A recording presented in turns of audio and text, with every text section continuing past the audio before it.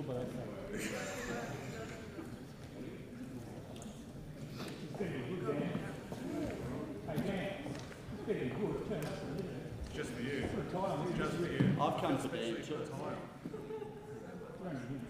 But if it's no good, we will never forget.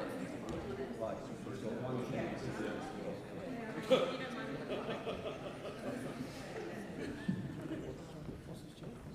Absolutely no pressure.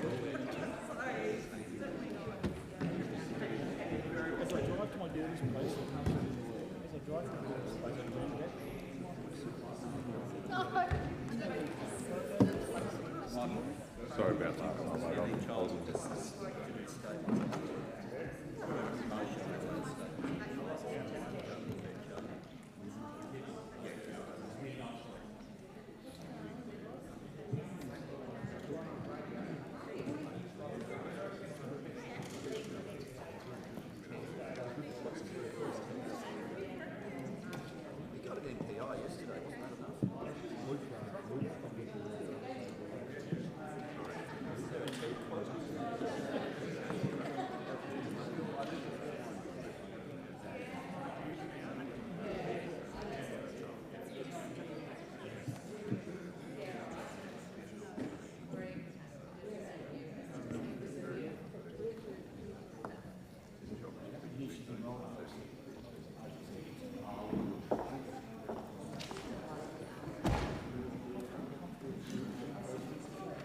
Honourable members, the Speaker.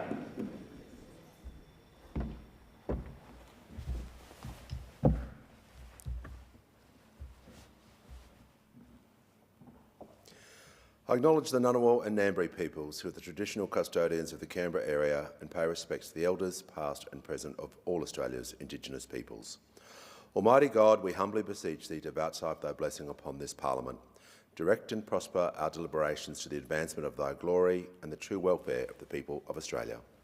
Our Father, which art in heaven, hallowed be thy name. Thy kingdom come, thy will be done on earth as it is in heaven. Give us this day our daily bread, and forgive us our trespasses, as we forgive them that trespass against us. And lead us not into temptation, but deliver us from evil. For thine is the kingdom, and the power, and the glory, for ever and ever. Amen.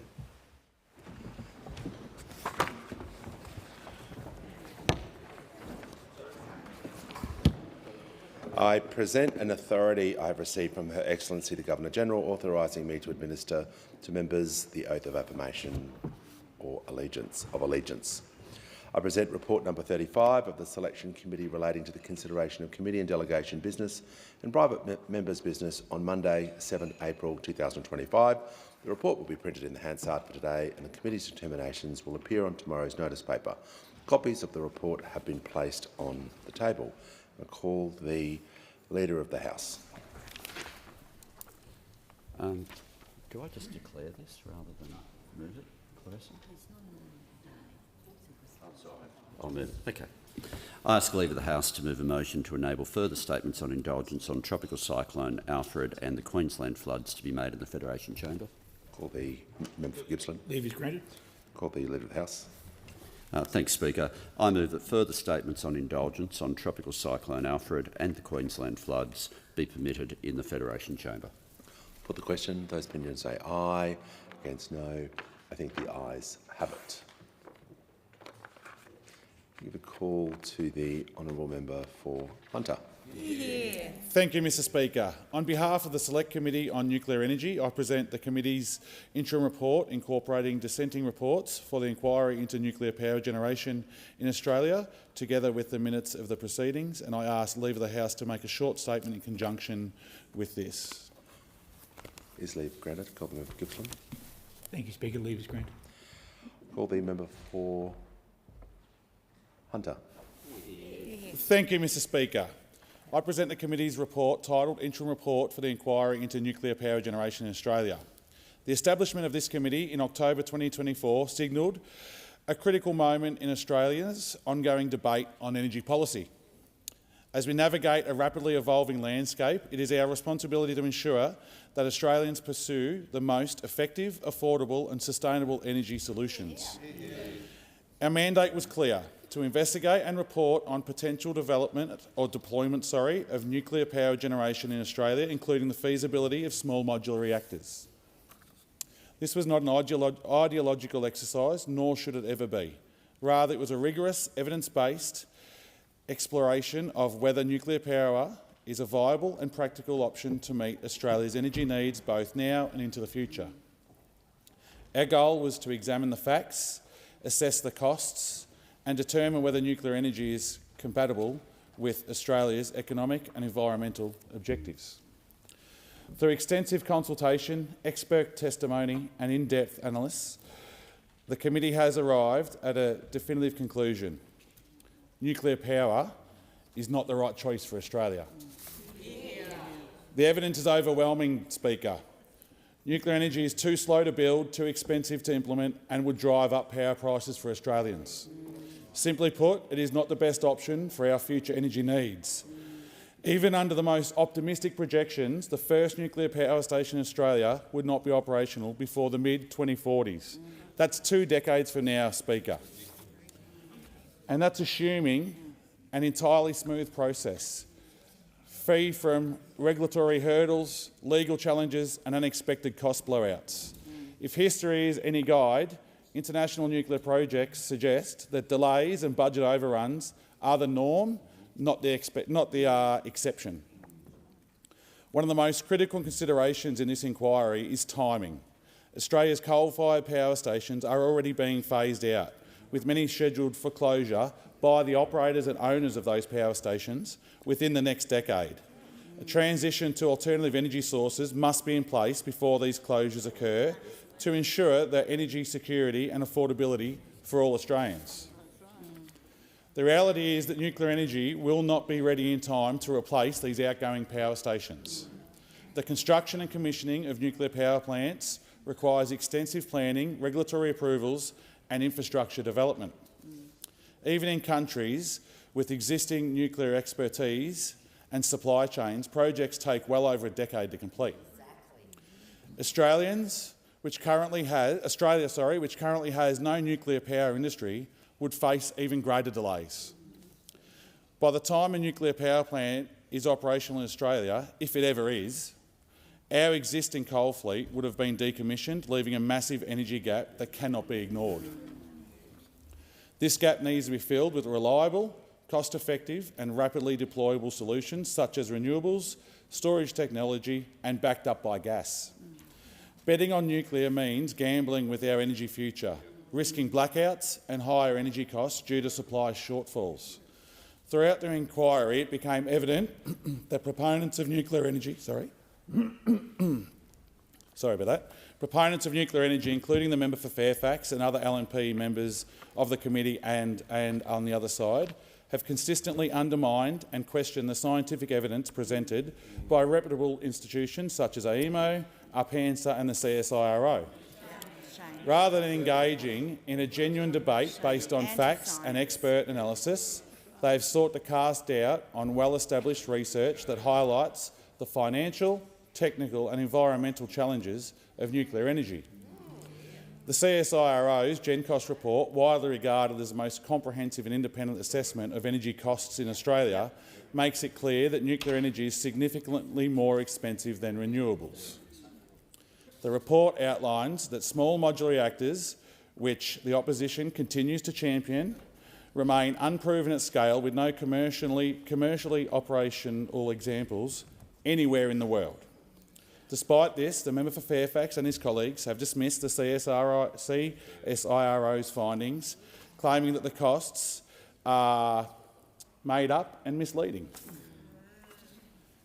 They have chosen to ignore the overwhelming global evidence that nuclear power is both cost-prohibitive and too slow to deploy. Instead, they have relied on cherry-picked data from nuclear industry lobbyists, presenting an unrealistic picture of nuclear energy's viability in Australia. This disregard for independent science is deeply concerning. Australia's energy policy must be driven by evidence, not an ideology. When policymakers attack institutions like the CSIRO, simply because their findings do not align with their political agenda, they undermine public trust in scientific research and to jeopardise Australia's transition to a clean energy future. Speaker, the findings of this interim report are so unequivocal that I had assumed that the member for Fairfax would grasp them. However, thank you for the laughter from the other side. However, it seems that I overestimated his commitment to facts and science. Rather than confronting the reality, he and his colleagues prefer to take Australians on a fanciful journey, one that leads us to nuclear power utopia that exists only in their imagination. Let's be clear, Speaker. Nuclear power in Australia is not a serious policy option. It's a distraction from real energy solutions. The committee undertook extensive consultation process, holding hearings across Australia over a period of 19 days and reviewing 857 written submissions. This thorough engagement with experts, stakeholders and communities reinforced what we already knew. Starting a nuclear energy sector from scratch in Australia is not just a daunting challenge, it's impractical and an unnecessary one. One of the most pressing issues the report addressed is cost. It is clear why private investors remain hesitant to commit to nuclear. Long construction times, excessive capital costs and uncertain returns make nuclear a financial gamble. If the private sector sees nuclear as a bad investment, why should Australian taxpayers be forced to foot the bill? That's right. Testimony from the Smart Energy Council suggests that the cost could reach an eye-watering $600 billion and potentially even more. For context, that is more than Australia's entire annual federal budget that we just handed down yesterday. That is more money that could be spent on upgrading our transmission networks, expanding battery storage and accelerating the rollout of renewables, investments that would deliver results far sooner and at a fraction of the cost. It is deeply concerning that those advocating for nuclear power have failed to provide Australians with any clarity on key details of their proposal. Yeah, shameful. Their policy is riddled with uncertainties and devoid of any practical solutions. In recent weeks, we've seen Liberal Party members and candidates have quietly removed references to nuclear power from their websites.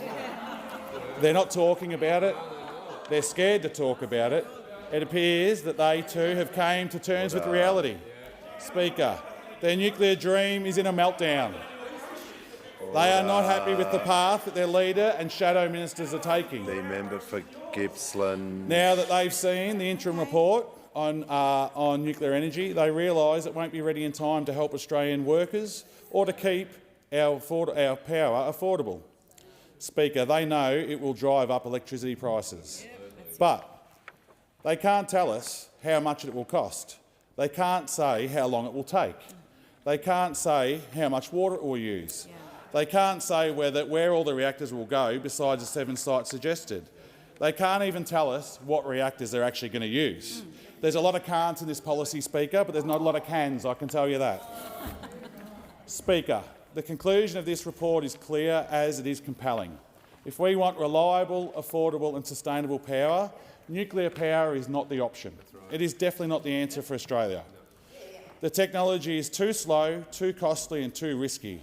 Australia has better, faster and more cost-effective alternatives to meet its energy demands. The government must now act decisively to invest in renewables, storage and grid infrastructure, the technologies that will deliver affordable, clean and reliable energy that Australians deserve. Speaker, can I finish by just saying thank you to all the committee members that were on this. Thank you to the Deputy Chair. We did have an enjoyable time going around and doing this committee. A massive thank you to all of our staff members and a huge thank you to the staff of the committee secretariats for all their work, what they did in a very short and demanding schedule that we had. A huge thanks to Kate, Antonia, Ash, Kimberley and Cathy for all their work. And Speaker, I commend this report to the House. Thank you. Call the honourable member for Fairfax. Mr Speaker, I seek leave to make a statement on this inquiry report. Leave granted. Call the Leader of the House. Leave granted. The member for Fairfax may proceed. Thank you very much, Mr Speaker. Australia already is a nuclear nation. Australians know that nuclear technology saves lives. They know that nuclear technology protects lives. They know that nuclear technology underpins livelihoods. On saving lives, Mr Speaker, Australians know the importance of our nuclear reactor, which sits just outside of Sydney's CBD, creating medical isotopes that help solve, identify, cure cancers. Australians know nuclear technology saves lives. Australians also know that nuclear technology protects lives because both sides of this parliament has agreed to adopt nuclear-propelled submarines, knowing full well that the best way to protect our nation is to invest in nuclear technology. Australians also know that nuclear technology underpins livelihoods by virtue of our world-class and largest reserves of uranium in the world, already supplying jobs and income for many Australians with enormous unlocked opportunity.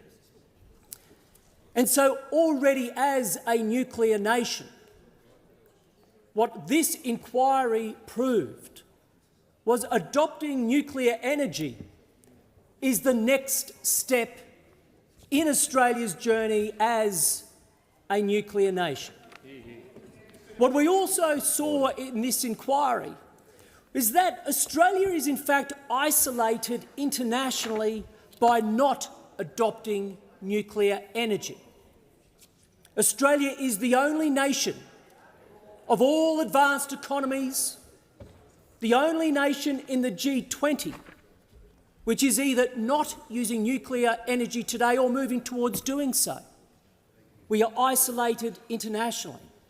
In our own region of the world, we know the big players when it comes to nuclear energy. We know China, we know India, we know South Korea.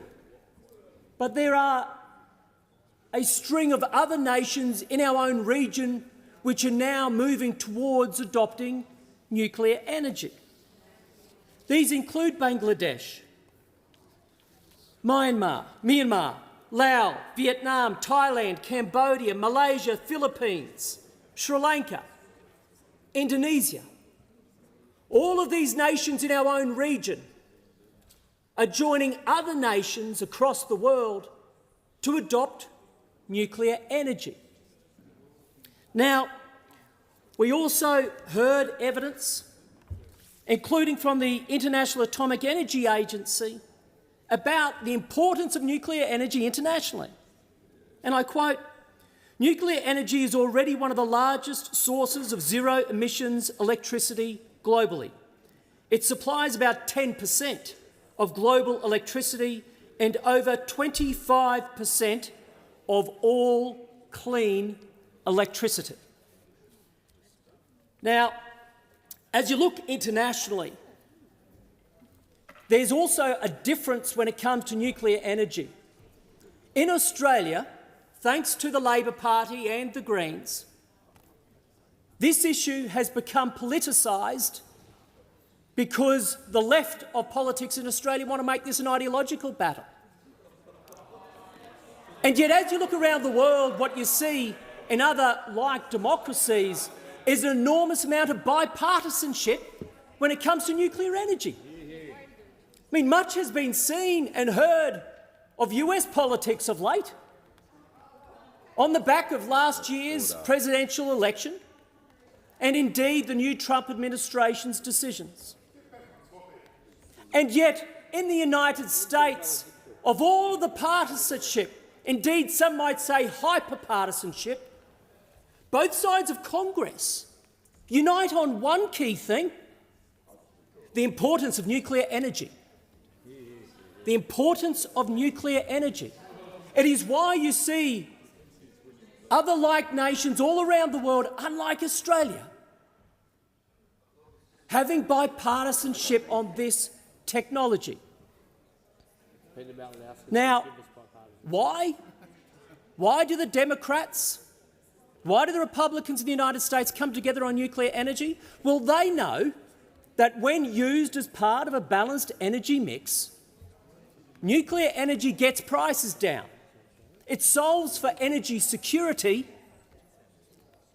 and it is the best means, the fastest means of decarbonising electricity grids. Indeed, we've seen this again in the evidence before the committee. If you look at the world's top 5 fastest decarbonisations of electricity grids, 4 of the 5 are due to nuclear energy. Now, let me go to some of the detail. In particular, the chair of this committee raised the issue of cost. I was just speaking about the United States. The United States Department of Energy released a report last year which compared the total system cost of a renewables-only plan for the US compared to a plan of a balanced energy mix of renewables, storage and nuclear energy. And what the Department of Energy found in the United States was once you have nuclear in the mix, the total system cost reduces by 37%. 37%. Now, that data, that evidence, was not challenged by anybody through the course of this inquiry. And then you look at Australia. Independent modelling done by Frontier Economics showed something similar, and that is when you compare the Labor government's all eggs in one basket renewables-only approach all the way through to 2050, the total system cost of Labor's plan, renewables only, compared to the Coalition's balanced energy mix of renewables, gas and, as coal retires from the system, zero emissions nuclear energy, the Coalition's plan is 44% cheaper than Labor's plan. 44% cheaper than Labor's plan. And so I'll take some of the interjections from those opposite. One of the big differences between the Minister for Labor's Veterans plan, Affairs, the member, no, this is a report. It's far too much interjection. This is not a general debate. I want to hear what the member for Fairfax has to say. Everyone is interjecting not from their seats, so that's not helpful as well. We're just going to listen to what the member for Fairfax says. I was interested. Yes. Thank you very much, Mr Speaker. The total system cost of the Coalition's plan to transform the national electricity market, the grid, through to 2050, including nuclear energy, is $331 billion. Now, that includes, again, I say total system cost. That includes transmission. That includes renewables. That includes gas. Labor's plan, by comparison, is 44% more expensive. Again, this independent modelling came up throughout the inquiry, and yet there was not one piece of evidence that challenged the veracity of those conclusions. No evidence was put forward that could challenge the assumptions made. Now, when it comes to the nuclear plan of the coalitions, it comes to up to $120 billion. $120 billion. Now, much has been said, including by the chair of this inquiry in his words just now, about the CSIRO. I'm not in there. And the importance of listening to the CSIRO. Not for me. And yet, the Coalition's own modelling and the independent modelling done by Frontier Economics accepts a comparable capital cost of nuclear power plants as put forward by CSIRO with respect to the large modern plants. Now, the chair has just mentioned the number of $600 billion.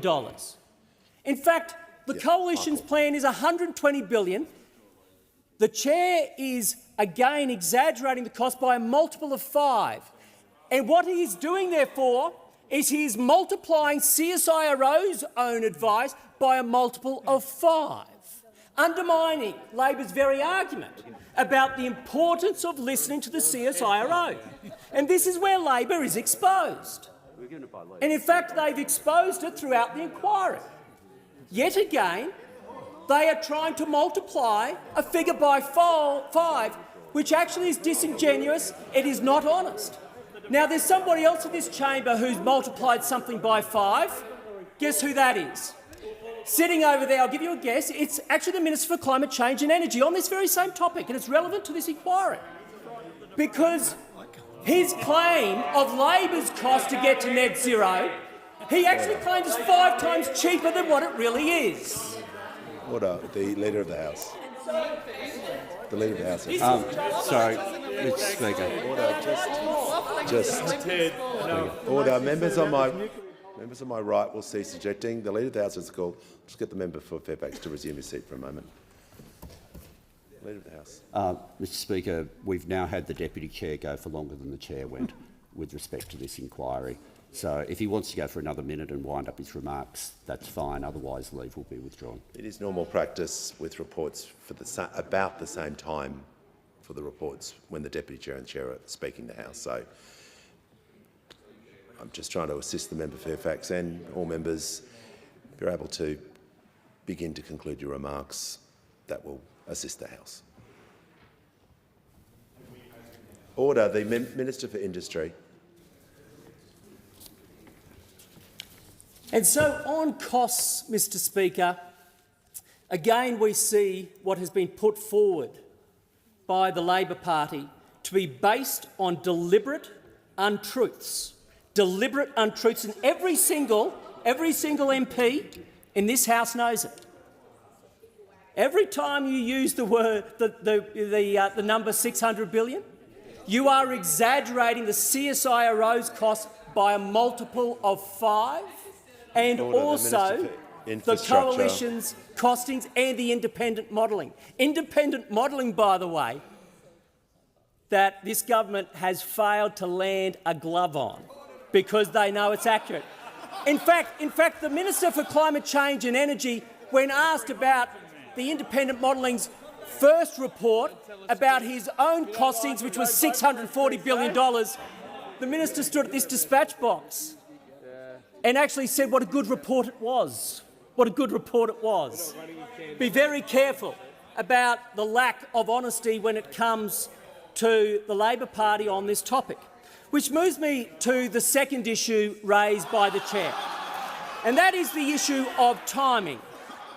Now, again, we have had evidence after evidence come before the committee demonstrating that the Coalition's plan on timing is accurate. Order. Members on my right. And that timing, the member for Fairfax will pause.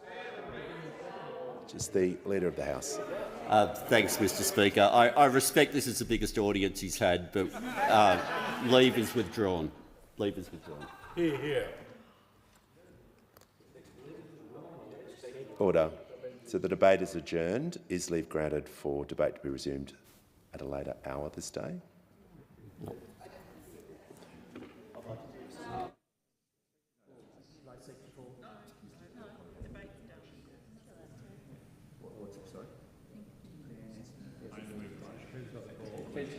At the conclusion. And we'll deal with that later.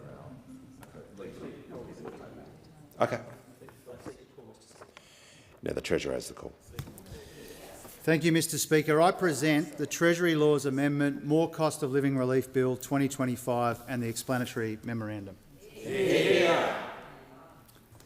Treasurer has the call. Oh, clerk. Call the clerk, sorry. First reading, a bill for an act to amend the law relating to taxation and for related purposes. Treasurer has the call. Thank you, Mr. Speaker. I move that this bill be now read a second time. Today we are proud to introduce the Treasury Laws Amendment, More Cost of Living Relief Bill 2025. This bill delivers more relief in the tax system to Australians, more tax relief for every single Australian taxpayer, all 14 million Australian taxpayers in all parts of the country, not some. from tradies to nurses, aged care workers to teachers and sparkies to hairdressers. This legislation gives a tax cut top-up to every taxpayer right up and down the income scale. Now, Mr Speaker, these additional tax cuts are responsible, they are modest in isolation, but they will make a difference in combination with the tax cuts which are rolling out already and all of the cost of living relief that we are proud to fund in last night's budget. This bill amends the Income Tax Rates Act 1986 to cut the first marginal tax rate from 16% to 14% over 2 years starting from July 2026. These changes will take the tax rate down, the first tax rate down to its lowest level in more than half a century.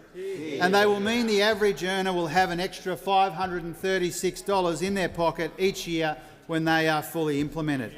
Combined with our first round of tax cuts, this rises to $2,190, and the average total tax cut will be $2,548, or about $50 a week. Now, these tax cuts are the biggest part of a substantial and responsible cost of living package in last night's budget. We know that the cost of living is front of mind for many Australians, and it was absolutely front and centre in the economic plan that we set out last night. A plan that includes tax cuts and energy bill relief for households, cheaper medicines and early childhood education, student debt relief and free TAFE, plus strengthening Medicare and higher wages. Mr Speaker, the tax cuts we are rolling out and topping up are cost of living relief with an economic dividend. They return bracket creep, they boost workforce participation, and they incentivise people to take up that extra shift, which could push up hours worked in our economy by 1.3 million hours, mostly driven by women's workforce participation. Now, this all means that they will strengthen household budgets at the same time as they strengthen our national economy.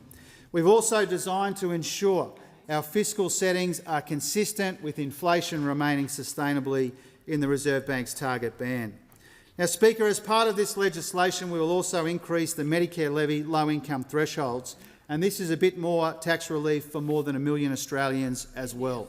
We'll amend the Medicare Levy Act 1986 and the New Tax System Medicare Levy Surcharge Fringe Benefits Act 1999 to increase the thresholds for singles, families, seniors and pensioners. The thresholds will rise by 4.7% so that more than 1 million Australians on lower incomes will continue to be exempt from paying the Medicare levy or pay a reduced levy rate. Now, Mr Speaker, at the very core of the economic plan that we laid out in last night's budget is a very simple objective. Our government is all about ensuring more Australians earn more and keep more of what they earn. And the results of our plan are clear and they are compelling. In the 5 quarters before our first budget, real wages fell in annual terms. They have now grown for the last 5 consecutive quarters, and real incomes per capita are growing now as well. Now, this is a direct consequence of our plan to get inflation down, wages up and tax cuts flowing in our economy. Speaker, this legislation is another important step in implementing that plan. It's about giving extra help to Australians doing it tough. It's about providing cost of living relief in a responsible way that strengthens the economy at the same time. And it's about making sure that all taxpayers see the benefits and not just some. Now, Mr Speaker, to stand in the way of this legislation is to vote for higher taxes on Australian workers. To vote against this legislation would be to stand in the way of more hard-earned money staying in the pockets of every hard-working Australian. To vote against this legislation would be to stand against more cost of living relief that Australians need and deserve, Mr Speaker. Now, this is what those opposite are proposing, with the Shadow Treasurer's brain snapped last night when he said that he would oppose more tax cuts for every Australian taxpayer, Mr Speaker. That was the brain explosion that came out of the opposition lockup last night when the Shadow Treasurer decided, after bleating about lower taxes in the lead-up to the budget, when this government is delivering it, they say that they're against it, Mr Speaker. Is it any wonder that those opposite are forming an orderly queue to say the Shadow Treasurer is not up to the job of being the Treasurer of this country, Mr Speaker. There is no consistency and no clarity in the Coalition's policy positions except for this, their commitment to cut cost of living help for Australians, Mr Speaker. Those opposite want to cut everything except for income taxes. That's their position, Mr Speaker. They have consistently opposed the government's cost of living relief over the last 3 years, Mr Speaker. If they had their way, Australians would be thousands of dollars worse off already, and they now made it clear that Australians will be worse off still if they win the next election, Mr Speaker. They opposed our cuts to student debt. They opposed cheaper early childhood education and cheaper medicines. They opposed to the first 2 rounds of our energy bill rebates. They opposed more homes for Australians and more urgent care clinics, if you can believe it, Mr Speaker. And now they opposed the tax relief that started rolling out halfway through this year, and now they oppose these tax cut top-ups as well, Mr Speaker. They are saying no 3 times in 3 years to 3 tax cuts, Mr Speaker. And this makes the choice at the election abundantly clear. The Shadow Treasurer's brain explosion last night opposing these tax cuts now makes the choice at this election absolutely crystal clear. A Labor government under this Prime Minister cutting income taxes for Australian workers and helping with the cost of living, or those opposite and an opposition leader with a secret agenda for cuts which will make Australians worse off. That is the choice at the election, Mr Speaker. On this side of the House, we proudly stand for lower taxes for Australian workers. We are for Australians earning more and keeping more of what they earn. And we are for doing everything that we responsibly can to help Australians under pressure. That's what the budget was all about last night. That's what this legislation does, and that's why we are proud to introduce it to the House. The debate must now be adjourned.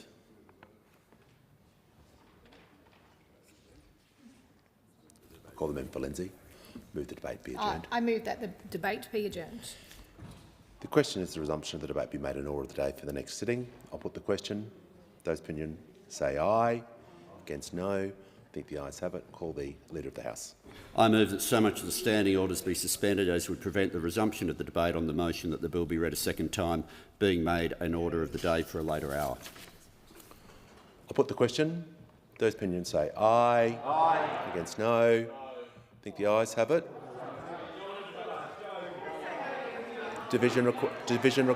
Order. Members on my right. Division required. Ring the bells for 4 minutes. Order. Members on my right. A division's been called for and we'll be having a division.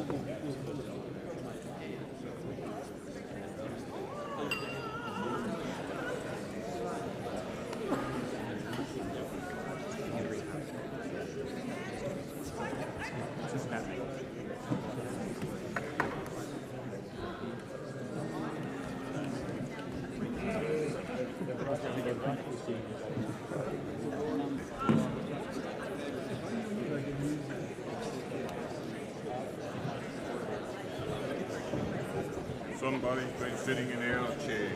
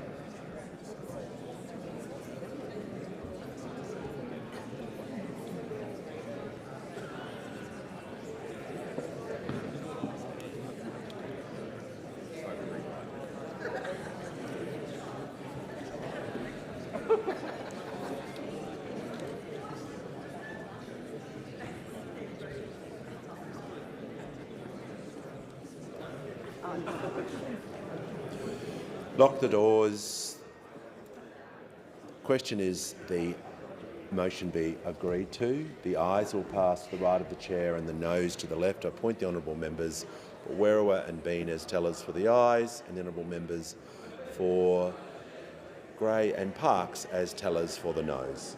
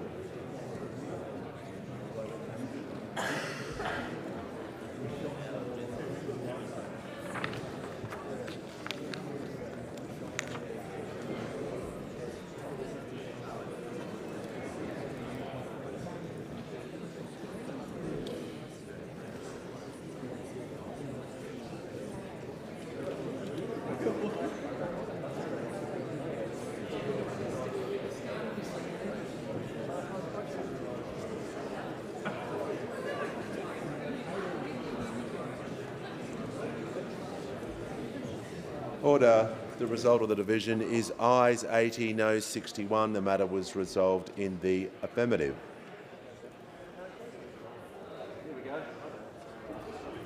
Order.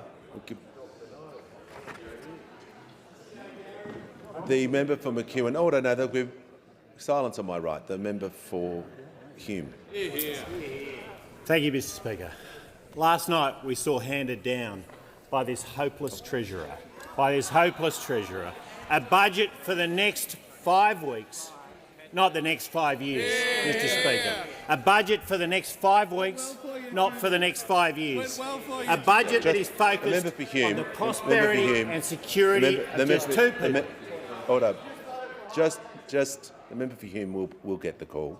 Just got to go through the process. So the House has decided to bring this bill on. We're now going to hear from the member for Hume. But just before we do that, we'll get the clerk to call the title of the bill and go through the normal process. Call the clerk. Government business. Next order of the day, Treasury Laws Amendment, More Costs of Living Relief Bill 2025. Resumption of debate on the second reading. The question is the bill be now read a second time, and I give the call to the honourable member for Hume. Thank you, Mr Speaker, and I'm delighted to start again and say again that this is a budget for the next 5 weeks, not for the next 5 years. Deputy Speaker, that's what it is. It is a budget for the prosperity and security of 2 people and their jobs. Anthony Albanese, the Prime Minister, Mr Speaker, and that hopeless treasurer sitting over there. It is only about them, Mr Speaker. It is absolutely not about the hard-working Australians trying to get ahead who are going backwards under this government, Mr Speaker, because in 2.5 years, Australians have seen the biggest collapse in their standard of living in the history of this country, Deputy Speaker. We've never seen anything like this before. Worse than any other country in the world. This hopeless treasurer who doesn't understand economics, he's never worked in the private sector. Actually, I'm wrong. He worked in the private sector for 6 months, Mr Speaker, and he says he absolutely hated it. He tells us he absolutely... Well, that's because, Mr Speaker, he doesn't get it. He absolutely doesn't get it, and it's why, in his time as Treasurer, we have seen an 8% reduction in the standard of living of hard-working Australians. Now, the truth is, for many Australians, it's far worse than that. If you're running a small business, it's been 18%, Deputy Speaker, and you're working overtime at weekends because you can't afford to pay for your workers, Mr Speaker, 18% collapse. If you are an Australian, the Treasurer will cease interjecting. If you are an Australian in Western Sydney, if you live in Western Sydney and you've got a mortgage, you're paying, Mr Speaker, you've paid $50,000 more since this government came to power than you expected to pay just 2.5 years ago, Mr Speaker. Just 2.5, $50,000. That's in after-tax income, Mr Speaker. That's what you have seen under this government. Now, Mr Speaker, their answer to all of that is 70 cents a day in over a year from now. That's their answer. That is the best this hopeless treasurer who simply doesn't understand economics. He's a PhD in spending. He's a PhD in excuse making, Mr Speaker. That's the one thing that he focuses all of his time on, Mr Speaker. The best he has is 70 cents a day in over a year's time. Now, Mr Speaker, the Australian people are smarter than that. They know they have been let down by this treasurer who is only focused on one job. Actually, no, I tell a lie, Mr Speaker. I tell a lie. He's interested in 2 jobs. The one he's got and the Prime Minister's job, Mr Speaker. They're the only jobs he's interested in. They're the only jobs he's in. Now, Mr Speaker, I thought it was worthwhile having a look. I thought, yeah, he does have a housing plan, the Lodge. I agree with that. Well said. Well said. Look, Mr Speaker, I thought it was worthwhile having a look and seeing what you can buy for 70 cents. What is it you can buy with the 70 cents that the Treasurer thinks is the answer to the economic collapse that he's been behind over the last 2.5 years? Well, it turns out a single lolly at some old-school corner stores or service station, a single lolly, a bread roll from a major supermarket, if they're on sale, Mr Speaker, if they're on sale, a small coin donation to a charity box, it'd be a pretty small coin donation, a single photocopy at libraries or office supplies, a single photocopy, Mr Speaker, a discounted soft drink can at a clearance sale. It's probably past the use-by date. It's probably past the use-by date, Mr Speaker. An entry into a guessing competition like how many jelly beans in the jar. Mr Speaker, that is this Treasurer's solution to the biggest collapse in our standard of living in the history of this country. This Treasurer has no idea when it comes to what it takes to have a strong economy. Now, Mr Speaker, I said before the budget we'd had 3 budget flops under Member this for Treasurer, Fenner. 3 flopped budgets. I said before this one, there's 3 tests. There's 3 very simple tests. The first is this budget needs to restore Australians' standard of living. Now, we've seen in 2.5 years, on average, an 8% reduction in Australia's standard of living. And we know what is behind that, Mr Speaker, the homegrown inflation that this Treasurer has driven. Homegrown. The Reserve Bank Governor called it homegrown. And we see grocery prices, for instance, up 30%, Deputy Speaker. Energy prices, gas prices, electricity prices up over 30%, insurance bills, you name it, Mr Speaker. Mortgage costs, of course. This Speaker has overseen a catastrophe on cost of living that Australians have had to bear. And the truth is, throughout that, our core inflation has been higher than most of our peer countries most of the time because this Treasurer never understood what he needed to do about it. We saw interest rates that have been higher for longer in this country. And I talked about the average Australian family with a mortgage, $50,000 they had to find that they weren't expecting to find. $50,000, Mr Speaker. His answer is 70 cents. You've got to be joking.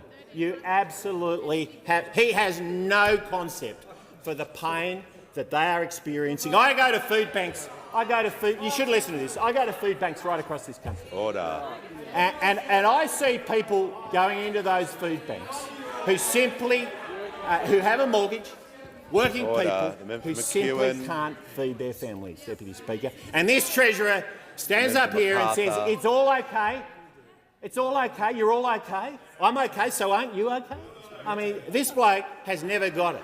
Now, the second thing I will say about the cause of this collapse of standard of living is increase in personal income taxes being paid, Mr Speaker, because the average Australian is paying $3,500 more in personal income taxes when those opposite came to power. And they're on their way to 10,000, Deputy Speaker, and nothing you are talking about is going to change that one little bit, Deputy Speaker. You have been responsible for higher taxes in this country because you have absolutely Look, the member for Hume, to resume your seat for a moment. There is far too much people are interjecting outside of the seat. This is not going to continue. People wish to interject from outside their seat, they'll leave immediately. It's far too much noise. The member for Hume is going to give his speech and everyone's going to listen to what he says. So I said the first test is restoring Australian standard of living. Now, we look at the budget papers and we can see whether or not Australian standard of living is going to be restored under their plan. And the answer is no time soon, Deputy Speaker, no time soon. They've seen an 8% reduction in their real disposable incomes. That's the income, that's the goods and services that their incomes can buy. 8% down since this Treasurer took on the role. He smashed Australian standard of living. He smashed household budgets to try and improve his budget. Well, he's found $400 billion more to spend by taking it from Australian households, which was my point about taxes earlier, Deputy Speaker. But the truth of the matter is when you look at the budget, there is no pathway back any time soon to the standard of living that Australians had when we were last in power. Deputy Speaker, the Reserve Bank tells us that they expect our standard of living to get back to that level in 2031. In 2031. Now, that is a lost decade, Deputy Speaker, and I tell you what, if you leave this bloke in the role, it'll be a lot more than a decade. It'll be a lot more than a decade because he has completely failed in this budget to restore Australian standard of living. Now, I said the second test for this budget, was that it restores hope for Australians who are losing hope. Aspiration and hope are central to the great Australian dream. The knowledge that you can, over time, buy a house, pay it off, have that house as you approach retirement, use that as the basis for a great retirement over time. That hope and that aspiration is disappearing under this government. Hope is disappearing fast. And we have seen them make a commitment to 1.2 million houses No sign of that, Deputy Speaker. No sign of that. No sign of that. I mean, the experts are telling us we'll be lucky to get to 800,000, Deputy Speaker, and there was absolutely nothing in this budget that suggests that great hope of owning a home is coming back any time soon. Of course, the other great aspiration so many Australians have is to start and build a business over time, Deputy Speaker, to start and build a business over time. And we know on this side of the House, because so many of us have worked in small businesses, unlike those opposite, we know that a small business or small businesses are the backbone of our local communities. They are absolutely at the heart of employment, of prosperity, of ensuring that our communities are strong, that we have rising real wages, rising real incomes, rising standard of living, something that those opposite don't seem to be much interested in. And again, there is absolutely nothing in this budget to suggest that there is any hope being restored anytime soon for those many Australians, 2.5 million Australians who own a small business, and we know there's many more who would like to over time, but they are losing hope. Young Australians are giving up on that hope, Deputy Speaker. And I said the third test for this budget was restoring fiscal integrity and honesty. Now, Peter Costello put in place a series of rules back in the 1990s. Listen to them crow. Listen to them crow. They've got a new model of government where they just spend like drunken sailors. That's their approach, Deputy Speaker. But Peter Costello put the rules in place that have worked for this country for many, many years. And the first thing that this Treasurer did when he came into the role is threw them all out. He threw them all out because he knew better, Deputy Speaker. His degree in spin taught him that you don't need fiscal rules. You don't need any disciplines on the bureaucracy or colleagues who all want to spend like drunken sailors. There's no doubt about that, Deputy Speaker. And he decided to throw all those rules out. And the result of that in this budget was red ink as far as the eye can see. Since Labor came to power, they have added over $400 billion of spending since the final budget numbers that came out when we were in government. $400 billion of extra spending, $400 billion of extra taxation, and red ink as far as the eye can see. Indeed, if you add up the five deficits he announced last night, Deputy Speaker, they add up to $170 billion. That's $6,000 for every Australian being put on the credit card to save this bloke's job. That's what. Well, actually, it's his aspiration to have another job, I think, as well, Deputy Speaker. That's what we saw. And indeed, what we saw in this budget was not just a big spending, big taxing Labor budget. We also saw a big Australia budget, Deputy Speaker, a big Australia budget. The numbers here are they are totally out of control. They are jaw-dropping, absolutely right. They are out of control. Those opposite are going to see approaching 2 million people coming into the country in just 5 years. 2 million in 5 years. Now, we are a great immigrant nation. We are a great immigrant nation, Mr Speaker, but you've got to get the balance right. And there needs to be a balance between the housing supply in this country, which has been in free fall, and our immigration rate, Deputy Speaker. And that has been absolutely out of whack whilst this Treasurer and those opposite have been in power. It has been a complete disaster. And every time we get a new forecast, up it goes. 700,000 they've added to the forecast over just a few years. And the actual outcomes, Mr Speaker, are quite extraordinary. Over 1 million people coming into this country in just 2 years. Over 1 million people in just 2 years. They've lost control. Now the result of that, Deputy Speaker, is GDP per capita in this country has gone backwards for 7 consecutive quarters. Leader of the House. The only thing driving this country is Australians working more hours. For more hours, Deputy Speaker. and their real incomes have gone backwards. Mate, Deputy Speaker, the Treasurer should actually listen to some of this, because he should try to get across the economics of what's going on here and not just focus on the spin. He has absolutely no idea about how an economy works. So, Deputy Speaker, we see, as I say, an immigration rate which is completely unsustainable under this government, and they have lost control. They have lost control of our borders. Now, Deputy Speaker, there is a better way. There is a better way. We know that the way forward is to beat inflation, to boost growth, Deputy Speaker, to back small businesses with accelerated depreciation. I mean, those opposite reluctantly each year come to this place and say, oh, I suppose we've got to give something to small business. But I tell you what we've done is we've said, no, we're going to change that. We're going to make this a permanent part of our taxation system. And it's a permanent incentive for every small business in this country to invest, create jobs, create opportunities and create prosperity for every Australian, Deputy Speaker. And those opposite, they'll never come at that.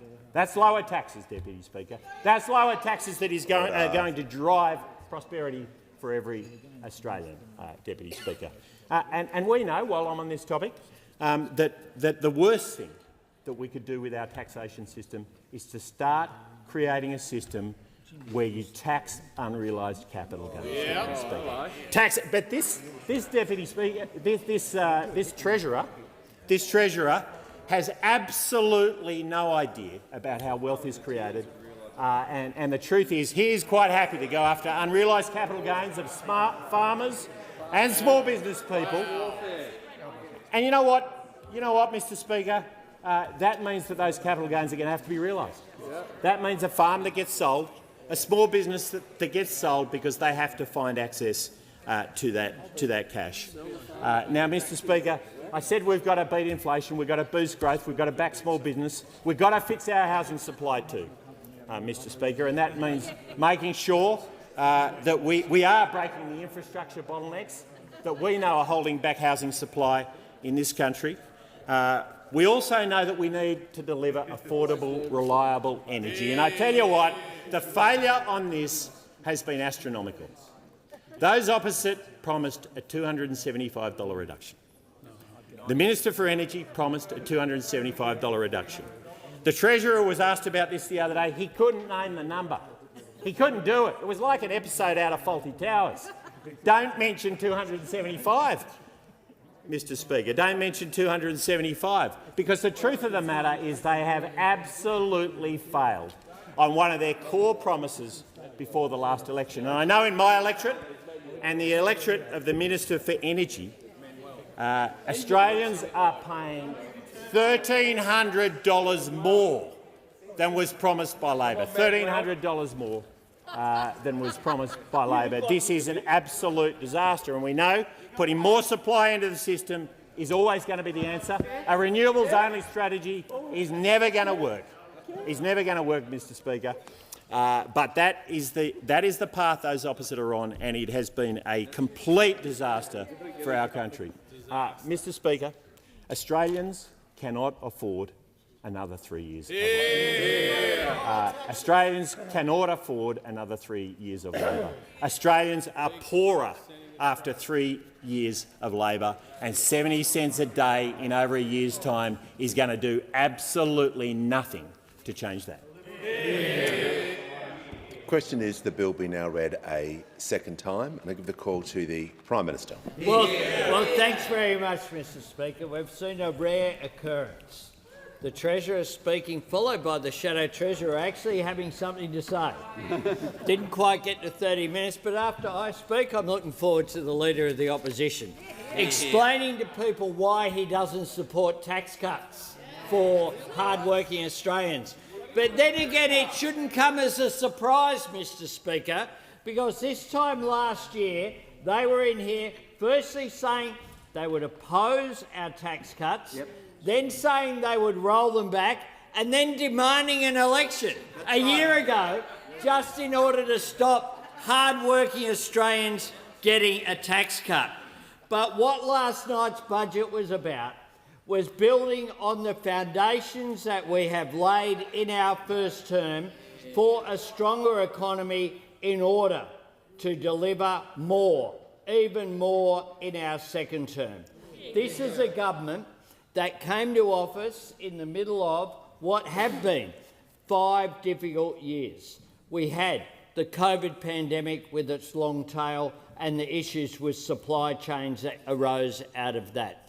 We then had a global inflation crisis exacerbated by the Russian invasion of Ukraine that saw around the industrialised world inflation and unemployment in some countries hit double digits in either or in both. We have New Zealand just across the ditch, which is in a deep recession.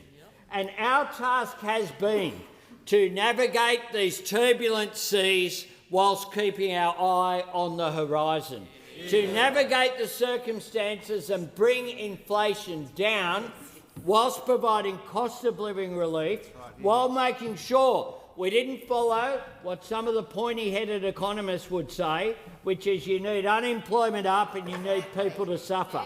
That is not the Labor way. The Labor way is to get inflation down while supporting working people. That's why what we have done is get inflation down. We've got wages up, we've got taxes down, we've got employment growing, all of it achieved on this Treasurer's watch with the 4 budgets that we have produced. We have had, in addition to that, when we came to office, just go through some of the figures. Inflation had a 6 in front, now it's at 2.4 and falling. Wages had gone backwards 5 quarters in a row. Now they've gone forwards 5 quarters in a row. Living standards were falling. Now we see a per capita increase in living standards making a difference for Australians. Interest rates had started to rise before the last election. Now they have started to fall before the coming election. All of these measures important, but nothing's more important for the Australian Labor Party than jobs. And we have created 1.1 million jobs on our watch, more than any government in Australian history. Average unemployment is lower than at any time for any government in the last 50 years. And we've done it because we have had a cohesive strategy going forward to strengthen the economy while looking after people, while dealing with the immediate pressures, but with our eye always on the long term. So if you look at the measures, what we have done, I want to go through 3 categories. What we've done, what we will do in our second term, and what the risk is. On tax cuts, what we've done is make a difficult decision. When I went to this place that's foreign to the opposition leader, known as the National Press Club, and I went there and put the case for tax cuts for every taxpayer, not just for some. That particularly assisted young people, particularly assisted women, and of course made sure that some people missed out. It's difficult saying to people that you have going to get legislated $9 grand, but you're going to get $4.5 grand in your pocket. But you know what? The country's going to be stronger for it because Middle Australia will benefit. We did that. What these tax cuts before this legislation do is to build on that, with once again having a tax cut for every Australian taxpayer, not just some. Together with the measures that began this financial year, they will benefit average Australians by over $2,500. That's $2,500 extra money in their pockets. Then we go to energy bill relief. We intervened in the market. They talk about gas and securing gas a bit in the last couple of days.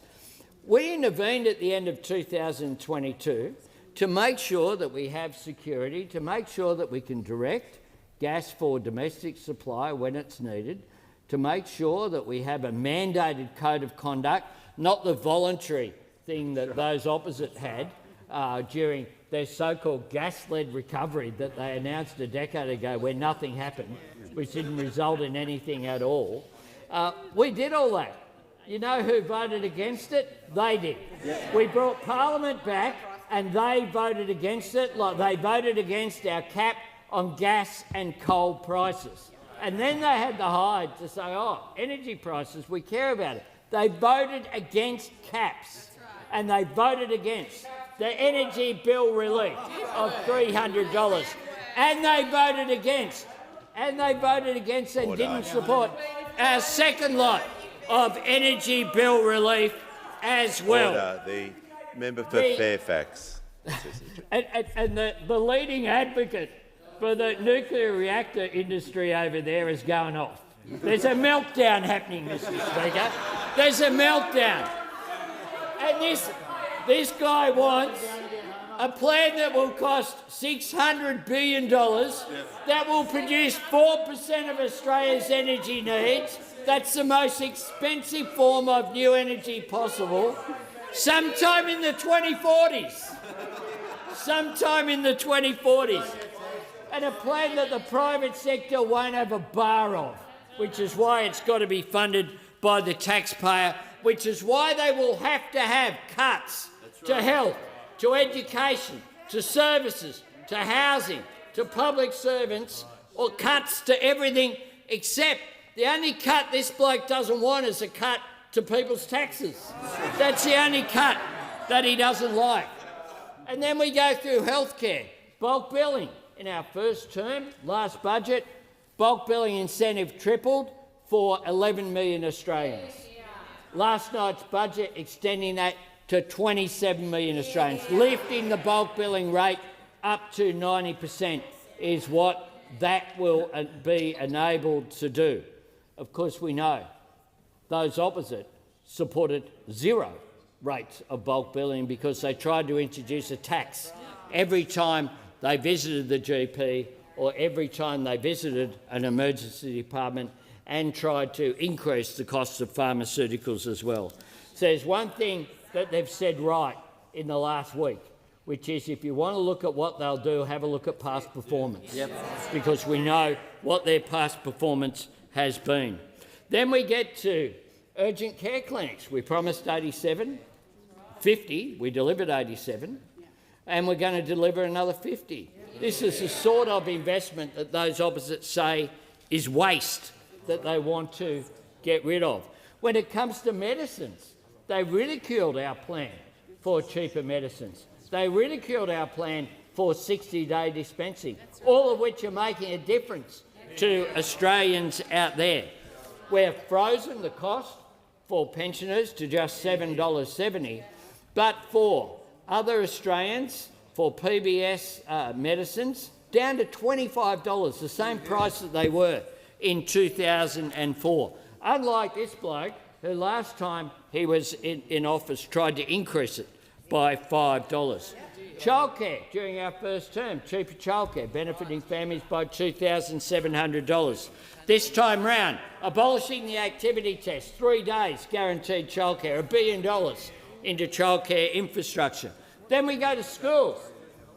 We came into office at a time in 2007 where, under Julia Gillard as Education Minister, she had the Gonski Review that identified what the school resourcing standard was to give every Australian young person the opportunity to succeed in life. We started that process. They came into office and at the same time they ripped $50 billion out of public hospitals. They ripped $30 billion out of public schools. They don't like anything to do with public over there. That's very, very clear. What we have done this week with sensible people in the state Conservative parties like Premier David Crisafulli is deliver a schools funding agreement. $16.5 billion in last night's budget with increased investment from the states and territories so to make a difference, to make a substantial difference. Then we have TAFE. We have free TAFE. 600,000 Australians have benefited. The Deputy Leader came to this dispatch box and said people don't value it because it's free. No wonder they don't like Medicare. No wonder they don't like free TAFE. No wonder they don't like public education. They don't understand. They don't understand what Australians' values are. And our free TAFE we will make permanent. When it comes to HECS, we have already taken $3 billion of people's HECS debts. But we will take a further 20% off the HECS debt that young Australians in particular are having to pay. Again, by those opposites saying it's all waste. They're holding the line. I look forward to your contribution, Mr. Passon. Keep looking forward to that.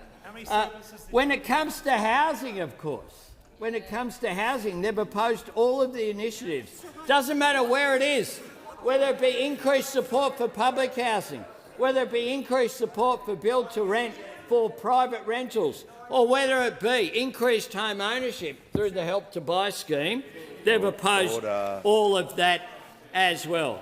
And then they had the hide. They had the hide on this morning's radio. I mean, this is a mob that left us with a $78 billion deficit that we turned into a $22 billion surplus, left us the following year with a $56 billion forecast deficit that we turned into a $15 billion surplus. And this year we have almost halved the deficit that they forecast. Almost half.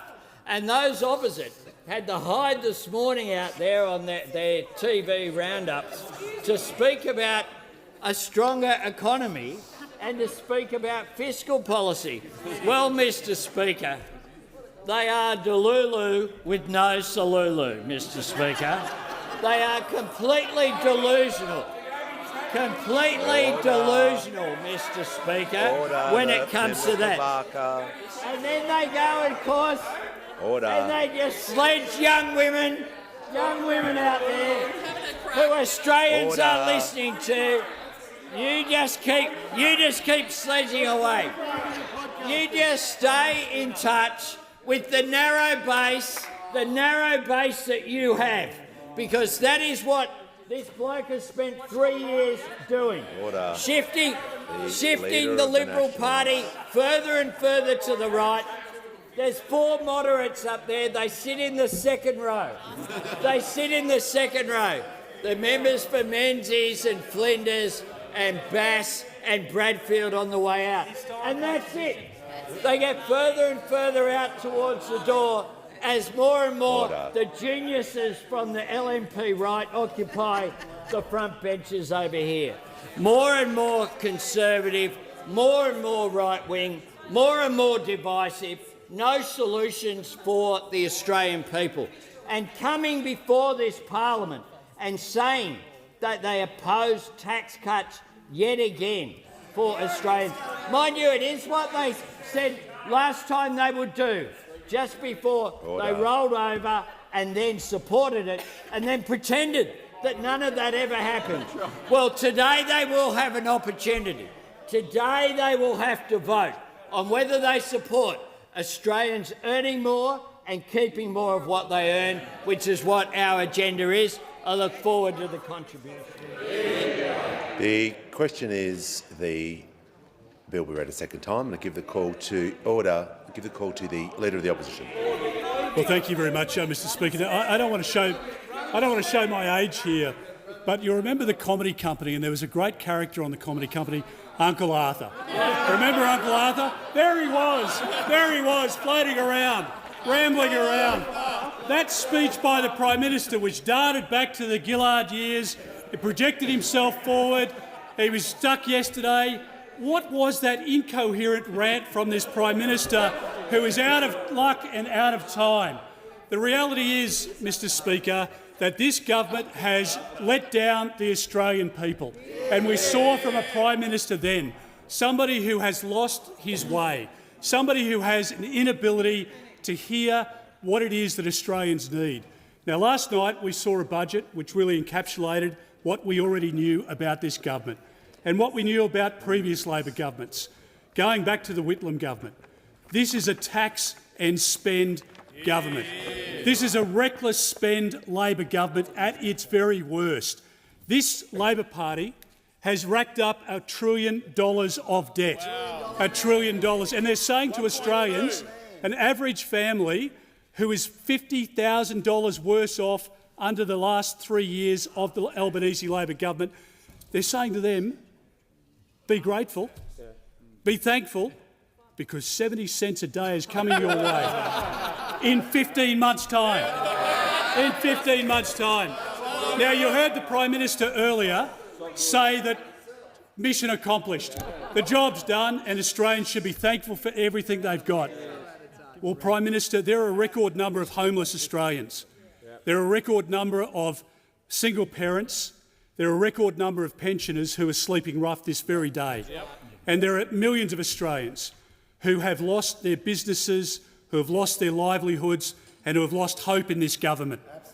And, Mr Speaker, this government had an opportunity in the budget to deliver support. Indeed, they had the opportunity in the last 3 budgets to deliver support. They didn't do that. Shame. They've spent money on projects which have driven up the cost of electricity. And I say to the Australian people at this election, we will provide an opportunity for you to make a choice. A choice will be between a high-spending Labor government that will drive up the cost of electricity, that will force you out of a home, that will make our country less safe and secure, and on the other hand, a coalition government which has a vision for our country, which has a plan for our country to make sure that we can address cost of living pressures that have been created by this bad Labor government. We have a plan to sort out Labor's energy crisis that they've created. We will make sure that we put in place structural reforms that allow us to address the impact on grocery prices. Grocery costs under this government have gone up by 30%. 30%. We will address that in our offering to the Australian public. We will then say, Mr Speaker, that we will have a plan to reduce migration so that we can increase houses for Australians. We will restore the dream of home ownership for young Australians. We will say to Australians that we're going to put you first because we're going to put a 2-year ban in place that will stop foreign buyers from competing against young Australian homeowners bidding at an auction. We will put Australians first. Mr Speaker, we will say to the Australian public that we want to keep our country safe and secure. I want Australians to feel more safe in their homes and in their communities and in their region. I want to make sure that we reflect in our policies the difficulties that are the reality of today's world. And we don't know what our children and our grandchildren will face, but if we don't prepare for it today, we will be a weaker and less safe country into the future. So this election will be about a difference that people make between a government that's going to continue to ramble along and to put us into further debt and to make it harder for families and to crush small businesses, and a party, a coalition that has a plan for our country to get it back on track. Now, Mr Deputy Speaker, last night in the budget, not only was this cruel hoax perpetrated on the Australian public of offering 70 cents in 15 months' time, 70 cents a day in 15 months' time, not only did they rack up $1 trillion worth of debt, not only did they say to the Australian public that they don't have a clue what they're doing on housing, they rehashed the same housing policies from the last 4 budgets. Do you know how many houses they've delivered? Must be 0. I mean, you would have thought, out of the 4 budget announcements, you would have thought, I mean, hundreds of thousands. You would have thought if they're promising 1.2 million homes, that maybe after 3 years, I don't know, maybe they've achieved 400,000 homes. You might think that was reasonable. It's not 400,000 homes. I mean, you might think that it could be 250,000 homes. That would help young Australians get into a home. You would have thought 100,000. It's not 100,000. 100 would be bad. Even 100 would have been. We could have said thank you for 100 homes. Not one home. Not one home. If anything sums up the hopelessness of the Albanese government, it's their housing crisis. At the same time that they've choked supply and they have increased demand for housing, they've also driven up the cost of housing. They've allowed the CFMEU to run riot across the construction sector. Why would they do that? Why would they abolish the Australian Building Construction Commission, the cop on the beat on day one? I'll tell you why. Because $11.5 million was donated to the Labor Party by the CFMEU. So the CFMEU and Gatto and all of the other crooks associated with the CFMEU, the bikies and the enforcers, the people breaking arms, kicking women on building sites have all been allowed to run riot under this government, and Australians have paid the price of Labor's inaction. There has been a crisis on Labor's watch, but it's not just cost of living. It's not just in relation to health. It's not just in relation to national security, but everything this Prime Minister touches has turned to dirt. Now, on the weekend, we saw the Treasurer out on insiders. And normally the idea on the Sunday before the budget's delivered is that the Treasurer would be out there putting forward some ideas, responding to a policy that they dropped to the Sunday papers and getting their grabs up and hoping that that was going to be the package on that night's news. But without precedent, strangely enough, knowing that the Treasurer was due on insiders at 9 o'clock, the Prime Minister pops up in the Prime Ministerial courtyard. The impromptu press conference, why was it held? I mean, was it because the Prime Minister thought that the Treasurer wasn't competent enough to deliver the lines on insiders? Well, as the Treasurer tells us, he's the greatest communicator, since settlement in this country. I mean, he has been an amazing communicator in front of the mirror regularly. But the Prime Minister is out there in this beauty contest with the Treasurer. There he is on Sunday morning trying to insert himself, claiming the $150, because behind the scenes at the moment, it's not so rosy on the Labor side. They want to paint this picture going into the election, but you've got the Leader of the House who's out there trying to win votes in Western Sydney by signing up as many people as he can to vote for him before the election because he knows that he's on the nose as much as the Prime Minister. You've got the Health Minister here who's presiding over a bulk billing rate that is much lower than when I was Health Minister. When I was Health Minister, it was at 84%. It's now at 77% under you. So you're not going to be a contestant. You're not going to be a contestant. Who's the dark horse here? Who's the dark horse? I would say, oh, it's not Chris Bowen. It's not. No, let's stay in the credibility space. It is not Chris Bowen. For goodness sake, for the sake of our country, it is not Chris Bowen. That is comical. Tanya Plibersek's not going anywhere. The Prime Minister has legislated over the top of the Environment Minister because the Environment Minister won't make the decision that he's hoping she will make in relation to North West Shelf gas extension in WA or in relation to the cement industry in Tasmania. This government is in disarray. Our country can't afford 3 more years of this. Our country cannot afford 3 more years of a Labor government. And as every political commentator is pointing out, the Albanese government cannot be elected in a majority form after the election. It can only be returned here with the support of the dangerous, reckless, extreme Greens and with the Green Teals.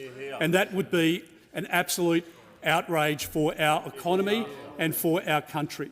29,000 small businesses have gone broke under this government's watch, and many more would follow if we have a Labor-Greens minority government. This government has been dictated to by the Greens over the course of the last 3 years. This government has responded by seeking to trash industry and jobs in Tasmania and doing the same in Western Australia because they've played to the Greens. The Environment Minister, the Prime Minister are desperately worried about what the Greens will do to them at the next election, and that's why they've sold out our country. That's why they've sold out parts of our community, including the Jewish community, because they've seen political advantage by putting forward policies that support that will see support from the Greens in their seats in inner-city Sydney and Melbourne. It has been a shameful way to act, and it's been on full display for the Australian people. But right here and right now, we contemplate a budget under this government which will make it much harder for Australians at a time when families deserve support. And, Mr Deputy Speaker, last night the Treasurer demonstrated that this Albanese government is in form with the Whitlam government and with other high-spending Labor governments.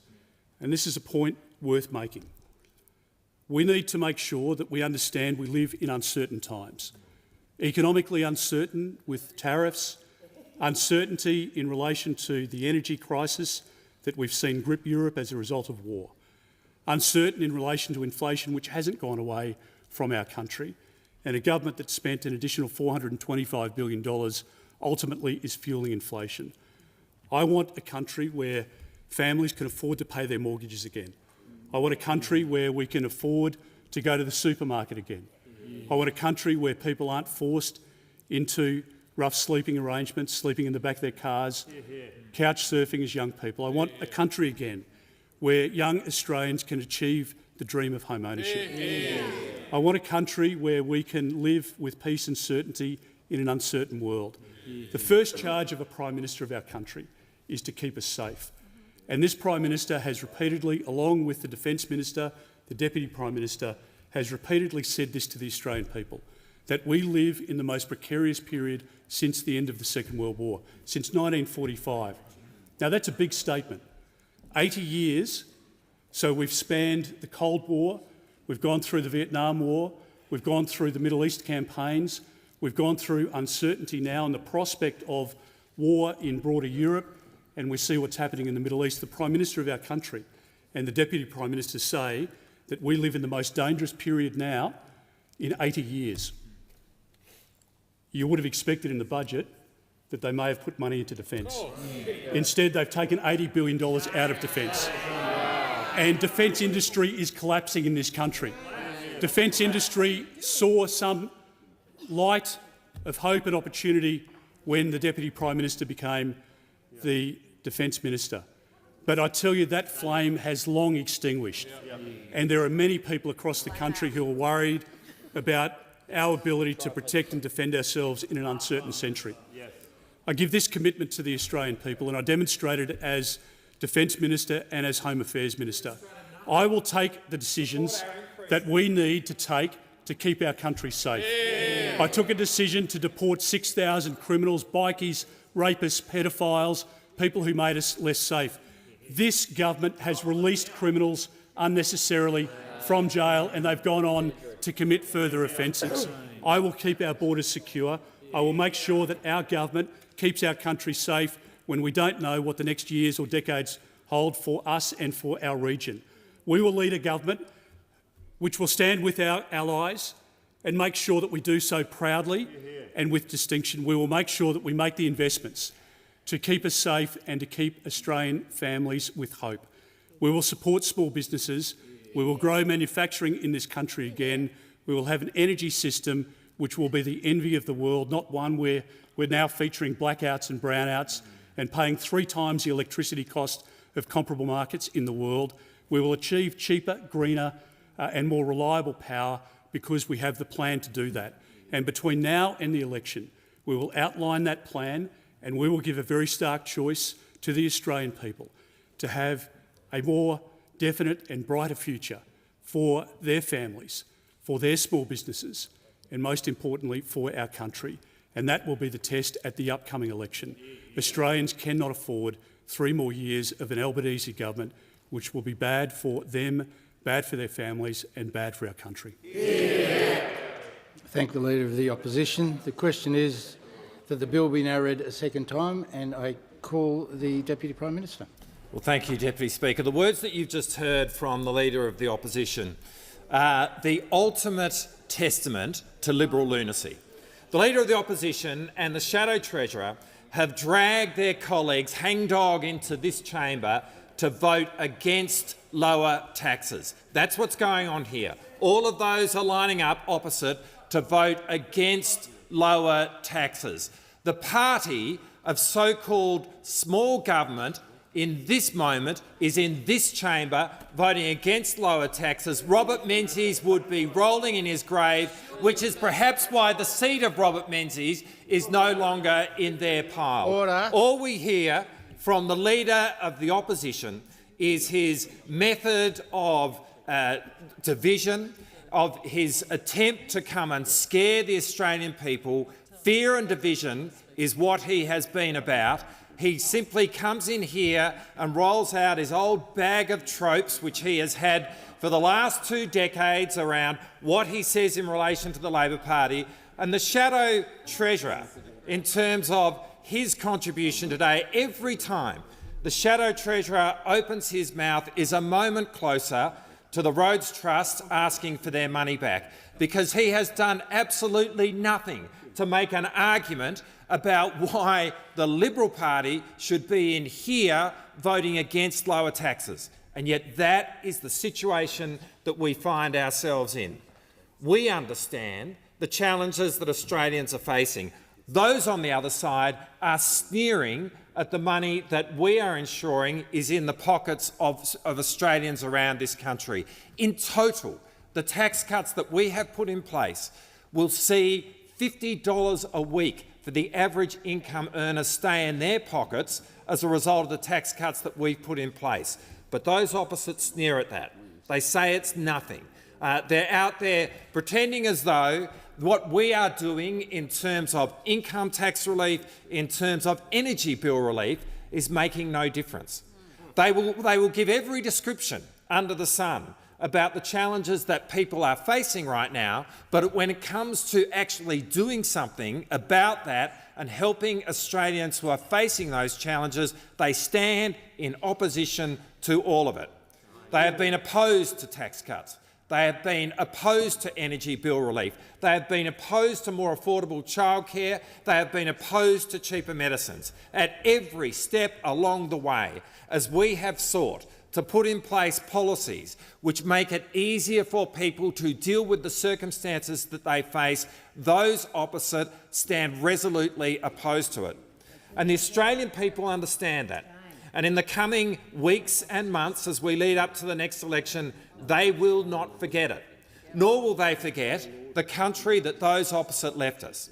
When we came to power, inflation was running at 6.1% and it was going higher. Today, it is 2.4% and it is going lower. When we came to government, those opposite had left us $1 trillion of debt with nothing to show for it.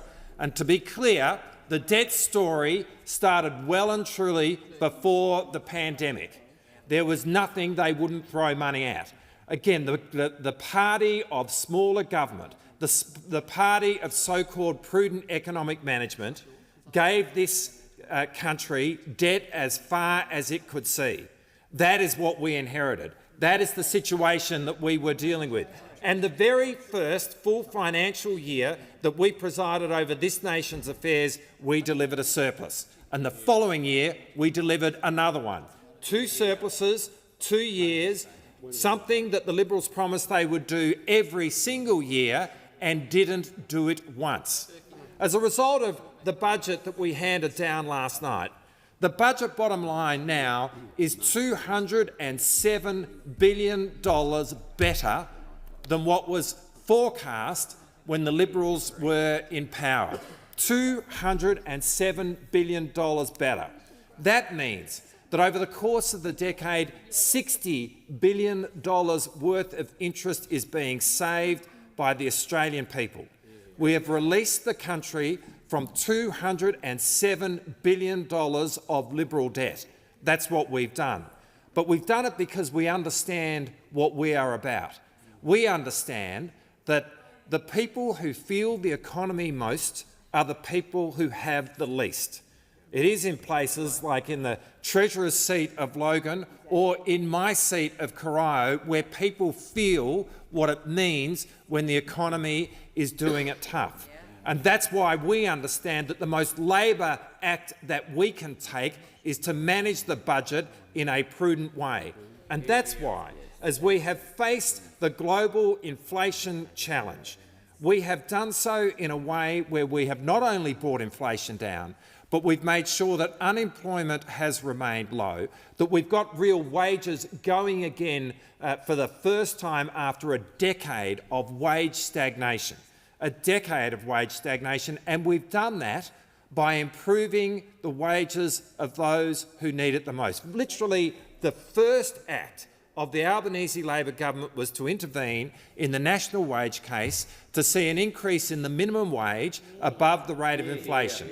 And from there, we saw increases in wages for those in aged care, for those in childcare, feminised industries where people are not paid a lot. And it is off the back of those interventions, those acts of policy on the part of the Albanese Labor government, that we are in a position where on this day real wages are growing across the country again.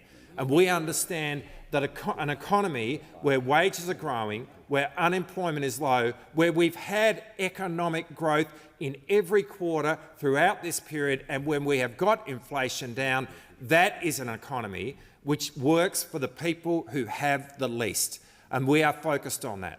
But in the process, we've been focused on making sure that we are giving people cost of living relief along the way. And be that cutting HECS debt, which was in the budget last night, be that an historic investment in education, be it the biggest investment in Medicare that we have seen since the establishment of Medicare more than 40 years ago, an investment which will mean that for 9 out of 10 visits to the GP, they will be bulk billed, there'll be no gap fees, people will need to pay nothing. That, be it all of those measures, or be it energy bill relief, be it cheaper medicines, such that the maximum price for a PBS medicine payment will be $25. The last time people were paying $25 for medicines was back in 2004. Be it all of those measures, they are focused, have been focused on enabling people to deal with the cost of living challenges that the nation has faced, that in fact the world has faced over the last few years. All of it, has been done in the face of the opposition of the Liberal Party.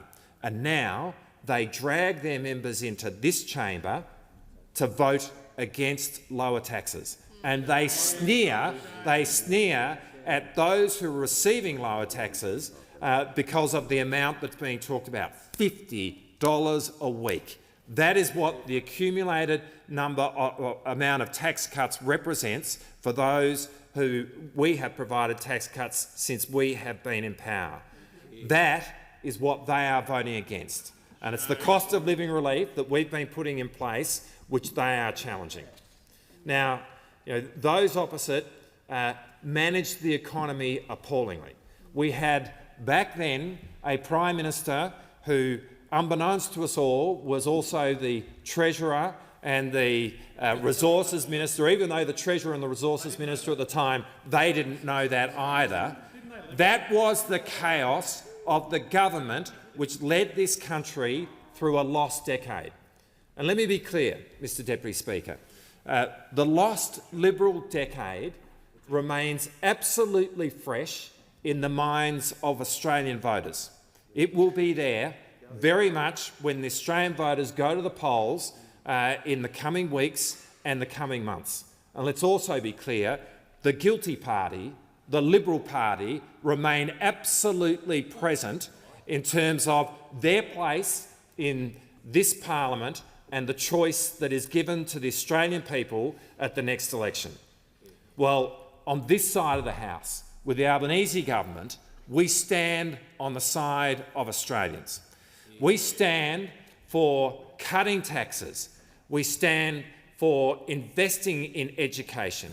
We stand for investing in health. We stand for building opportunity. We stand for building aspiration. In the words of the Prime Minister, we are a government which is holding no one back and leaving no one behind.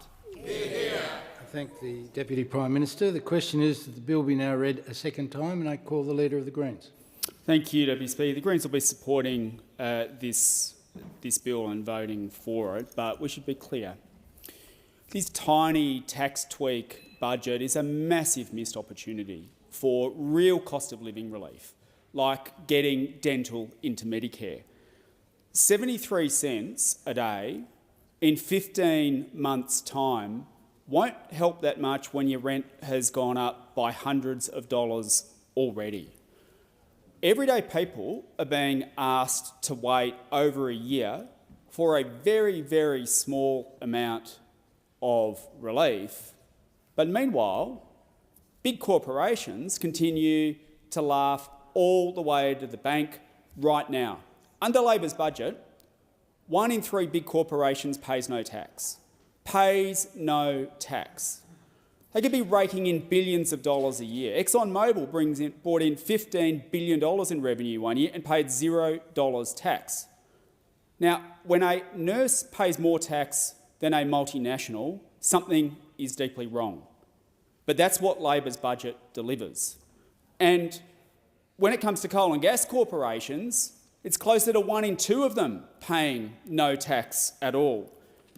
And most of the time, they don't even pay for their gas in the first place. You show me any other business that gets its materials free, paid for by the government. Restaurants don't get that. Offices don't get that. Factories don't get that. But if you're a big gas corporation, this government's budget, Labor gives you the gas for free, and then they don't ask you to pay any tax on it. Under this budget, under Labor's budget, by 2028, everyday Australian beer drinkers are going to be paying twice as much tax as the gas tax collects, because that is Labor's priority. Now, this budget was a massive missed opportunity to make the big corporations pay their fair share of tax. 1 in 3 big corporations paying no tax at all. And when a nurse pays more tax than a multinational, under Labor, something is deeply wrong.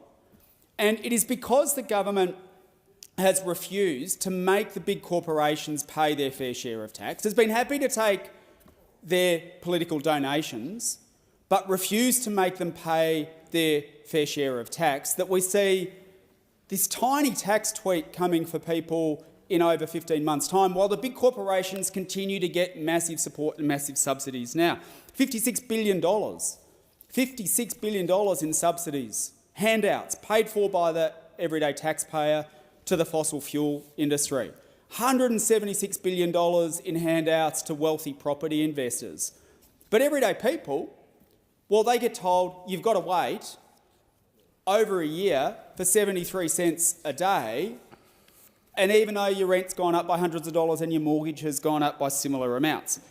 The Greens have a plan to make the big corporations pay their fair share of tax, to deliver real cost of living relief, like getting dental and mental health into Medicare, like wiping student debt, like making public school genuinely free so people don't have to pay those so-called voluntary fees of hundreds, if not thousands of dollars every year.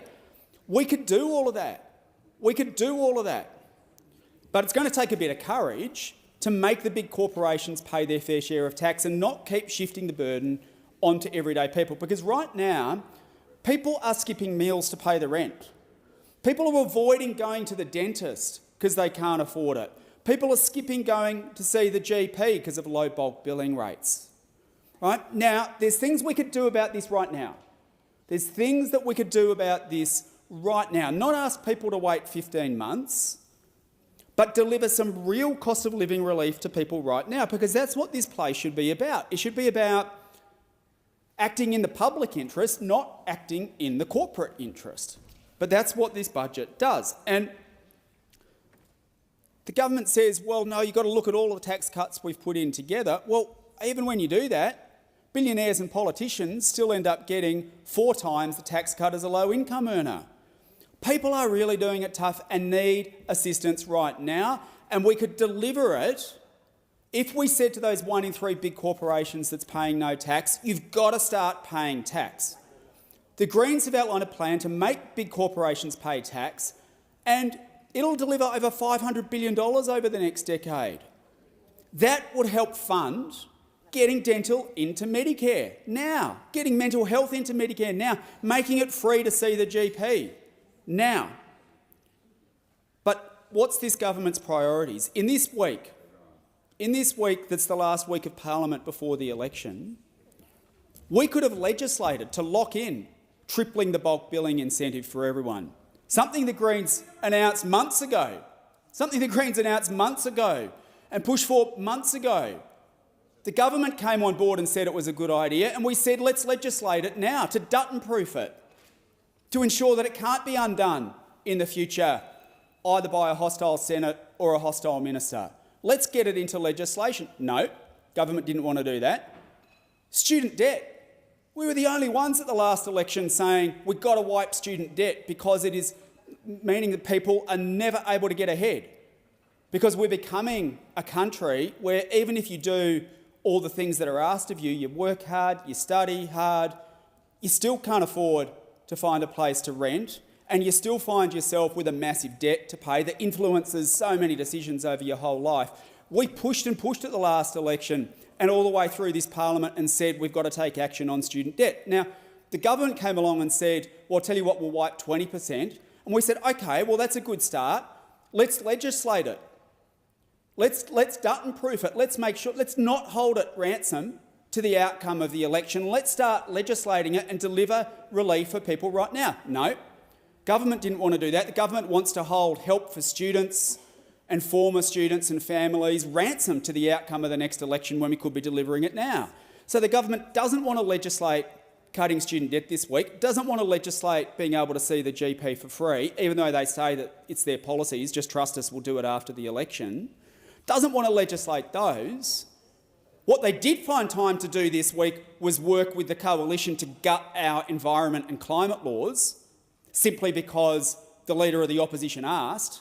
They found time to come into this place and rush through legislation that isn't just about something happening in Tasmania and delivering for the rotten salmon corporations, as the government wants to do. It's going to have an impact across the whole of the country, which is why the Australian Conservation Foundation has said today that this is a sellout and that, get this, Deputy Speaker, as the ACF has said, environment protections were stronger under Scott Morrison than they are under this Prime Minister. That's where we're left at the end of this parliament. That's the verdict.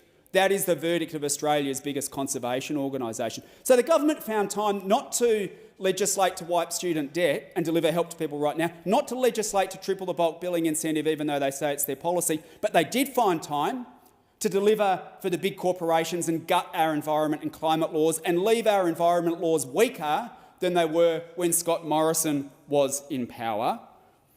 They didn't find time to do any of that, but they do find time to bring legislation forward that won't have an impact until 15 months' time. This is why people are shifting away from the major parties in droves.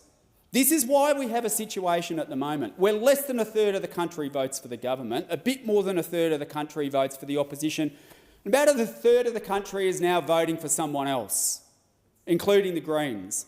Because when governments are in and they don't use their power to make people's lives better now, then people lose faith in governments.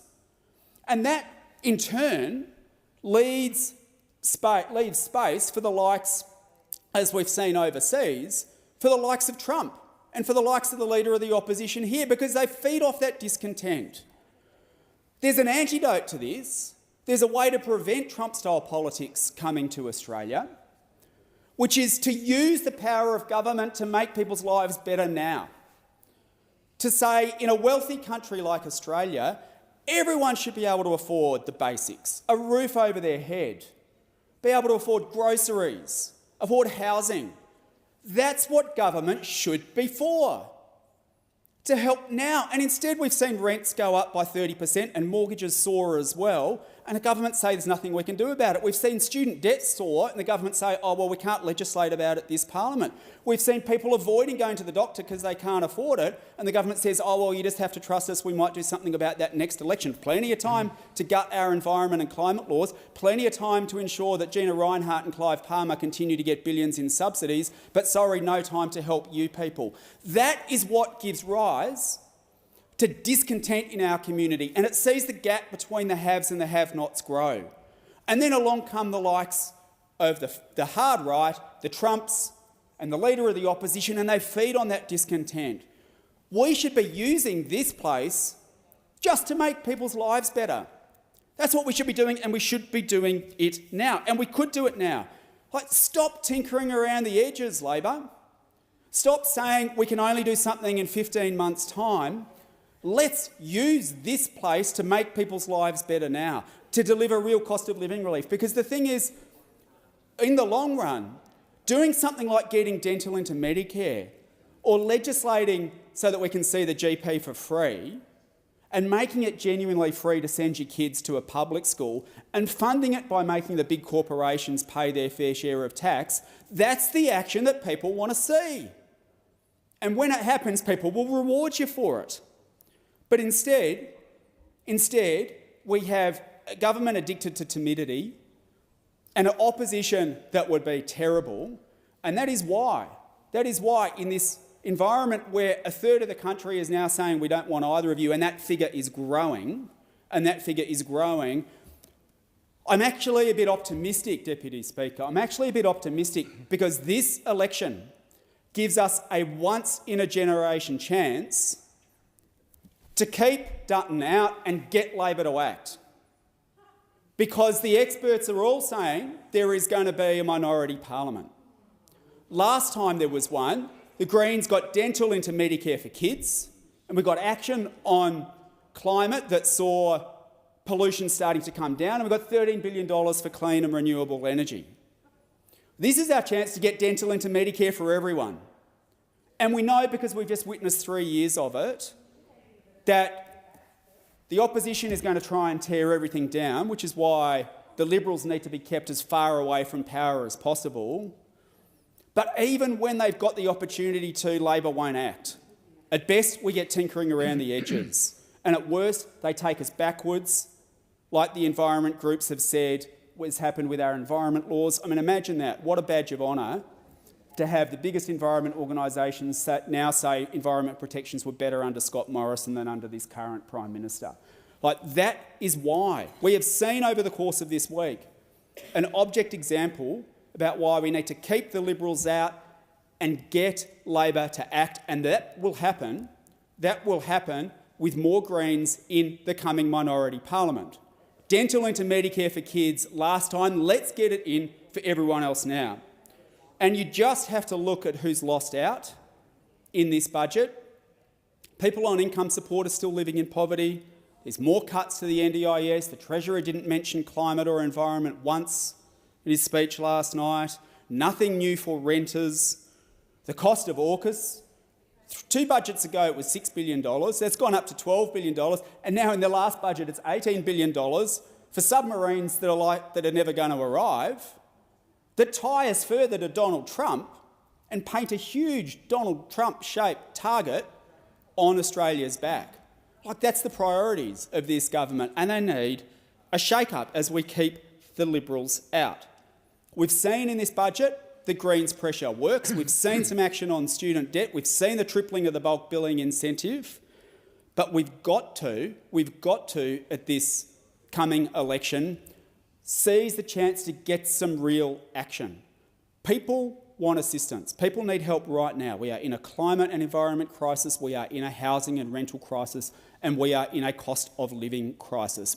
We know that the opposition will tear everything down and deliver for billionaires, just as we've seen Donald Trump do in the United States, which is why we've got to keep them out. But as we've seen from this week, the only way that we're going to keep Dutton out and get Labor to act is by getting more Greens in Parliament. I thank the Leader of the Greens. The question is the bill be now read a second time, and I call the member for Curtin. Speaker, this bill legislates a small cut to personal income tax, $5 a week next year and then $10 a week a year after that. Now, we rely way too much on personal income tax, and a big driver of this over-reliance is bracket creep. Now, these tax cuts are a one-off way of addressing bracket creep, but there's a simple way to stop this getting worse and make both sides of politics accountable for their spending decisions. There's only one honest long-term way to address bracket creep, and that's to index our tax brackets. Now, in Australia, you pay more tax when you move into a higher tax bracket. So when you get a raise to cover increasing living costs, more of your income is taxed at a higher rate.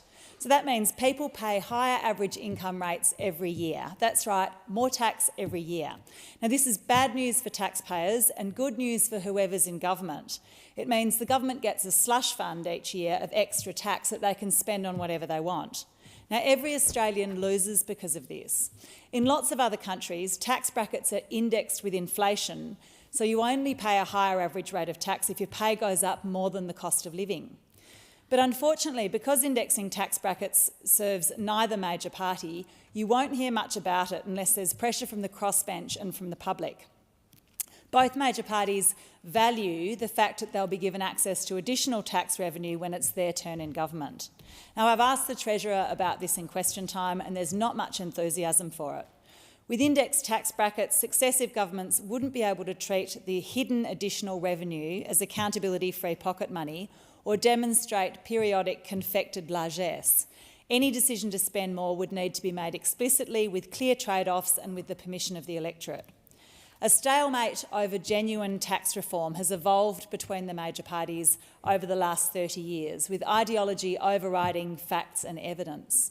Political leaders are hamstrung by their legacies of promises not to touch anything, so we end up tinkering around the edges like this. Tax policy cannot be taboo. We must design a tax system for future decades. Now, I will back these tax cuts because they're better than nothing. They're one short-term way to address bracket creep. But if the government was serious about transparency and tax reform, it would be going further and prioritising longer-term fixes. Thank you. I thank the member for Curtin. The question is the bill be now read a second time, and I call the member for New England. Well, thank you very much, Mr Deputy Speaker.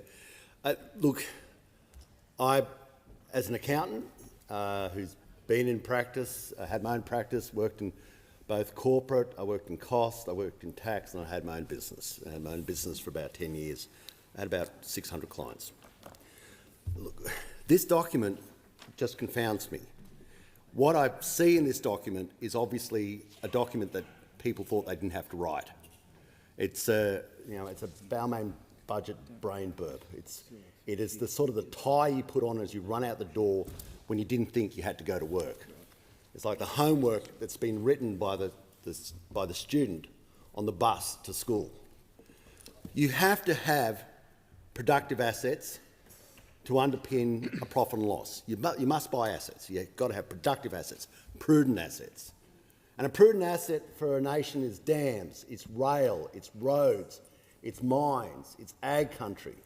They're the things that allow you to produce the wealth so you can pay for your NDIS, so you can pay for your pensions, so you can pay for other policies that are essential. But this didn't talk to it. What it spoke to is how we spend money, not how we earn money. And that is always a very dangerous outcome. I'll give you one example. We've never had $1 trillion in debt, but we are going to get there now. We are going to get there now. And the concept of $1 trillion, it's such an easy word, but you can't fathom exactly how much debt you're going to have. If $1 trillion was in seconds, it'd be 31,700 years.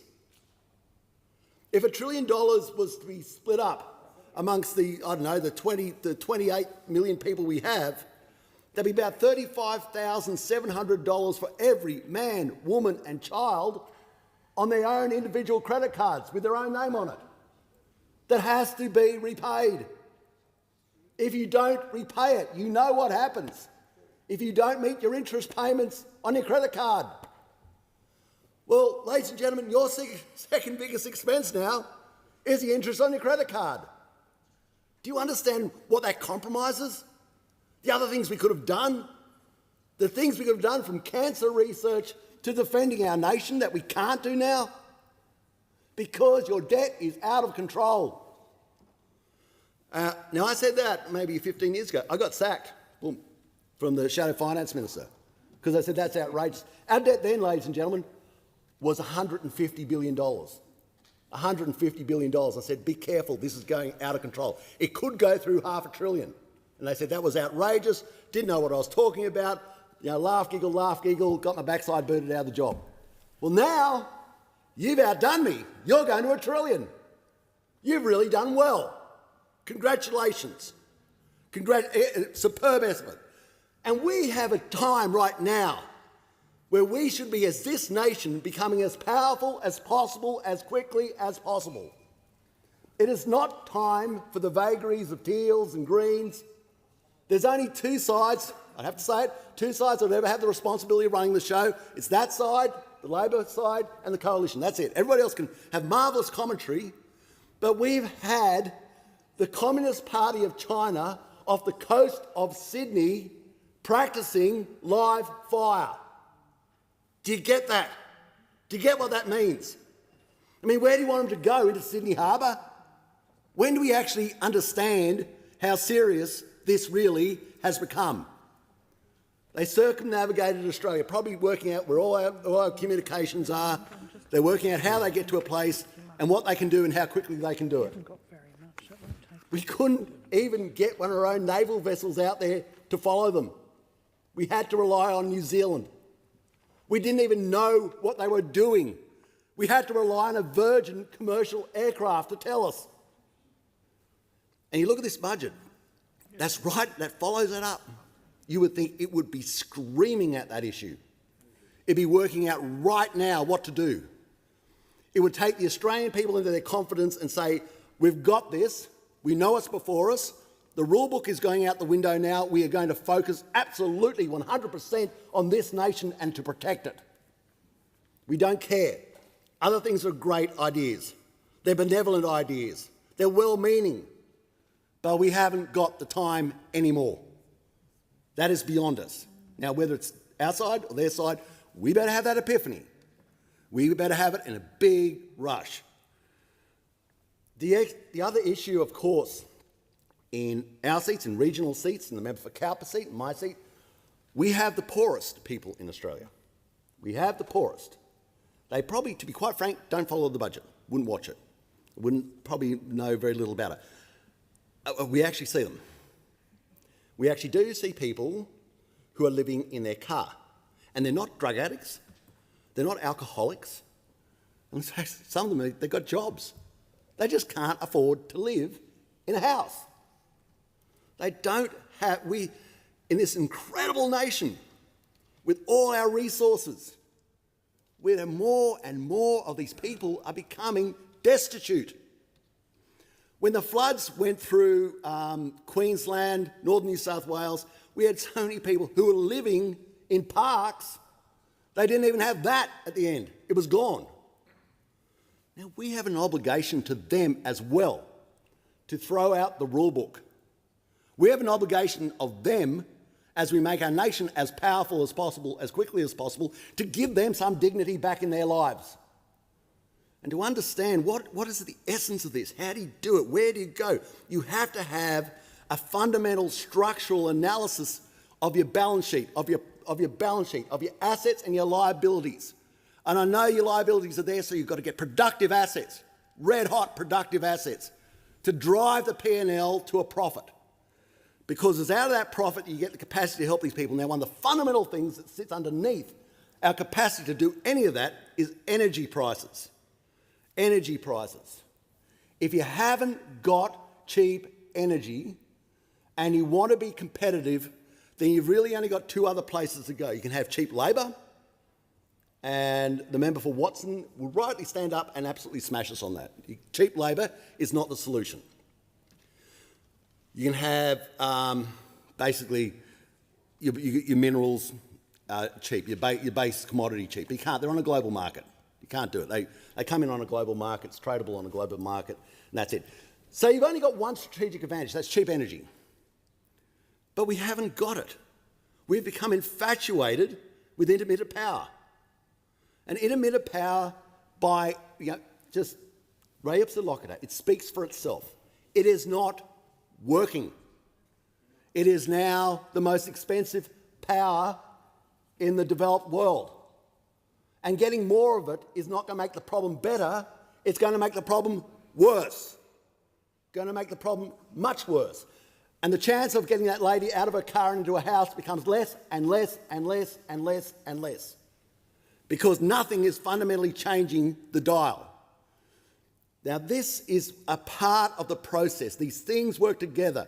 Our external threat and the internal dilemma, the external threat of what's happening geopolitically and the internal dilemma of how we manage to get dignity back into people's lives. So if this does this budget address that? I fundamentally believe that there was a belief that when the ex-tropical cyclone went in, that was actually going to be the time they're going to call an election, that this budget became kind of an afterthought. Nonetheless, it should be a document that gives some respect to the job that it has before them, which is to take Australia to a better place. And it's not doing that. It's not doing that. In this last night, with the Treasurer's speech, I never heard the word agriculture once. No. It was never mentioned. Never mentioned. It was never mentioned. I did hear the word climate change. Heard that. Regional development, didn't hear that. Didn't hear that. Yet this is, like when you think about it, where's our wealth coming from? We don't, these are not made in Australia. This is not made in Australia. Shoes not made in Australia, or maybe they're after our homes, to be honest. Your pens, the car you drove in, the fuel that's in it, the stereo at home, the phone in your pocket, all comes in from overseas. Going back to your P&L, going back to your assets, your balance sheet, all that comes in from overseas. And for that little piece of polymer in your pocket called your dollar note, the dollar note, for that to have any value, somebody from overseas must want it. And what do they want of us? Well, we don't make anything really. So what they want of us is iron ore, coal, gas, cotton, beef, grain, banking, there is a bit of banking, education, yep, okay, I'll give you two there. But overwhelmingly products from regional Australia. So a document that was prudent, that was competent, whether you liked people in regional Australia or not, you would speak to it. You would speak to how that was going to segue into the national purpose of having a fundamentally cogently constructed document that would give us both the prospect of a better standard of living to deal with the cost of living crisis, and to also have to give us the capacity in what is incredibly vague times of how we defend our nation. I don't know, if you don't give it in that document, then where are you going to give it? Because that is your election pitch. Last night was it. There it is, Australia. There is the reason to re-elect the Labor government and make a decision. Do you believe that they've done their homework? Or do you believe that was scratched out on the way to school? So we've got to make sure, if there has to be within this coming electoral debate, a decisive and clear understanding of the predicament that Australia now finds itself in. The very assertive moves that must be made to deal with that issue. The courage to put aside what are wonderful ideas but are obviously not working, such as intermittent power, and just to say, we're only going to do one thing here.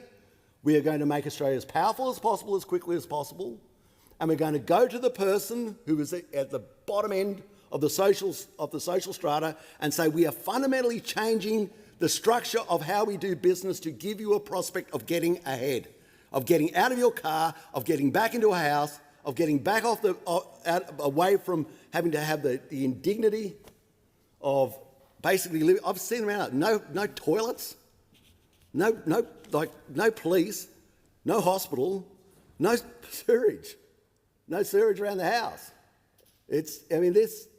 Come out to regional areas, you actually see it. So, and now what we're seeing for this is $5 a week. I mean, truly, $5 a week, and it's occupying It's occupying, it's supposed to be the sort of seminal item of where this electorate will go. When you watch television, they say it's going to be a debate about this, about $5 a week. In Peel Street in Tamworth, there is not a coffee shop that you can buy a cup of coffee for $5. Those days are over. So is this as complex as this debate's going to get? Is this where we've arrived? We need, Mr Deputy Speaker, to make sure that to try and get some sense, we have to have across the Parliament an ability to attract people in here who run a business. I think that is something that we are desperately in need of. We need to attract more people on both sides who have actually run a business, because it is that fear you get when you run a business, when Friday comes and you have to pay the wages for the staff, and you think, I don't know whether I've quite got it in the bank, and you have to ring up the people who owe you money. You've got to pay me. You've got to pay me. You've got to pay me, and it's drilled into you the realities of what happens when your budget, when your document is unsound. And in my life, in closing, Mr Deputy Speaker, there were three groups of people, and two fascinated me.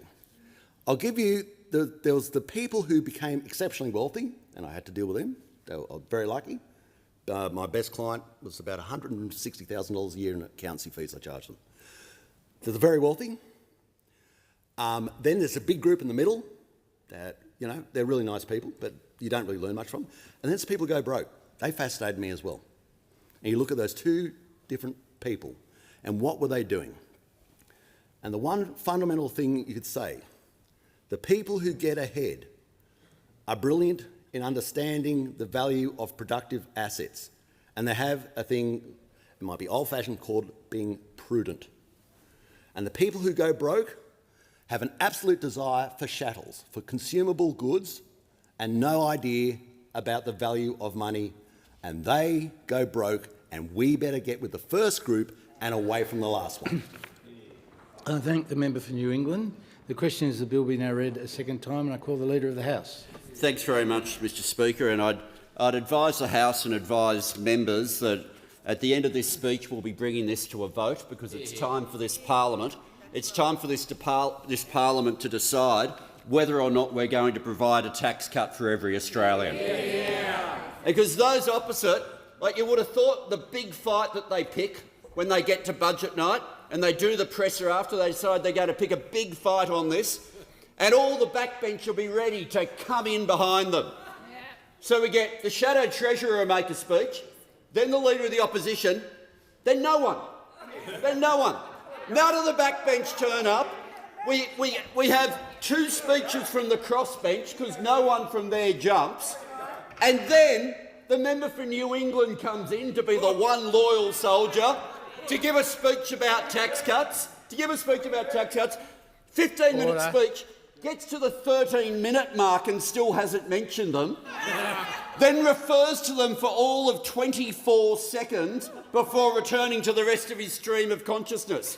Because today is a day where this term and where the Leader of the Opposition and the Shadow Treasurer have taken their party reaches full circle. Yep.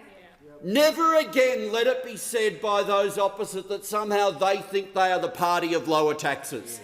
Never again let it be said. Up until today, they've been able to say, oh, it was just the Leader of the Opposition. Or they say, oh, that was just the Shadow Treasurer. And we know they're saying that because it's in the paper. We know that they're all running off all their backbenchers, just complaining about the lack of a coherent economic message. But today all that changes, because when the tax cuts were announced for the previous budget, initially they were going to fight them. They were going to hold an early election over them.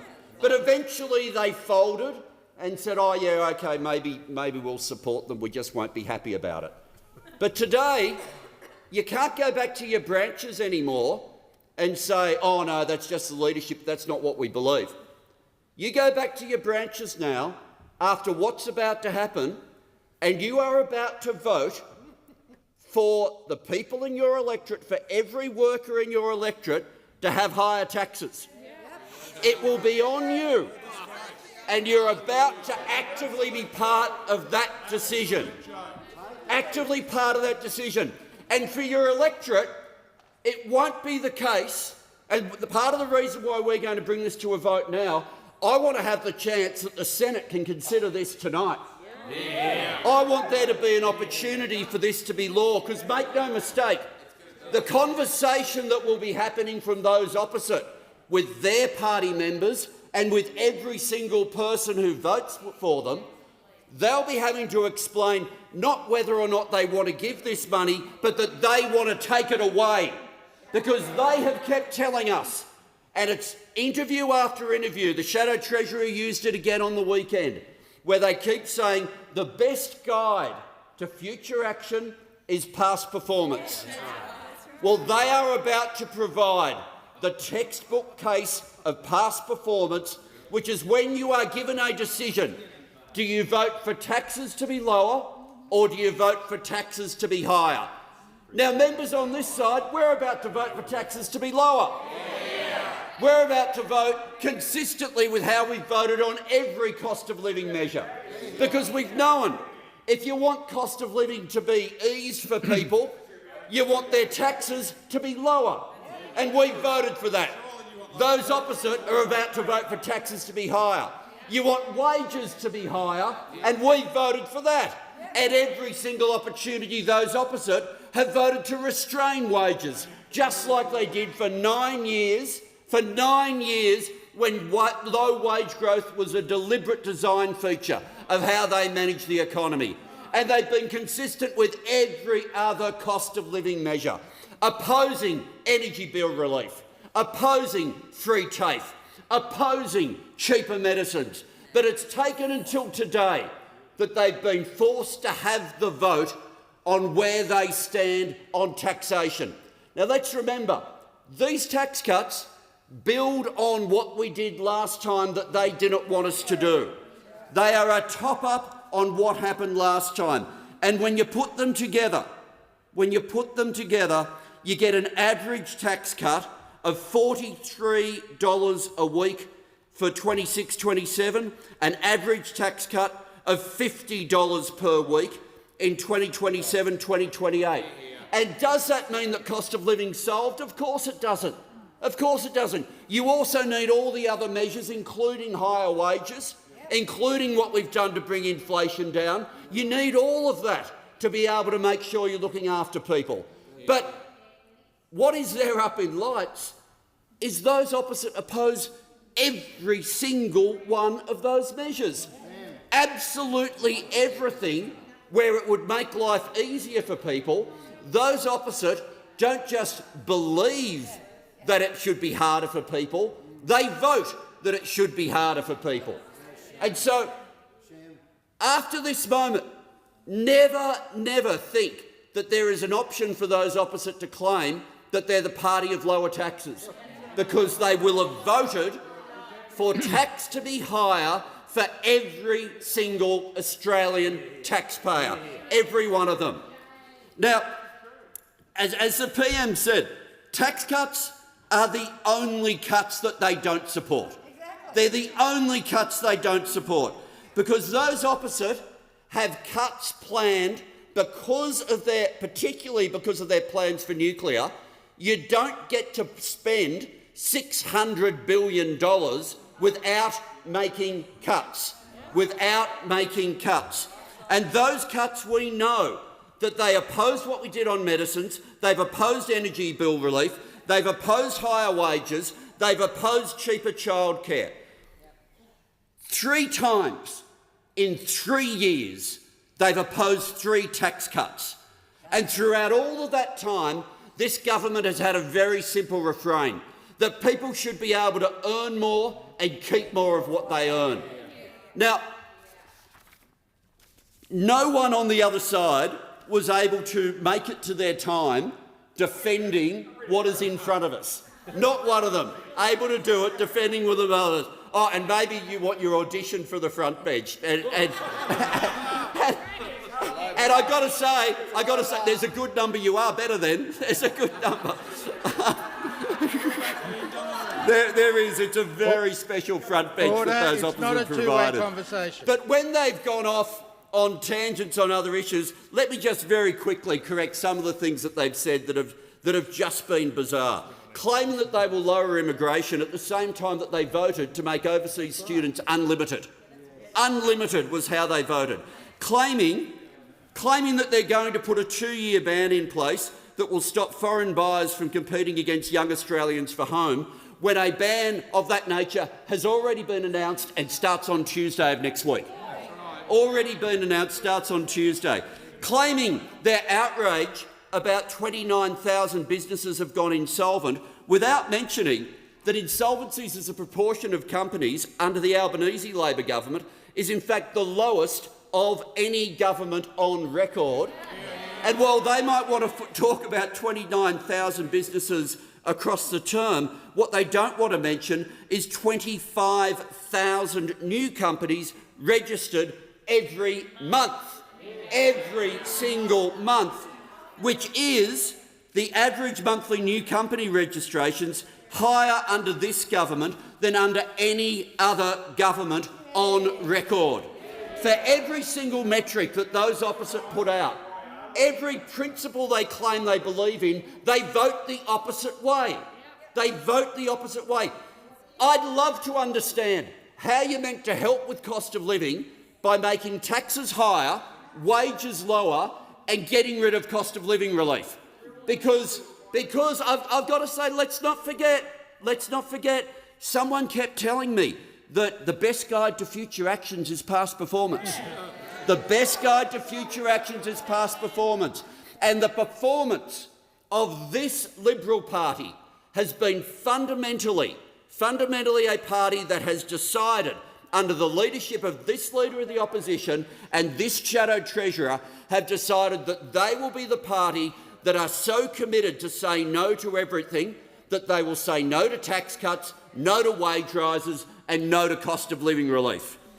People know that when he cuts, they will pay. That's what people know. People know that he wants to cut wages because they kept wages flatlining, and everything we've done for wages to get them moving in this country, those opposite have opposed. Those wage cuts, when he launches those cuts, people will pay for them. Cheaper medicines, prescription medicines getting down to the prices they were in 2004. And yet every time we've acted on cheaper medicines, those opposite have been opposed. Those opposite have been determined, absolutely determined, that whenever they see something that will help Australians, to be opposed to it. On every single measure, those opposite are absolutely committed to higher taxes, lower wages and to getting rid of cost of living relief. And you don't have to believe their interviews or their rhetoric, you just have to look at how they voted. But up until now, we haven't had a vote in this parliament where they've actually gone through with their rhetoric and voted for higher taxes. So here's an opportunity for those on the back bench, all those on the front bench, or for all of those people, and I don't know who you are, but all of those people who give the background comments to the papers about how much they hate the economic decisions that are being made by their leadership group. I don't know what level of consultation happened before they announced they were going to oppose the tax cuts. I don't know what level of consultation happened, but I do know this. In the vote in a couple of minutes' time, because you keep boasting to us that in your party you can vote your own way, well, you're about to own this vote. You're about to own this vote. You're about to be in a situation where for every elector, you either support them getting a tax cut or you don't.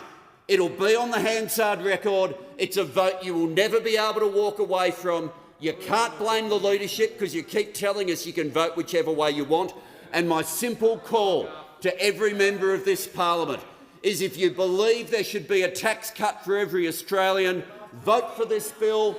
If you believe in higher taxes, then vote no and own the consequences. I move that the question be put. Right. The question now is that the motion moved by the Leader of the House be agreed to.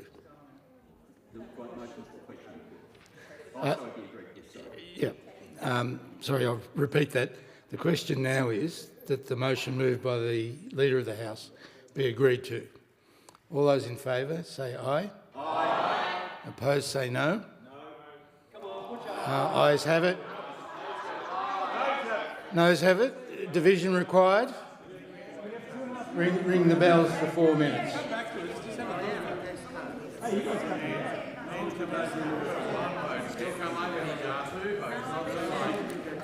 There's enough deficit over there. You know you want to be going. The Doge King over there. There you go, right here. I had an audience too, man. It's been good. They all came in because they didn't know. If we came in for Ted, we could come in for you.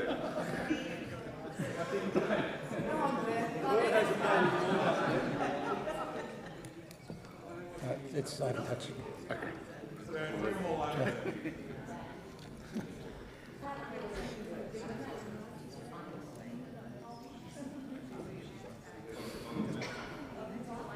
Tony.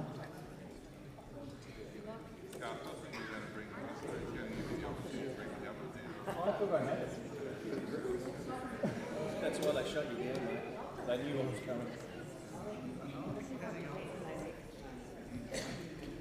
Harry.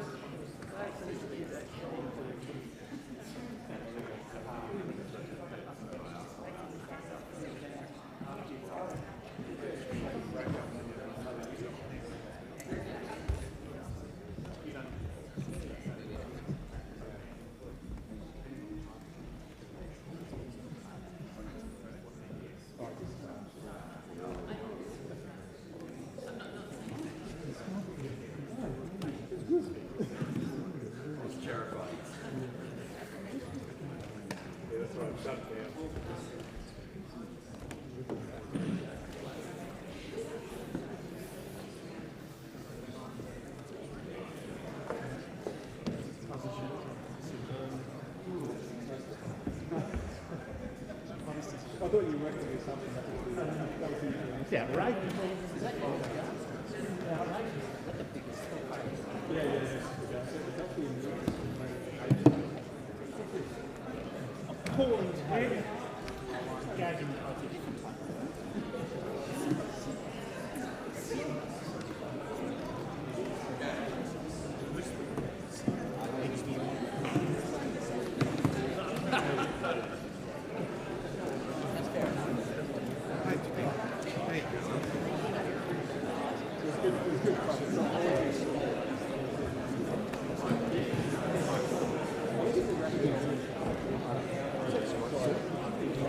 Going good. It's called the Adjournment.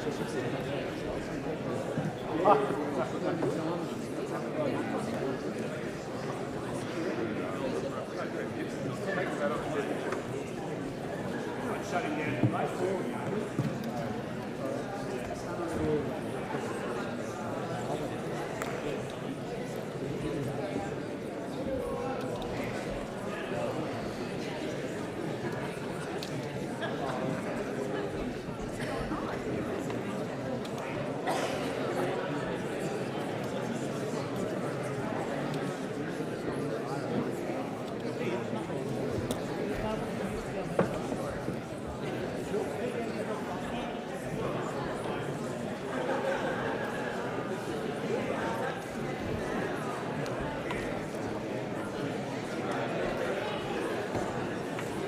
Lock the doors.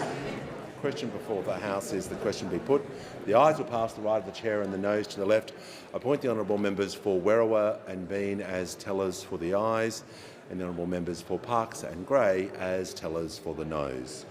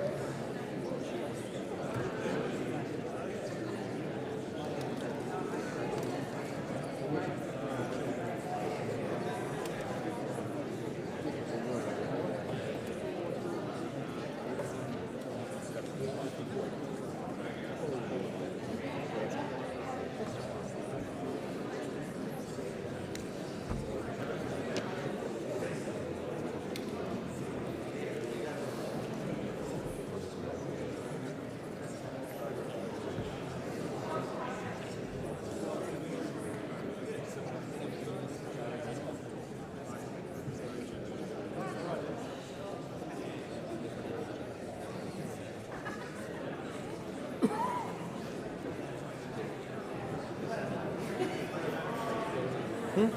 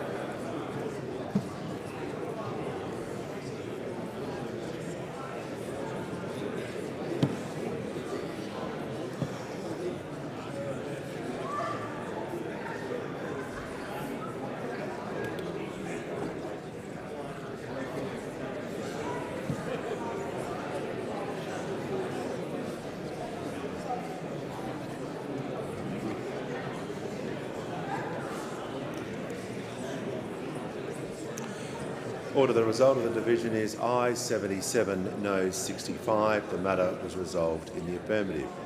The question now is that the bill be read a second time. I'll put the question. Those opinions say aye. Aye. Against no. The ayes have it. Division required. Ring the bells for 1 minute.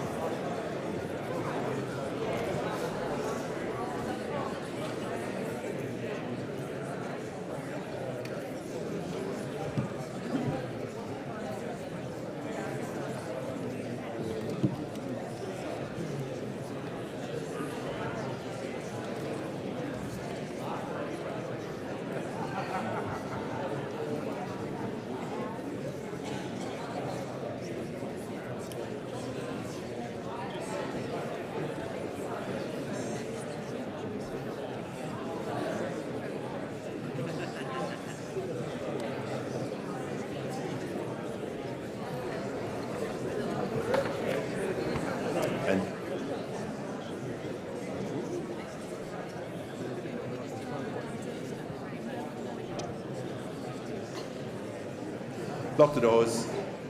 Question is that the bill be read a second time. The ayes will pass the right of the chair and the noes to the left. Appoint the honourable members for Werro and Bean as tellers for the ayes, and the honourable members for Parkes and Gray as tellers for the noes.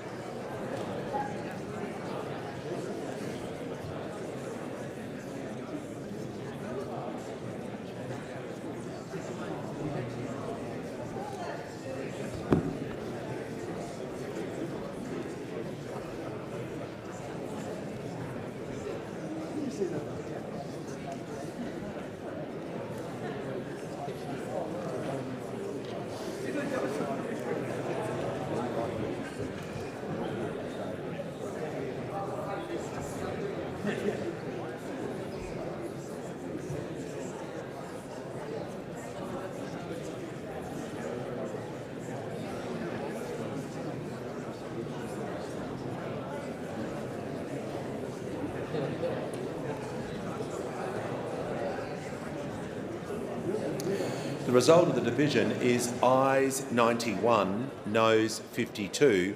The matter was resolved in the affirmative. Call the clerk. Second reading, a bill for an act to amend the law relating to taxation and for related purposes. call the Leader of the House. Thanks, Speaker. We want to get this across to the Senate, so I'll move so much the standing orders be suspended as would prevent the motion for the third reading being moved without delay. I'll put the question. Those opinions say aye. Aye. Against no. I think the ayes have it. Just. Are you going to move the third reading? Order. Just order. Call the Treasurer. Thank you, Mr Speaker. I move that the bill be read a third time. I'll put the question. Those opinions say aye. Aye. Against no. I think the ayes have it, and I call the Clerk. Third reading, a bill for an act to amend the law relating to taxation and for related purposes. Order. The member for Fairfax is seeking the call. Thank you, Mr Speaker. I move that so much of standing and sessional orders be suspended as would prevent the following from occurring immediately. The member for Fairfax from moving a statement of no more than 15 minutes in relation to the Select Committee on Nuclear Energy's interim report for the inquiry into nuclear power generation in Australia. What is it about the Labor Party when they want a gag debate on nuclear energy? It exposes the The member's just going to resume. The member's going to resume his seat. Just resume your seat. Just resume your seat. Resume your seat. Thank you. The member for Kingsford Smith is interjecting outside of his seat, so he'll cease interjecting, and I'll call the Leader of the House. Thanks, Mr Speaker. When we were on this item earlier, I made clear when you asked me that we would in fact return to it. So I will be able to return, and there'll be a motion to which he'll be able to make whatever speech he wants.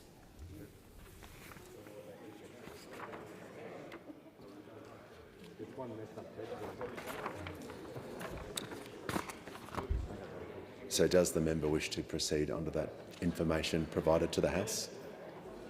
Thanks, Speaker. I would like to proceed, if that is all right. You may. I want to proceed with this debate as Labor MPs leave the chamber yet again afraid to have a debate about Australia's energy future. And if I were Labor, I too would be leaving in shame, because every MP in this chamber on the Labor side of the House had promised their constituents a $275 reduction in household power bills, including the minister, whose own constituents are now set to pay $1,300 more than what he had promised them. You see, this inquiry has been an important one, Speaker, an important one, and there's a reason why this Labor government has set up an inquiry which has been a political stitch-up from the very get-go, a political stitch-up by way of the members constituting that committee.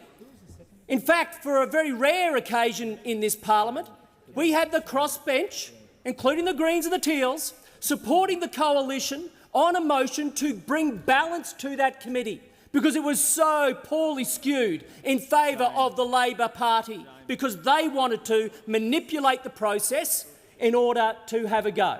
Now, also, the terms of reference were narrowed, so the Labor Party could try to get across its political points. But, of course, as the inquiry transpired, Mr Speaker, we saw evidence after evidence coming from Australia and international experts, which said, you add nuclear to a balanced energy mix, the prices come down. That has been the evidence right across the world. It is why Australia is now isolated, the only nation in the G20 that either is not using nuclear energy or not moving towards using it in the near future.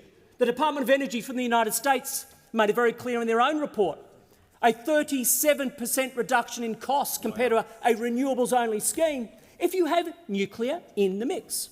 The independent report from Frontier Economics, here in the Australian context, did a similar study, a total system cost analysis, that proved the Coalition's plan to get to a 2050 zero-emissions grid is actually 44% cheaper than Labor's. But Labor ignores all this. Labor doesn't want to have a debate, which is why they seek to gag this debate today. On timing, again, we had evidence after evidence come before the committee saying that the timing put forward by the Coalition for introducing zero-emissions nuclear energy in Australia was accurate, and it was doable.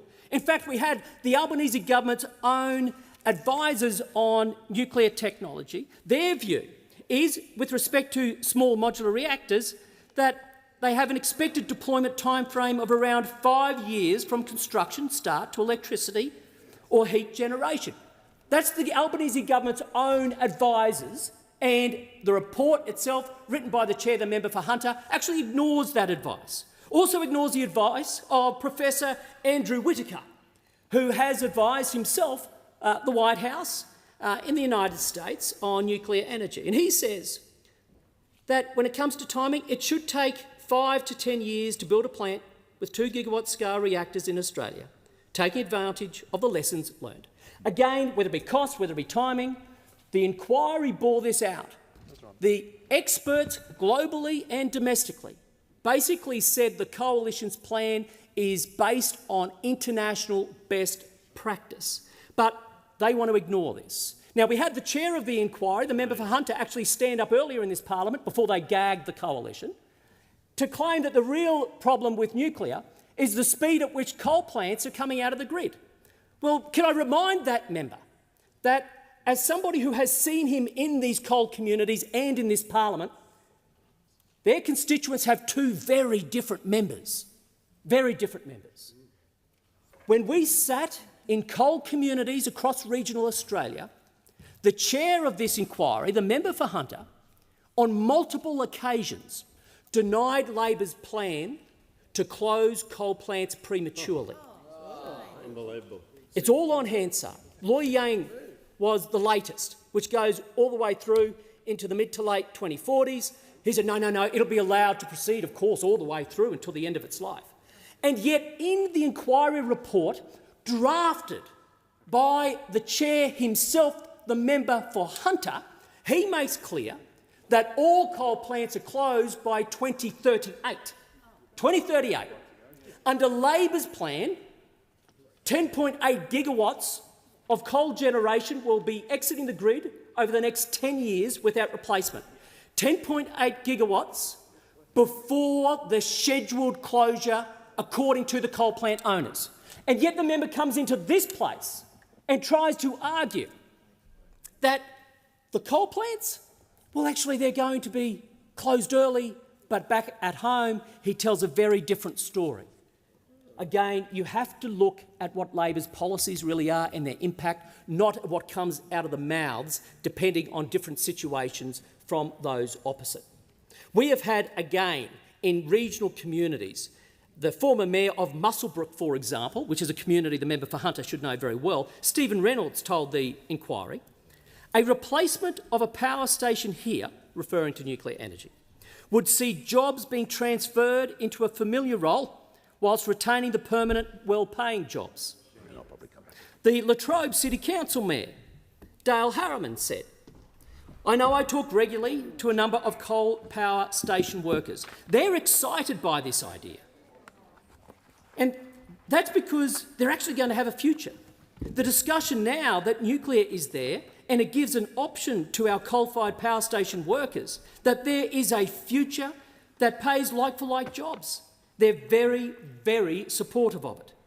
I think as a community that's something we've been asking for, those jobs that are like for like. Keeping in mind, of course, Deputy Speaker, that the Department of Energy of the United States, on their own studies, have explained that around 77% of coal plant workers can transition to work in a nuclear power plant without any change to their occupation, seamlessly so. Which is why these communities which are being shut down, regional economies being hollowed out by the premature closure of coal-fired power stations with no replacement on the way by the Labor Party, are screaming out for a future. And in our proposal, which is a balanced energy mix, a future which will have renewables, will have gas, and as coal eventually does retire from the system, zero-emissions nuclear energy gives these regional communities the future they deserve. We are talking about, like, if you look at the two I just quoted, the Hunter and Latrobe, these are regional powerhouses that have underpinned our energy security for generations in this country. Labor Party's plan is to hollow them out. They want to turn Boilermakers into baristas. That's their plan. That is how shallow their plan is. We don't agree with that. We believe in regional Australia. We believe these communities have a bright future. And that is why we are interested in introducing zero-emissions power plants, plants that will be designed to last for 60 to 80 years, maybe with extensions up to 100 years.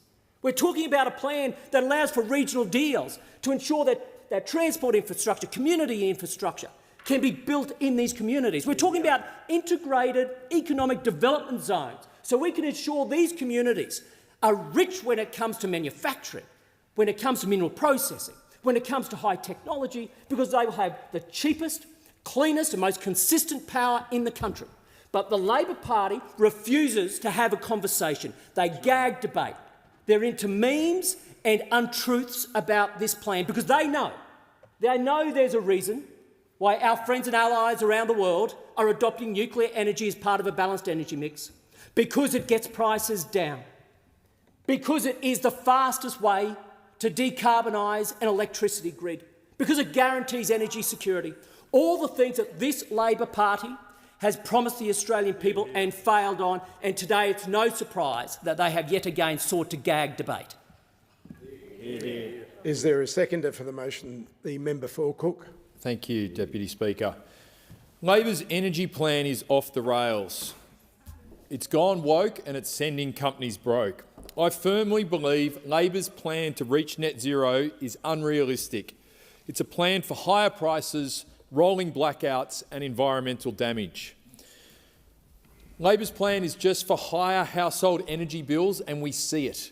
We see it in the bills that have gone up to $1,000 since they've entered office, and with the new plan passed, we will see bills rise a further $300 more next financial year. And why? Because we now know Labor's plan, which it previously touted at $122 billion, will actually cost $642 billion. This is a number that the government does not dispute. And that figure of $642 billion, well, there's still north in that. It excludes Snowy Hydro, it excludes Arana, it excludes a whole host of other projects. It excludes consumer energy costs such as batteries and solar.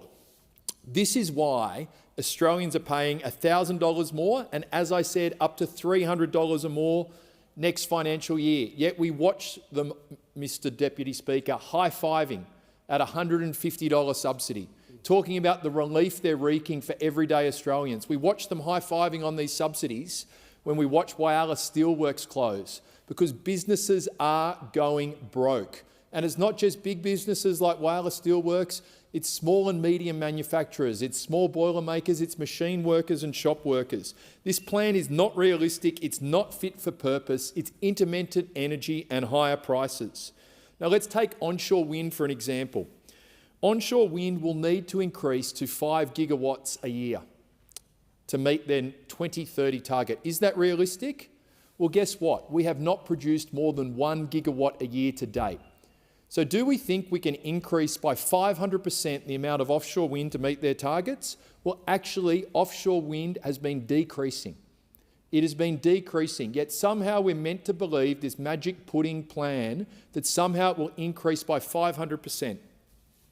Labor also assumes hydrogen power will become available in the 2040s. This is despite Origin walking away from it, Twiggy Forrest walking away from it, and no leading country in the world planning on hydrogen to be a significant part of their energy mix. Yet there it is in the AEMO step change, Labor's plan, we're banking on hydrogen. It also says gas should increase by 50%. That's Labor's own plan. Yet they're not approving further gas. We are not approving it. This is why this will send this country broke, because we've gone woke. Labor's plan also predates artificial intelligence. It predates blockchain. It predates all these energy-intensive industries. That is why we've seen Google, Microsoft, Meta, all investing in this sector. This is why we heard evidence from the Minerals Council of Australia that it's negligent. This is why we heard from Dr. Chris Gregg from Princeton, who worked on Australia's net zero plan, worked on America's net zero plan, give evidence, and the Daily Telegraph called it not even close. Leading scientists' scathing review over Australia's net zero progress. This is someone who actually promotes net zero, both in Australia and America. Further, Mr Deputy Speaker, our continued prohibition stands in stark contrast to the rest of the world. 25 countries in COP28, including the US and UK, pledged to triple global nuclear capacity. But not Australia. Embarrassingly, they actually announced Australia. They announced Australia would be part of this and be sharing research with the US and UK.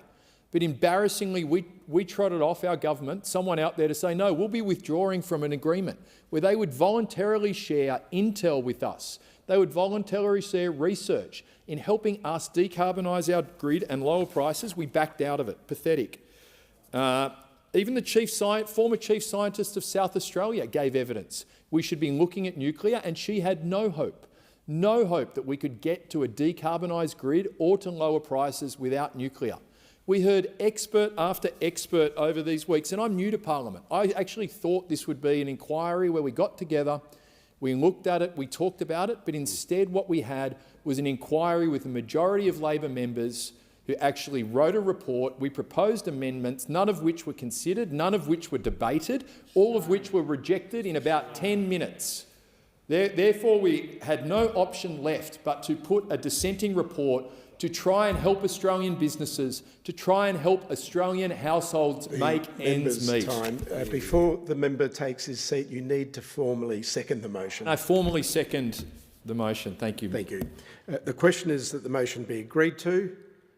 All those that opinion say aye. To the contrary, no. I think the noes have it. Noes have it. The ayes have it. Division required. Bring the bills for 4 minutes.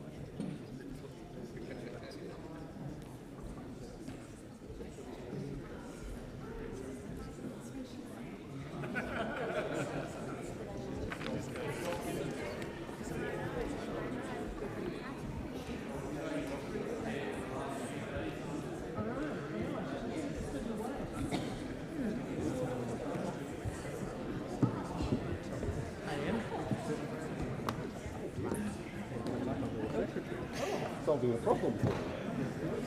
Right.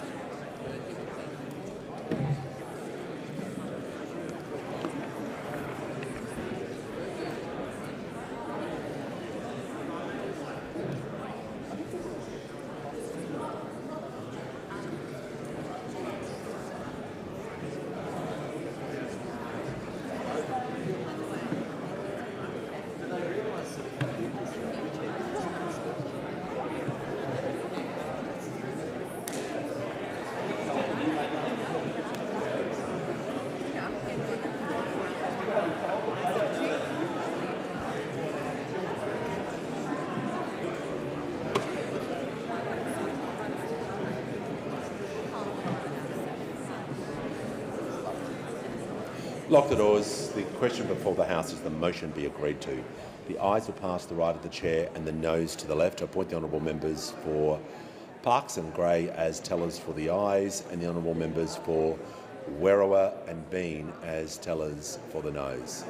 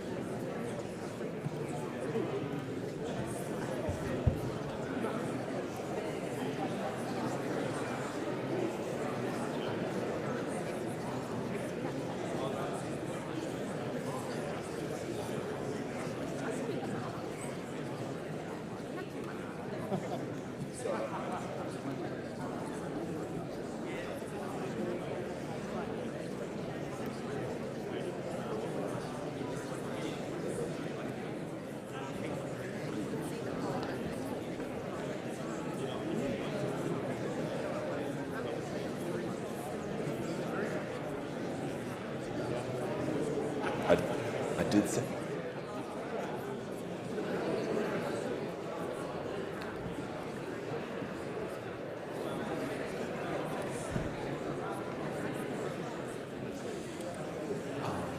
Yeah.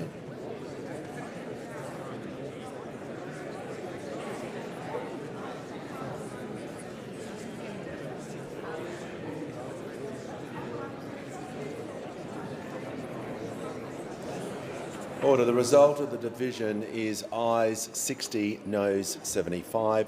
The matter was resolved in the negative. If members can leave the chamber or return, we'll just deal with a committee report referral before I call the minister.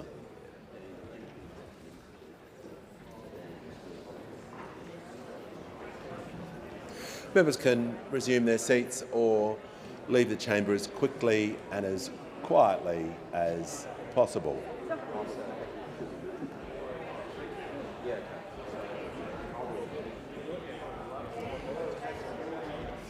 I'll give a call to the Leader of the House. I ask leave of the House to move a motion to take note of a document that was presented previously. Leave granted. Leave is granted. I call the Leader of the House. To enable further debate to take place in the Federation Chamber on the interim report for the inquiry into nuclear power generation in Australia, I move that the House take note of the document. The question is the House take note of the document. The question is that the debate be adjourned. If I could just have... I'll move that the debate be adjourned. I'll put the question. Those opinions say aye. Against no. I think the ayes have it. The debate is adjourned and is leave granted for debate to be resumed at a later hour this day. There being no objection, the question is the resumption of the debate be made in order of the day for a later hour this day. I'll put the question. Those opinions say aye. Against no. I think the ayes have it. I call the Leader of the House. Speaker, I declare that the resumption of debate on the motion to take note of the interim report for the inquiry into nuclear power generation in Australia is referred to the Federation Chamber. I give the call to the Minister for Regional Development. I ask leave of the House to make a ministerial statement relating to the regional budget statement. Is leave granted? Member for Wannon. Leave is granted. Leave is granted. Give the call to the Minister. On behalf of the Albanese Labor Government, I'm proud to deliver our 4th regional ministerial budget statement. And I'd like to acknowledge the traditional custodians of where we are today and pay my respect to elders past and present. Mr Speaker, across our first term in government, our message to regional Australians has been loud and clear. Your postcode shouldn't be a barrier. And just because you grow up in Bega on the New South Wales far south coast or in Gladstone in central Queensland, or because you live in Mount Gambier in regional South Australia or in the Pilbara region of outback WA, it shouldn't mean that the services and the opportunities available to you are second best. And I say this as a proud regional member of this place and on behalf of my fantastic regional colleagues that are here with me today. I say this as someone that's always lived in our regions, from Traralgon in regional Victoria to Merimbula on the far south coast of New South Wales, where I watched my parents work hard every day to build a small business and to provide our family with a better life. A regional community where I now myself run a small business with my husband and where we're raising our kids.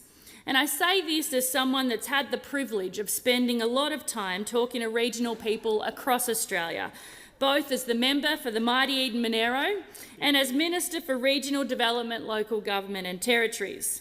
Whether that's in the Hunter in New South Wales to Caboolture in regional Queensland or Devonport in Tassie, to communities across the 42,000 square kilometres of my own electorate. Regional Australia is a great place to live, to work, to study, to visit and to invest in, and I wouldn't live anywhere else. Our regions generate a third of the nation's economic output, and there's so many opportunities that our government want to take advantage of, because you'd be living under a rock if you said life outside of our big cities doesn't come with its unique challenges, because it absolutely does. But unlike those opposite, on this side of the House, we're not shying away from that. And I'm proud to be part of a government that across its first term has delivered record investments to improve the reliability and accessibility of critical services that regional people rely on, to support more regional people to work and train closer to home, because you shouldn't have to pack your bags to build a career, to build more things in our own backyard, investing in the hard work and the know-how of regional people, to give regional Australians more support to buy or to rent a home, and to support local businesses and local economies to grow, with small businesses in particular the backbone of our regions, to ensure that the local roads that we drive on every day to drop our kids off at school or to get to work are safe and they keep pace with growing communities, to improve our major highways linking our cities to our regions so more visitors support our local businesses and experience everything we have to offer, to keep our regions connected and better prepared for natural disasters, something that so many regional communities, including those across Eden-Monaro, have needed to rebuild from. And most importantly, to relieve the immediate pressures on regional families and businesses, which, let's not forget, those opposite talk a big game on, despite opposing every single cost of living measure to date and committing to tearing apart every measure that'll support regional Australians into the future. Because while we're delivering record investments to build regional Australia's future, the wreckers opposite are determined to leave regional communities which aren't the right colour on their spreadsheets behind. The Albanese government is delivering better outcomes for every regional community because we're addressing the challenges, we're harnessing the opportunities and we're taking the needs of our regions seriously. Through our regional investment framework, we're ensuring targeted investments support regional people, the places they live, the services they need, and the industries that stimulate our local economies, with investments through the 25-26 budget building on everything we've delivered across our first term. Our number one priority has been easing pressures faced by regional families and businesses today, while supporting more work, training and economic opportunities outside of our big cities. We've delivered tax cuts for every regional taxpayer, a huge impact for taxpayers in my own electorate of Eden Monero, putting an average of $1,633 back into their pockets, and with 2 new rounds of tax cuts on the way, tax cuts which those opposite just voted against. We've delivered $300 in energy bill relief to millions of households and $325 to small businesses, along with cheaper childcare and cheaper medicines. We've cut $3 billion in student debt, with a further 20% to be cut if we're re-elected, and we've supported over 127,000 free TAFE places in our regions, from construction courses to childcare. And we're getting more people into industries that are screaming out for workers after those opposite gutted the vocational education system during their failed decade. We've introduced legislation to make free TAFE permanent, something those opposite have said they'll repeal because, as the Deputy Leader of the Opposition said in this very chamber, if you don't pay for it, you don't value it. But I want my kids and every regional person to know that your postcode and your bank balance shouldn't limit your potential. Through this budget, we'll provide additional cost of living relief, along with increased investments to remove study barriers, $1.8 billion to provide all households and around 1 million small businesses with an additional $150 in energy bill relief. And we've also added $800 million to expand our Help to Buy scheme to support more people get into their own home, including in our regions. And this builds on the 32,000 regional Australians we've already helped into home ownership through the Regional Home Guarantee. $626.9 million to support $10,000 incentive payments for construction sector apprentices, and $7 million to increase the living away from home allowance for apprentices.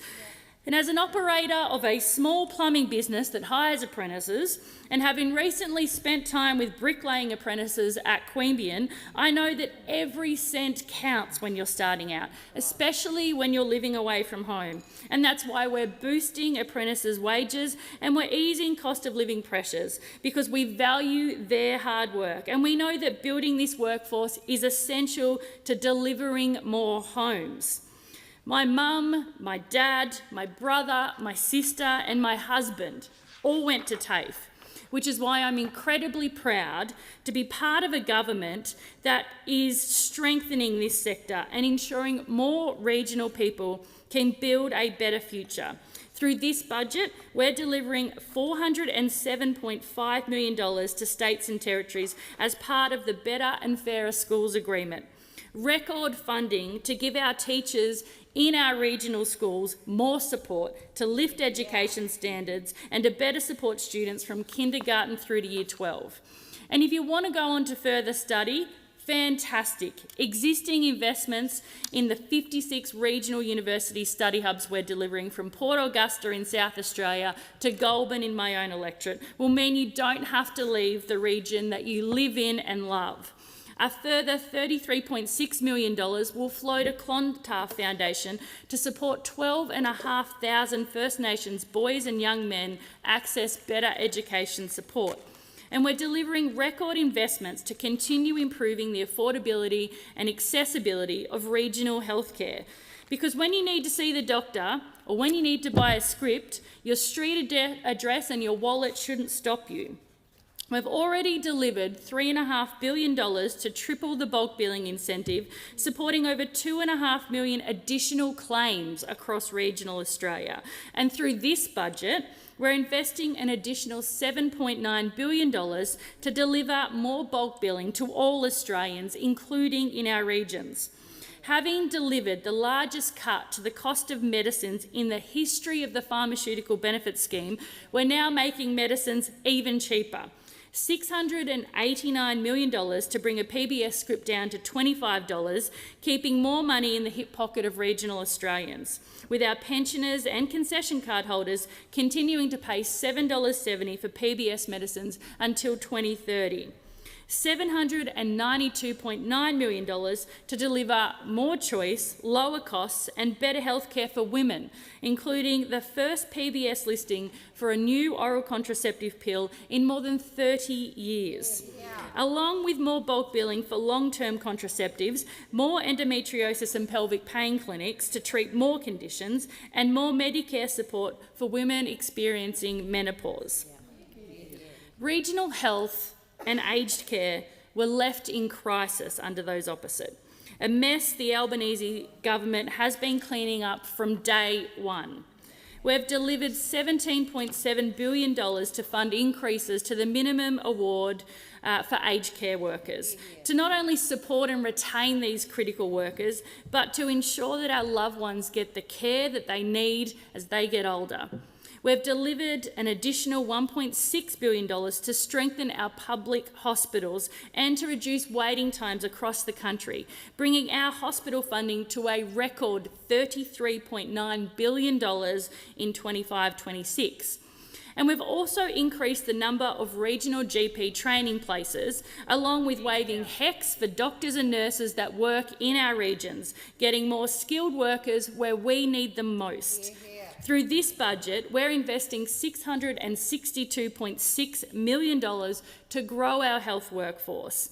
There will be hundreds more GP and rural generalist training places to grow the future pipeline of GPs, with fairer salary incentives for junior doctors who choose general practice as their specialty. There are 100 more Commonwealth-supported places for medical students a year from 2026, increasing to 150 more by 2028, with a focus on encouraging students to pursue general practice in our regions. There are hundreds of scholarships for nurses and midwives to help meet our current and our future demands.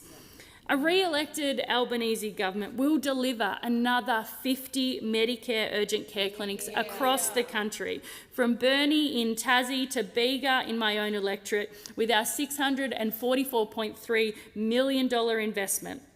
This builds on the 87 Medicare urgent care clinics we've already delivered, which are making a huge difference in our communities. 48 of these 137 clinics are in our regions, from Broome in WA to Townsville in Queensland to Tamworth in New South Wales.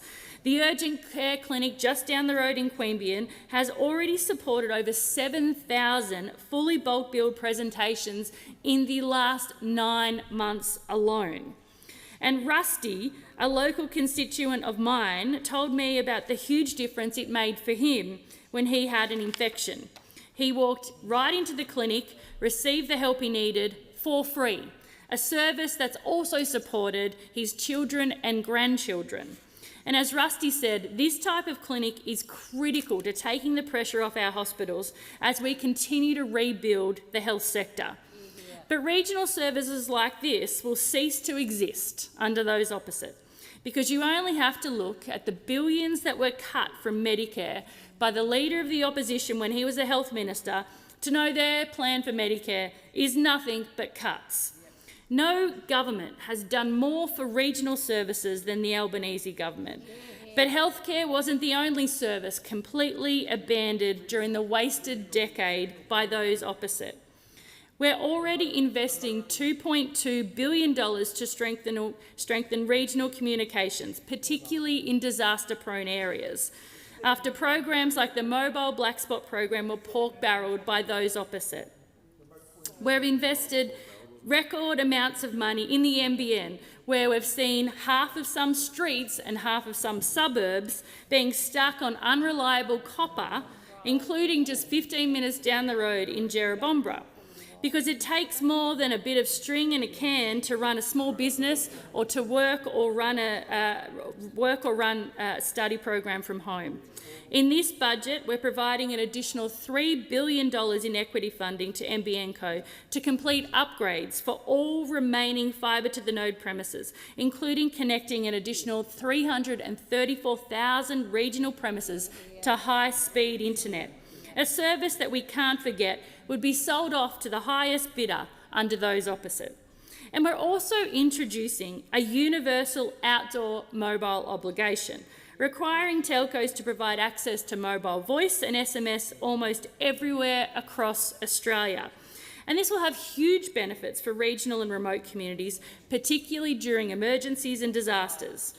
Natural disasters are something that many regional electorates deal with, including my own of Eden Monero, and we've felt this deeply, which is why I'm really proud that our government established the National Emergency Management Agency.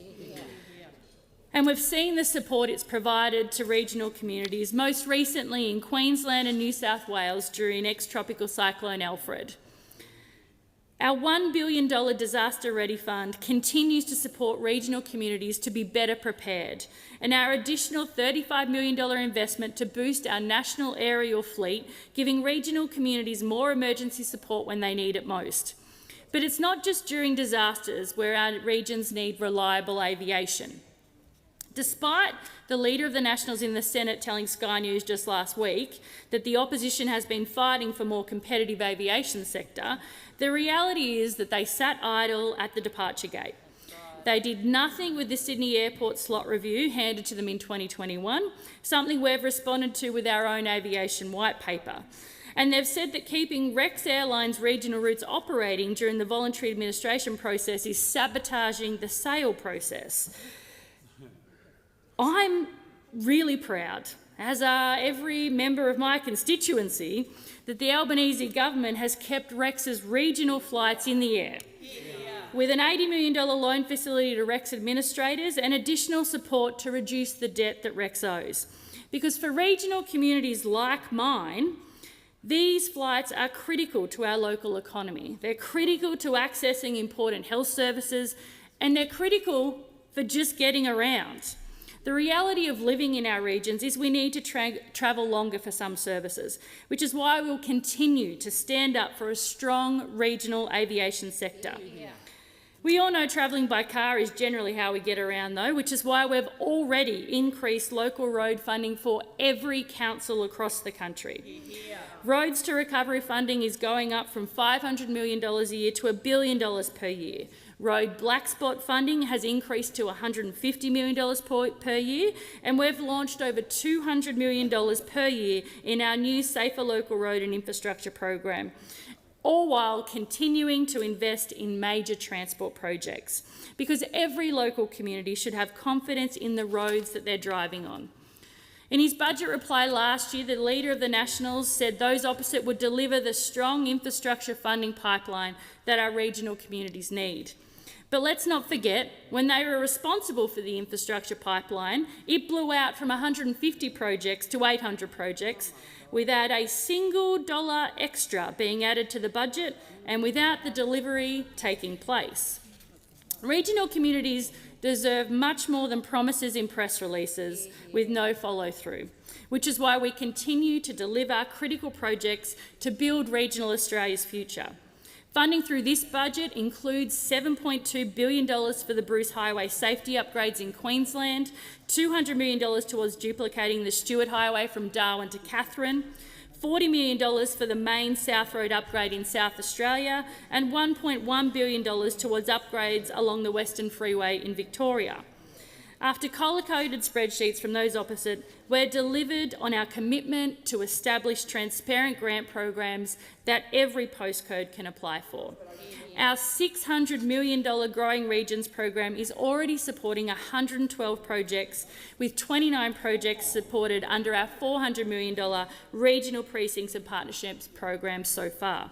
And I had the pleasure of visiting Waggers Lake Albert, one of this region's most popular recreational sites, which will be completely transformed thanks to the $4.4 million in Growing Regions funding. Projects like this that are making our regions better places to live, to work and to invest in. But having more housing to attract and retain those workers is something that every community tells me they need, which is why we've already committed $32 billion in housing measures, including over 13,000 homes nationally under the first round of our Housing Australia Future Fund, many of those in our regions. And that's more than those opposite delivered in an entire decade when they had no plan for building and their only idea for turning more keys was letting people raid their super for a deposit. But to their credit, they've now said that they will fund enabling infrastructure, labelling this a fantastic idea. It's so fantastic we're already doing it through our $1.5 billion housing support program. And that has supported great projects like the $27.2 million program to support upgrading Marulan's sewage treatment plant in the mighty Eda Monero, which lays the foundation for more housing. And through this budget, we're delivering $54 million to turbocharge advanced manufacturing of prefabricated and modular homes, which gets more homes into our regions where we need them most, lifting our total housing commitments to $33 billion. More housing is a key part of how we're building regional Australia's future, and it is supporting our regional businesses and our regional economies to grow. Under those opposite, car manufacturers left our shore, which left our regional people behind.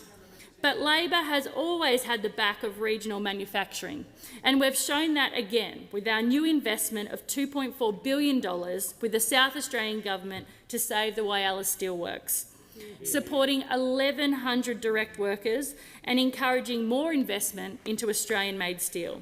This builds on our existing $22.7 billion Future Made in Australia agenda, ensuring we build more in our own backyard.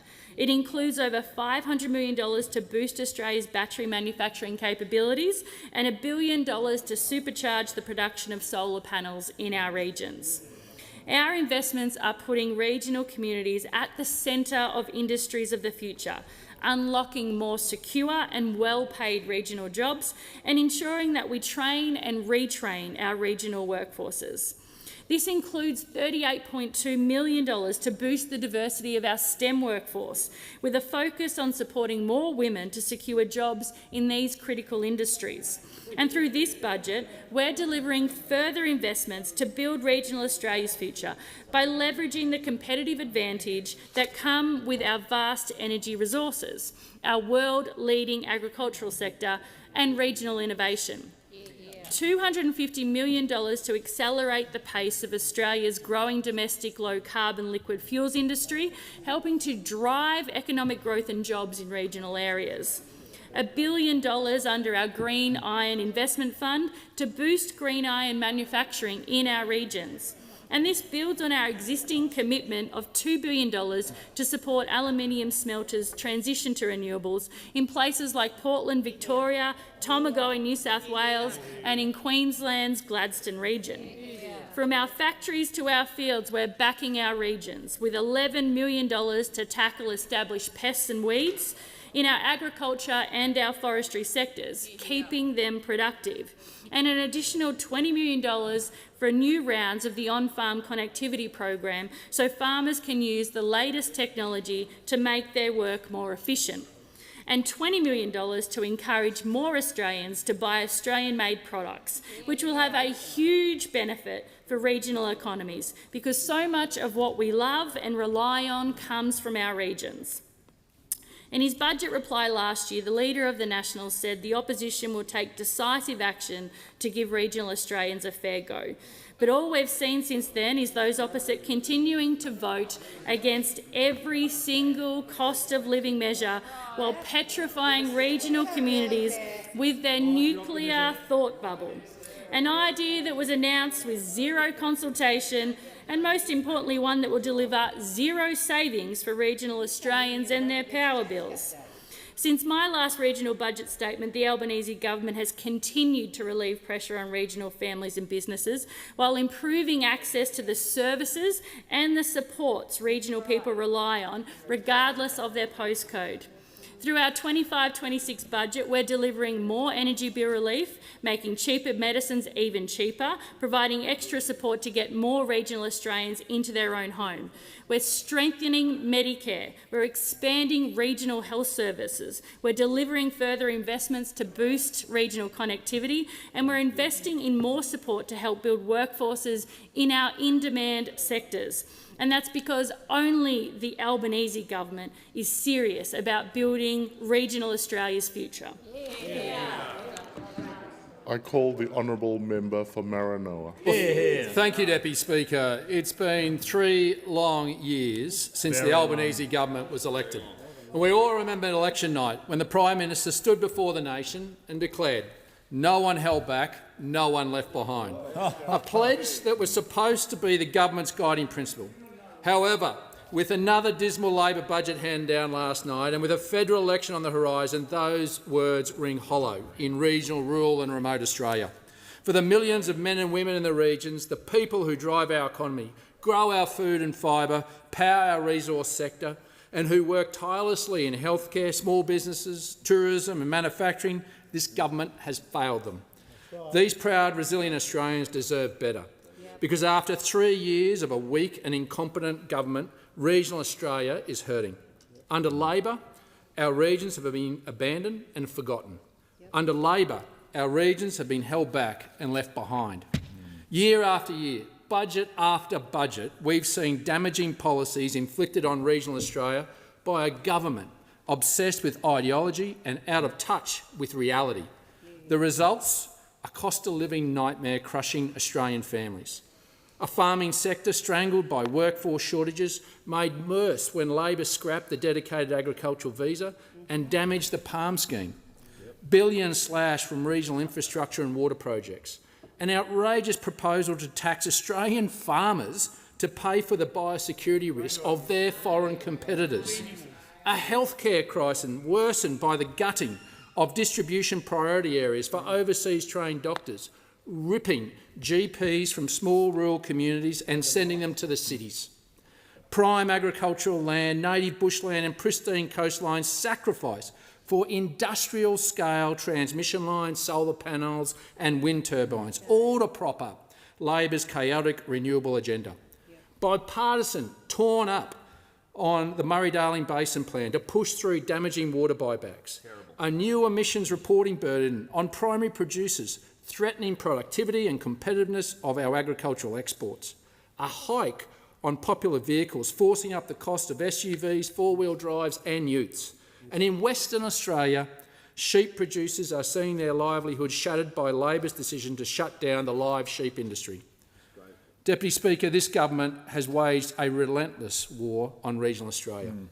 And last night's budget shows that this pain is far from over, because there's absolutely nothing in it for regional Australia other than more ruthless Labor cuts. Right now, regional Australia finds itself at a critical crossroads.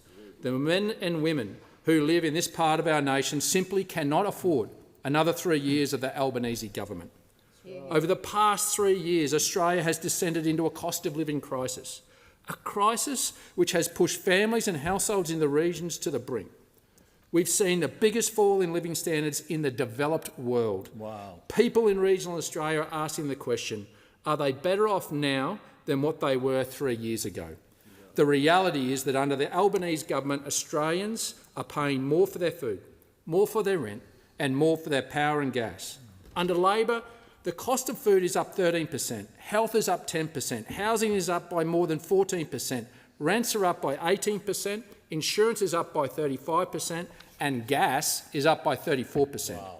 Instead of seeing a $275 reduction to their power bills as Labor promised, families have instead seen them increase by up to $1,300, while the government's new $150 energy subsidy is simply an admission of failure and it won't touch the sides.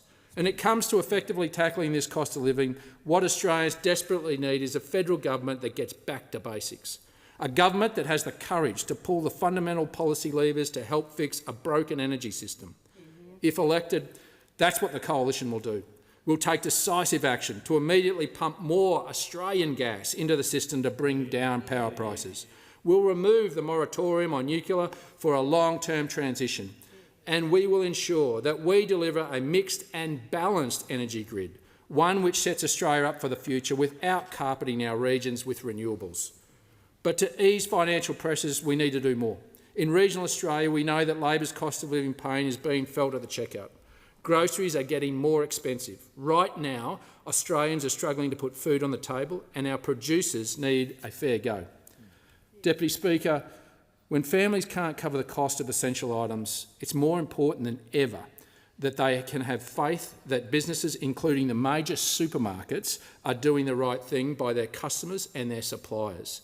In contrast to the weakness of those opposite, the Coalition has a comprehensive plan of action to put integrity and fairness back into the market. It's a plan that will protect consumers, protect small businesses and protect farmers against any instances of improper conduct by supermarkets.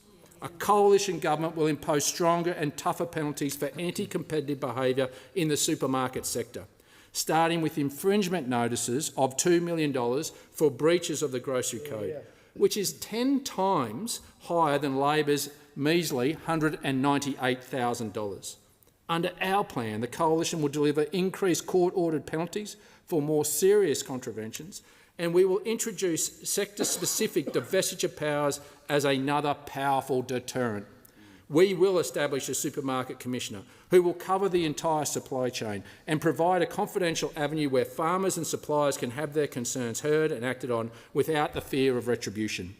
Our measures will help Australian shoppers at the checkout, and they will support our farmers and suppliers throughout the supply chain in regional Australia. Supermarkets don't fear the Albanese government, and that's why we will introduce real deterrents and real consequences for them. Across the nation, home ownership is one of the defining issues of our generation. We're experiencing a full-blown housing disaster, and it's hurting regional Australia as well. This is a crisis that's been fuelled by record-high migration, skyrocketing rents in a scenario where families with a typical mortgage are now up to $50,000 a year worse off. Meanwhile, the construction of new homes is at decade lows. After 3 years in government, not a single home has been built under Labor's Housing Australia Future Fund, the Help to Buy scheme or the Build to Rent scheme. Australia needs a new approach to fix housing, one backed up by practical action.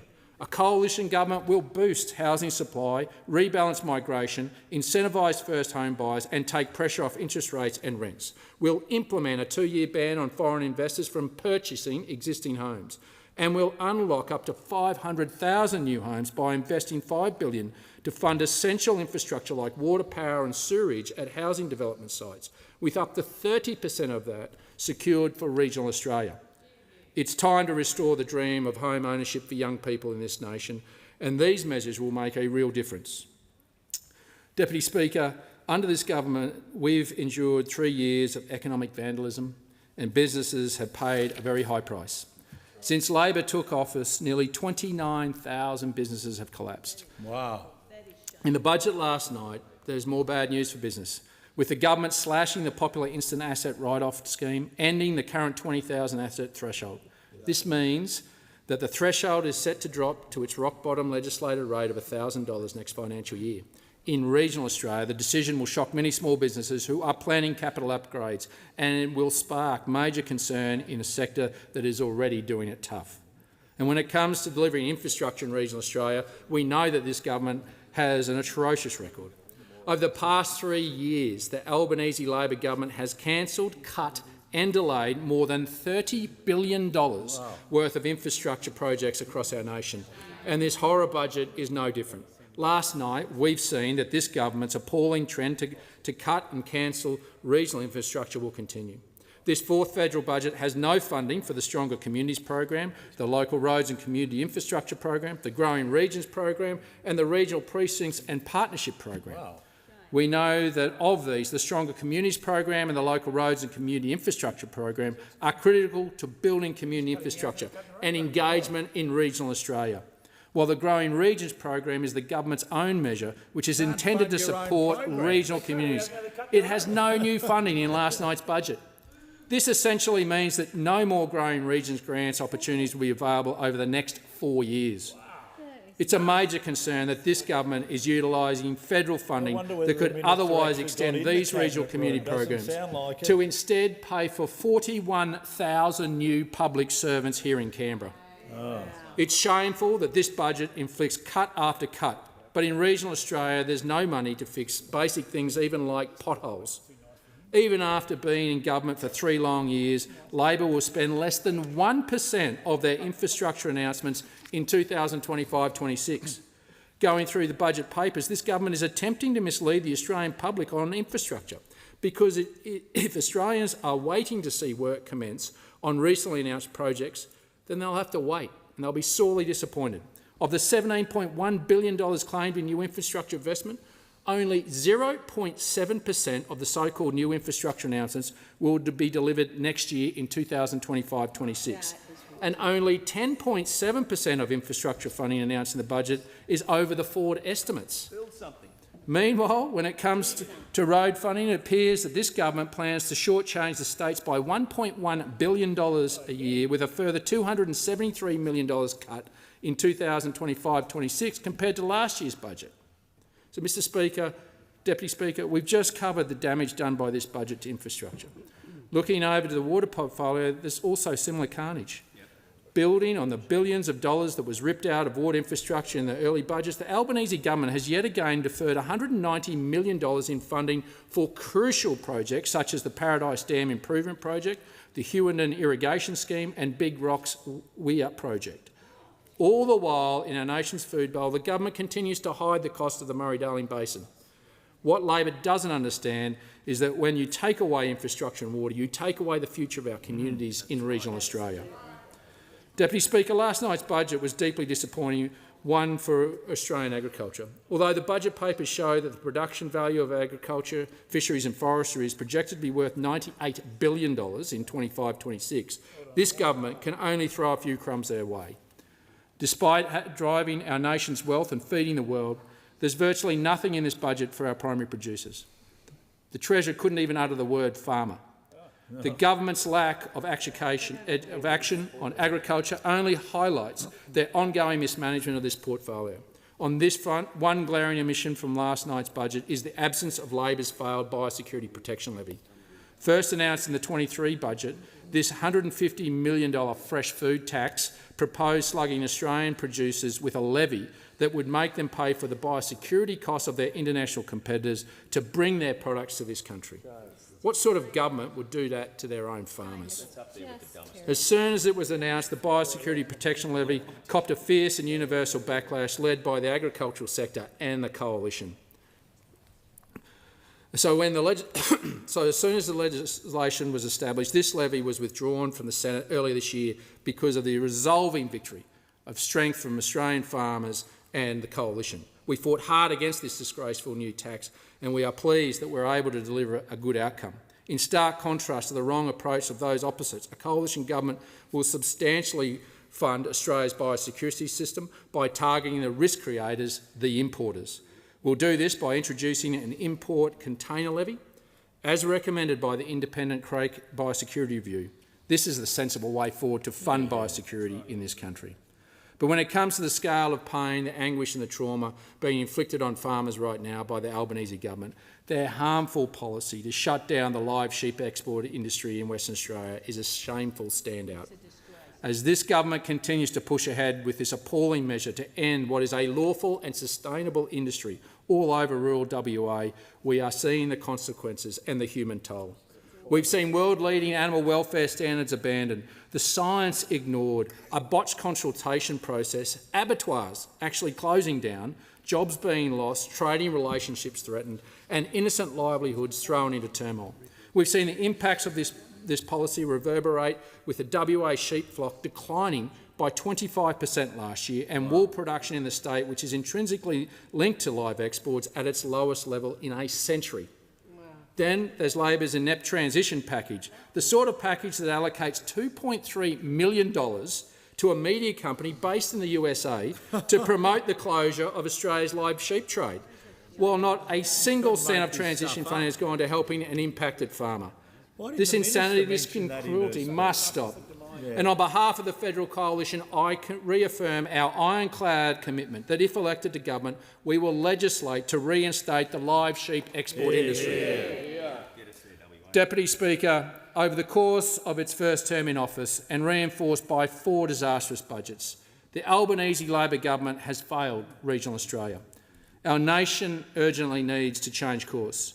Australia deserves new leadership, a vision and a new government which has the right priorities for the regions, a new government that can fix the basics and restore some common sense. On this side of the House, the coalition is ready to govern and ready to deliver. A coalition government will provide the economic leadership that's needed in regional Australia to ease the cost of living pressures and to get a fair deal for consumers and farmers at the checkout. We'll bring down energy prices by unlocking our massive reserves of Australian gas and invest in a balanced long-term energy plan. We'll secure regional Australia's fair share of funding by properly investing in roads, rail, local infrastructure and water. We will provide the workforce that our primary producers need by reinstating the ag visa and fixing the palm scheme. We'll sustainably fund our biosecurity system with an importer container levy instead of taxing farmers. We'll protect our prime agricultural land from being destroyed by ideological renewable projects, and we'll stop water buybacks. We will reverse the disgraceful ban on live sheep exports. We'll invest in essential infrastructure like water, sewage and roadworks to build more housing across our nation, and we will stop foreigners from competing with Australians at auctions on a Saturday. We'll back local solutions to provide flexible access to childcare for families living outside the major cities, and we will make it easier to see a GP by bringing in more doctors, specialists and nurses to rural communities by providing more incentives to work in the regions. This is the Coalition's commitment to regional Australia, and it's all part of our ambition and our comprehensive plan to end the Labor rot and to get regional Australia back on track.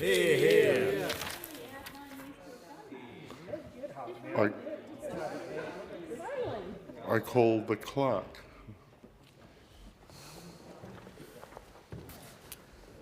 Government business, order of the day number 1, Telecommunications Amendment Enhancing Consumer Safeguards Bill 2025, resumption of debate on the second reading. The member for Lindsay. Or the member for Lindsay is the next speaker. I draw attention to the state of the House. Is a quorum required? Please ring the bells for 4 minutes.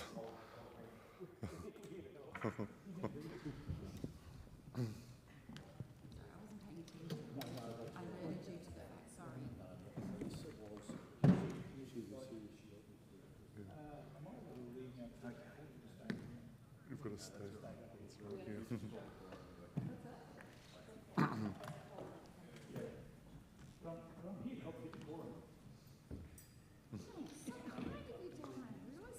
You can't read that.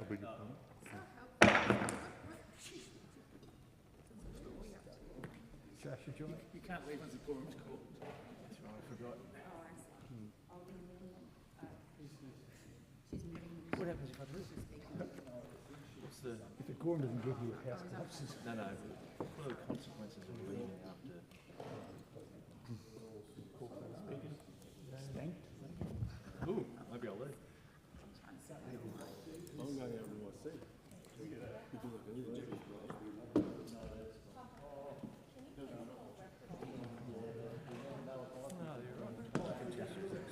Have we got the member for Lindsay on the way? Yeah, you are useful, Chester. Well, I never thought about you until that point there.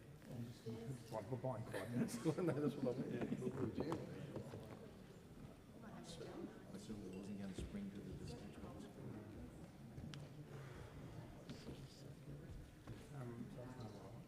Yeah, I mean, I've got to fight on it. I'll let the pass.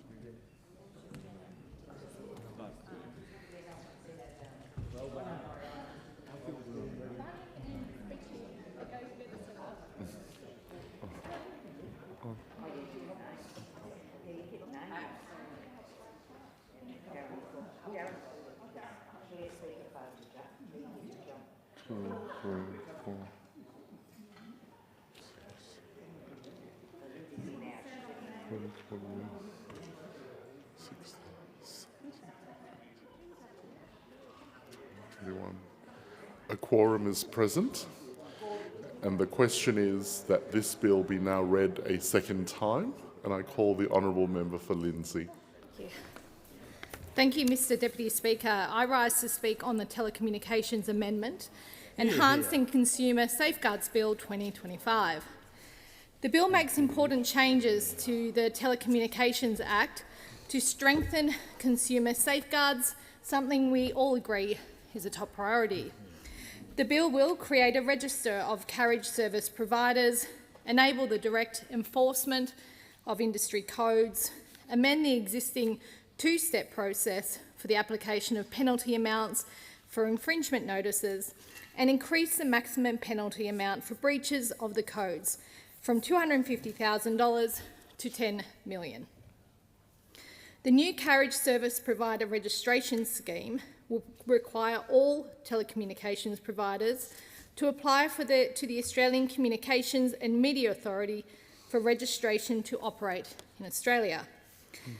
This will provide ACMA, as a regulator for the sector, with visibility of all operators in the Australian market, of which there is an estimated 1,500. This will ensure ACMA is able to educate, monitor and, where necessary, take swift enforcement action for breaches of any codes or standards. Should providers breach their obligations or pose a risk to consumers, ACMA will have the ability to cancel their registration to operate. These arrangements are similar to those in the energy sector, where the Australian Energy Regulator has the power to exclude operators from the market where there is a risk to consumers. As part of the scheme, providers will also be required to report all cyber security incidents. Where there is a cyber breach, the appropriate bodies must be notified and remedial action taken swiftly. Full visibility of all telecommunications operators will also ensure ACMA can target compliance and enforcement activities and, where necessary, take appropriate action. Stakeholders have raised some concerns with us about the scheme, primarily around the application process and the need to ensure there is limited administration burden on providers, particularly the smaller operators. There was also some concern around a provider's ability to contest the decision to deny registration or registration renewal to ensure they have appropriate appeal channels.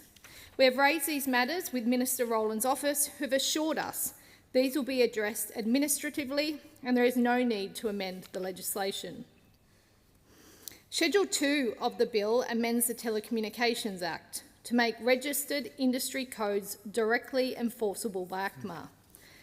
The telecommunications industry has a co-regulation model by which industry is responsible for the preparation of codes which are then submitted to ACMA for registration. Once a code is registered with ACMA and in force, the code must be complied with by the sector.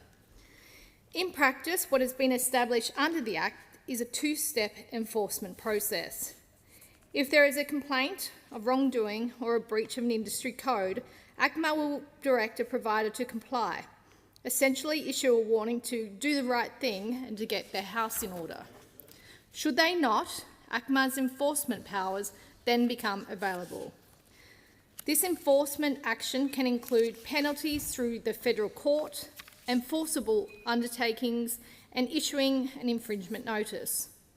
Currently, Part 6 of the Act says compliance with an industry code is voluntary unless ACMA directs a particular participant in the telecommunications industry to comply with the code. This phrasing has led to a misconception that compliance with industry codes is voluntary. As the explanatory memorandum to this bill states, while code compliance is technically voluntary, after ACMA issues a direction to comply or a formal warning to a provider, ACMA can then take enforcement action if the provider continues its non-compliance. Between September 2023 and September 2024, ACMA issued 23 enforcement actions, 12 formal warnings, 2 remedial directions, 20 directions to comply, 2 enforceable undertakings, infringement notices totalling close to $7 million, and in one case, court proceedings. Some of these breaches relate to people's safety, which is of the highest priority. For example, there were 7 notices issued to providers in 2024 for breaches of the emergency call database rules. These rules require the telco providers to keep a person's telephone number and address updated so that when the number calls 000, emergency services like police, fire or ambulances are deployed to the correct address the first time. Adherence to this code is vital. People's lives depend on it. The requirement to monitor and report suspected scams and spoof numbers is another important one. If telcos aren't adhering to the code, the impact on people's financially, psychologically and emotionally is significant. In 2024, phone scams had the highest overall losses of scam types, with more than $107 million lost by nearly 2,200 people. ACMA issued 9 breaches of the scams code last year, but none resulted in a financial penalty to providers because of the 2-step process. People's safety and well-being is of the utmost importance. The changes in this bill will strengthen ACMA's powers and the speed at which they can use them to provide even greater protections for consumers and ensure we have responsible operators in our telecommunications sector. The bill will make compliance with industry codes mandatory, removing the requirement for a 2-step process before ACMA can then take action. No more warning shots, ensuring more immediate action can be taken for breaches of the codes. I will note, given much scrutiny of the telecommunications sector over recent years, this is a change the sector itself has called for. Notably, the Communications Alliance, which represents the telecommunications industry, has been calling for these reforms since 2023. These changes will strengthen the regulator's powers to ensure the regulatory regime is as robust as it can be and that operators are held to the highest standards. Finally, the bill will increase the penalties issued to providers for breaches of industry codes and standards from $250,000 to $10 million. The revised penalty framework will also allow penalties to be based on the value of the benefit obtained from the breach of conduct or the turnover of the provider, allowing for penalties greater than $10 million should it be deemed appropriate. The Australian Communications Consumer Action Network, the Telecommunications Industry Ombudsman and the Australian Competition and Consumer Commission have long advocated for civil penalty reform to ensure penalties for breaches of codes and standards reflect the severity of the breach and harm caused. The increase in the penalties will address this and align the telecommunications penalty framework to those in the energy and banking sectors, competition legislation and Australian consumer law. The Coalition will support the bill. It strengthens consumer protections, streamlines enforcement activity and provides greater visibility of operators in the market. This is the sort of legislation this Parliament should be focused on, legislation that protects Australians. Disappointingly, though, this bill has entered the Parliament on the eve of an election and is unlikely to pass the Senate and become law before the Parliament is prorogued. But what is more disappointing is that this bill took second place behind the Albanese government's NBN commitment to public ownership bill, which this Parliament has spent hours debating so the Albanese government could attempt to revive their privatisation scare campaign. That's right. That bill does nothing for Australian consumers. Nothing to protect them from the cost of living, nothing to protect them from never-ending price increases of their energy bills or at the petrol bowser, and nothing to protect them from interest rate increases. That's exactly right. Yet it is again this week before the Senate, prioritised over bills that might actually make a difference. Shame. The NBN bill is nothing more than a political stunt and tells you everything you need to know about this weak and failing government. Point. The Albanese government's priorities are all wrong. The shutdown of the 3G network was a complete mess. thousands of consumers have been left with worse or no coverage at all, particularly those in regional and remote areas. Our farmers have had their ag tech equipment rendered useless. There is no coverage on their properties to call 000 if there is an accident or an emergency. People with life-saving health devices are having to charge them constantly because the device is searching for a signal that isn't coming, rendering the device useless because it isn't on them, it's on charge. It isn't good enough, and the Albanese Labor government should be ashamed at their lack of response to help people impacted. And where is the government's legislation to reduce gambling harm? Nope, haven't seen it. A long time coming. Not here in the House nor the Senate. But the Coalition brought forward legislation. The Australian Greens even brought forward legislation. Even the Crossbench has brought forward legislation. The government has refused to support a single one of these bills that would protect Australians and their families from gambling harm. Shame. They've offered nothing on their own. There's been no action by this government to implement laws against posting and boasting the acts of crimes online, despite crime being a significant national concern in each and every one of our communities across this country. Terrible. Offenders of youth crime in particular are using social media in an effort to one-up each other online with brazen acts of vandalism, break and enters, stealing cars and acts of violence to gain notoriety. Despite my predecessor, the member for Banks, introducing a bill to this parliament that would take strong action on this terrible trend, which included imposing jail terms and providing stronger social media takedown powers, the Albanese government has refused to allow it to be debated. Unsurprising though, given they had to be dragged kicking and screaming to take action to protect our kids online from the social media harms, only doing something about it after the Leader of the Opposition announced the Coalition's policy. Shame on the Albanese government for prioritising political stunts over practical and impactful legislation that will help Australians. Well the question is that this bill be now read a second time, and I call the honourable member for Hunter. Thank you, Speaker. I rise today to contribute to the debate on the Telecommunications Bill, Enhanced Consumer Safeguards legislation. This bill represents a crucial step forward ensuring that telecommunication providers are held accountable for the services that they provide and the obligations that they owe to their customers. Communication is a fundamental to the human experience and also existence now in our day. We need to be able to communicate with people. It is the very foundation of our social structures, our economies and our democracies. Throughout history, the ability to communicate effectively and efficiently has driven human advancement. Today, we can connect with people around the world in seconds.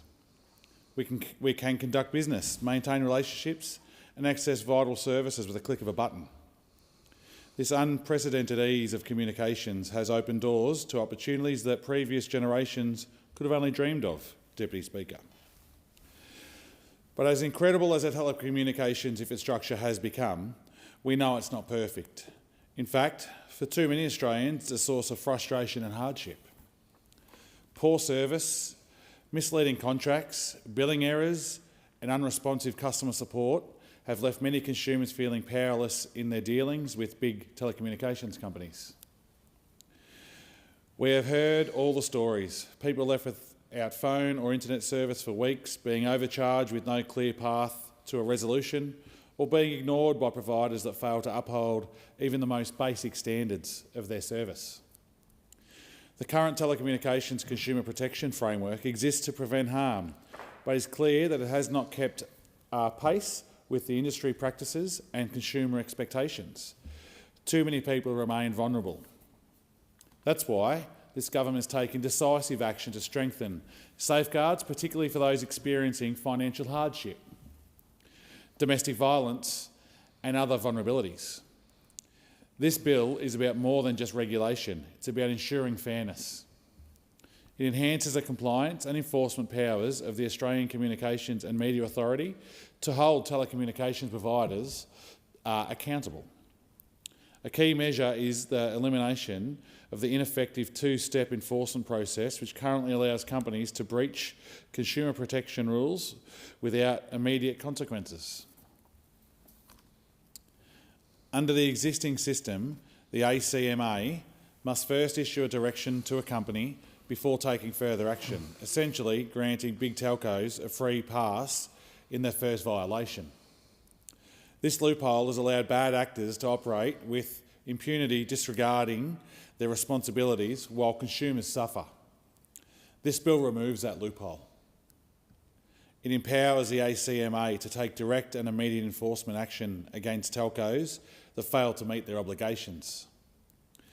This change ensures that breaches are met with swift consequences, reinforcing the message that consumer rights cannot be ignored. Another major component of this legislation is a significant increase in penalties for non-compliance.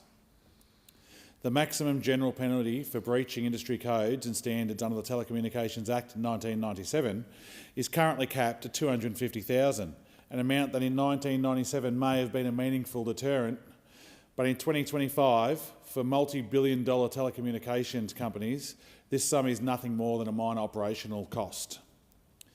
This bill increases the maximum penalty to approximately $10 million and, in certain cases, allows penalties to be based on the value of the benefit obtained from misconduct of the revenue of the offering provided. This approach ensures penalties have real teeth. Telecommunications companies can no longer be able to view fines as just another cost of doing business. Instead, they will face financial consequences substantial enough to deter unethical behaviour and incentives compliance. These changes bring the telecommunications sector in line with other heavily regulated industries, such as banking and energy, and align telecommunications regulations with the broader Australian consumer law. To further support enforcement efforts, the bill expands the government's ability to increase infringement notice penalty amounts issued by the ACMA. This ensures the penalties remain proportionate to the nature of the violation, strengthening incentives for industry compliance and protecting Australian consumers. Beyond enforcement and penalties, this bill also increases transparency and in the telecommunications market. It establishes a carrier service provider, or the CSP, registration scheme, a long overdue measure that will allow more effective oversight of the telecommunications retailers. This scheme grants ACMA the power to prevent high-risk or harmful providers from operating in the market, ensuring that only those who meet strict standards are allowed to provide services in this country, in Australia. This is common sense. No company that poses an unacceptable risk to consumers should be permitted to continue operating unchecked. The maximum tolerance for providers that exploit or harm consumers should be zero. These reforms are implementing through 4 key schedules. Schedule 1, establish the CSP registration scheme, helping to prevent high-risk providers from operating and stopping those that have already caused harm. Schedule 2, makes industry codes directly enforceable, equipping the ACMA with the necessary tools to address harm and ensure compliance. Schedule 3, modernise the penalty framework by increasing the maximum general civil penalty from a mere $250,000 to 30,300 penalty units, currently equaling up to $9.9 million, bringing it in line with other regulated sectors. And Schedule 4 clarifies and extends the Minister for Communications authority to increase infringement notice penalties, ensuring that breaches of telecommunication rules are met with appropriate consequences. These changes will provide stronger protections for consumers right across this country. They demonstrate our government's commitment to ensuring Australians receive the telecommunication services they deserve, services that are reliable, fair and accountable to the people that they serve. For my constituents in the Hunter electorate, one of the most frustrating and damaging issues has been the regular telecommunications outages and the lack of accountability from providers. And I can tell you I'm sick of it in my office, so I can only imagine what the people of the Hunter feel. The Hunter is a large and diverse region encompassing rural, regional and urban areas, and each of these face distinct challenges in addressing reliable telecommunication services. Over the past few years, there have been several major outages that have significantly impacted their daily lives of the residents and the businesses right there in the Hunter. One such incident occurred during the 2022 storm season, when severe weather caused widespread damage to telecommunications infrastructure across the region. For days, many residents were left without phone or internet services. While such storms understandably cause disruptions, the way these outages were handled by the telecommunications providers were unacceptable and absolutely atrocious. In many instances, service providers failed to offer timely updates or clear communication about the restoration process. There was little to no information shared with affected consumers and customers about the extent of the damage or the timeline for their repairs. People were left in the dark with no way of knowing when they could expect to get their services back. For some, this meant being completely cut off from emergency services, essential communications and online platforms for work or education. In rural and regional areas like those in the Hunter, many people rely on heavily on telecommunications for business and education. Farmers and small business owners in the region were especially hit hard, with several unable to complete vital transactions, contact suppliers or stay in touch with consumers. One constituent, a farmer from the Upper Hunter, reported losing several days' work during an outage that left him without internet access. With no way to communicate with his clients, he suffered significant financial losses that were entirely avoidable had services been properly maintained and the outage better managed. Similarly, during these outages, there was a stark lack of responsiveness from telecommunication providers. Many residents tried to reach out to customer service, only to be met with long wait times, unhelpful responses and a lack of accountability. In some cases, providers failed to acknowledge that the services had gone down until days after the issue had started. By the time any meaningful updates were shared, the damage had already been done. Many businesses had suffered and many families had been left without critical means of communication. The communication failure does not stop at outages. Many residents have experienced frustration over ongoing issues like billing areas, dropped-out phone calls and unreliable internet. Yet, when consumers raise these issues, they often feel dismissed or ignored by these large telecommunications companies.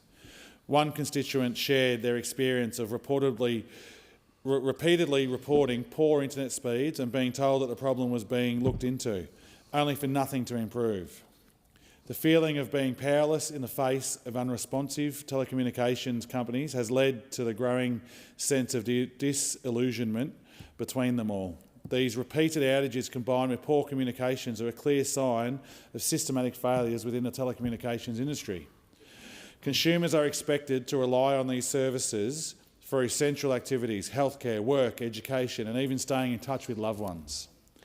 When these services fail, the impacts are not just inconvenient, they affect people's ability to function in society. What makes matters even worse is that these companies responsible for these services are not held accountable for their negligence. There is no meaningful compensation or apology for the harm caused to residents, and no significant deterrent in place to prevent these outages from occurring into the future. With the existing regulatory framework, these providers can continue to cut corners and neglect their obligations, knowing that any consequences would likely be very minimal. This is where the reform in the Telecommunications Bill, Enhanced Consumer Safeguard, comes in. By empowering the ACMA with the ability to act swiftly in face of such outages and increasing the penalties for poor service and poor communications, this bill will ensure that telecommunication providers in the Hunter and across Australia take their responsibilities more seriously. If a provider fails to deliver the services that consumers are paying for, they will now face real consequences. This includes a much-needed focus on improving transparency, providing timely updates during service disruptions and ensuring that consumers are kept informed every step of the way. In addition, the increased penalties will make sure that financial costs of failing to meet consumer standards is substantial enough to prevent companies from cutting corners. The provisions in this bill, such as the new carrier service, a CSP registration scheme, will make sure that providers who harm consumers or fail to meet basic service standards will no longer be allowed to operate unchecked. This is especially crucial in regions like the Hunter, where many areas are still underrepresented or have limited access to reliable telecommunications infrastructure. The changes to this bill are not just fixing the system for the future, they are about addressing the failures that have already hurt so many Australians. For the people of the Hunter electorate, these reforms represent a much-needed shift towards fairer treatment and greater accountability in the telecommunications sector. It is time that the big companies understand that they are accountable not only to their shareholders but also the people they provide services to every single day of the week. Speaker, the changes made in this bill to improve the compliance and enforcement of consumer safeguards are implemented through 4 schedules. These reforms work together to provide protection for the whole community. They benefit us all. These reforms also reflect the commitment to making sure Australians are appropriately protected and supported in their interactions with telecommunications service providers. It is also important to take note that the key players in the sector are right behind these changes. Organisations and bodies like the Australian Communications Consumer Action Network, the Consumer Action Law Centre and Telecommunications Industry Ombudsman, the Australian Communications and Media Authority and Communications Alliance are all on the same page. We're all fighting for this the same way. Everyone is on board because even blind Freddie could see that things need to change. What we have now is just not good enough. It isn't working, and as the old saying goes, if something isn't broken, don't fix it. But this system, Speaker, is broken. It is truly broken, and we are here to fix it. I've had constituents come to me feeling like they're being ripped off by their service providers, and constituents have told me that they pay for service that does not always work and that they do not always get what they want from their service provider. And us, as an Albanese Labor government, we are making this better. We will fix this problem. That's what this bill does. I commend the bill to the House. Thank you, Deputy Speaker. The question is that this bill be now read a second time, and I call the honourable member for Mallee. Thank you. Deputy Speaker, this bill has some worthy aims, wanting to ensure telecommunications businesses do not treat consumer protection provisions and specifically their penalties as a cost of doing business. Consumers ought to be treated with respect, and from the perspective of the Nationals, especially in regional Australia, this bill would allow ACMA to directly enforce industry codes and increase the penalty amounts for infringement notices and civil penalties. By the by, this Parliament passed legislation by the same name last May for consumers affected by the Statutory Infrastructure Provider (SIP) scheme. When it comes to safeguards for consumers, I want to talk about the frequent contact my office has with Telstra, including at the recent Wimmera Machinery Field Days at Doon, just north of Horsham, where I had the opportunity to meet with many, many locals with just as many issues and concerns. I took constituents who came to talk with me about their Telstra issues down to the Telstra stand and raised one or two of my own. After all, I drive the length and breadth of the 83,500 square kilometres of my electorate and encounter many mobile black spots. Sometimes you even hit one at the same place as a bitumen black spot, that is, pothole, which are opening up on our neglected Mallee roads, which is a case in point, actually, that our roads are increasingly more dangerous and we have had some bushfires this summer. So good mobile coverage for emergency situations is critical. I went for a chat with Telstra with constituents at the Wimmera Machinery Field Days, and to their credit, Telstra representatives were only too happy to help.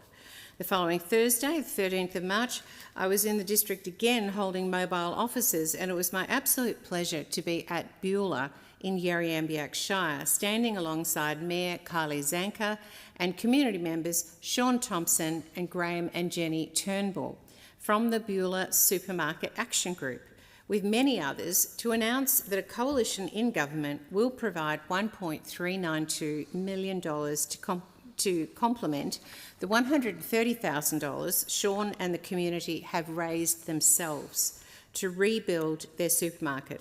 I remember all too well in 2019, the year I was elected member for Mallee, listening to distraught community members after the Beulah supermarket burnt down. I sincerely hope that we can get into government and get that supermarket built. Shortly after announcing the Coalition's funding commitment to Beulah Supermarket, I went to the Beulah Convenience Store, the business centre which was once the hospital, to see the great job of repurposing that into a temporary supermarket. I note that money raised from the film The Dry has helped chip in financially to help keep Beulah's temporary store going. I sat down in the business centre for a mobile office, and the first comments from everyone who came to speak with me were the same. Can you fix my phone signal? Even my team and I on site had trouble holding a mobile signal in the town. I got on to Telstra about that, and I'm liaising with them to get some bars of signal back to Beulah. Incidentally, one lovely lady at the Beulah mobile office said when asked about her Telstra signal, hers is fine because she's with Optus. But then she mentioned it's only okay on the veranda, not inside the house. Were she, say, to have a fall and her mobile phone is the only communication device handy, how does she get out onto the veranda? This is the lived experience, Deputy Speaker, in regional Australia, particularly in rural and remote towns. Their signal is patchy at best. I do ask the Minister, while we are here, to bring to the House a government position on the 3G signal shutdown, because the anecdotal view from my constituents is the mishandled 3G shutdown has now seen regional mobile telecommunications signal worse, not better. I dare the Albanese government to call regional Australians stupid, because there was a surge in complaints to the telecommunications industry ombudsman between October and December, 13% more on the previous quarter, including 190 complaints about the 3G shutdown in October, rising to 566 in November. To quote the Ombudsman, Cynthia Gerbert, it is encouraging to see the drop-off in 3G shutdown complaints in December, yet we are continuing to hear from people in rural and regional Victoria who are facing ongoing challenges. I implore the telcos to keep working on solutions that ensure equal access to reliable phone and internet service for all people in Australia. So my constituents, with my electorate covering 1/3 of regional Victoria, are those lacking safeguards from this government when it came to the 3G shutdown. This bill is, after all, about consumer safeguards, and as I've said, what greater safeguard can you have than reliable mobile service in locations where you could encounter an emergency, like home? Indeed, as we have recently experienced in devastating bushfires in the Little Desert and the Grampians. Let's remember too that Labor have not financed a single mobile tower in Mallee in this term of office, not one. I've lost count how many we financed in government. So when we talk about safeguards for consumers, let's talk about all consumers, including regional Australians. And I do go back to the Prime Minister's statement when he was elected that not one Australian will be left behind. Well, I'd say woohoo, the Mallee are included. On black spots for regional Australians, I note that West Wimmera Shire put a number of submissions to the Round 8 project notice board, and Pyrenees Shire put in one for the CFA tower at Moonambell. I'm asking the Minister to bring us a guarantee that a funding round will proceed and that this successful program will keep going as the mobile black spot program into the future. Regional Australians have no such confidence in this Labor government. This brings me to the fanfare of the Albanese government pointing up in the sky and saying, look up there, a UOMO.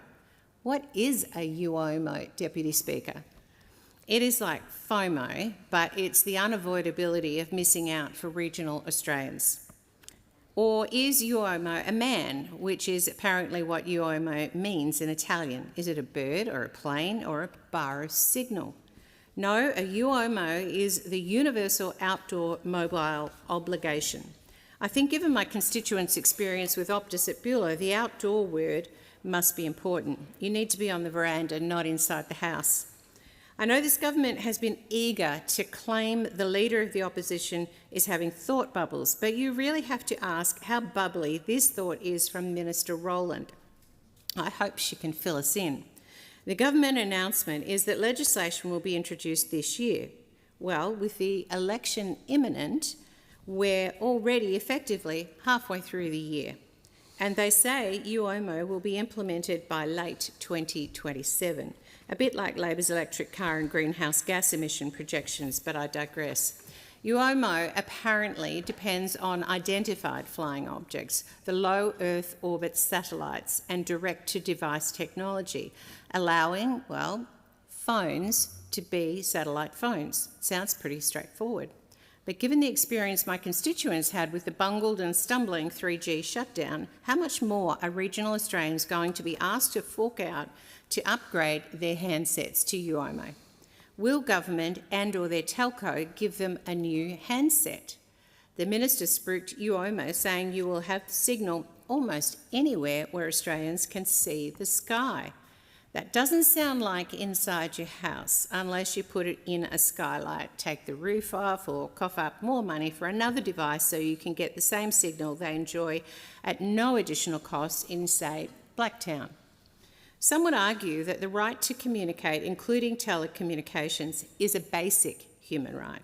Somehow I feel this UOMO business isn't an attempt to tip the hat to FOMO or UFOs, but to another acronym, USO, the Universal Service Obligation.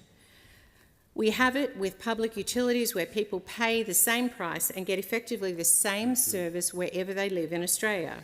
We will have to wait and see if yet another enhancing consumer safeguards bill emerges to hold telcos to the UOMO as well. Nonetheless, I sincerely hope that this work is the work of a future coalition government in May. We aim to be on the other side of the House, and we will get a good look at how bubbly this thought bubble actually was. But when you consider that Labor couldn't even deliver on their own selective black spot fund for Labor electorates committed before the last election, how will they be able to deliver for the rest of regional Australia?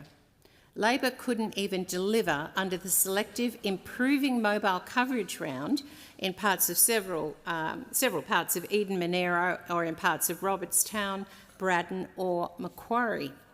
Mr Albanese's slogan before the last election was "No one left behind, no one held back." But, Deputy Speaker, Mallee constituents have been held back.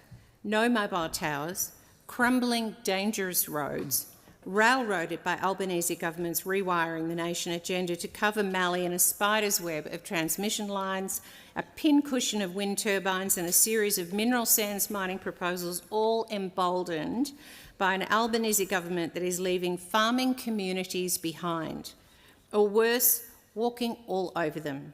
It is holding farming communities back, and I've got to say, they are distressed. Labor is trying to convert Mallee into an industrial wasteland, taking away its primary industry, a sustainable, productive agricultural industry. All they think, out of sight, out of mind, of the inner cities. The debate is interrupted in accordance with Standing Order 43. The debate may be resumed at a later hour. Are there any statements by honourable members? And I call the honourable member for Ford. Thank you, Mr Deputy Speaker. And when the worst hits a community, we see the best in that community rise to the surface. I never need a reminder of how incredible our Ford region is and its people, but Cyclone Alfred was probably reaffirmed this for many others. Seeing people band together at sandbag stations, dig deep to help their fellow community members, likely strangers in many cases, was so heartening to see. People were literally brought to their haunches after shovelling sand for hours on end for many, all in the name of doing their community duty. And it was terrific to see so many people there at the Beenleigh Showgrounds. Natural disasters such as Alfred or the 2022 floods might tear holes in homes or flood homes, but yet I never cease to be amazed by the willingness of our community to get out and support those in need. I want to give my sincere thanks to so many who individually helped across the electorate over the course of Tropical Cyclone Alfred. In particular, a heartfelt thank you to the SES, Energex and the volunteers and workers at Bethania Community Centre, Beenleigh Lifestyle Centre, Pimpamar Sports Hub and the 3 recovery hubs in and around Ford, as well as many others. These wonderful volunteers are what makes our community such a great place in which to live. Thank you once again for supporting those in need at a difficult time. I call the honourable member for Werriwa. Thank you, Deputy Speaker. I rise in relation to the sad news that Nick Lalich, another stalwart of the Labor Party in my part of the world, passed away overnight. He served our community for over 35 years. Nick was old school, always impeccably dressed, with a great head of hair, very much 1950s style, but he never had a single hair out of place. And in some ways, Deputy Speaker, that sums up Nick. He lived in changing times but always upheld unchanging principles and values. And those can be summed up in one word, decency. Nick was a decent man. He was always generous in his support for me, offering sage advice and encouragement. The member for Dobell also told me today that she remembers him very fondly for his support of her father, Grant McBride, and their family during his illness. Nick Lalich's achievements for our community are wide and varied. He served the community as an elected representative for more than 35 years and held the position of mayor for 8 years. And then he went on to serve as the member for Cabramatta for a further 15 years. I offer my condolences and those of the Labor Party in South West Sydney to Nick's family and friends. So many of them must be feeling the loss quite acutely today. Member for O'Connor. Thank you, Deputy Speaker. Last night's federal budget was devastating for the bush. That's right. The lack of funding for regional Australia was once again on show for us all to see. There was no new funding for the local roads and community infrastructure program. There was no new funding for growing regions, no new funding for the Stronger Communities program, and WA will get a pitiful 2% of federal Labor's road and rail funding. And with 57 local governments across O'Connor, we are hit hard. Well, this Friday, the 28th of March, is an opportunity to put regional WA back in the hearts and minds of our nation. Once again, West Australians will take to the streets of Perth, united in their support for the live sheep export trade and the communities that depend on it. Farmers, truck drivers, shearers and their families will travel up to 800 kilometres to urge the Albanese Labor government to bin the ban. People will leave their businesses and their communities to once again highlight the impact of shutting down a legitimate and world-leading trade, a trade that provides food security for those countries who cannot produce their own. That's exactly right. So I call on the good people of WA to keep on fighting for their regional communities. Whether you're from the city or the bush, show up and support the call to save the live sheep export trade and send a clear message to the Albanese government. It's time to vote Labor out and hashtag keep the sheep. Member for Cunningham. Thank you, Deputy Speaker. This year, Fernhill Foxes Football Club are celebrating an incredible milestone, 100 years of football in the Illawarra. In 1925, the club kicked off their first game on the 28th of March, setting in motion a century of sporting excellence and community spirit. The 1926 season saw the club secure not one but 3 trophies, which is a sensational start for the newly established team. The decades that followed were filled with remarkable achievements, including the club's golden era in the early 1950s, which saw the club collect 1 shield, 2 cups and win 2 grand finals. In what is already an important year in your proud history, I wish you all the best for this season. The Illawarra Premier League was established in 1977, and the Foxes were fortunate enough to be accepted into this new competition and also established their women's side later that year. Again, the decades that followed in the late 70s were filled with more accolades for both men's and women's sides. In 2024, the Fernhill 3rd Division team were crowned league champions and went on to win the grand final. The men's team are chasing a historic Illawarra District League 3rd grand final win after winning the grand final in both 23 and 24. Thank you to Life member Justin Norris for compiling the Foxes' history, which is no easy job.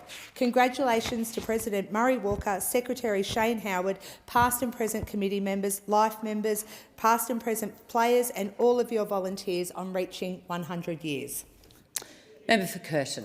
With the federal election looming, there are two things I want to warn Australians about: lies and data harvesting.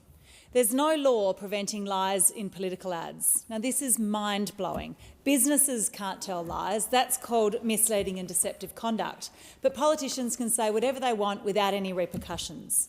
I've introduced 2 bills to protect voters from lies in political ads. The government has finally introduced its own bill, but it's not going to be passed in this parliament.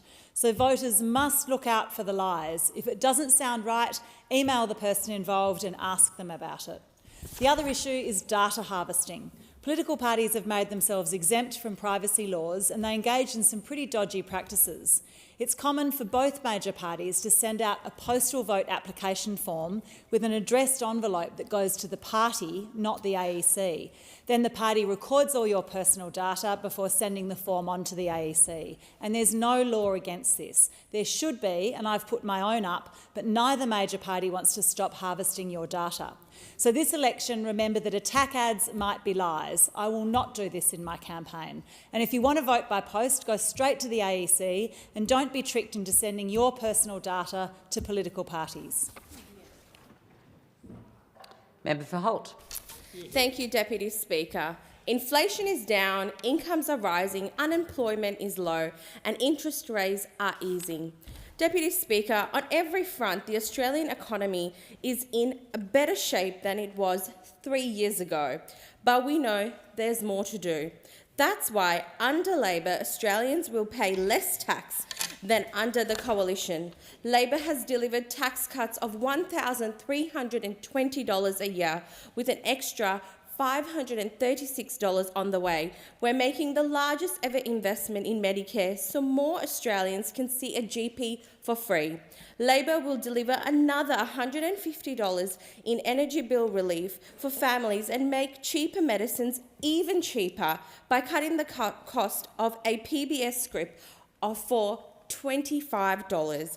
And we are wiping 20% off student debt because gaining skills shouldn't mean a lifetime of debt. Labor's budget is about cost of living relief for families and building an Australia that we can all be proud of. The choice couldn't be clearer. Labor is investing in our country's future, while the Liberals are only offering higher tax cuts and cuts to our public service. Member for McKellar. Thank you, Speaker. 2 mornings ago, I attended a strike being held by nurses and midwives at our local Northern Beaches Hospital. The Northern Beaches Hospital is the only privately run public hospital remaining in New South Wales. Along with other local MPs, we wanted to show our support for this group of hard-working carers.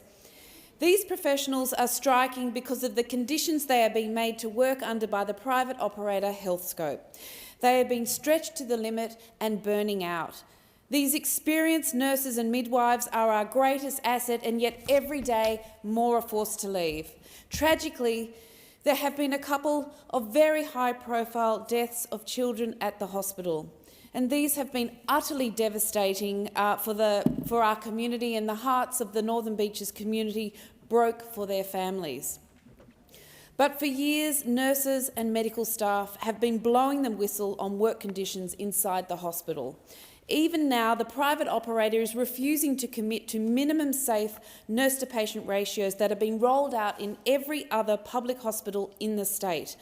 I helped to get a performance audit of the hospital up and running, and it is due to report imminently. And a 2019 inquiry into the hospital recommended that there be no further public-private hospitals in the state.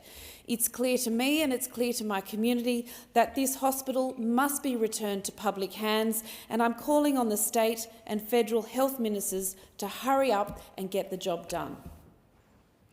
Member for Wills. Thank you, Deputy Speaker. Last Monday we lost a giant of the union and labour movement with the passing of David Cragg. David's career and achievements spanned decades. Everything he contributed to our movement and through his enduring legacy could not possibly fit in 90 seconds, but I will do my best to capture what a great man he was. He served the Australian Workers' Union in Victoria from 1991 to 2009, then became at Victorian Trades Hall Council its Assistant Secretary from 2009 to 2018. Importantly, he developed a deep passion for representing people injured at work and the safety of workers. He advocated fiercely for workers' rights to adequate compensation, and this was an issue that he remained passionate about long after his retirement. David was also an avid historian of the Labor Party and movement. Whether it was through his written words or an animated recount at a union meeting, he told our history with a compassion and fervour that seldom few could. You always walked away from time with David feeling enriched and enlightened, with a newfound appreciation for our movement and our party. So many people share my memory of a man who shared his humour, his knowledge and his insights. He was generous with his time. David's contributions to the Labor movement were immense. The impact of his work is felt by people across Australia. It is a testament to the incredible person he was.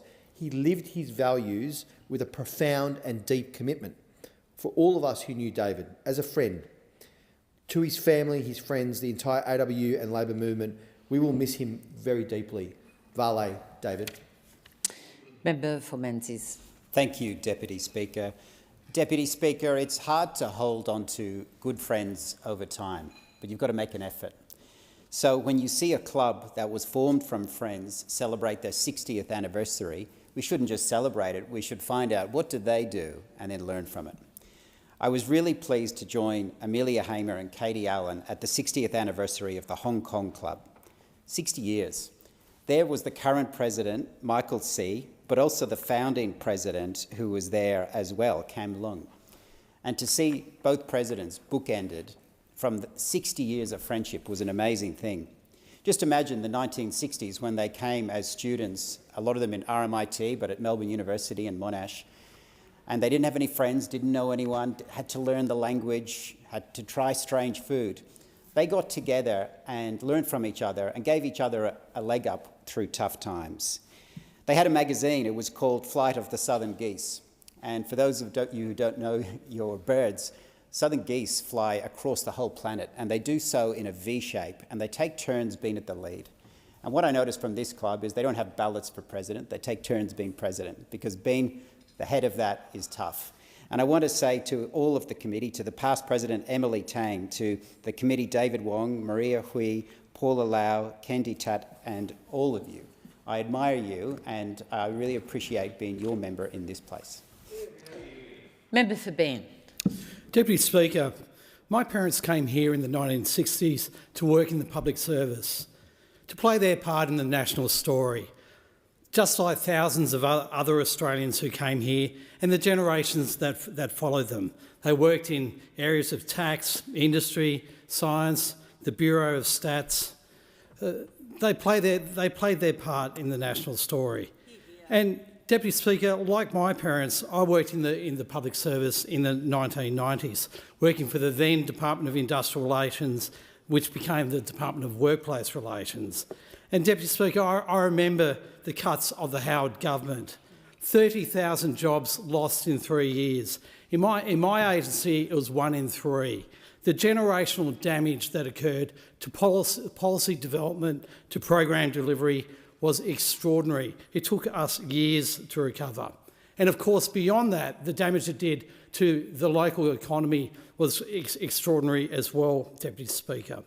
Well, Deputy Speaker, after that I worked in the Labor movement representing federal police officers and science and engineering professionals, many in the public service. It gave me an insight to the many other forms that public service takes on.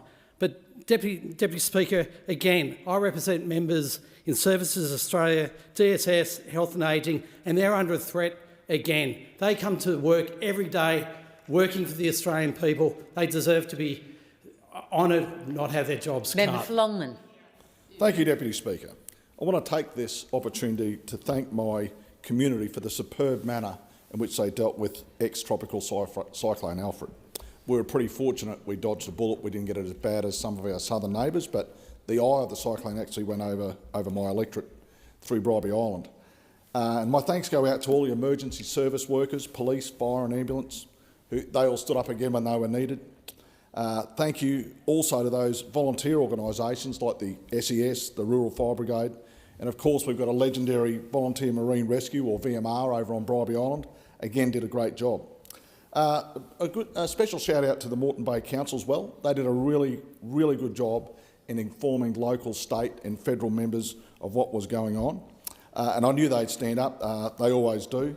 But the cream for me was that the locals, the everyday people there. I went to a sandbag station over at Beachmere, and there was just a lot of people who had taken upon themselves to shovel sandbags, and people turned up, and instead of having to find a bag and do their own shovelling, they already had it pre-done and they were just loading it into the car. And this reduced lines. And these were people who had weren't getting paid, they didn't have a uniform on. They just took it upon themselves to help out their neighbours and their mates. So well done to everyone. It's a great electorate and I love representing you.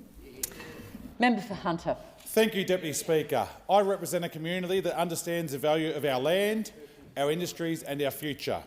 And that's why there is so much community opposition to the proposed Mitchell's Flat solar farm.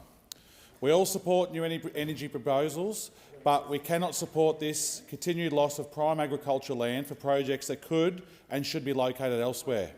Every hectare of farmland we lose to development is a blow to our local farmers, to our food security and to our economy. Speaker, on top of that, this project would require around about 20 kilometres of additional power lines just to connect it to the grid, carving out more of our landscape and putting more pressure on our landowners in our area. That is not smart planning. That is not in the best interest of our community, and there is a better way. We should be prioritising post-mining land and existing buffer zones for projects like these that are already cleared and available to be used. Yet right now, planning laws make that very difficult. We need the New South Wales Government to change those laws and make it easier to use this land for renewable energy projects. We need to strike the right balance, Deputy Speaker, supporting new energy without sacrificing the land that feeds us. Our community deserves a say in these decisions, and today I am making sure that their voices are heard. I've met with many of these residents, and we say no to the Mitchell's Flat solar farm development. Member for Bass. Deputy Speaker, last week a group of 120 Tasmanian women gathered in Launceston for the Micah Women's Leaders Network dinner. The event brought women together for an important conversation on social justice, leadership and how to use your voice as an advocate for change. The aim of the evening was to inspire and equip attendees by connecting like-minded individuals and empowering them to support and drive meaningful action. As part of the evening, the women had the opportunity to take action to advocate for rebuilding Australian aid to 1% of the Australian budget. I was delighted to be invited to speak to the gathering and share insights into the power of advocacy. I've had the great pleasure of working with the Micah organisation and Executive Director Reverend Tim Costello across several years now as we advocate for a safer world for all. It was an honour to speak and share conversations about the powerful role women play in advocacy, the importance of choosing hope, joy and grace over frustration and despair, and empowering empathetic and vulnerable leadership in a polarised world. Thanks to the Tail Race Centre and in particular Sharon O'Neill for hosting the event. I collected postcards from participants calling for an increased support for Australia's foreign aid and, as promised, have brought copies of those to Canberra this week to deliver to decision makers. Thank you to all the women who attended.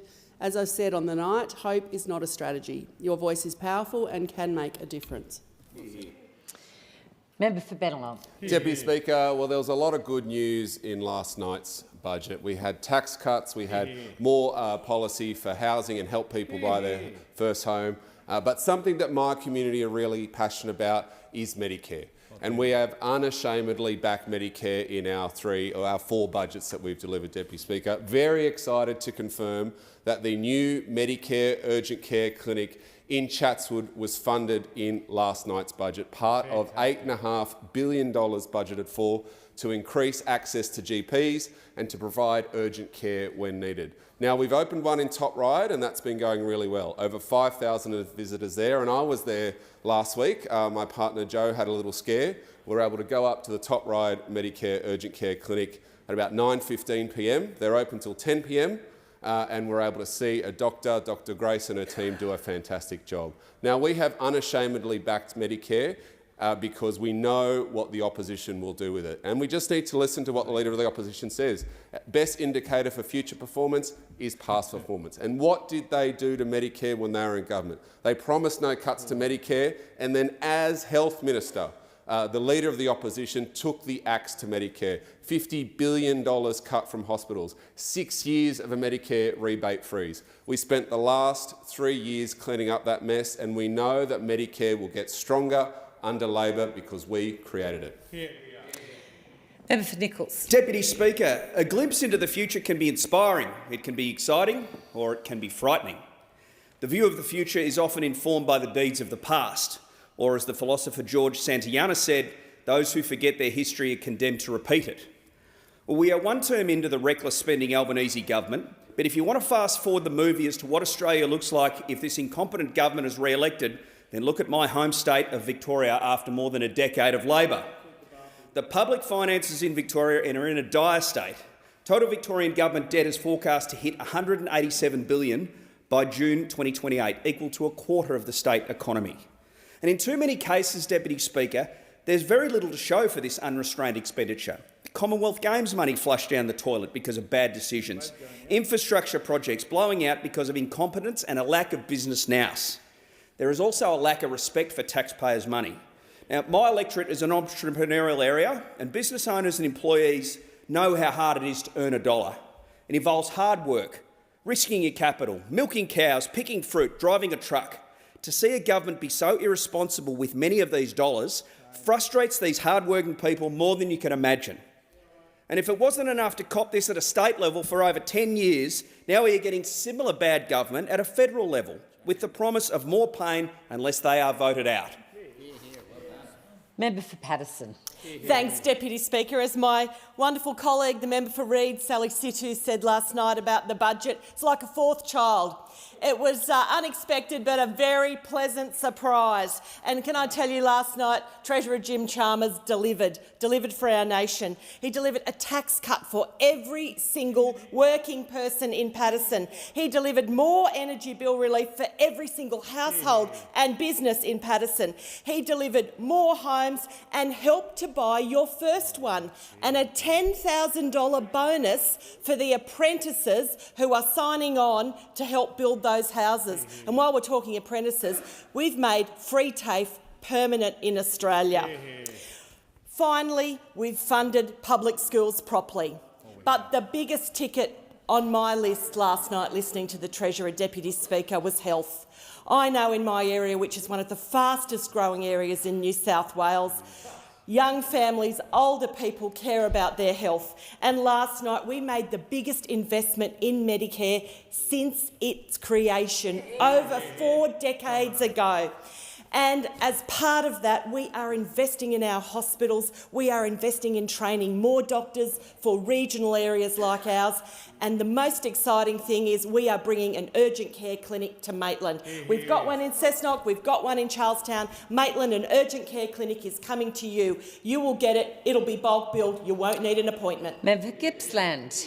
Thank you, Deputy Speaker. And there's only one thing that regional Australians fear more than the second term of the Albanese Males government, and that would be the first term of an Albanese Bant government, backed by their friends in the Teals. Now, representing some of the most privileged seats in Australia, the Teals have become the Greens with trust funds, and they are waging wars on our regional jobs every day. Speaker, when they're not tearing down Liberal Party campaign signs, the Teals are tearing down the jobs of regional people. Now, a minority Labor government, dictated to by the inner-city Greens and the Teals, is the greatest fear of regional Australians today because they've already had a taste of what it looks like throughout Australia.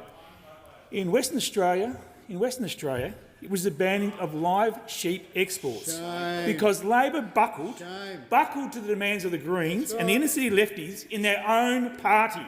In Victoria, the modern Labor Party has consistently sold out blue-collar workers in the timber industry and the energy sector just for green preferences.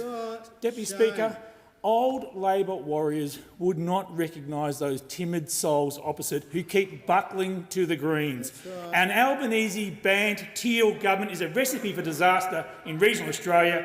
We need to get Australia back on track. Member for Spence. Well, thank you, Deputy Speaker. The number one priority of the federal Labor government is fighting cost of living. And as the Treasurer got to his feet in this place last night, Australia took another step to undo the rot that set in under the Liberal government. This is a budget for the taxpayer, a budget for every worker in this country. Because under Labor, every Australian worker is earning more and keeping more of what they earn. The tax cuts announced for every Australian in this budget, combined with Labor's tax cuts implemented last year, add up to an average of $2,394 extra in the hip pockets of South Australian taxpayers by 2028. For my electorate, which benefited the most from our better, fairer tax cuts last year, for my community that benefits the most from their government finally levelling the playing field, this uplifts the working class. And yet the Liberal Party continue to push them down, voting against tax cuts, kicking and screaming at the thought of workers getting a leg up on the cost of living. It's the only cut they won't do. The Liberals will cut 36,000 workers. The Liberals will cut Medicare. The Liberals will cut support for housing. The Liberals will cut free TAFE. But the Liberals draw the line at cutting costs for everyday Aussies. The Leader of the House said it best earlier today. Robert Menzies would be turning in his grave. Member for Page. Thank you, Deputy Speaker. Deputy Speaker, what I'd like to remind everyone in this chamber when I get up is that regional Australia, as a regional MP, remind everyone opposite, and especially on the crossbenches as well, that regional Australia is the economic powerhouse of this nation. And to give you some examples, Deputy Speaker, the 4 biggest exports from Australia are all from regional Australia. So coal is one of our 4 biggest exports. Iron ore is one of our 4 biggest exports. Gas is one of our 4 biggest exports, and obviously food/ag is one of our 4 biggest exports, Deputy Speaker. Now, none of them are produced in the cities. Now, you would think, of our $650 billion of exports, Deputy Speaker, 400 billion of those, 400 billion of our exports come from regional Australia. And it's actually more than that, but 400 billion just from those 4 exports. Now, you would think that the Teals and the Greens and the inner-city Labor MPs, when they charge up their EVs overnight with coal-fired power and they go for a drive in the country, that they'd be driving out there, and you think they'd be driving out there to say, guess what? Thank you. You think they'd be driving into the country to say, thank you to regional Australia for the wealth that you produce this country, for the wealth that you provide, the jobs that you provide in, across Australia. But no, what we get from the inner-city Teal, Greens and Labor MPs is demonised, and it's not good enough. Member for Haslutt. Australians know the Albanese Labor government represents all, everyone, because we too come from all walks of life. We are tradies, we are small business owners, we're lawyers, we're doctors. So what this means is for Australian workers say they're suffering from lower wages, cut penalty rates. We can understand because we've been there too. Belinda, a casual retail worker in Adelaide, tweets that with worker rights, penalty rates and wage increases, and without a robo-debt chasing her down for $12,000, she is happier, healthier, safer and saving for a future under Labor. Many of us here have TAFE qualifications. Having a free TAFE helps people who want to get new skills, who want to upskill. And because business confidence is on the rise with 25,000 more businesses opening every month, there are now 1.1 million new jobs for those people with the TAFE credentials and everywhere else to have a new job. People like John from Beachborough, who's not only taking advantage of free TAFE to upskill with mental health counselling to get a better paid job, now also can have an opportunity to own a home. Because just like my folks who benefited under a Whitlam government for shared equity, that's now an opportunity that we're extending to people like Jake. Because unlike the Liberals, who have opposed a Housing Australia Future Fund, who have opposed free TAFE, who have opposed a future made in Australia, and today opposed even tax cuts, we know that under the coalition they... Member for Banks has the call. Well, thank you, Deputy Speaker. Deputy Speaker, this Treasurer has delivered a disastrous, appalling, embarrassing budget.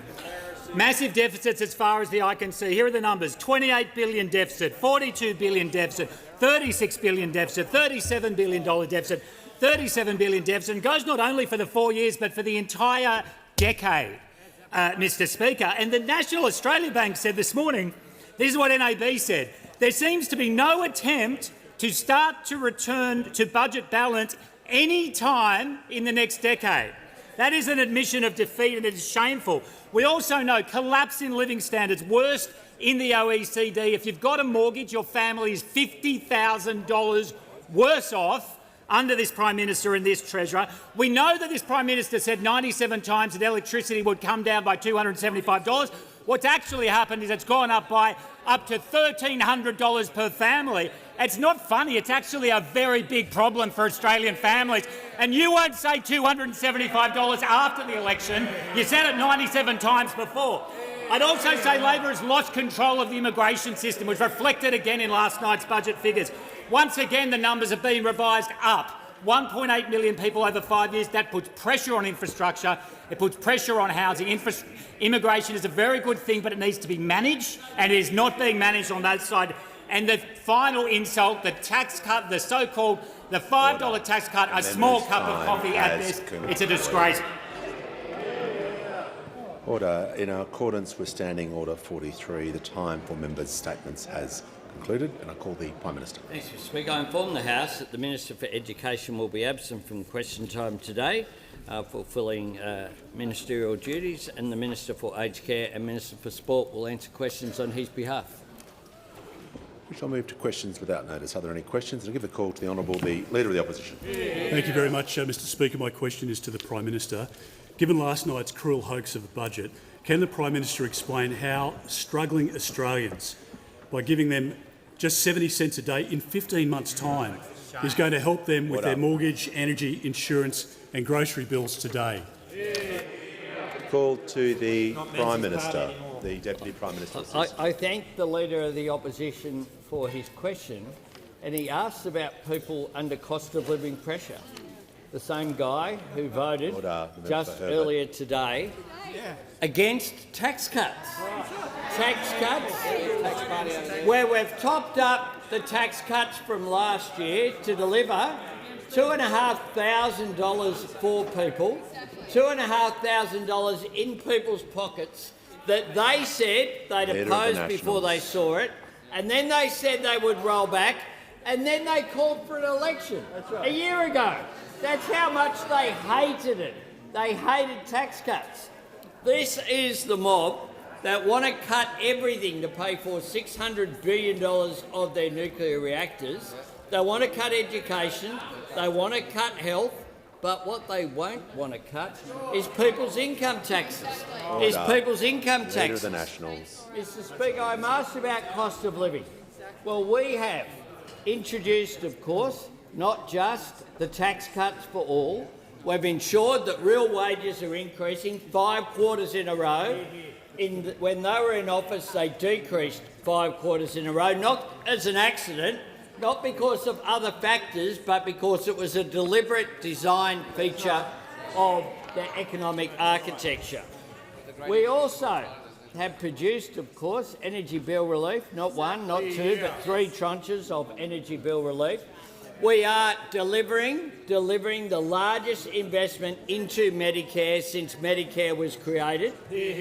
And in the health sector, we have, of course, tripled the bulk billing incentive, firstly for 11 million Australians. Then we've built on that for 25 million Australians in last night's budget with an $8.5 billion injection. But not just that. We also provided funding for 50 urgent care clinics so that people can go to the midpoint between their GP and an emergency department, and all they need is their Medicare card, Mr Speaker. That is all that they need. But they, of course, regard urgent care clinics as wasteful spending.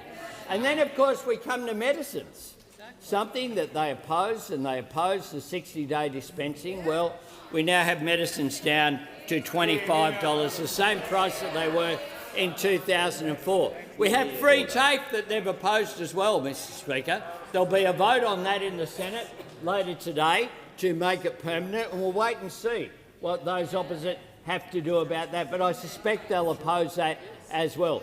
Every single measure they have opposed, every single one. And they, of course, have also opposed the actions that we've taken to get the budget in better nick. The call to the honourable member for Gilmore. My question is to the Prime Minister. How is the Albanese Labor government providing more cost of living relief to every taxpayer, and is there any opposition to this plan? Give the call to the Prime Minister. Thank you very much, and I thank the member for her question. And indeed, every Australian taxpayer will get another tax cut, building on what we've delivered this year from next year. All 14 million, not just some. Taking that first marginal tax rate from 16 down to 15 and then down to 14, bringing the bottom tax rate to the lowest level it's been in over 50 years. Now, under the previous government's tax plan, of course, those earning under $45,000 would not have received a single cent. Not a cent. Order. And those opposite have been consistent, because today they voted against those taxpayers getting a single cent again. 3 million Australians would have missed out on a tax cut. Well, we are delivering a tax cut for every taxpayer, not just some. Because of our government, the average tax cut for average taxpayers will be that $2,500. That makes an enormous difference to people, and it makes a difference when combined with cheaper childcare, fee-free TAFE, the other measures that we have put in place, our energy bill relief, our Medicare urgent care clinics, all of these measures making a difference. But at the same time, of course, we want workers to earn more as well, which is why we've changed the industrial relations system over measures like same job, same pay, over making sure that as well the casualisation definition is not abused, in making sure as well that people have the right to disconnect, and as well we don't sledge people who work from home, unlike those opposite. If you combine those things together, think about this. He doesn't want people to work from home, but he doesn't want them to have a right to disconnect either.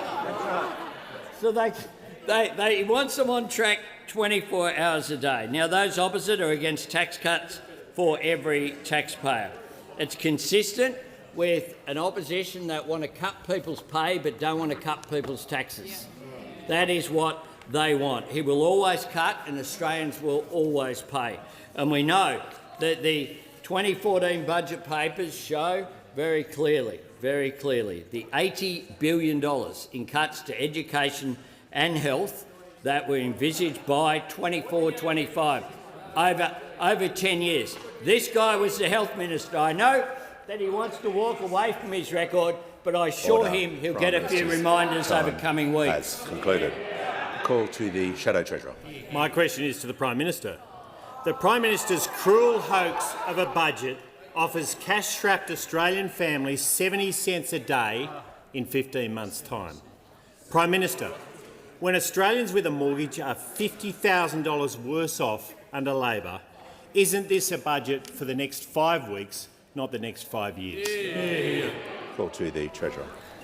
Thank you very much, Mr Speaker. It hasn't dawned on the Shadow Treasurer that he's asking that question on the same day that he voted against tax cuts for every Australian worker. Now, if the Shadow Treasurer genuinely cared about cost of living pressures and living standards in our economy, he would have voted for our tax cuts, but instead he voted against those tax cuts, Mr Speaker. This was the consequence of the brain snap that the Shadow Treasurer had in the budget lockup yesterday, when he decided in the face of these cost of living pressures to recommend to his backbench that they vote against a tax cut for every Australian worker to help them with the cost of living. And that's why they're all looking at their phones and looking at their shoes, Mr Speaker, because they know once again that the Shadow Treasurer has been found out and he's been found wanting, Mr Speaker.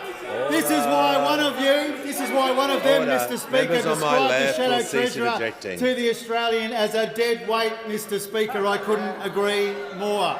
What the budget is all about is providing cost of living relief, cutting taxes for every Australian taxpayer, strengthening Medicare and building Australia's future. And it's disappointing, Mr Speaker, but not surprising to see that they voted against our tax cuts, because whenever we've tried to help Australians with the cost of living, they've tried to prevent it. And so as we get closer and closer to this election, when the Prime Minister calls it, Australians will have a very clear choice. This Labor government and this Prime Minister cutting taxes for every taxpayer and helping Australians with the cost of living, or that opposition leader who has a secret agenda for cuts which will make Australians worse off. As the Prime Minister said before, and I couldn't agree more, this opposition leader wants to cut everything except taxes for workers in our economy. So how dare they come up here and ask about living standards and ask about inflation, when they left us inflation multiples of what it is now and rising fast. And we've got inflation down, Mr Speaker, very substantially together as Australians. Now, Mr Speaker, another reason, in addition to the brain snap vote against tax cuts in the Parliament this morning, the other reason that this question from the Shadow Treasurer is characteristically ham-fisted is because we got new inflation data today, actually, at about 11:30. And what that shows, inflation is down again. Headline inflation's down again. Underlying inflation is down again. It is a fraction of what we inherited from those opposite. So spare us the lectures about inflation and living standards. If you really cared about the cost of living, you would have voted for our tax cuts. Instead, you voted for higher taxes on every Australian worker. Well done. Order. When the House comes to order, we'll hear from the member for Hasluck. Thank you, Speaker. My question is to the Minister for Health. How will further investment in the Medicare urgent care clinics make it easier for Australians to see a doctor, and are there any risks? Call to the Minister for Health and Aged Care. Thanks, Speaker, and thanks to the member for Hasluck for that question. She remembers that at the last election we promised 50 Medicare urgent care clinics. They'd be open 7 days a week, extended hours and available for walk-in urgent appointments. We didn't open 50, Mr Speaker. We opened 87 clinics, and already they've seen more than 1.2 million patients, a third of them seen on weekends and a third of them under the age of 15, but every single one of them fully bulk billed. All they needed to take was their Medicare card, Mr Speaker. They're not only getting terrific quality urgent care where and when they need it in their own community free of charge, they're also taking real pressure off our hospital emergency departments. And that's why, Mr Speaker, last night we funded 50 more urgent care clinics, including in Ellenbrook in the fast-growing northeastern suburbs of Perth, Mr Speaker. And once they're open, 4 in 5 Australians will live within a 20-minute drive of an urgent care clinic. More than 2 million patients will be seen every single year. Now, the opposition leadership have opposed this from day one. They've called it wasteful and opposed it. But like so many of the ideas from the Leader of the Opposition, the backbench is starting to take a different view. The young, energetic member for Casey back there, he loves urgent care. He loves urgent care. He's had a petition calling for a Medicare urgent care clinic in the Yarra Ranges. Imagine this, you wake up feeling unwell on a Saturday Members on morning. my right. It's not an emergency, but you need a doctor. That's why we need a Medicare urgent care clinic for the Yarra Rangers. And he'll be so pleased, Mr Speaker, that one of the 50 last night will be in the Yarra Rangers. He might not be so pleased that this bloke's opposed to it, Mr Speaker. We will support it. I say this to the member for Casey. We've got your back, sunshine, even if this bloke has left you high and dry. But I also say to the member for Casey, you shouldn't be surprised. This guy's never liked free Medicare services. He's always wanted American-style user-pays healthcare. That's why he tried to make everyone pay every time they went to the GP. That's why he tried to make everyone pay every time they went to a hospital emergency department. And he'll do it again, Mr Speaker, because he warned us last week. Past performance is the best indicator of this guy's future action. We know he'll cut the urgent care clinics and patients will end up paying, including patients in the Yarra Ranges. Order. The member for Fisher is now warned. It's had a good go, but is now just going to not continue to interject, hopefully. Give a call to the member for Indi. Thank you, Speaker. My question is to the Treasurer.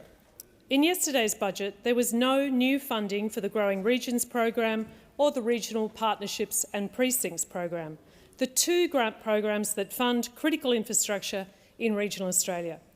$1 billion of funding was announced for roads in Victoria, but this was for Melbourne's suburbs. Treasurer, why is there so little new funding for infrastructure in regional Australia? Order. The member for Riverina. Order. Give the call to the Treasurer. Thanks very much, Mr Speaker, and thank you to the member for Indi for her question. The regions are a big focus of the budget, and even in the member's own electorate, when you put together the 3 tax cuts that we are providing, the average tax cut's about $43 a week. The 30 clinics in Indi will be financially better off switching to bulk billing as a result of our reforms. We expect something like an extra 148,000 bulk billed visits in the honourable member's electorate by 2030 as a consequence of the investments in health that the Minister for Health secured in the budget and that we announced last night and previously. As I said, Mr Speaker, in the budget there are a number of important elements for the regions. I know that the member for Indi has mentioned 2 funds in particular. I acknowledge that. We have invested, I think, $1 billion, my colleague reminds me, in those 2 funds, one of them $600 million, one of them $400 million, and that's because we do believe in providing grant funding to the regions, and we're doing that in the most robust and responsible way that we can. But those aren't the only investments that we're making in regional Australia. You think about the investments the Communications Minister is making in the NBN. You think about the investments we're making in healthcare, in regional education. There are a whole range of investments in my own portfolio, making sure that banks stay open in the bush, making sure in the Minister's portfolio that you have access to decent aviation services. And so the regions were a big focus of the budget. I know that the honourable member for Indi, I know that she won't mind me saying publicly what we talk about privately, very effective advocate for her local community, always seeking more funding and more advantages and more opportunities for her local community. But those 2 funds have already had $1 billion in them, and we're finding other ways to invest in the regions because we believe that as the Australian economy recovers, we want the regional economies to be a bigger and bigger part of the story, and that's what drives our investment in infrastructure, in particular in the regions. Call to the member for Blair. Speaker, my question is to the Treasurer. How is the budget easing the pressure on Australians now while strengthening the economy for the future?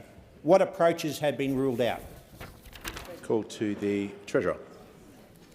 Thank you, Mr Speaker. The member for Blair is a terrific local member, and it's a real honour to serve with him here in the House of Representatives. As he knows, Mr Speaker, our budget last night was all about helping people with the cost of living, strengthening Medicare and building Australia's future. And in the communities that the member for Blair represents, the communities represented right around the room today, we know how important that is. And what the budget does is it tries to build on the progress that we're making together as Australians in our economy. We have got inflation down, real wages are up, unemployment is low, our debt is down, interest rates have started to be cut, and growth is rebounding solidly in our economy as well, with a bigger and bigger role for the private sector, which is especially welcome. Now, as I said before, Mr Speaker, in terms of a stronger economy that the member asked me about, we did get some very good news today on inflation. Monthly inflation fell to 2.4% in the lower half of the Reserve Bank's target range. Annual trim mean inflation fell as well to 2.7%, well within the band as well. And this reflects the very welcome, the very encouraging progress that we're making together as Australians on inflation.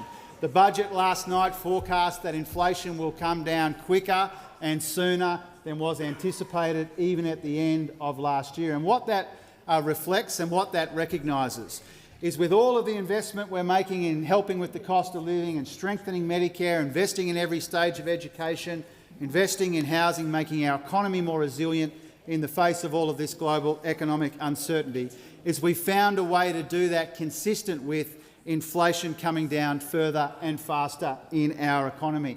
And what all of that means is that the soft landing in our economy that we've been planning for and preparing for now looks increasingly likely, Mr Speaker. The Australian economy is genuinely turning a corner, and we saw that in the budget last night. Now, we acknowledge, Mr Speaker, that even as the national aggregate numbers turn in our favour, we know that that doesn't always immediately translate into how people are feeling and faring in the economy and communities like those represented by the member and by every member here. And that's why the cost of living help is so essential in the budget. We know that cost of living pressures are front of mind for most Australians, and dealing with the cost of living is absolutely front and centre in our budget as well that we handed down last night. And that's why it beggars belief, Mr Speaker, that when we're trying to cut taxes for every Australian worker, not one more time but two more times, those opposite came into the House today and voted against it. And what that now proves beyond any doubt, is if those opposite win the next election, Australians will be worse off, they'll be paying higher taxes, and that's because this opposition leader wants to cut everything except taxes for workers. The call to the Shadow Treasurer. Thank you, Mr Speaker. My question is to the Treasurer. The Albanese Labor government will bring in over 1.8 million immigrants over 5 years, whilst Labor's housing crisis escalates. When will the Treasurer come clean on the real impact of Labor's Big Australia plans? Give the call to the Treasurer. Thank you very much, Mr Speaker. First of all, on housing, we're very proud to have found room in a tight budget for $33 billion in investment in building more homes for more Australians to buy and to rent. And we understand, Mr Speaker, that there's a difference between this side of the House and that side of the House. They want to cut funding for housing, and we found room to increase funding for housing, because when we came to office, the construction pipeline was not what it needed to be, and we've been working as hard as we can, dedicating as much resources as we can to turning that around, Mr Speaker, and that's what we're doing. Now, what the Shadow Treasurer's question refuses to acknowledge is that net overseas migration is coming down quite substantially, and we're seeing that in the budget numbers that were released last night, Mr Speaker. There was a spike after COVID, and we have been responsibly managing down that net overseas migration in recognising that we've needed to do that, Mr Speaker. Now, if those opposite have got a different view about migration, they should say so, Mr Speaker. But what happened was, the opposition leader came in here and gave a budget reply speech and said he was going to do something, and ever since then he's pretended that never happened. And somebody should tell the Leader of the Opposition that they write this stuff down. They write this stuff down. And so let's hear what those opposite intend to do, because what happened was, after the Leader of the Opposition made this big pronouncement, the Shadow Treasurer went to the press club, described not by me but some of the friends upstairs as one of the worst performances they've ever seen at the press club. Couldn't explain the difference between the permanent intake and the net overseas migration intake. So they should come clean, Mr Speaker. What we're doing on this side of the House is responsibly managing migration down at the same time as we build more houses. If they've got an alternative view, then they should clear it up. Give the call to the honourable member for Reid. My question is to the Minister representing the Minister for Workplace Relations. How is the Albanese Labor government helping Australians earn more and keep more of what they earn? Are there any threats to this? Give the call to the Leader of the House and the Minister representing the Minister for Workplace Relations. Thanks very much, Mr Speaker. And I want to thank the member for Reid, because the workers in the electorate of Reid earn more because of the actions of the member for Reid, and they keep more of what they earn because of the votes of the member for Reid here in this chamber, which is not the case for every member of this chamber, because on everything about how much people earn in Australia and on how much they get to keep of what they earn, you have found members on this side voting in favour of people earning more and keeping more of what they earn, and those opposite voting for lower wages and to hike taxes. And they've done it the whole term and right through to today. There's a series of policies that they'd already announced. Every one of them went in different ways to undoing what we'd done to get wages moving. Perhaps the most iconic being removing the right to disconnect, because as the Prime Minister noted a few minutes ago, on the right to disconnect, they don't actually object to you working from home, they just object to you being paid when you're working from home. That's the bit that they've got a problem with. Because what's happened with wages? When they were in office, their final 5 quarters, real wages fell. Every one of those 5 quarters. For the last 5 quarters, every single one of those quarters, real wages have grown. Workers as well who've been held back because of non-compete clauses, where the current employer can actually prevent you from going to somewhere where you would earn more. In the budget last night, the government's made clear that we'll take on those non-compete clauses, because there's lots of things an employer can lawfully do, but they should not be able to prevent you from getting the next job. Workers across Australia know what these policy changes have meant for them. Same job, same pay. Flight attendants know what it's meant for them. Mining workers know what it's meant for them. Gig workers know that there's a government here that believes we shouldn't be a country where you have to rely on tips to make ends meet. Yet those opposite believe there should be no minimum standards at all for gig workers. Flight attendants know that he'll cut and they'll pay. Mine workers know that he'll cut and they'll pay. Anyone on an award or minimum wage knows that he'll cut and they'll pay. Aged care workers, funded through this budget for pay rises, know that he'll cut and they'll pay. Early child educators working in childcare know that that extra funding in the budget, criticised by those opposite, they know that he'll cut and they'll pay. Gig workers, some of the lowest paid workers in this country, know that he'll cut and they'll pay. Order. The only cuts he doesn't support are tax cuts. To remind all members to use correct titles. Give the call to the honourable member Page. Thank you, Speaker. My question is to the Treasurer. Under the Albanese Labor government, the cost of groceries has now increased by 30%. This means for the average family they are around $3,000 a year worse off. Treasurer, how will 70 cents a day in 15 months' time help cash-strapped families like these that are paying thousands of dollars more at the checkout? Give the call to the Treasurer. Well, it will help them with a combined tax cut of $50 a week to help them with the cost of living.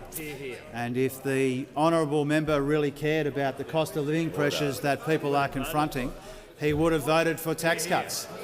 And the consequence of the position that the Shadow Treasurer talked the honourable member into is that a Liberal Party came in here, given the opportunity to vote for lower income taxes, and instead voted for higher income taxes.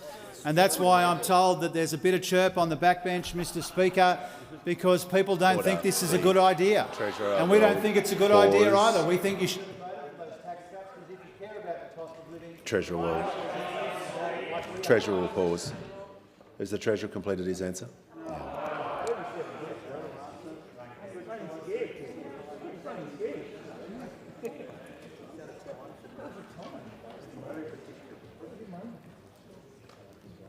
We'll hear from the member for McEwen. My question is to the Treasurer. How is the Albanese Labor government delivering tax relief for Australians in the budget? What is standing in the way of tax cuts for Australians? The call to the Treasurer. Speaker, I thank the member for McEwen not just for his question, but for the way that he advocates for his local community, particularly when it comes to helping them with the cost of living. And the honourable member for McEwen is one of those local members who stays focused on the main game, and if only those opposite had the same qualities and characteristics as the member for McEwen does, Mr Speaker, because he knows, and every member on this side of the House knows, that one of the most important elements of the budget we handed down last night from this dispatch box was about helping people with the cost of living, with tax cuts for every Australian taxpayer. Now, we are cutting taxes not once, not twice, but 3 times for every Australian taxpayer. Already, the vast bulk of those tax cuts are flowing, but we've topped them up twice next year and the year after. And that's all about making sure that more Australians earn more and keep more of what they earn. And in the suburbs like the ones that the member for McEwen represent, the suburbs and towns and regions and cities of this country, nothing could be more important than helping people earn more and keep more of what they earn, for all of the reasons that my ministerial colleague ran through a moment ago. Now, this does set up a very substantial contrast at the next election between this side of the House helping Australians with the cost of living and cutting taxes for every Australian taxpayer, and those opposite who have a secret agenda for cuts which will make Australians worse off. And as the minister said a moment ago, nothing could be clearer in this election. If they win the election, he will cut and Australians will pay. Now, this is the worst possible time to risk the progress that Australians are making together in our economy. Those opposites say that they want to turn back. They want to go back to higher and rising inflation and no help with the cost of living. They want to go back to stagnant wages, deliberately suppressed as a deliberate design feature of their economic policy architecture. And we've taken deliberately a different approach to wages and incomes and to tax cuts. We've done that proudly in all 4 of our budgets, and especially in the budget last night. So these tax cuts are an important way that we can help people with the cost of living, modest in isolation but substantial when combined with all of the ways that we are helping Australians with the cost of living. And every Australian should know, every Australian should know over the top of the guffawing from those opposite, that at every turn when we've tried to help people with the cost of living, those opposite have tried to prevent it. If they had their way, Australians would be thousands of dollars worse off already, and they'll be worse off still if he wins. Give the call to the Shadow Treasurer. My question is to the Treasurer. A short time ago, the Treasurer suggested the instant asset write-off was already budgeted for. Can the Treasurer confirm that there are no budgeted funds to extend the instant asset write-off from the 1st of July this year? Order. Give the order. Members on my left. When people ask questions, just wait until there is even a response, rather than giving your own opinions. The Treasurer has the call. Thank you, Speaker. Not for the first time, and unfortunately not for the last time, the Shadow Treasurer is confused. And he's confused between the instant asset write-off that's been in the parliament for 8 months and being held up by those opposite, which is in the budget. He's confusing that with any future further assistance that we might give to small business, Mr Speaker. Now, if he cares about small businesses, he would tell his friends in the Senate to vote for our instant asset write-off. He would stop holding it up, Mr Speaker. Small business need and deserve that instant asset write-off. If they agree with us, they should have voted for it at any point in the last 8 months. Once we get that passed, we can consider whatever further additional assistance small businesses might require. Now, Mr Speaker, in addition to that, we are providing energy bill relief for small businesses as well. And on the first occasion when we did that, those opposite didn't support that, Mr Speaker. They pretend to care about small business, and then they hold up the instant asset write-off in the Senate, and that speaks volumes for the approach that they've taken in this place and in this parliament, Mr Speaker. So as we get closer to the end of this parliamentary term, it looks like it will end like it began. Us trying to help people with the cost of living and help small businesses, and those opposite opposing us at almost every turn. There was far too much noise during that answer. If this persists, action will be taken. Give the call to the member for Lingiari. Thank you, Speaker. My question is to the Minister for Climate Change and Energy. Minister, how does the budget help with household energy bills? And Minister, what are the risks to more affordable energy bills? Give the call. The member for O'Connor will leave the chamber under 94A. If I just say something to the House about wanting the noise level to come down, and then you think it's okay to interject, well, that's against the spirit of the standing orders, but also incredibly disrespectful. The Minister for Climate Change and Energy has the call. Well, thank you, Mr Speaker. The member for Lingiari represents a beautiful and important part of Australia, and she does it very, very well, Mr Speaker, and I thank her for the question. And she asked, Mr Speaker, how the Albanese government is supplying support to Australian households with energy bills. And there's a couple of ways. There's energy bill relief and there's tax cuts, Mr Speaker, both of which were in last night's budget. And what energy bill relief and tax cuts have in common is that they give support to the Australian people, but they don't get much support from the Liberal Party of Australia. That's what they have in common, Mr Speaker. $1.8 billion of energy bill relief flowing directly to the Australian people, households and small businesses. And tax cuts, Mr Speaker, when taken in total, the 3 rounds of Albanese government tax cuts, more than $2,000 a year in tax relief to the average Australian taxpayer. That is not a small amount of money. It's important relief for Australian people, Mr Speaker, when taken as a whole. Now, the member for Lingiari asked me if there's any risks to this relief. And I'm happy to be asked about relief and risks and alternative policies. Not everyone's happy to talk about the alternative policies. They don't like talking about it very much at all. And one person in particular doesn't like being asked about the alternatives, and that's our friend, the member for Hume, the Shadow Treasurer. We know he was on Insiders on the weekend. He was asked about the cost of nuclear policy, but that's not the only place he was being asked recently. He was asked recently at an AFR Business Summit. This hasn't had as much attention as the Insiders interview, I have to tell the House, but I feel obliged to correct that, Mr Speaker.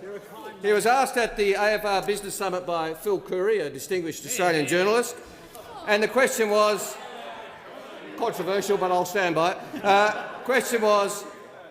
Question to Angus Taylor. It's on the nuclear power plants. Labor says it's $600 billion. I think your own modelling says it's $331 billion for the build and operating costs. Angus Taylor, well, both those numbers are nonsense. Phil Curry, it's your own modelling, $331 billion. Angus Taylor laughs, Mr Speaker. His only response, when caught out not knowing that his own modelling said that was the cost, was to laugh. He couldn't give an answer to the question. Well, I'll help the Shadow Treasurer out, Mr Speaker.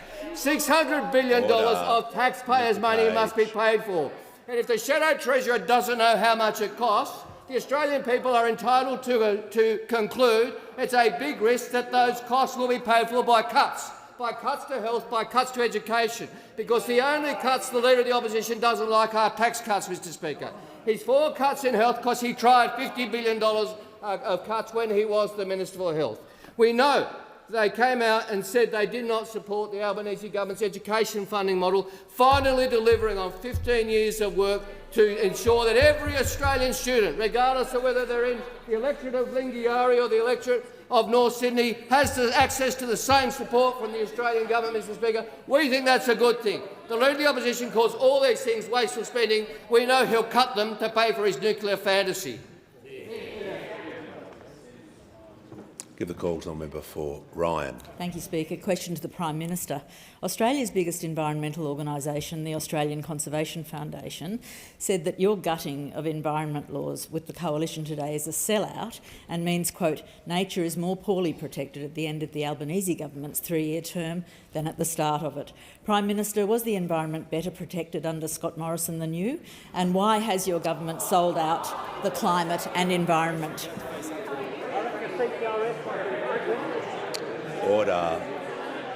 Members on my right will cease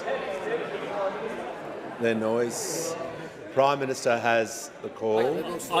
I thank the member for Ryan for her question and for identifying her preference for Scott Morrison as Prime Minister, compared with the Labor government that has put in place measures including the most serious climate change policy ever put in place by any Australian government in history. A 43% target by 2030 with mechanisms to get there. The safeguard mechanism, the capacity investment scheme, the solar sunshot program, hydrogen head start, all of these programs for batteries, programs through the National Reconstruction Fund to drive this through, programs for critical minerals and rare earths through our production tax credits.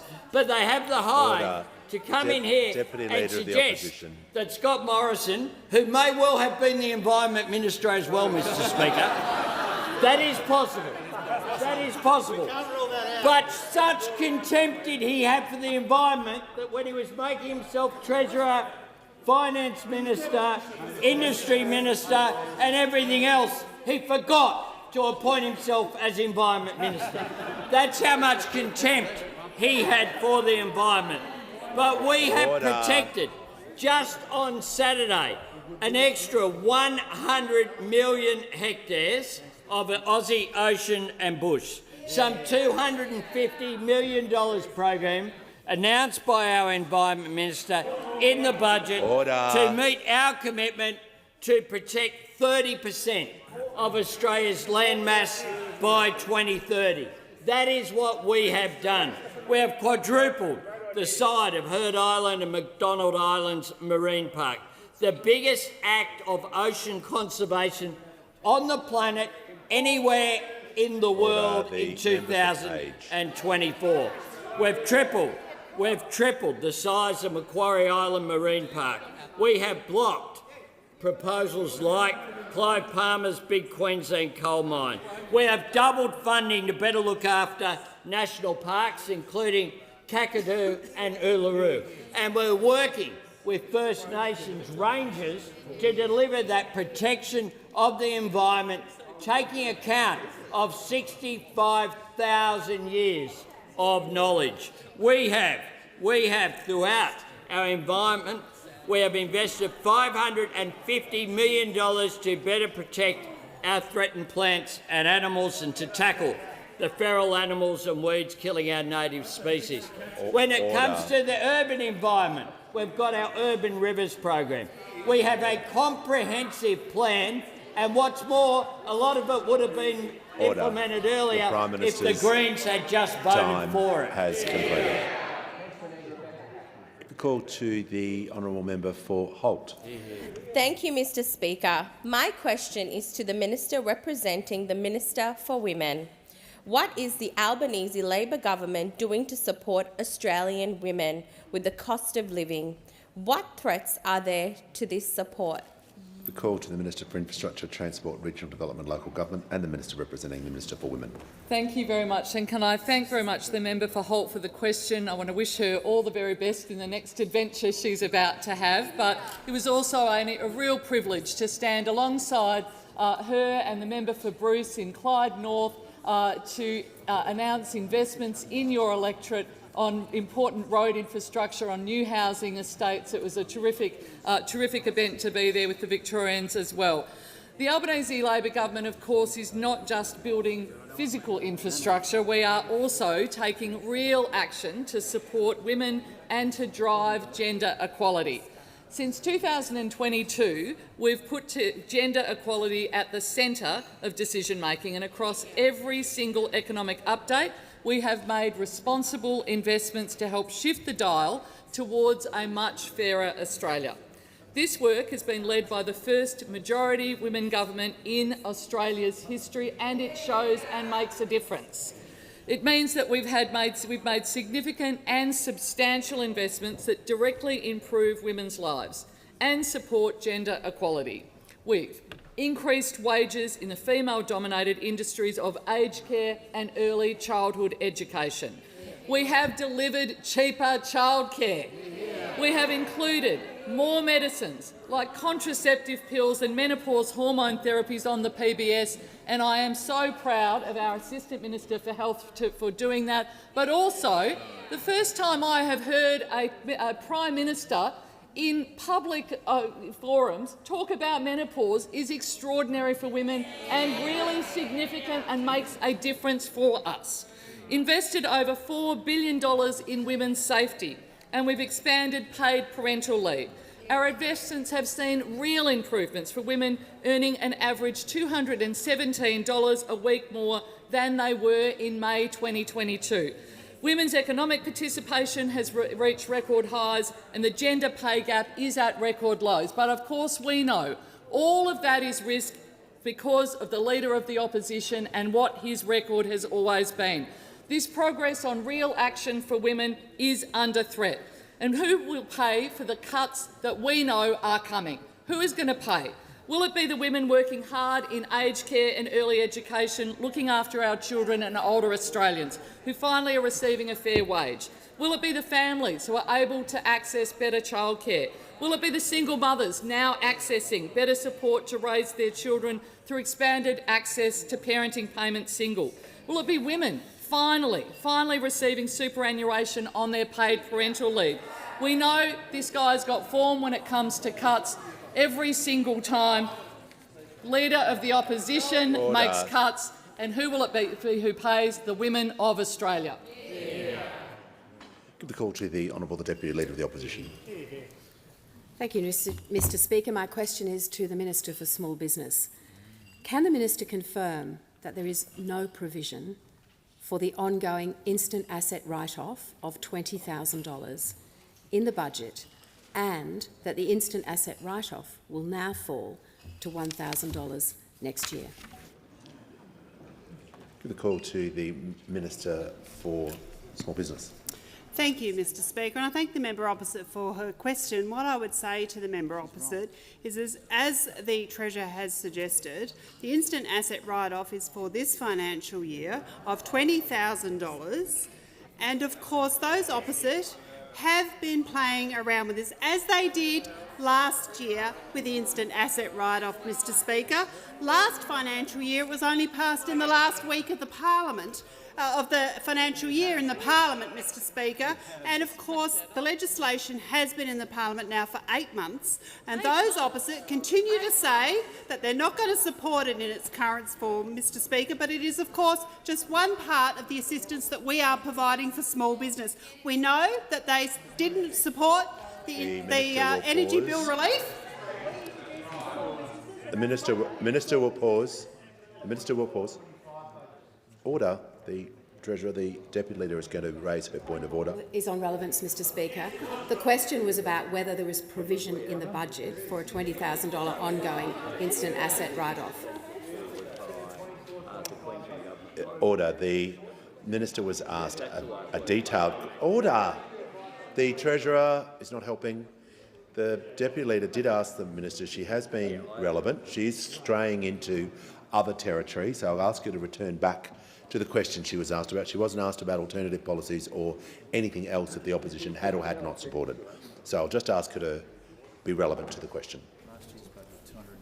Thanks, Mr Speaker. As the member opposite would know, it's around $290 million of support for small businesses, and of course it was in the budget, and it's part, of course, of our budget statement that's in the budget, over $2 billion of support that we have provided to small businesses over our term. Order. Give a call to the honourable member for Aston. Thank you, Speaker. My question is to the Minister for Early Childhood Education. What action is the Albanese Labor government taking to make early childhood education more affordable for families? Give a call. To cheaper and more accessible childcare. Give a call to the Minister for Early Childhood Education and the Minister for Youth. Thank you very much, Mr Speaker, and I thank the member for Aston for her question. Such a passionate advocate for children and families in Aston. And like all the members on this side of the House, the member for Aston has continuously voted to support the families and the children in her electorate, to support them through cost of living measures that those opposite failed to vote for, and demonstrates just how much she really cares for families and children in Aston. Now, Mr Speaker, when we came into office, we inherited an early childhood education and care sector that was in crisis, really was in crisis. They couldn't find workers. There were all sorts of issues around, particularly around the workforce, and it was expensive. And the price kept on going up for parents. And we've made progress on reform. We've made significant progress on reform towards a quality, universal early childhood education and care service that works for every single Australian child, informed by our ACCC inquiry and by our PC inquiry. And since coming into government, there are now 42,000 more educators in the sector, around 42,000, 1,189 more services in the sector, 30% of which are outside of major cities, and around 97,000 more children in early childhood education and care. Our cheaper childcare reforms decreased the out-of-pocket costs by 17% when they were first introduced. Now, that means an average family is $4,400 better off. $4,400 better off. We're building on that, of course, by capping fee increases as part of our worker wage rise. Recently, we introduced our 3-day guarantee, scrapping the Liberals' prohibitive activity test. That means 70,000 families will save $1,370 a year. Now, our reform rests on retaining and building a strong workforce. That's why we have a policy for fee-free TAFE. That's why we increased the wages of early childhood educators. But, Mr Speaker, our reform does not stop there. We know there's more to do. We've got $1 billion set aside to build early childhood education and care services where they're needed, and a service delivery price which will help us underpin future reform. But I'm asked about threats. And let us start by the fact that the opposition has absolutely no plan, no vision and no policy for early childhood education and care. Instead, it has a plan to cut essential services, a secret plan to cut essential services. Order. We want to build, the minister's they want to cut. time has concluded. Call to the honourable member for Kooyong. Thank you, Speaker. My question is for the Minister for Small Business.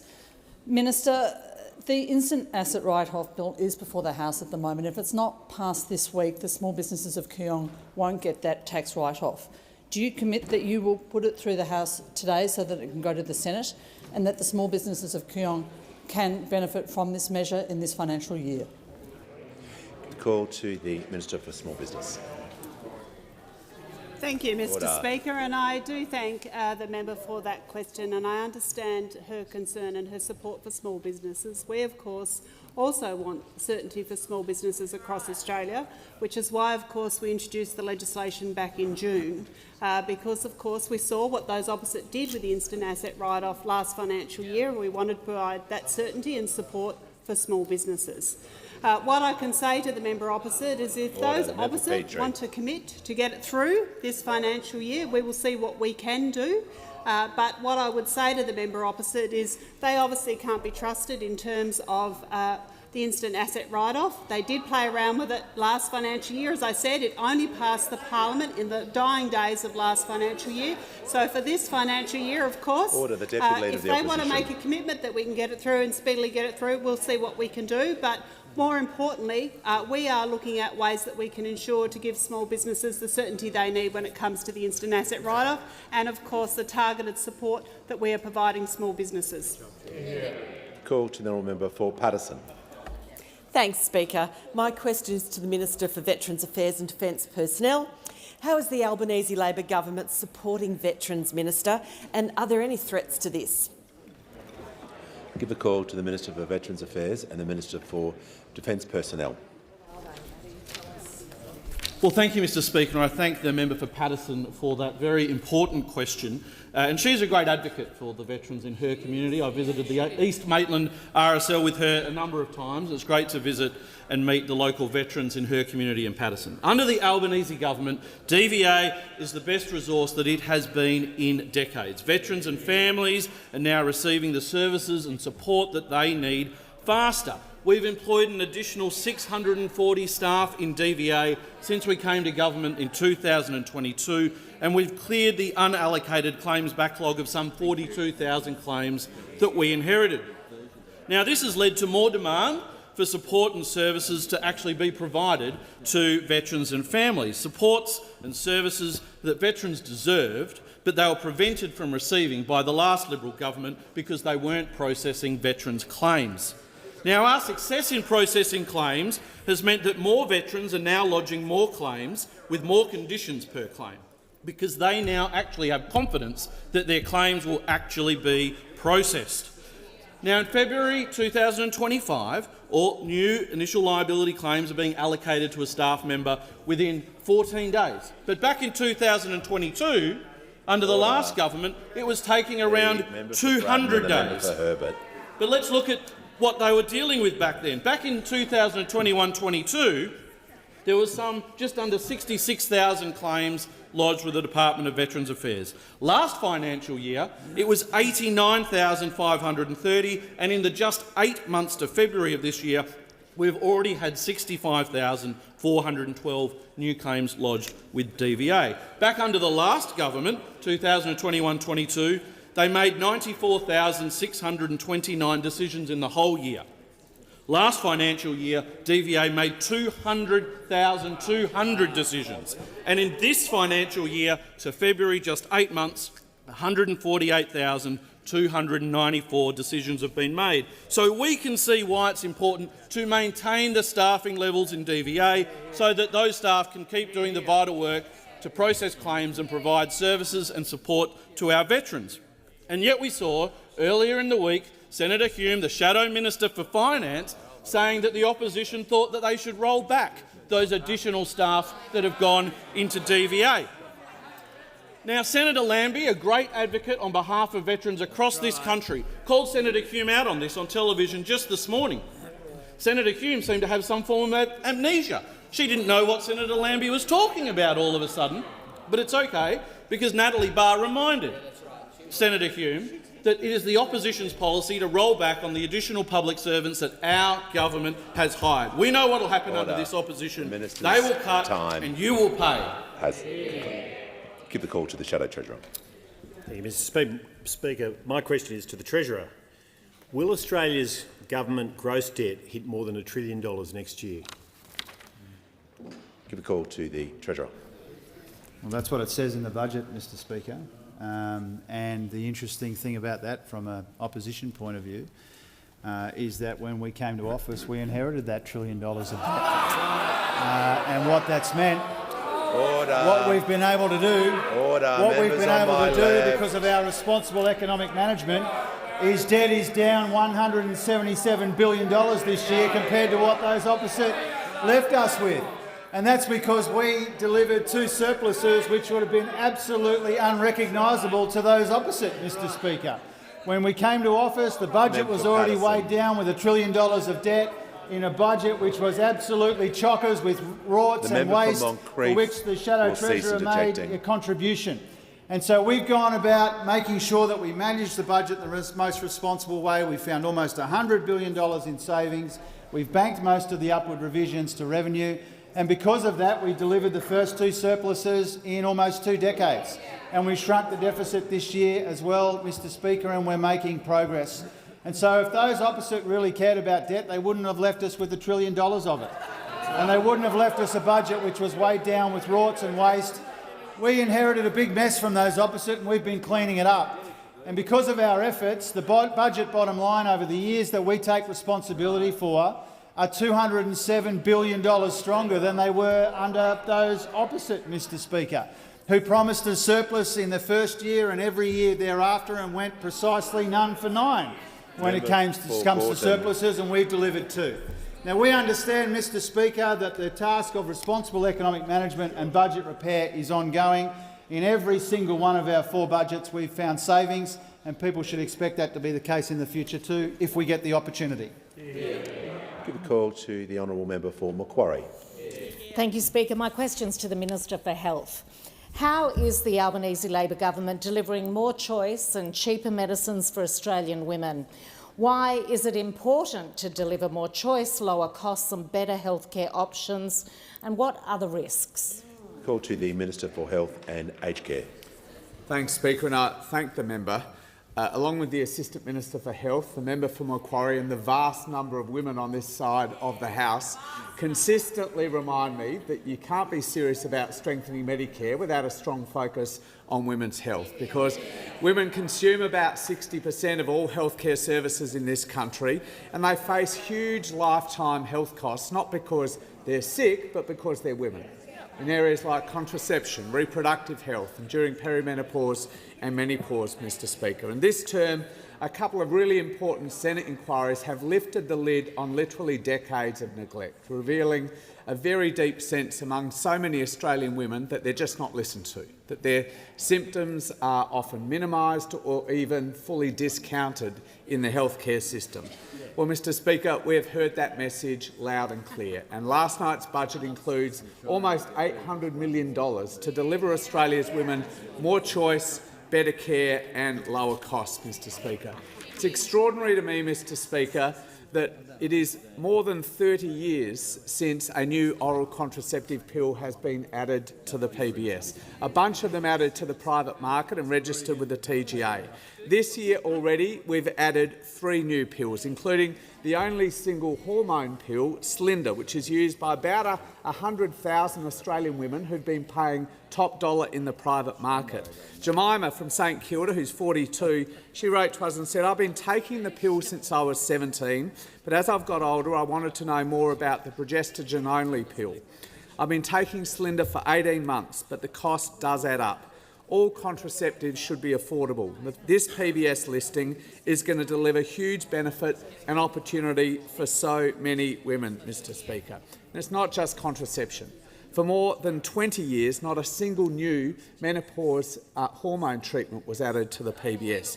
This year already, we've added 3, ensuring that around 150,000 women every year will save up to $400. And for more than 30 years, there was not a single new medicine added for endometriosis, a condition that impacts about 1 million Australian women. In the last 6 months, we've added 2, including most recently one that will save women almost $3,000 a year. We're also opening more endo and pelvic pain clinics. We're increasing funding for GPs to provide support during menopause and for the insertion and removal of long-acting contraception. After literally decades of no action in these areas at all from the former government, Australia's women are finally getting the support that they deserve and they need from a stronger Medicare. We've done more in the budget last night, Mr Speaker, than literally has been done for decades. It's the sort of action you only get from a Labor government. Give a call to the Shadow Treasurer. Thank you, Mr Speaker. My question is to the Treasurer. I refer to the government's increase to the migration program to 1.8 million people over 5 years. Will the Treasury guarantee it will not go higher than 1.8 million? Order. The member for Moreton is warned.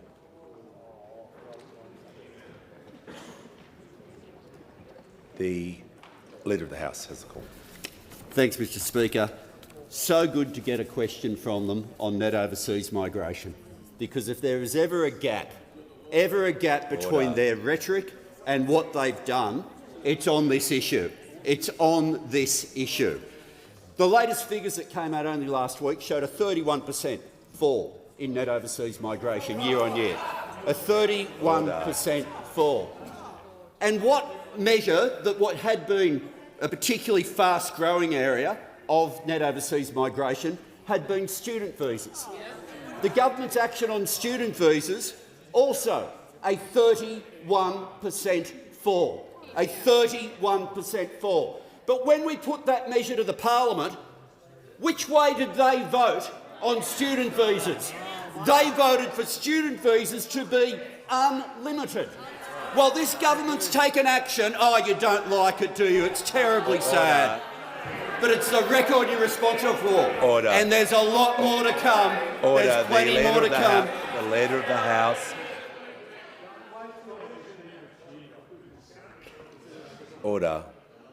We're just going to do this in an orderly fashion. We're going to hear from the manager, who's entitled to raise a point of order. Yeah. So we'll deal with his point of order, and then we will rule on that and work through back to the minister. Okay? Let the peacock parade continue. Oh, the Leader of the Opposition. Sorry, Mr. Speaker. You know, fair go. We don't need anything ever like that said.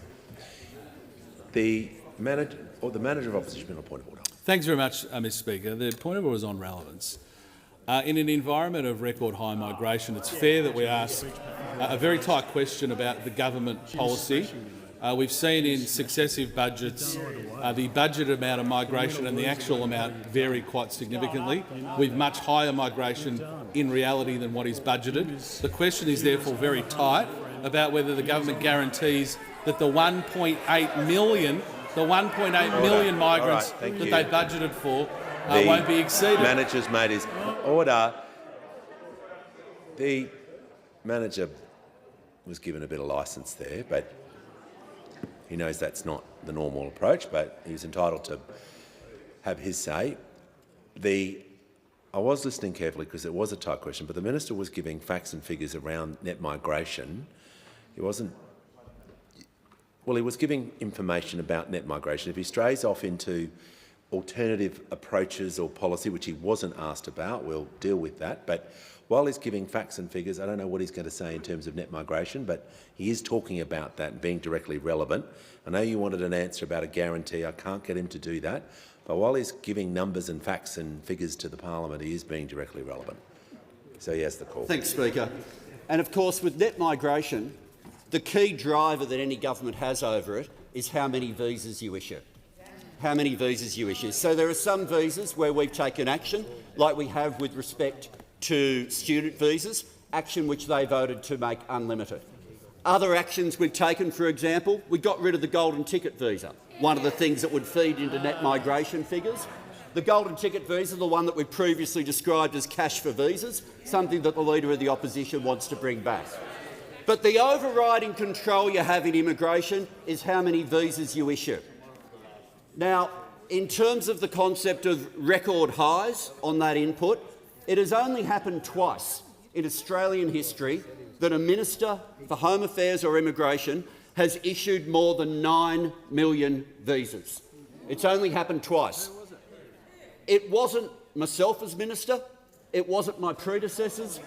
Who possibly would have issued more than 9 million visas 2 consecutive years? No one else has caught up with this record. The Leader of the House. Order. Members on my right. The Minister for Health, the manager on a further point of order. Yeah, point of order is 91C. You were very clear in your direction to the minister. He's now willfully ignoring your, I think, quite direct suggestion, Mr. Speaker, and he should come back to the question. It was very tight. It was about the 1.8 million migrants in the budget. Yes, and the minister is talking about that. I don't know what he's. I can guess where he's going to go with this. But I'll just ask the minister one more time to make sure he's being directly relevant in terms of the figures that he's referring to, and he'll need to make it relevant to the question he was asked about the 1.8 million figure in this budget. Yeah, and Mr. Speaker, the biggest driver for any minister of net overseas migration is the number of visas they issue. No one has ever issued more visas in Australian history than the Leader of the Opposition when he held this portfolio. Order. Order.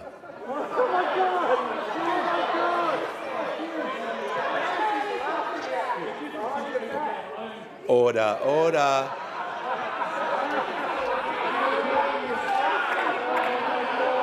Order. When the House comes to order, we're just going. The Minister for Housing will cease interjecting. The member for Barker will just stop interjecting. So when the House now has come to order and everyone's listening, we'll hear from the member for Parramatta. Thank you, Speaker. My question is to the Minister for Aged Care. How is the Albanese Labor government supporting aged care workers with pay rises and tax cuts? Are there any threats to this? Give a call to the Minister for Health, the Minister for Aged Care, the Minister for Sport. Sorry. I thank the member for Parramatta for his question and for his commitment to restoring dignity to all of the recipients of aged care in his electorate. Mr Speaker, there aren't many more jobs more important than what our aged care workers do. Being an aged care worker is physically, emotionally draining work, and it's highly skilled work. I saw this firsthand during ex-tropical cyclone Alfred when I visited Emma and her team at Mercy Community Services in Nudgee. In preparation for gale force winds and torrential rain, Emma, Grace, Kamala, Solushana, Isha and others all packed their overnight bags and they left their own homes to do double and sometimes triple shifts and even sleep over at the nursing homes to make sure that their residents got the care that they needed. But you wouldn't have known how important aged care workers were based on what they were paid under consecutive coalition governments. For too long, women like Emma, Grace, Kamala, Solushana and Isha were undervalued and underpaid. And that's not because these jobs aren't skilled or important. It was because these jobs are predominantly done by women.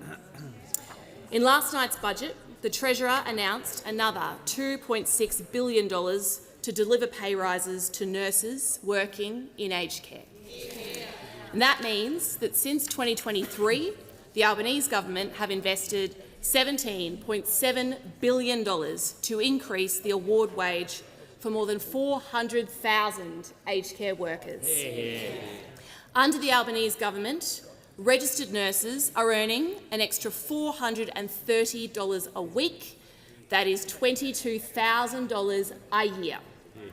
And with Labor's tax cuts, they're keeping an extra $2,667 in their pocket. With Labor's investment in Medicare, they will be able to see a bulk billing GP. With Labor's plan for cheaper medicine, they won't pay more than $25 for their PBS script. With Labor's investment in affordable housing, they will have more help to buy a home with a lower deposit. The Albanese government is firmly focused on the issues that matter to Australians, easing the cost of living while fighting inflation and helping people earn more and cutting their taxes to help them keep more of what they earn. The only thing the Coalition will not cut is your taxes. Call to the Prime Minister. Mr Speaker, you got anything? I ask that further questions be placed on the notice paper.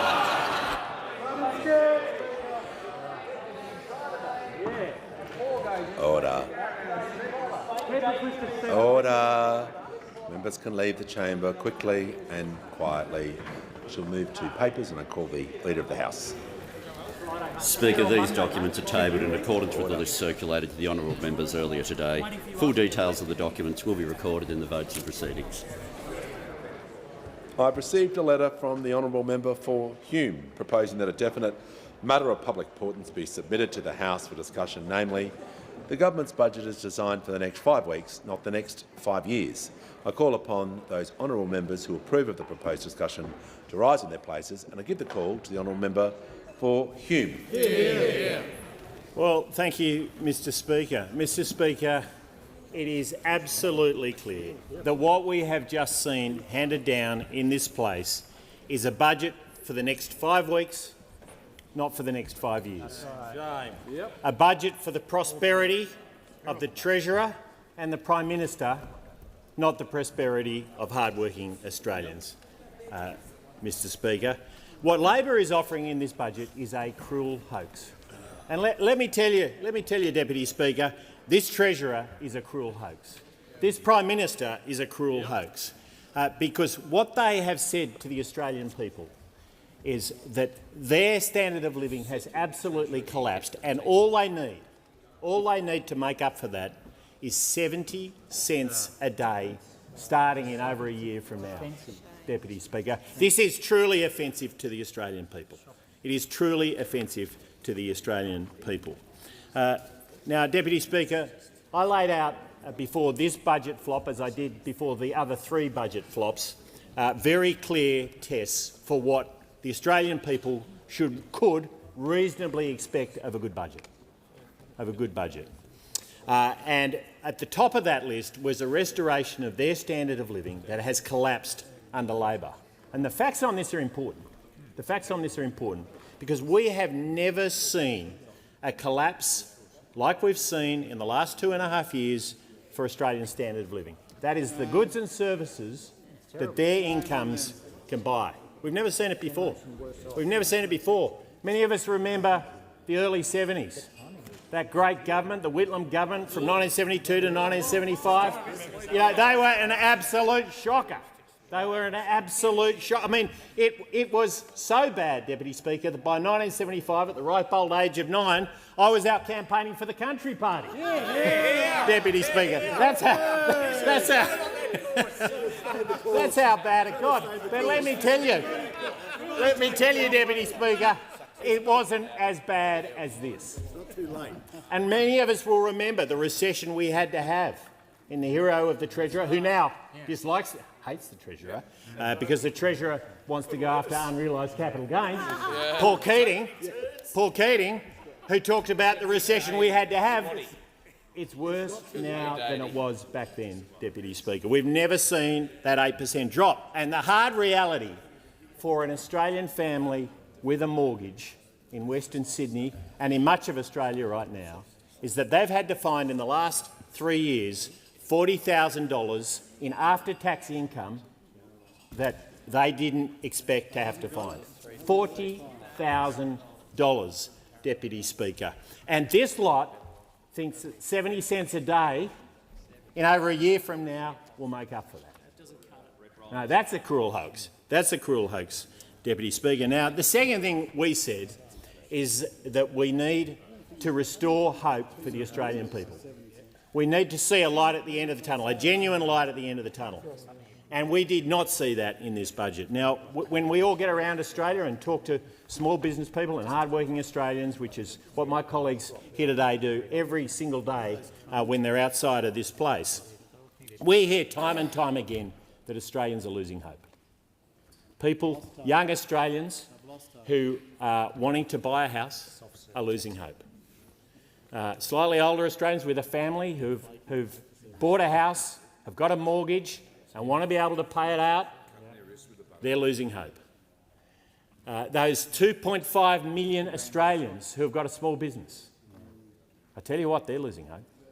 They're losing hope. 29,000 small businesses have gone under, a record number, under this government. We've seen incomes of small business people absolutely smashed. When I get around my electorate, what I see time and time again is people who run cafes and pubs having to work weekends because they can't afford to pay the overtime if they're going to be able to pay themselves.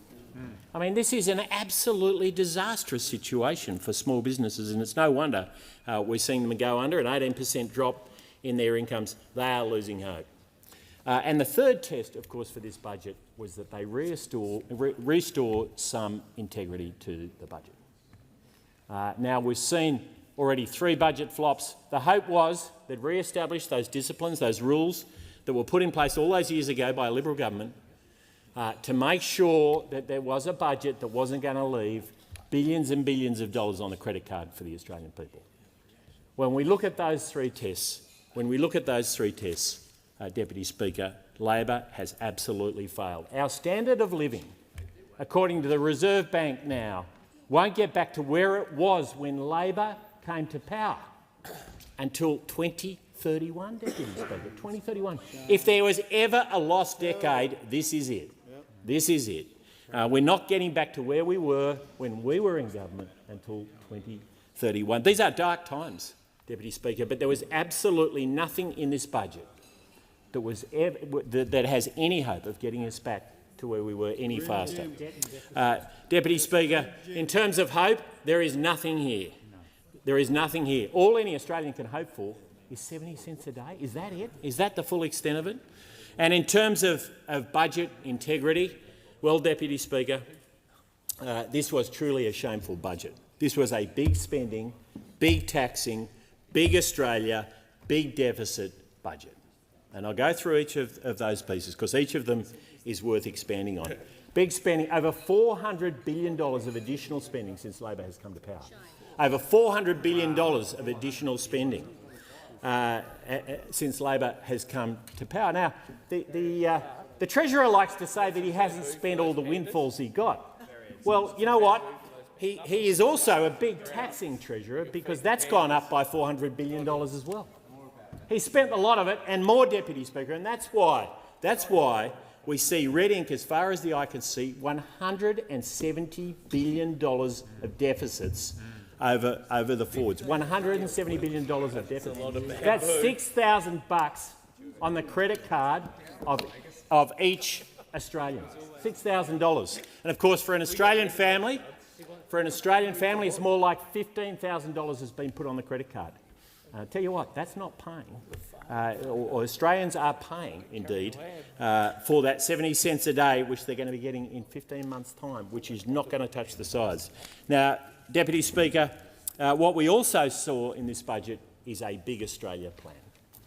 1.8 million new Australians over the course of 5 years. We are a great immigrant nation. We are absolutely, as the member for Banks said just before question time, we are a great immigrant nation. And we have managed to be a great immigrant nation by getting the balance right between the number of new people coming into the country and our capacity to cope with that. The new houses, the infrastructure, the services that we need, getting that balance right.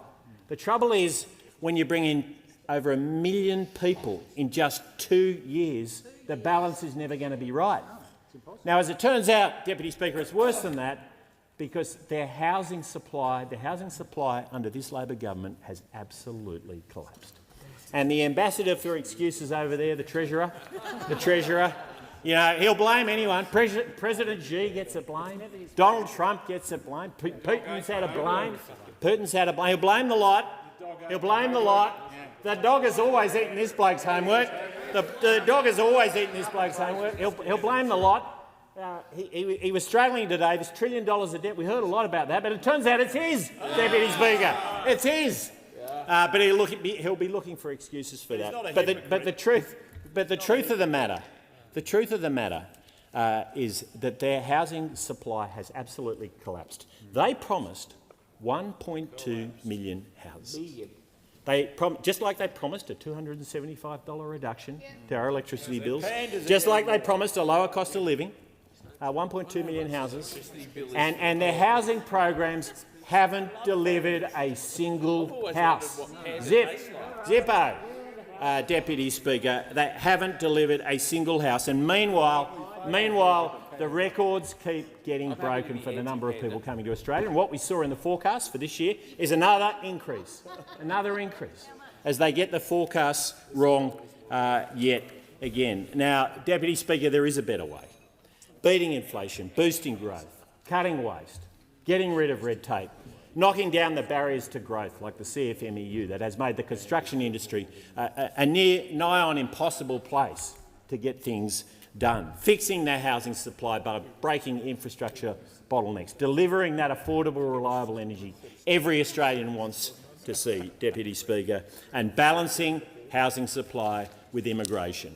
We cannot afford another 3 years of Labor. There is a better way. Yeah. And I give the call to the Assistant Minister for Competition, Charities and Treasury and Employment. Thank you, Deputy Speaker. Well, you have to hand it to the Shadow Treasurer. No, really, you do have to hand it to him because he doesn't have it himself. The fact is this bloke has a three-part plan. 1, criticise Labor. 2, pause. 3, hope no one asks for point 3. He's continuing as he's been this entire term, a policy-free zone.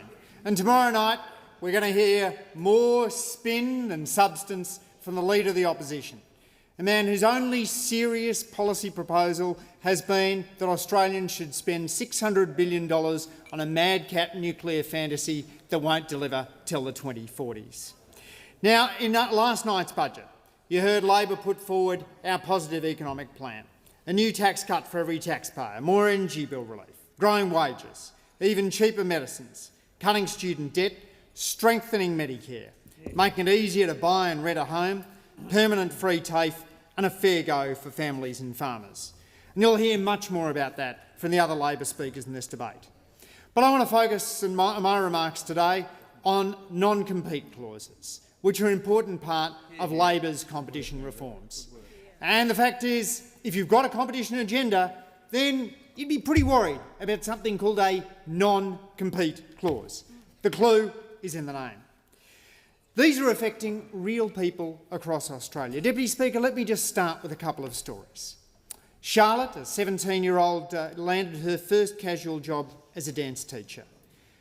She was forced to quit after experiencing harassment. Months later, she took a job at a different dance studio and immediately received a warning letter from her former employer.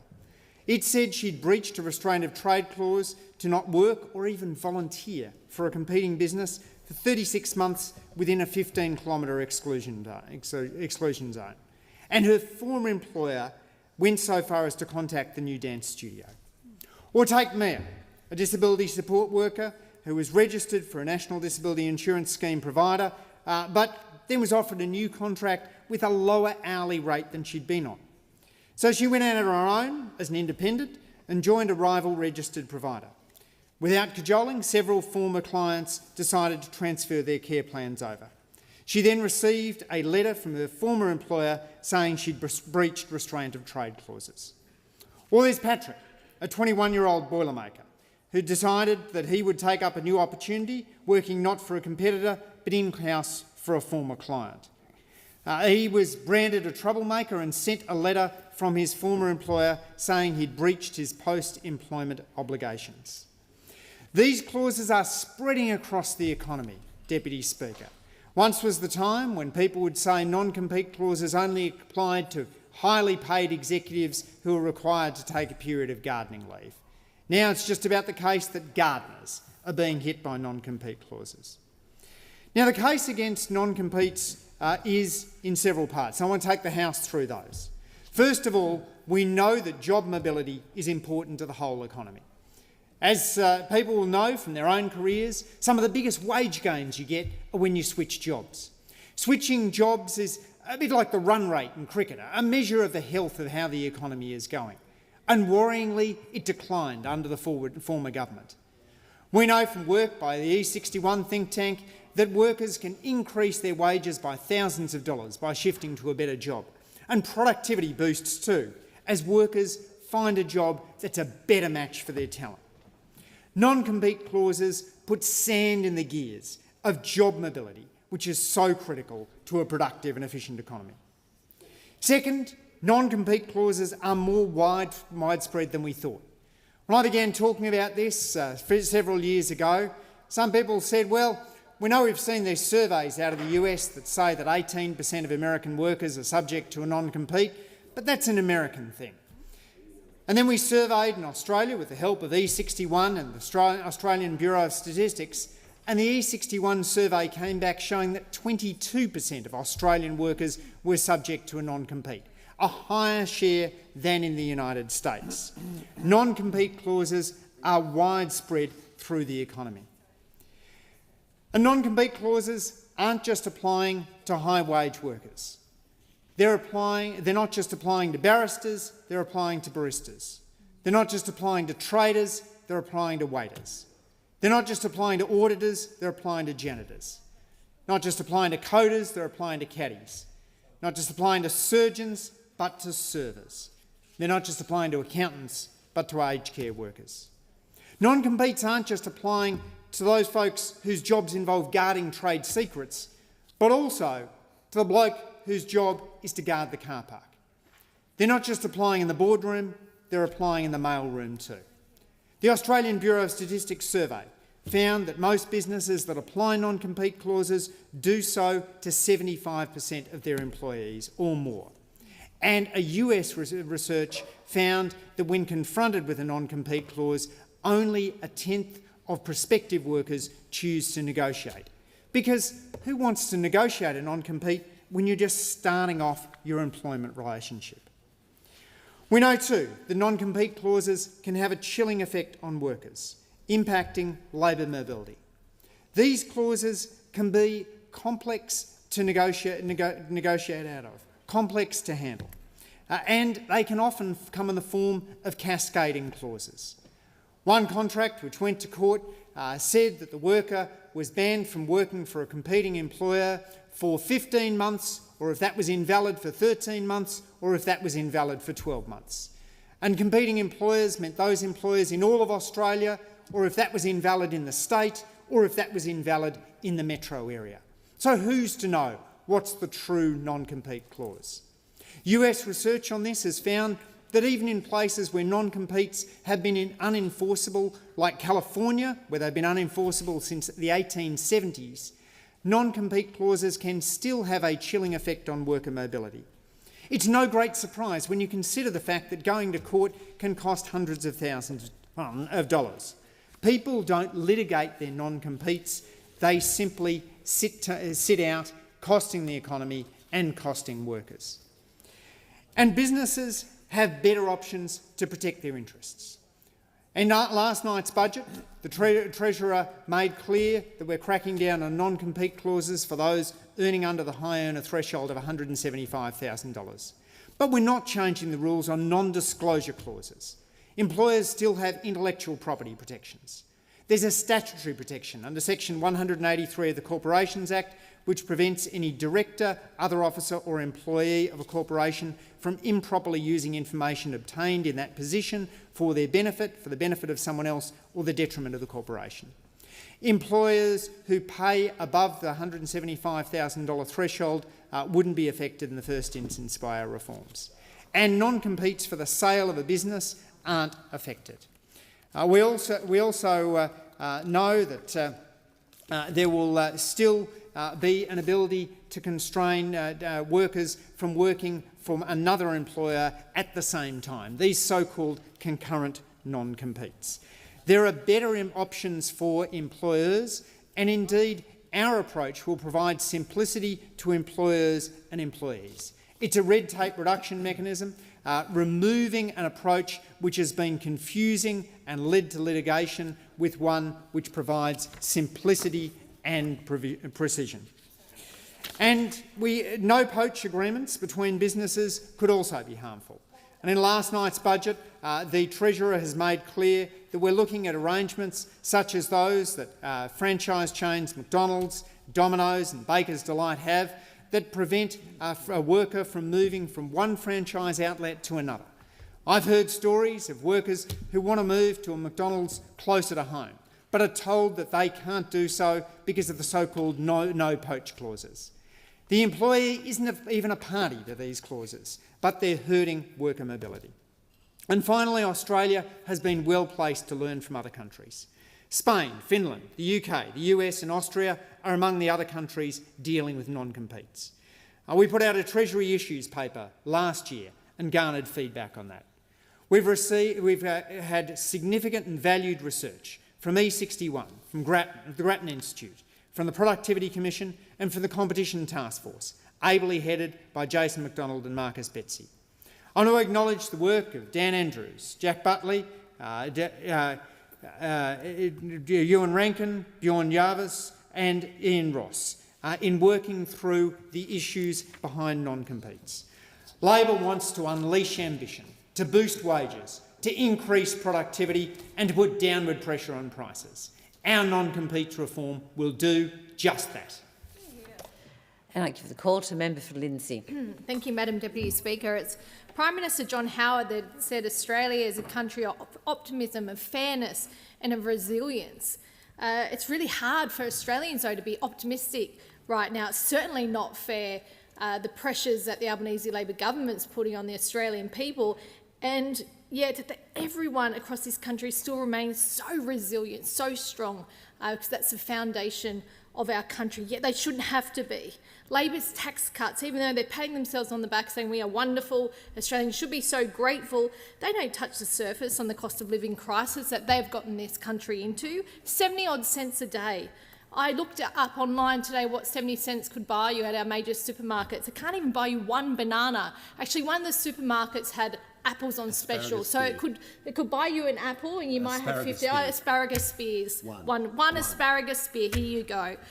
What a joke! But it is absolutely not a joke. It is this government's absurd faux fix to the cost of living crisis that the Albanese government itself created. In fact, this 5-week budget has been seen as a joke right across this country, a sad joke. The nation wants a plan for our next 5 years, not until the May election. Not only groceries are up, but a substantial amount of other items as well, like our mortgages, our rent, petrol. 70 cents a day will not make a dent in the empty pockets of so many everyday Australians. $1,300. That's a lot of money for so many Western Sydney families, yet this is what they're paying now for their energy bills, over and above what Labor promised them. Remember that $275 pledge to drop household energy bills by this year on 97 occasions. I certainly know that people across Western Sydney and my electorate of Lindsay have not forgotten that huge broken promise. I know the McMahon community from St Clair to Fairfield haven't forgotten. They're getting smashed with higher household energy bills, and they're not happy with their local member. We need to get the country on a sensible direction with energy policy. We need 24/7 baseload power with nuclear and more gas. Renewables only is killing our country's small businesses and our Western Sydney manufacturers. We've seen more than 29,000 small businesses hit the wall due to this government's lack of understanding and care about small businesses in this country. Instead of backing small businesses, the Labor government has boosted the federal public servants count by 41,000, and it's extraordinary. Green Valley in Werriwa is in the top places in this country for business insolvency. But where's the local member for Werriwa on this topic? Is she advocating that small businesses get a permanent instant asset write-off with a threshold listing to $30,000? Because our Liberal candidate in Werriwa, Sam Cale, he's a fighter for Green Valley, Austral and Prestons and right across Werriwa. He's also an accountant and a small business owner who gets small business. We will ensure $5 billion of funding goes towards local roads and sewerage and other works to get homes built across Werriwa and right across Western Sydney and our whole country, because housing in this country is a major part of the cost of living crisis and we need to boost supply. Ratton Verk and Mike Creed, our candidates for Greenway and Macquarie in the northwest, understand the housing pressures due to population growth, and we need better infrastructure. Letting Australians use their super will ensure families in Western Sydney can get ahead and get on to the next phase of their life. I'm glad the Health Minister is here because another cost of living issue is the cost of healthcare. Mental ill health is a challenge many families are facing in this cost of living crisis, particularly young people, mums and dads trying to pay for their kids' mental health appointments. This is why our wonderful Liberal candidate for Parramatta, Katie Mullins, has fought so hard for Headspace in Parramatta. The coalition will bring back better access for psychology sessions. And it is great that the Health Minister is here because he was in charge of health when the Labor government cut those 20 sessions back to 10. And we want to double Medicare psychology session, back up to the 20 that Australians deserve. And this will provide so much relief for working families, young people and pensioners who need this support. Our Western Sydney team understands the pressures facing our region, from the Blue Mountains to Parramatta and the Hawkesbury to Camden. Whether it's the members for Humes, Hughes, Banks, member for Mitchell, myself as a member for Lindsay, our team knows that only a Dutton-led coalition government will get Western Sydney back on track. Member for Blair. Thank you, Deputy Speaker. This responsible budget is about building a better future for Australia and a fairer future. In this budget, there are more tax cuts for every taxpayer. That's 14 million of them around the country. More energy bill relief for every household and for small business. And more bulk billing that will help Australians to see a GP for free. We've got more cuts to the 23,000 people in my electorate who have HECS debts and historic funding for schools like Bremer State High School and Ipswich State High School in the electorate of Blair. And we've got more help to get Australians in a home of their own, and that'll help in suburbs like Spring Mountain and Ripley Valley in the city of Ipswich in my electorate. But then, of course, we've got those opposite. And they're really keen about this MPI because there's so few of them. I count 3 of them over there. That's how important this MPI is. And because what we know today from the Liberal and National Party about how they believe the economy should work is simply diametrically opposed to their patron and spiritual leader, Robert Menzies. I mean, these two parties, the Liberal and National Party, are blocking help for small business. Today, 1.5 million small businesses could have got help, by the way, in terms of support for the help that they need to, because they're actually taxpayers. They're a sole trader. They could have got tax cuts today, 2 tranches of them, but they opposed it. They opposed that today. And of course, when they were in, they never saw a budget where they didn't deliver a deficit and increase the debt. The biggest taxing governments in the history of the Commonwealth of Australia are Liberal and National Party governments, Howard and, of course, Morrison. And this is what they do. They claim that they were going to deliver a surplus in their first year and every year thereafter. What have we done? We've delivered 2 surpluses. We've delivered historic funding for Medicare. We have lifted the wages of Australians' lowest workers. Lowest workers in this country get $143 more a week as a result of the support that we've done in supporting minimum wage rises, for investing in aged care and childcare, supporting those industries and getting wages up. Those opposite never saw a wage rise. They didn't want to oppose. They never once supported a minimum wage rise. But that's what the Liberal and National parties do. They do not support workers. They do not support tax cuts. They oppose the energy bill relief. Who can forget what they did in 2022 opposing that? Today they say, oh, we won't stand in the way. But they don't actually support it. They don't actually support energy bill relief for families in the country. Well, what we're doing is we're making sure that we're building, not cutting. Those opposite would cut the NEMA workers who helped us in South East Queensland in the cyclones and floods, the public servants there on the front line helping people get $1,000 and the $400 for their kids in the Australian government disaster recovery payment. They're the frontline workers that are helping people in South East Queensland in the aftermath of Cyclone Alfred in Services Australia. The veterans assessors in the Department of Veterans Assessment, Department of Veterans Affairs, those opposite let the veterans' entitlements fly out to 43,000 out of date. They could not actually look at the claims for months and months and months. And we had to put on 500 extra public servants to deal with the claims. And during question time today, the Minister for Veterans Affairs articulated what we've done in this space. Now, the Liberal and National parties would cut those public servants. They all don't live, by the way, here in Canberra. We like the member for Fenner, but they don't all live here in Canberra. They live in Toowoomba, they live in Ipswich, they live in Rockhampton and Mackay and Townsville and Cairns. And they're the people in regional Queensland and public servants around the country serving the public. But there's 40,000 of them on the chopping block if those opposite get the chance. And I say the public servants around the country who have been helping us in the aftermath of cyclones and bushfires and floods, we've got your back. We will support you. The Liberal and National parties will cut your jobs. Just as they look to their spiritual guidance in America, they will cut your jobs. And what will we do? We will invest in education. We will cut your HECS debt. We will provide support for childcare. We'll reduce the childcare costs for families. We'll cut taxes. We'll bring down inflation as we have been doing. We'll rise wages, improve productivity and improve economic growth in the country. And we'll build a fairer society, a more responsible society. We'll back small business. Those opposite could not even see a small business that they will support today. 1.5 million small businesses today did not get the tax cut they deserve. And I give the call to the member for New England. Well, thank you very much, Madam Deputy Speaker.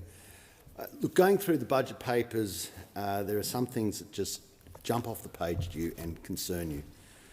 I'm looking through the liabilities assets included in net debt, and this year it's $935 billion, but next year we're over $1 trillion. Then we're up to basically $1.1 trillion. Then we start heading towards $1.2 trillion. By 2029, we're up to $1.239 trillion in debt, in gross debt. This is a huge problem. This is a huge problem, and any person who's run a business will tell you that an escalating debt like that comes with massive servicing costs. And just running through our servicing costs, I've noted that we're going from $25 billion, then we jump up next year to near $29.5 billion. Then the year after that, over $34 billion. We're ending up at close to $43 billion in the financial year ending 30th of June 2029. We spend roughly at the moment around about $50 billion on defence. We are now basically taking the money that we should be using to defend our nation and using it instead to service our debt. We've done this to ourselves. About 50% of your placements, of your what are called non-resident holdings of Australian government securities is foreign. So we've got ourselves into a real pickle here. And there is nothing in these budget papers that talk to how on earth we pay this off. Yeah. And you can't just blindly go. I mean, I've been here 20 years now. I've never seen a forward projection work yet, to be quite frank. They were usually not within a bull's roar of it. But you can talk about the here and now. You can talk about your debt here and now. And if you go to AOFM, if you're curious, you'll see Australian government securities outstanding. It's on the front as you go in there. To try and manufacture some process of strengthening our balance sheet in such a form as that we've got to hope just to hold the debt where it is, just to keep it where it is, would have to see in these budget papers some substantive, prudent investment in proper assets. Proper assets, not chattels, but proper assets. Assets that provide a determined return. I'll give you some of those assets which we have tried in the past to get going, but now they've stalled. I don't know where, I'm going to hope that they're not stopped, but they're stalled. The Inland Rail, that is an asset that is, no matter where you go in the world, intermodal, fast-track freight rail makes your economy stronger. It builds your economy's base. But this one's just stalled. It's gone nowhere. You need water infrastructure. You need dams. Dams is the essence, it's the substance of what generates wealth. If you don't believe that, find me a country that how they go without water. Go onto any river system, see what happens if they can't use water. Just withers. And we don't have any vision of dams. We don't have any visions of rail. We've still in this nation only got two sealed roads from east to west. One through Camberwell, one across the Nullarbor. Now, I hate to point it out to you, but have a look at them on a map, and you'll notice that they're very close to the coast. So if we have a strategic issue that comes into play, we're not going to have much luck with roads on the coast. And might I remind people that the Chinese were doing live fire exercises off Sydney. Sydney. I don't know why you laugh at that. Why do you laugh at that?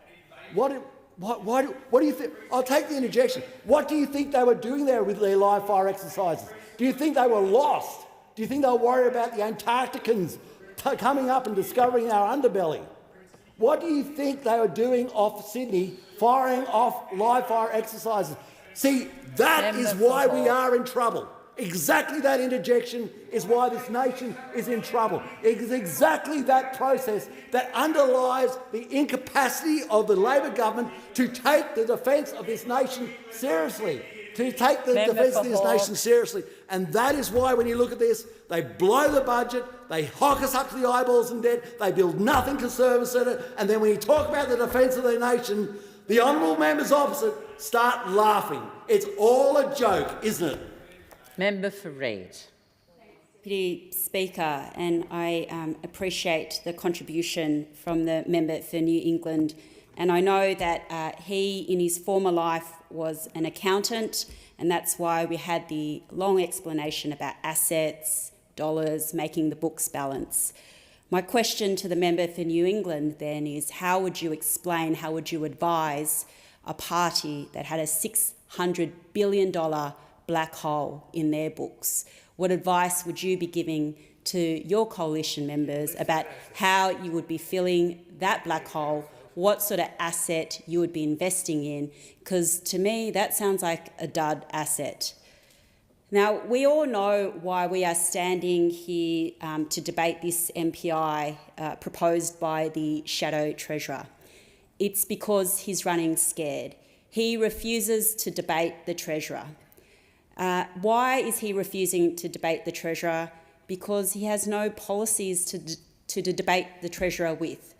But there was one debate that he agreed to participate in, and that was with the member for Parramatta, my colleague here. And I guess that made sense to him. You know, the Shadow Treasurer with the member for Parramatta, Rhodes Scholar, he thought he was an even match. Unfortunately, he was wrong, because the member for Parramatta, by all accounts, cleaned up in that debate. And so now he's said no to all debates. And I can understand, because there is no long-term vision in their plan. But we do have a vision, a long-term vision. And I'll take the premise of this MPI. Let's not take it over 5 years. Let's take it over the lifetime of a child, because I'm going to talk you through what our budgets, the 4 budgets that we've had, means for an 8-year-old child. That's the age of my son, and let me talk you through what we are going to be doing for not just the next 5 years, but for the remainder of his life. So he is most likely, this child, 8-year-old child, most likely going to attend a public school. And in this budget, the Labor government will lift our contribution for public schools from 20 to 25% of the school resource standard by 2034 in New South Wales, so that public schools will be fully funded, something that students in New South Wales have been waiting for more than a decade for. That's $41 billion of investment into our public schools in New South Wales, so students will get smaller class sizes, better learning resources, and additional support for teachers. So that means that 8-year-old child will get high-quality education. And as he grows up and decides whether he's going to go to TAFE or university, we've got plans to help there. We're making free TAFE permanent and introducing 100,000 more places, ensuring that young people can pursue further education without financial barriers. This is good for the child because they get the skills for a lifelong career. It's good for the country because we can get workers into areas where we've got skills shortages.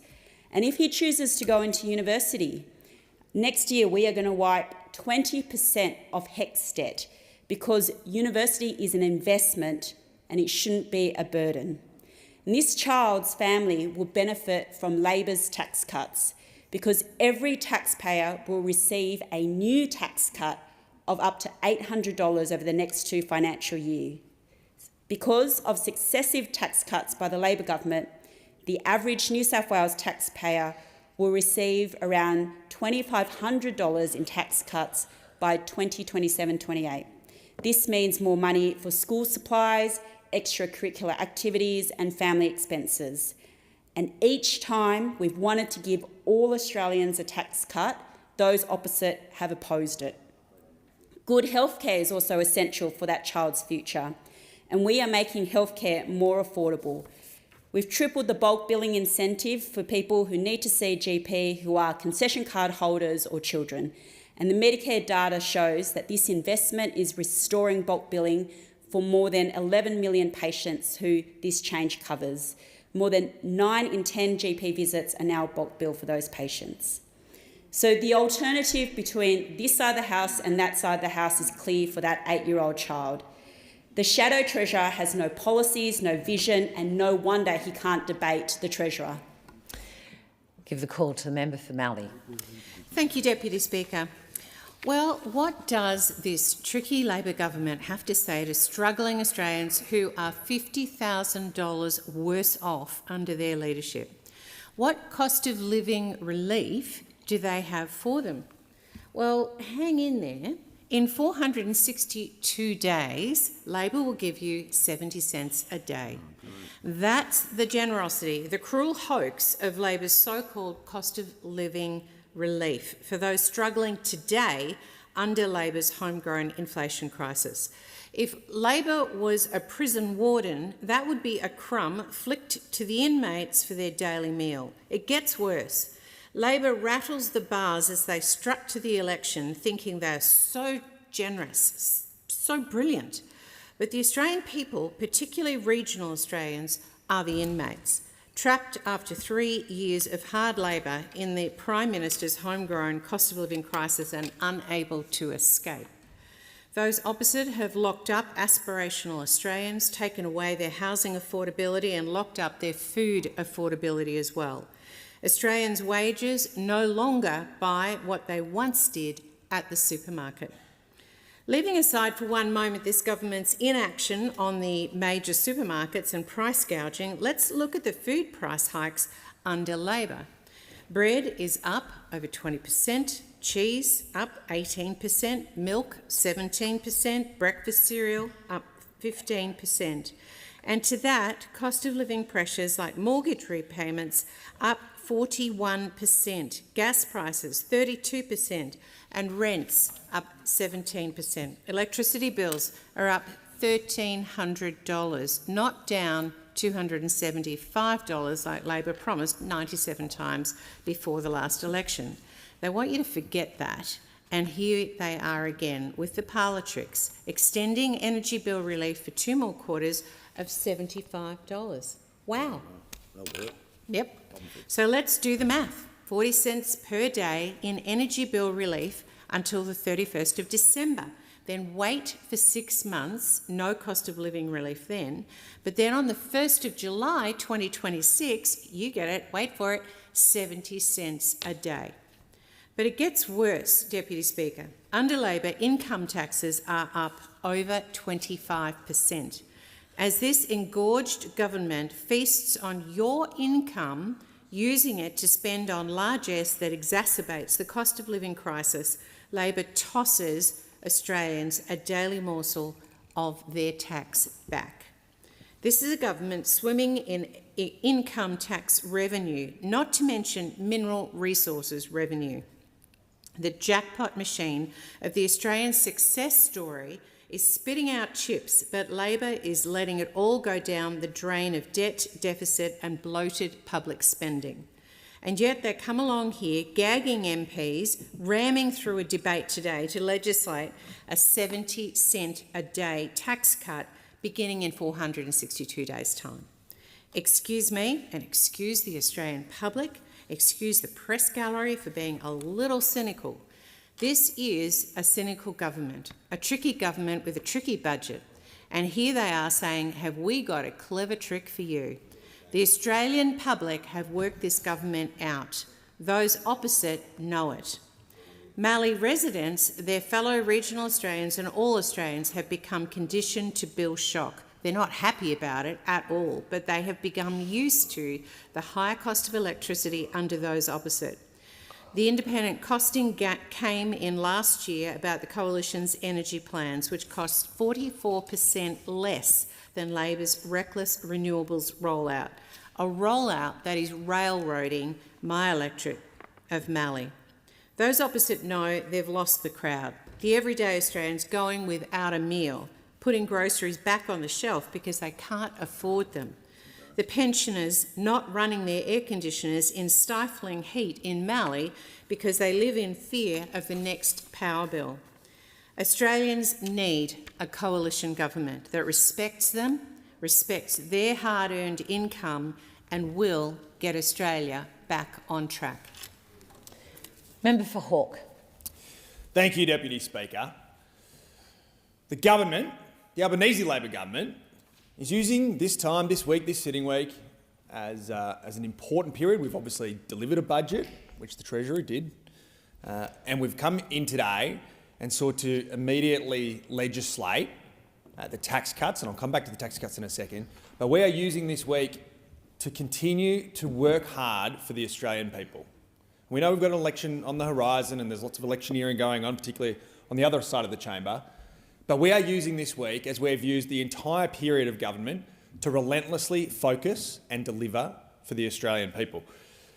It's quite fun, nevertheless, to watch those opposite line up and audition at the dispatch box for the job of Shadow Treasurer.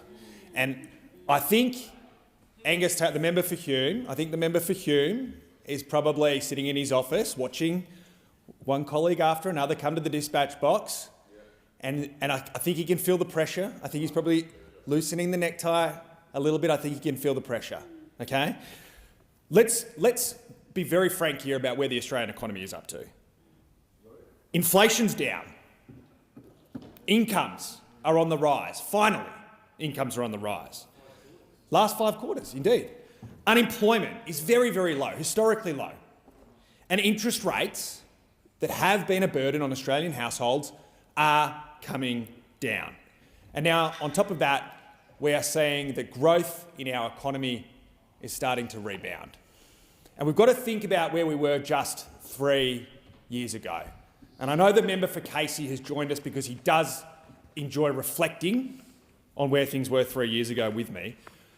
The Liberal government, the Scott Morrison Liberal government, left the Australian people with $1 trillion of Liberal debt on the books. Okay? $1 trillion of Liberal debt. They had nothing to show for it. There was no economic dividend from their ridiculous pre-COVID and post-COVID expenditure. We all remember the wastage that went on, the colour-coded spreadsheets, the rorts. They left Australians with $1 trillion of debt on the books and nothing to show for it. They come here pretending or hoping that the Australian people will have forgotten that ridiculous mismanagement of the Australian economy and our budgetary circumstances. They left us with inflation peaking under the former Liberal government at 6.1%. We're now back within the 2 to 3% band, of course. And of course, interest rates began rising under that government. Okay? So Labor inherited a budget and an economy from the Morrison Liberal government that was seriously deteriorated. Seriously deteriorated. And when you think again about that turnaround, inflation down, income up, unemployment very low, interest rates coming down, and growth starting to rebound, those 3 short years have been used very, very productively. We've now legislated, or at least moved through this House, the tax cuts that are the top-up tax cuts from the very substantive tax cuts that the Prime Minister made the important call on last year to ensure that every Australian taxpayer got a tax cut. That's 73,000 taxpayers in my electorate. And when we talk about the long term, as this MPI seeks to do, I think we need to focus on the fact that this combined package means that the average worker in my electorate, or perhaps the member for Reed's electorate, would be paying $30,000 less in tax in 2035-36. So when we talk about the long term, we're talking about saving families with an average worker $30,000 a year in tax. So I know that when you break it down into what it's worth on a minute-by-minute basis, the Liberal Party opposite get a cheap soundbite out of that, but this is substantive money. This is the kind of saving that will have an impact on people in my community, and it is the kind of impact that people in our communities so desperately need. Let me remind you again, inflation's down, incomes are strengthening, unemployment's very low, interest rates are coming down, and now growth is starting to rebound. People have been doing it very tough in our communities over the last number of years. And again, That's what happens when the Liberals leave us with $1 trillion of debt. They leave us with inflation spiking above 6%, and they leave us with inflation rising. They come to the dispatch box. They want the confidence of the Australian people to manage our economy and our budget. They do not have it. I call the member for Casey. Well, thank you, Deputy Speaker. It's always great to follow the member for Hawke. It gives me an opportunity to fact-check some of the claims that he makes. Let's start with the first one, that the inflation peaked under the former coalition government. He might want to check the ABS data. It would show that it actually peaked at 7.8% in December of 2022, the December of 2022 quarter. Now, last time I checked, the Albanese Labor government was in power in December of 2022, so maybe fact-check that comment, member for Hawke.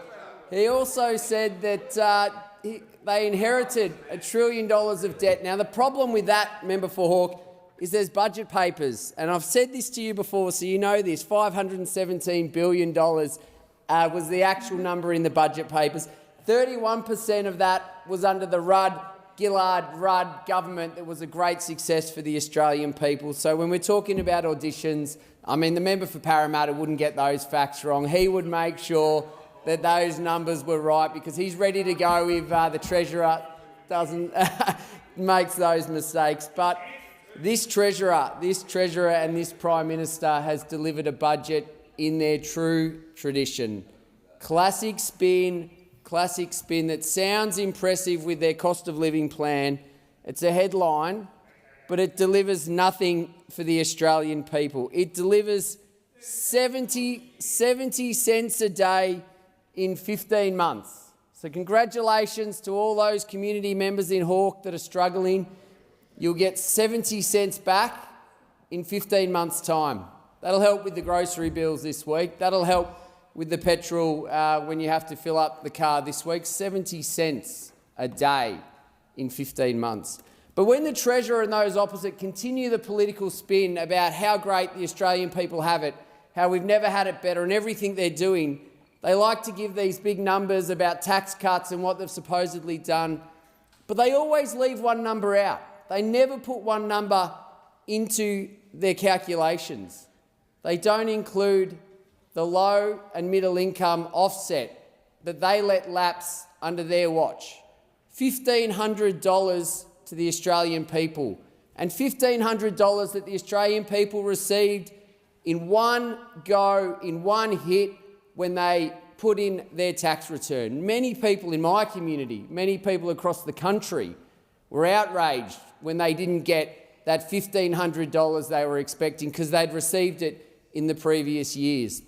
And we saw that this Prime Minister had the opportunity, had the ability to make sure that that $1,500 in one hit to make a tangible difference, a policy that was a coalition policy the former government implemented. They could have kept that policy going, because they backflipped on the stage 3 tax cuts. My word is my bond. Well, apparently not.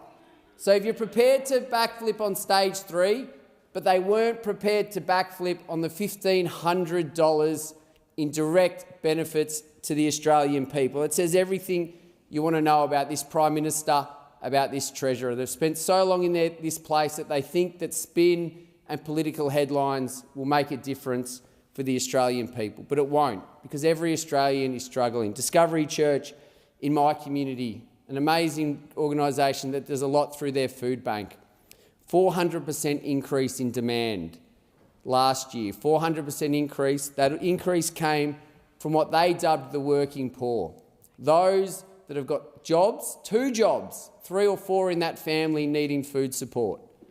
But we get told by this Prime Minister, we get told by this Treasurer, and we get told by those opposite that they've never had it better, that the plan is working. Well, if the Treasurer's plan has worked for the last 3 years, I would hate to see failure, because the community members in Casey that are having to go to Discovery Church to get free food to feed their family, the people that are struggling to pay the bills, they don't feel a soft landing. They're not feeling better today than they were 3 years ago, when this Prime Minister promised that he could solve the cost of living crisis. So we're not going to stand here and be lectured to by those opposite who tell us that we've never had it better, The plan is working. We are so lucky. We should be so lucky to have the Treasurer in control of the Treasury making these decisions. Well, these decisions are failing. And if he spent some time talking to people in the community, he would stop the hubris. He would stop bragging about how successful he has been, lining himself up to challenge the Prime Minister after the election, and focus on structural changes to help the Australian people in this cost of living crisis, because he's failed time and time again. The member's time has expired, and I call the member for Chisholm. Thank you so much, Deputy Speaker. In the 3 years that we've had in government and had the privilege of serving the Australian people in this place, we've taken really seriously the challenges that have faced people. And it is really disappointing, Deputy Speaker, that on every occasion, including today, when those opposite have been given the chance to back Australians and to do something meaningful about the cost of living pressures people find themselves under, they voted against those measures every time. I find that really disappointing. And I wish that we would see more empathy and ambition and action from those opposite, rather than the aggressive political games we continually see from them in this chamber. So I welcome the opportunity to speak on this MPI and to highlight the ways in which we are acting with empathy, ambition and action for our communities, the investments that we're making across the country and in my own state and in my community to make people's lives easier and better. The budget that was delivered last night by the Treasurer, the fourth budget, is a budget squarely focused on helping people with cost of living and building Australia's future so we have a more prosperous future. Our government is providing relief whilst also investing in the future, and this is happening at the same time that we are delivering the biggest improvement to the bottom line in a single parliamentary term. We are delivering smaller deficits and much lower debt compared to what we inherited 3 years ago, and that's good for future generations of Australians too, that is happening. We have a really clear choice at this election, Deputy Speaker.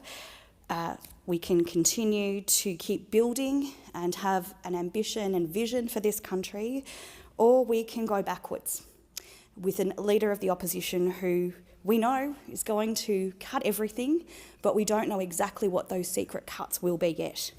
So we have a choice. We can build, which is what those of us on this side of the House want to do, or we will see terrible, destructive cuts, which is what those on the opposite side of the chamber seek to do. The Leader of the Opposition will make people worse off by cutting the things ordinary Australians need. He's done it before, he'll do it again. To quote Maya Angelou, which is perhaps where the opposition leader got his inspiration from when he said, the best predictor of future behaviour is past behaviour, is when someone shows you who they are, believe them the first time. And the Leader of the Opposition has absolutely shown us who he is. He will cut Medicare. He will cut education spending. He will make people's lives harder and worse. Our responsible budget, on the other hand, helps Australians now and builds Australia's future by delivering cost of living relief. Another tax cut, a top-up tax cut for every Australian taxpayer, $150 of energy bill relief for every household, cheaper medicines, and of course, we're backing higher wages. Ours is not a government that has wage suppression at the heart of our economic policy, because that is not what the Australian Labor Party would ever do. Only Labor is committed to delivering cost of living relief. And again, we have the proof of that in the voting record of those opposite, including this morning. We're strengthening Medicare with more bulk billing, urgent care clinics, and a record investment in women's health. And I will use this opportunity, Deputy Speaker, to remind everyone that March is Endometriosis Awareness Month, hence my yellow pin, and our government is investing strongly in women's health, including in endo and pelvic pain clinics. We are growing wages, including a well-deserved wage increase for aged care nurses, and we are stopping unfair non-compete clauses that are holding back Australian workers from switching to better, high-paying jobs. I'm really pleased to see too that Victoria will benefit from our fourth budget in particular ways. So we learned last night that every taxpayer will receive a top-up tax cut, And combined with our first round of tax cuts, the average benefit for Victorian taxpayers will be $2,530 in 27-28. It's also good to see that each of the 2.5 million households in Victoria will get an additional $150 to help with their energy bills. This relief will also extend to 223,000 eligible small businesses. There are so many other things that we are delivering to provide cost of living relief for different generations, for different cohorts. And as always, I'm proud to be part of an Albanese Labor government. Thank you, Deputy Speaker. The discussion has concluded, and I call the member for Clare. Thank you, Deputy Speaker. I move that so much of standing and sessional orders be suspended as would prevent the following from occurring immediately. 1. The member for Calare presenting a bill for an act to stop wind farms in state forests and for related purposes. And 2. Debate on the second reading of the bill proceeding immediately for a period of no longer than 1 hour. And 3. Any questions required to complete passage of the bill then being put without delay. Deputy Speaker, today I introduce this game-changing bill which would stop the building of wind farms in softwood pine plantations. Deputy Speaker, the bill is aptly titled Stopping Wind Farms in State Forest Bill 2025. Over the last few weeks, I have attended consultations and meetings in Sunny Corner and Yedome in the seat of Calare, where the Sunny Corner State Forest wind farm proposal has been unveiled. I am not against renewable energy, but reasonable common sense balance is needed. I have to say I was very concerned by what I saw there. These turbines are very close to many residential homes, in some cases a mere 1 kilometre away. I was surprised by how big the impact will be on these residents, and it seems to me like the developer has placed the turbines at locations which will cost them the least but will impact local residents the most. It's the same around Oberon. I cannot support these developments, Deputy Speaker. While the developers say that they will consult, the reality is that for these companies, it's a business decision that is made in far, far away foreign boardrooms. I've been working with local residents in other impacted communities on similar issues for many years. While I've had some success in getting wind farms moved or modified for local residents, I've experienced a number of companies who will just not do the right thing by local residents. To me, it's very clear that the controversies and conflicts that communities are having as a result of renewable projects is because of the failure in politics and politicians. The problem is that wind farms are regulated by state planning laws. In 2021, when the New South Wales National Party and their candidate for Calare passed the law to put wind farms in state forests, they did so without properly regulating and setting out the rights of impacted residents and neighbours. The result of this glaring failure to pass proper laws is conflict and controversy. You've got family members fighting family members over the fence, communities divided. It's simply not the country way. I spoke to one of our local Sunny Corner residents last week who told me that under the current proposal for the Sunny Corner State Forest, she'll have a turbine 1 kilometre from her house. She said she's hardly slept because of the worry and the strain. It's a classic example of country people bearing the burden of policies that are made in Macquarie Street and Canberra.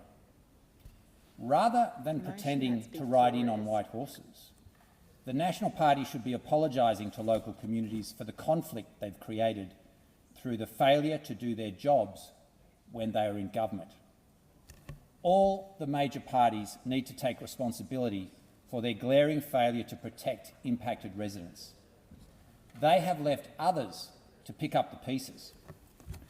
It's the same story with the creation of the New South Wales Renewable Energy Zones and EnergyCo, the New South Wales government company that's building the power lines. The National Party put all of this in place without properly consulting with local communities and without passing laws which would clearly set out the rights of landholders.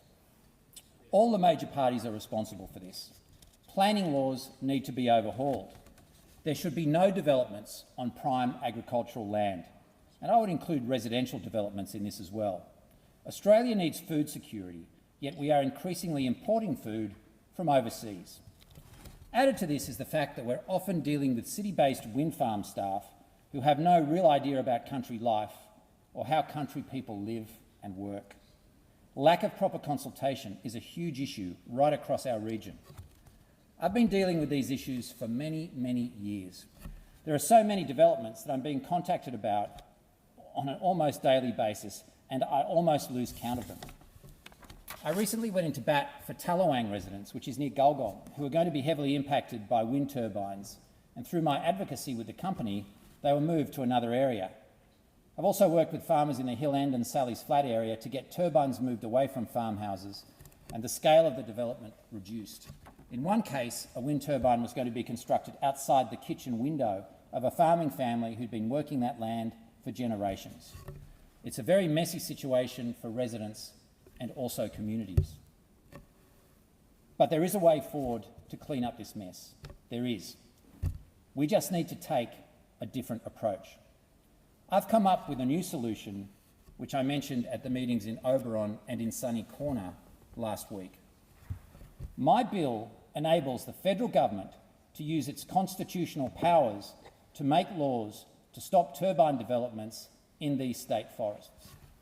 This federal legislation would override the existing way too loose state law. This is the bill that I now present to the House, Deputy Speaker. And Clause 3 of the bill is the operative clause. Clause 3.1 states, a constitutional corporation must not construct, install or commission a wind farm in a state forest. And to put it beyond any doubt, Deputy Speaker, without limiting the definition of state forest, it includes the Sunny Corner State Forest near Portland and Lithgow, the Vulcan State Forest, the Mount David State Forest, the Ganang State Forest, they are in the Oberon area, and also the Canobbla State Forest near Orange. But the bill and the operative clause is not limited to those named state forests. It's for any state forests. And also, I should point out that the constitutional power which is utilised in the framing of this bill is the corporation's power. Deputy Speaker, I've introduced this bill because we need some different thinking on this. And these wind farm developments are coming at local residents like a freight train down the line. And local residents are very worried about it and they're very concerned about it. And there doesn't seem to be a way to stop the train. You can talk about nuclear, but these developments will be up and running by the time that policy would even get out of bed, Deputy Speaker. And my bill would be the quickest and simplest way to stop them in their tracks. Many of our local residents around the Central West have been in these areas for generations. Many are elderly, and many were shocked, as I was, when the Sunny Corner proposal was unveiled and they saw the scope of these turbines and where they were placed, so close to many residential areas. And I expressed my concern when I saw that plan to the developer. But at best, consultation around the Central West at its very best has been very patchy. And as I have stated, there are some wind farm developers who simply will not do the right thing. And the residents of our area who are impacted by these developments in these state forests are looking for a voice. And they have asked me to take this proposal to Canberra, which is a legislative response. And I'm very happy to do it, Deputy Speaker, because urgent action is needed. And one of the common themes through the consultations that I've had around the area, particularly with respect to these state forests, is that the burden of these developments is falling disproportionately on country people rather than city people. And they don't think that the balance is fair, and they don't think that the balance is right. And so this bill rights the wrong that the New South Wales National Party inflicted on country communities around the Central West when they bulldozed their legislation to allow wind farms in state forests through the New South Wales Parliament. It was their legislation and they voted it in. It was National Party and Liberal Party legislation. You can't make it up. So rather than pretend to ride in on white horses, as I've already indicated, the National Party should be apologising for the hurt and the pain and the conflict and the uncertainty that the legislation which they have unleashed has created in our area.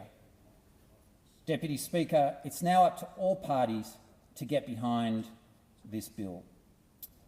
We need a sensible, balanced and workable energy policy that is fair for everyone. I commend the bill and the motion to the House, and I seek leave to table a copy of the bill and the explanatory memorandum. First of all, call for a seconder of the motion to suspend standing orders. Is the motion seconded? The motion is seconded and I reserve the right to speak. Okay, I will now put the question that the motion to suspend standing orders be agreed to, or, sorry, just... He is within his rights to seek leave to present the documents. He can ask if leave is granted. All right. He can present that. Okay, so before we go to that vote, I'll just see if leave's granted. Not granted. Leave is not granted. So we will go back to the original motion that is before us to suspend standing orders. I'll put that now. All of that opinion say aye. Aye. All those against? No. The noes have it. There's only one voice. There's two voices. Yep, you're okay. There being two voices. Division required? Division required. Ring the bell for 4 minutes.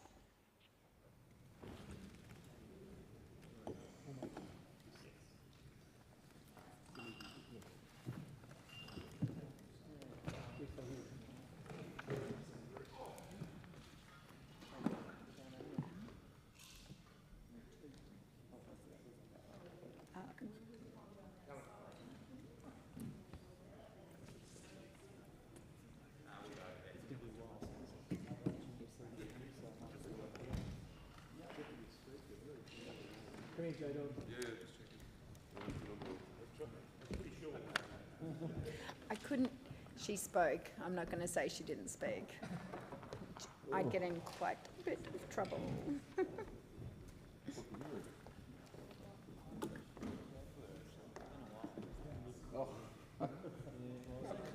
Fucking cliche.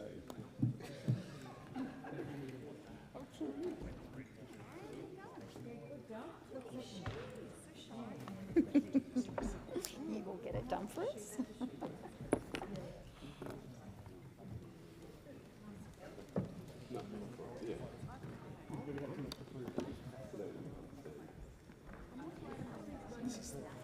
In the context of the last 20 years, it's just been a total shit show on both sides. What skills the last 20 years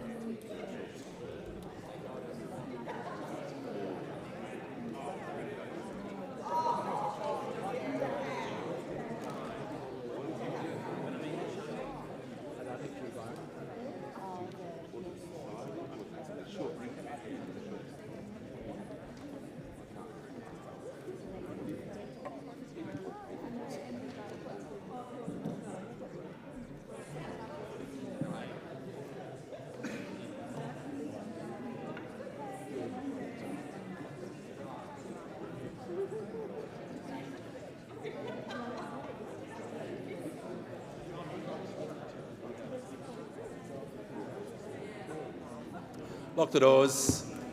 The question is the motion be agreed to. The ayes will pass to the right of the chair and the noes to the left. Appoint the honourable members for Fowler and Clare as tellers for the ayes and the honourable members for Werriwa and Bean as tellers for the noes.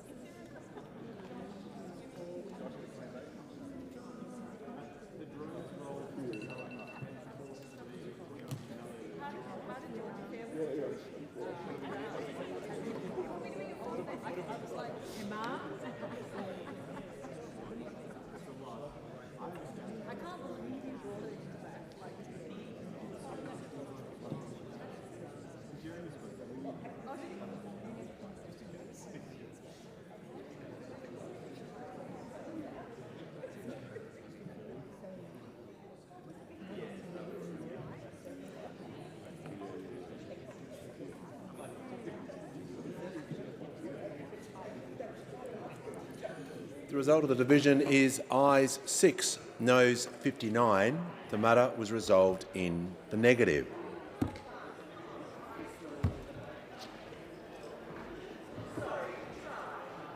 Just before I call the leader, I'll just give a message from the Senate, and then I'll call him. I've received a message from the Senate requesting that the House of Representatives immediately consider the Treasury Laws Amendment, Tax Incentives and Integrity Bill 2024. The Manager of Opposition Business is seeking the call. Well, thanks very much, Mr Speaker. I move that so much of the standing and sessional orders be suspended as would prevent the following from occurring. 1.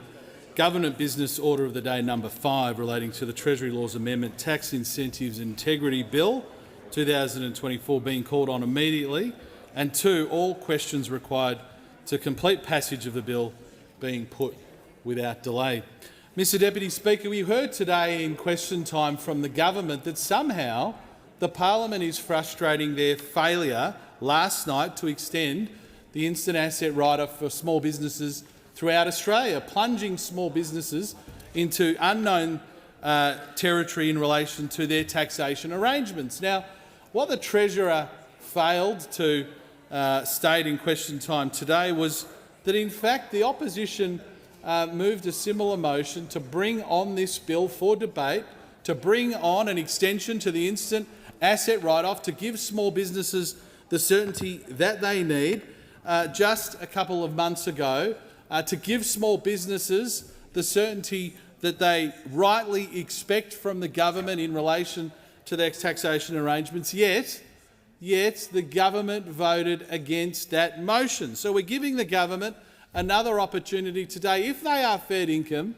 if what they were saying was truthful rather than a monumental blunder last night, or even worse, a calculated decision from this government to rip away a tax incentive for small businesses, then they should support this motion. The Treasurer claimed at the National Press Club today that somehow the Parliament's delayed or stalled this bill. It's been the Parliament, he's blamed the Senate, he's blamed the opposition, but as I have just outlined, the government themselves voted against a motion to bring this bill to the House. So we now are on the eve of a new financial year, we're on the eve of an election, and we've got the government who has cruelly ripped away a tax incentive for small businesses. And we're not talking about major businesses in this country, we're talking about small and family businesses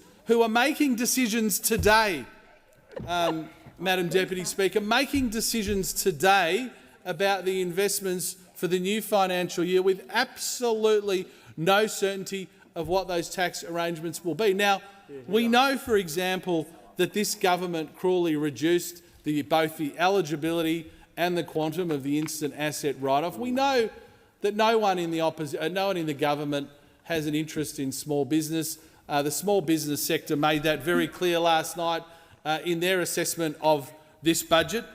But imagine going to a budget and telling the hundreds of thousands of small businesses in this country, the millions of people who work in small businesses, the engine room of our economy, that you are cruelly and in a calculated way ripping away a tax incentive that, quite frankly and quite rightly, they have come to expect. Sure, they were very unhappy when the government reduced the eligibility, when they reduced the quantum of the instant asset write-off, but they would not, in their wildest dreams, have imagined, in looking at the budget last night, that would be entirely ripped away, to the point now where the instant asset write-off has dropped for the next financial year to $1,000. Now, we saw today in question time, slippery as an eel, the Treasurer using very cute language, but couldn't confirm that there was money in the budget, which is why this motion is so important, which is why the suspension of standing orders is urgent. Can I just emphasise to the government, to the Prime Minister, to the Treasurer, to the Minister for Small Business, who didn't seem to have a clue what was going on in question time, this is urgent, and the urgency for small business is what drives this suspension of standing and sessional orders now, Madam Deputy Speaker.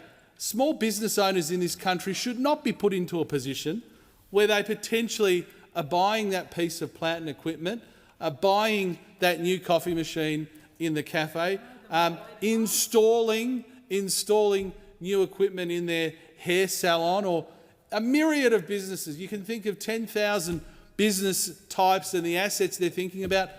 They don't just go into Myer one day and pick these things off the shelf and walk back to the business and install. They've got to make these decisions months in advance. And for many small businesses, the decision of whether or not to upgrade that piece of equipment, to buy that asset, to make that additional investment in the productivity of their people, their employees, often employees who they treat like family more than staff members, or whether to make investments in making their businesses more productive, those are decisions that in the end may be catalysed by the fact that they can instantly write it off for tax purposes, not depreciate it over its effective life. I would have thought members opposite would know that. I would have thought that members opposite are on the phone now to the Treasurer saying, hold on, I've got thousands of businesses in my electorate that are being left high and dry. This fake excuse that somehow the Parliament has held it up is utterly wrong. It's misleading of the House and is the worst alibi possible. Just admit it. The government, you either made a calculated decision to remove this from the budget or you have overlooked it. Either way, the suspension of standing orders is absolutely crucial. The Minister on a point of order. The motion that is before the House, which is about suspending standing orders, not the substantive issue he's been going to for 5 minutes. I draw the member back to the substantive of the censure motion. Thanks, Madam Deputy Speaker. The suspension of standing orders is urgent. The point that must be made to the government in these remarks, whether you want to hear them or not, the point that must be made is there is an urgency to this. And if the government will not recognise that this is urgent and therefore requiring the suspension of standing orders, then quite frankly they are even worse. Call the Minister on a point of order. So just to assist the House, as has been done previously when the opposition have moved suspensions on bringing forward government legislation. This is the first that the government has been aware that the opposition would now be willing to support the entire bill. No, please, we're trying to work this through. Order, let the Minister This is the first we've been aware of the opposition being willing to support the entire bill. If that is the position of the opposition, then we can do all this by leave, we can do it straight away, and it'll go through the Senate tonight. So we had not been advised of that until this motion. But if that is the position, we can bring it on now, you don't need the motion, and we'll put it through all stages straight away. Or is it? I'll respond to the remarks. On the 12th of February, thanks, Madam Deputy Speaker. On the 12th of February, I'm very surprised if the Leader of the House was not aware that I moved a virtually identical motion to this. If the manager is now suggesting to the House and to me that he was not aware of that motion on the 12th of February. No, I'll finish my remarks. I've got 2 minutes to go. On the 12th... Order. I'll complete my remarks and then we can talk. The manager has just made a claim, the leader, that I'm sure he's being entirely honest to the House that he was unaware, but I'm shocked that he was unaware that the opposition moved this motion to bring on the bill in February, because we were conscious of the fact that small businesses in this country cannot just turn on a dime and make investment decisions, as I said. There's an urgency here, which is why standing and sessional orders. Now, Madam Deputy Speaker, the other reason why we need to suspend standing and sessional orders to bring this on immediately is that somehow the government's been claiming that it's not their decision to park this bill. It wasn't their decision to put this on ice. That means small businesses are now in limbo. That it was somehow decisions of the Senate or of the Parliament. That was directly an accusation or an assertion made by the Treasurer today in question time. Now again, if the Treasurer is suggesting he was entirely unaware of a motion that was brought to this House seeking to bring this on for debate, again, it is negligence in the extreme, because small businesses deserve better from their government. Small businesses deserve to be at the centre of thinking of their government, not some afterthought, not some irritation. And so suspending standing orders is critical on this matter today, because, quite frankly, we have seen a government all at sea on this issue. They don't know what they stand for. They don't know whether they support small businesses or not. Perhaps they'll be shamed into supporting small businesses in the end, kicking and screaming. And if that's the case, and if that achieves an outcome for small businesses, then we'll be very, very pleased to have led that debate here in the chamber. The Manager of Opposition Business time has expired. Is there a seconder for the motion? Yeah, I second the motion and I'll speak to it now. Deputy Speaker, it's so important that this bill is dealt with right now, because on the 12th of February, the Labor government voted against their own bill. And if we don't get this sorted today, there'll be thousands of small businesses around the country that won't be able to write off their assets that they've already purchased. So this financial year alone, there's been people that gone out and might have put solar panels and renewable energy on their roof to reduce their electricity bill that's doubled under this government, 100% increase for most businesses. Order. There'll be cafes and so forth that have bought new equipment, might be a brand new coffee machine, that they're expecting to be able to depreciate this year, that they won't be able to. That'll have to be depreciated over years because this government hasn't sorted it out. So what they do, they come into Parliament today, Deputy Speaker, and there's a little bit of hypocrisy here. They want to put through tax cuts that are worth $5 a week that aren't due for 15 months away, but they won't deal with the instant asset tax write-off. We have literally got 2 months to go. Now, this is why it's so urgent, and the Leader of the House should know that on the 12th of February they voted against their own bill.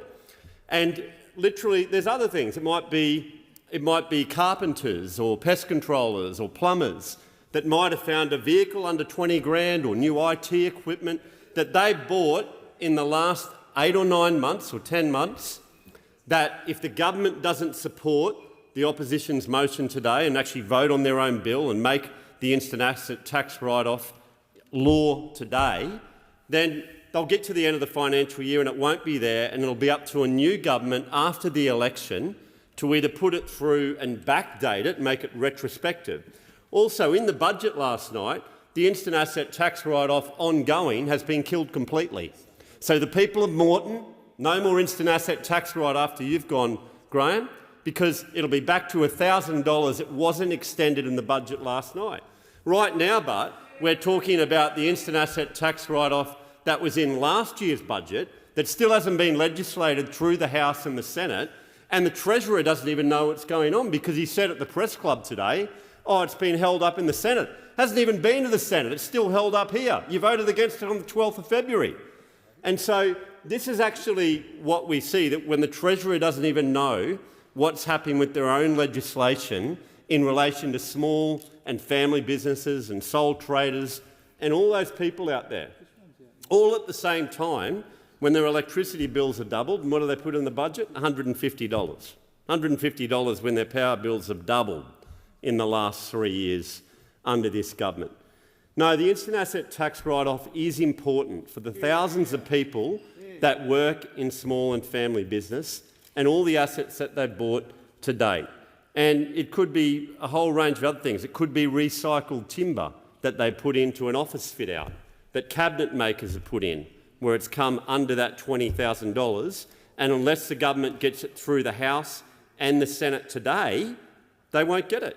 They would have spent that money and then it'll have to be depreciated over years and years and years. So I hope if the Leader of the House is going to get it through and vote on their own legislation, unlike they did on the 12th of February, that will be a win for small businesses and we'll be happy.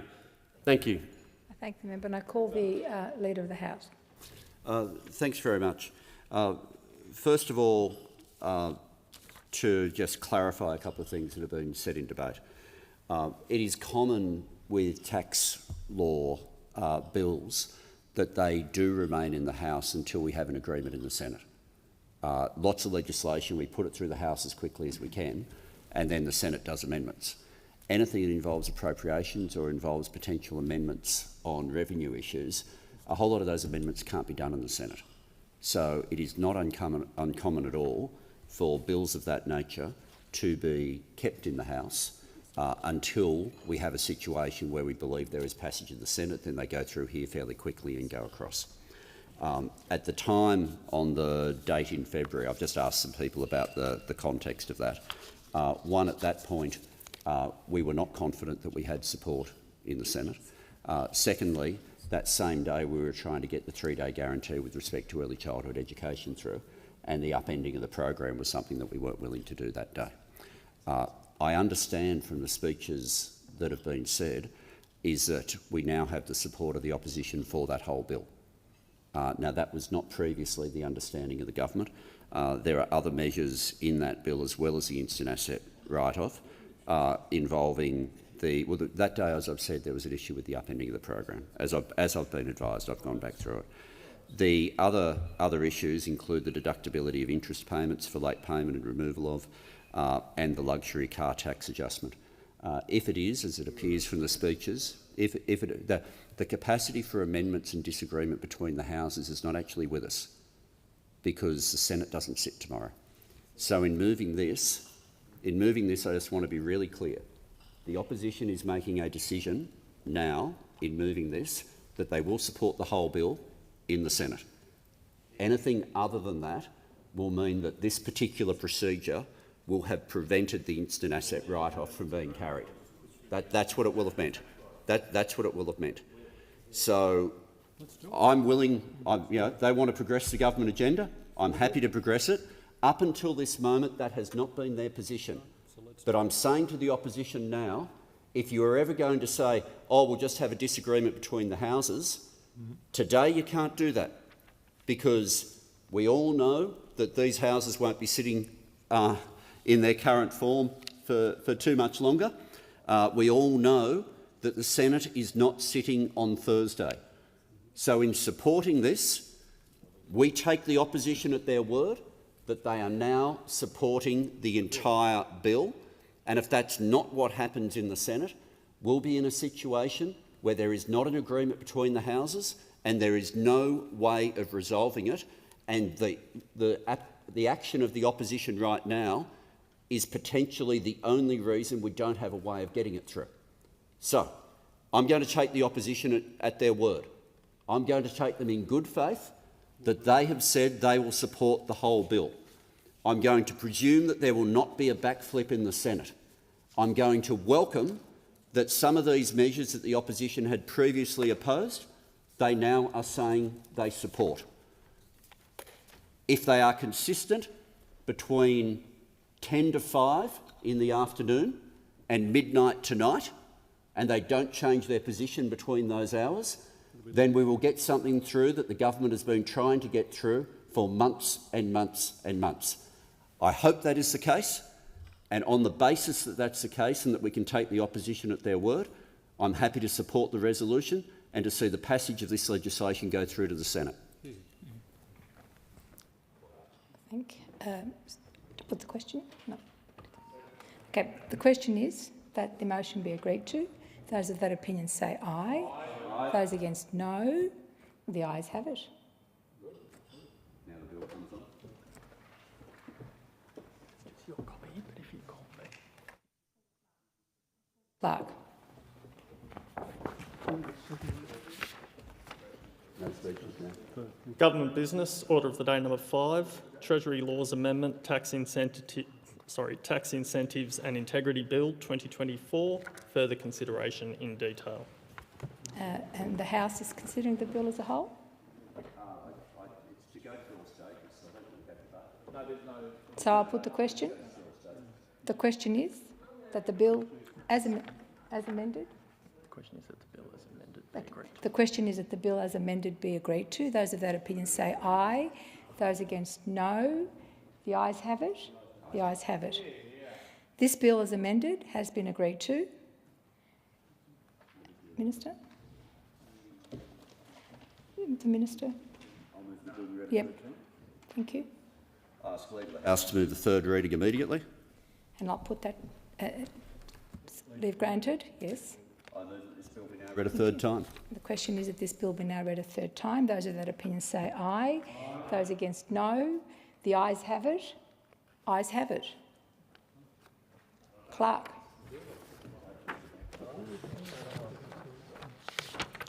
Third reading, a bill for an act to amend the law relating to taxation and for related purposes.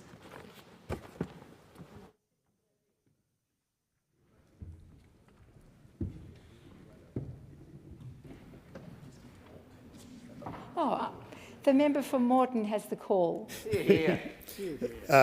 Thank you, Deputy Speaker. On behalf of the Parliamentary Standing Committee on Public Works, I present the following reports. Report number 1 of 2025, Department of Climate Change, Energy, the Environment and Water, Davis Station, Critical Infrastructure Works and Other Works, and report number 2 of 2025, Department of Defence, Facilities to Support Land 8113, Phase 1, Long Range Fires and Other Works, and I seek leave of the House to make a short statement in connection with the reports. Leave granted. The member for Moreton has the call.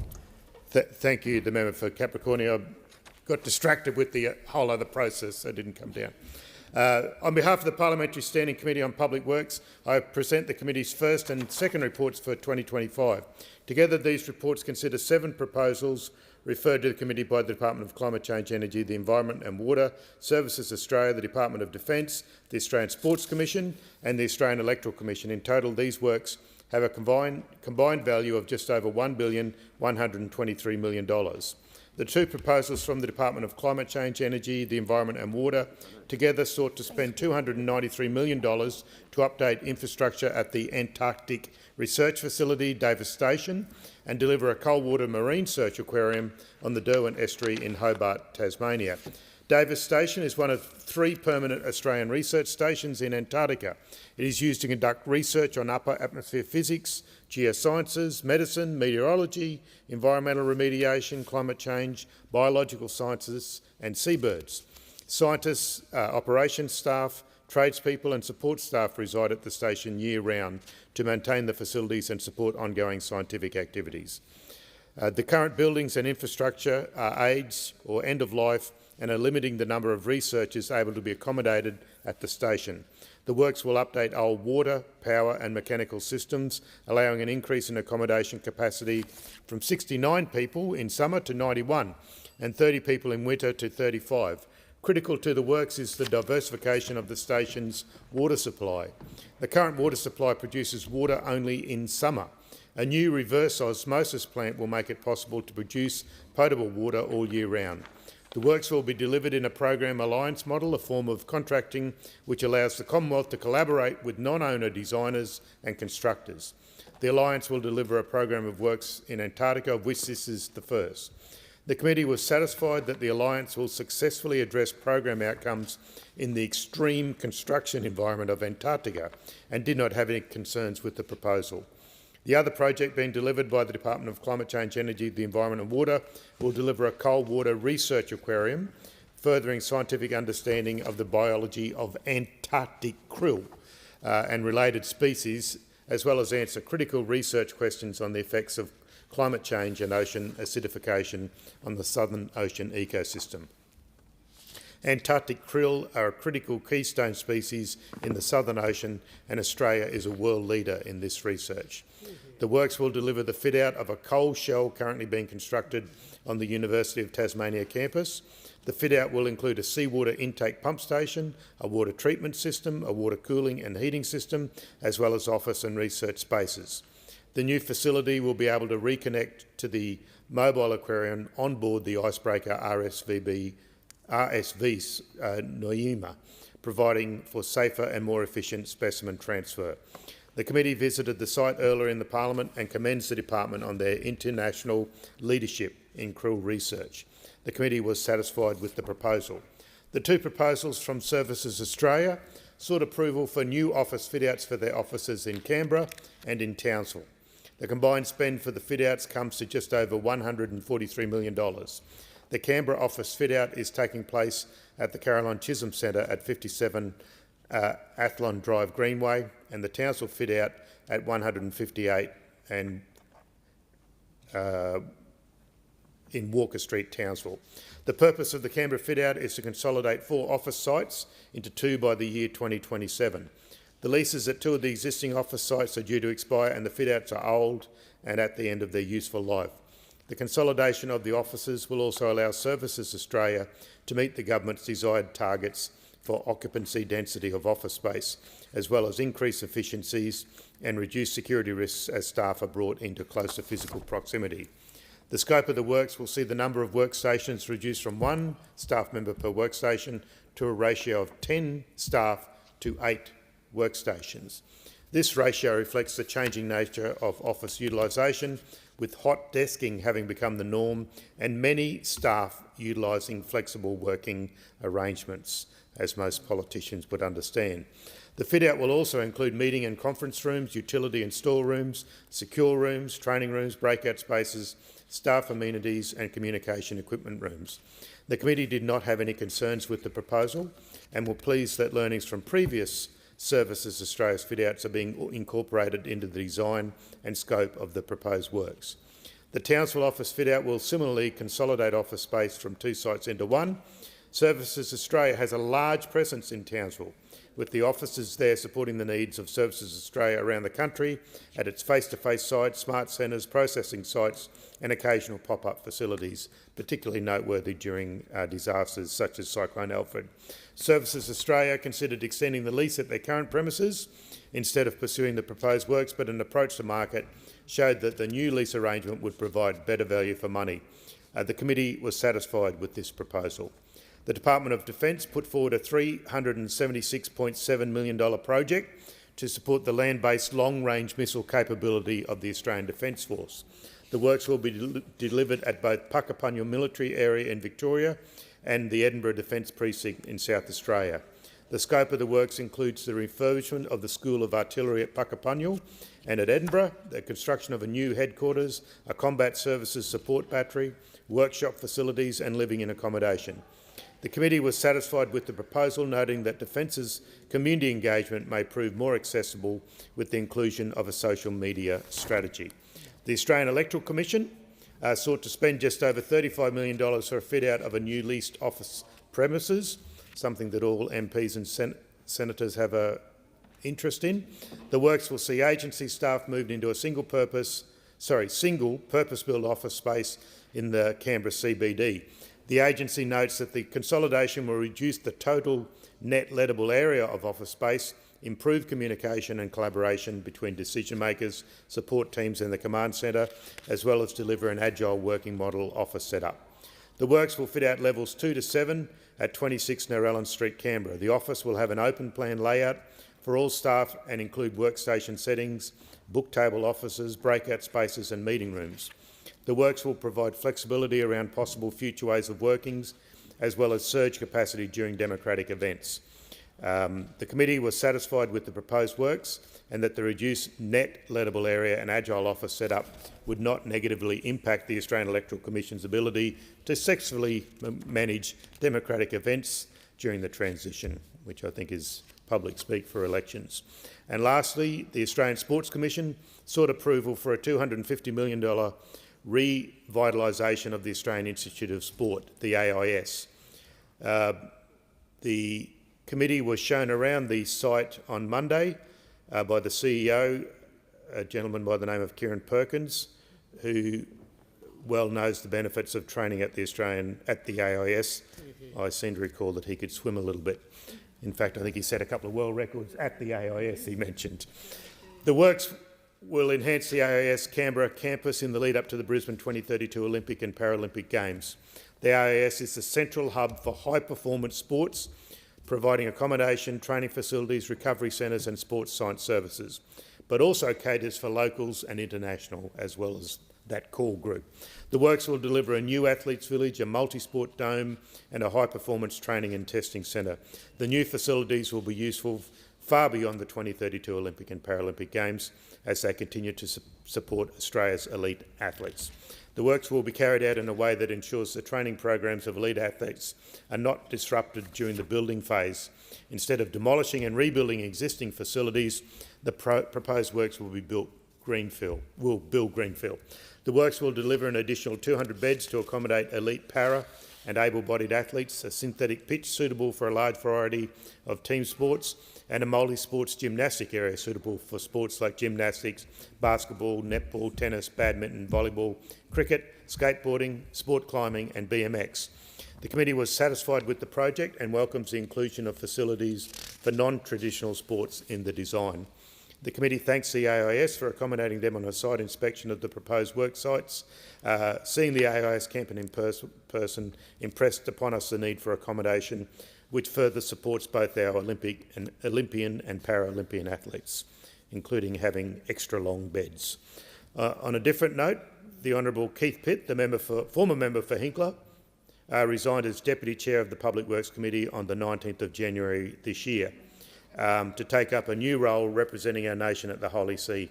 I wish Keith and Alison all the best there and hope to catch up with them sometime soon. And on behalf of the committee, I'd like to thank Keith for his dedicated service as the Deputy Chair of the Public Works Committee throughout the 47th Parliament. He remained committed to Public Works oversight ever since he joined the committee back in 2022. His technical expertise and experience both in government and elsewhere in business, and his excellent common sense provided valuable perspectives for the committee's discussions and decisions. On behalf of the committee, I wish him all the best in his future endeavours, and I welcome Mr Andrew Wilcox, the member for Dawson, as the incoming Deputy Chair. I've decided not to stand for re-election in the next Parliament, meaning these are the last public works inquiries to be tabled by me. I've enjoyed serving as the Chair and Deputy Chair of the committee over the last decade or so. I've travelled to many interesting locations, including Norfolk Island, in the member for Beans electorate, and also to Cocos Island, Christmas Island, and all over Australia. Met any number of clever and hard-working public servants, particularly on defence bases, all people who ensure that the success of the government of the day's operations. And I've learnt more defence acronyms than I'd ever expected to learn. But back to the projects, the committee would like to extend its thanks to all those who provided written and oral evidence in support of the inquiries being tabled today. Thank you also to the staff from the various departments and agencies for accommodating the committee on a number of site inspections across Australia. It's always valuable for the Public Works Committee to see the location of proposed works and to get a feel for the conditions of current facilities when considering multi-million-dollar proposals. For all projects, the committee recommends that it is expedient that the proposed works be carried out. Deputy Speaker, I commend the reports to the House. The member for McNamara. Thank you very much, Acting Speaker. On behalf of the Parliamentary Joint Committee on Human Rights, I present the following reports: Human Rights Scrutiny Report 2 of 2025, Human Rights Scrutiny Report 3 of 2025, incorporating a dissenting report, and the Annual Report 2024. And I ask leave of the House to make a short statement in connection with the reports. Is leave granted? Leave is granted. The member for McNamara. Thank you, Acting Speaker. I'm pleased to present the Parliamentary Joint Committee on Human Rights Second Scrutiny Report of 2025, table its Third Scrutiny Report of 2025 and the Annual Report for 2024. In our second and third scrutiny reports, the committee has considered 26 new bills, 477 new legislative instruments, commenting on 1 bill and 5 instruments. In our second scrutiny report, the committee commented on the Extradition Legislation Amendment, Commonwealth Countries Regulations 2024. These regulations amend the definition of an extradition country in the Extradition Commonwealth Countries Regulations 2010. The effect is to establish new extradition relationships with Cameroon, Gabon, Mozambique, Rwanda and Togo, and continue extradition relationships with all other Commonwealth countries and British overseas territories that were previously listed in extradition regulations. The regulations also amend requirements relating to documents that must be produced by the Commonwealth country seeking extradition. The committee notes that facilitating the extradition of persons in Australia to various Commonwealth countries and British overseas territories to face proceedings pursuant to the Extradition Act engages and may limit multiple human rights. The committee has considered the human rights capability of the Extradition Act and related legislative instruments on a number of previous occasions. The committee has concluded that such legislation risks being incompatible with multiple rights, including the prohibition against cruel, inhuman or degrading treatment or punishment and the rights to a fair hearing, equality and non-discrimination, liberty and effective remedy. The committee has previously recommended that amendments to the Extradition Act recommended amendments to the Extradition Act to improve its human rights capability. However, noting these recommendations have not yet been implemented, the committee's previous human rights concerns in relation to the Extradition Act remain applicable to these regulations. In particular, the committee is concerned that many of the safeguards in the Extradition Act are discretionary, relying on the Attorney-General to exercise their general discretion not to surrender a person for extradition in various circumstances where there is a risk of human rights violations. The committee is concerned that discretionary safeguards in these circumstances are insufficient to adequately protect human rights. The committee also considers that the presumption against bail in the Extradition Act and the lack of any ability to challenge the lawfulness of such continued detention is incompatible with the rights to liberty and effective remedy. And as such, the committee considers that the regulations also risk incompatibility with these rights. The committee reiterates its previous recommendations to amend the Extradition Act to improve human rights compatibility.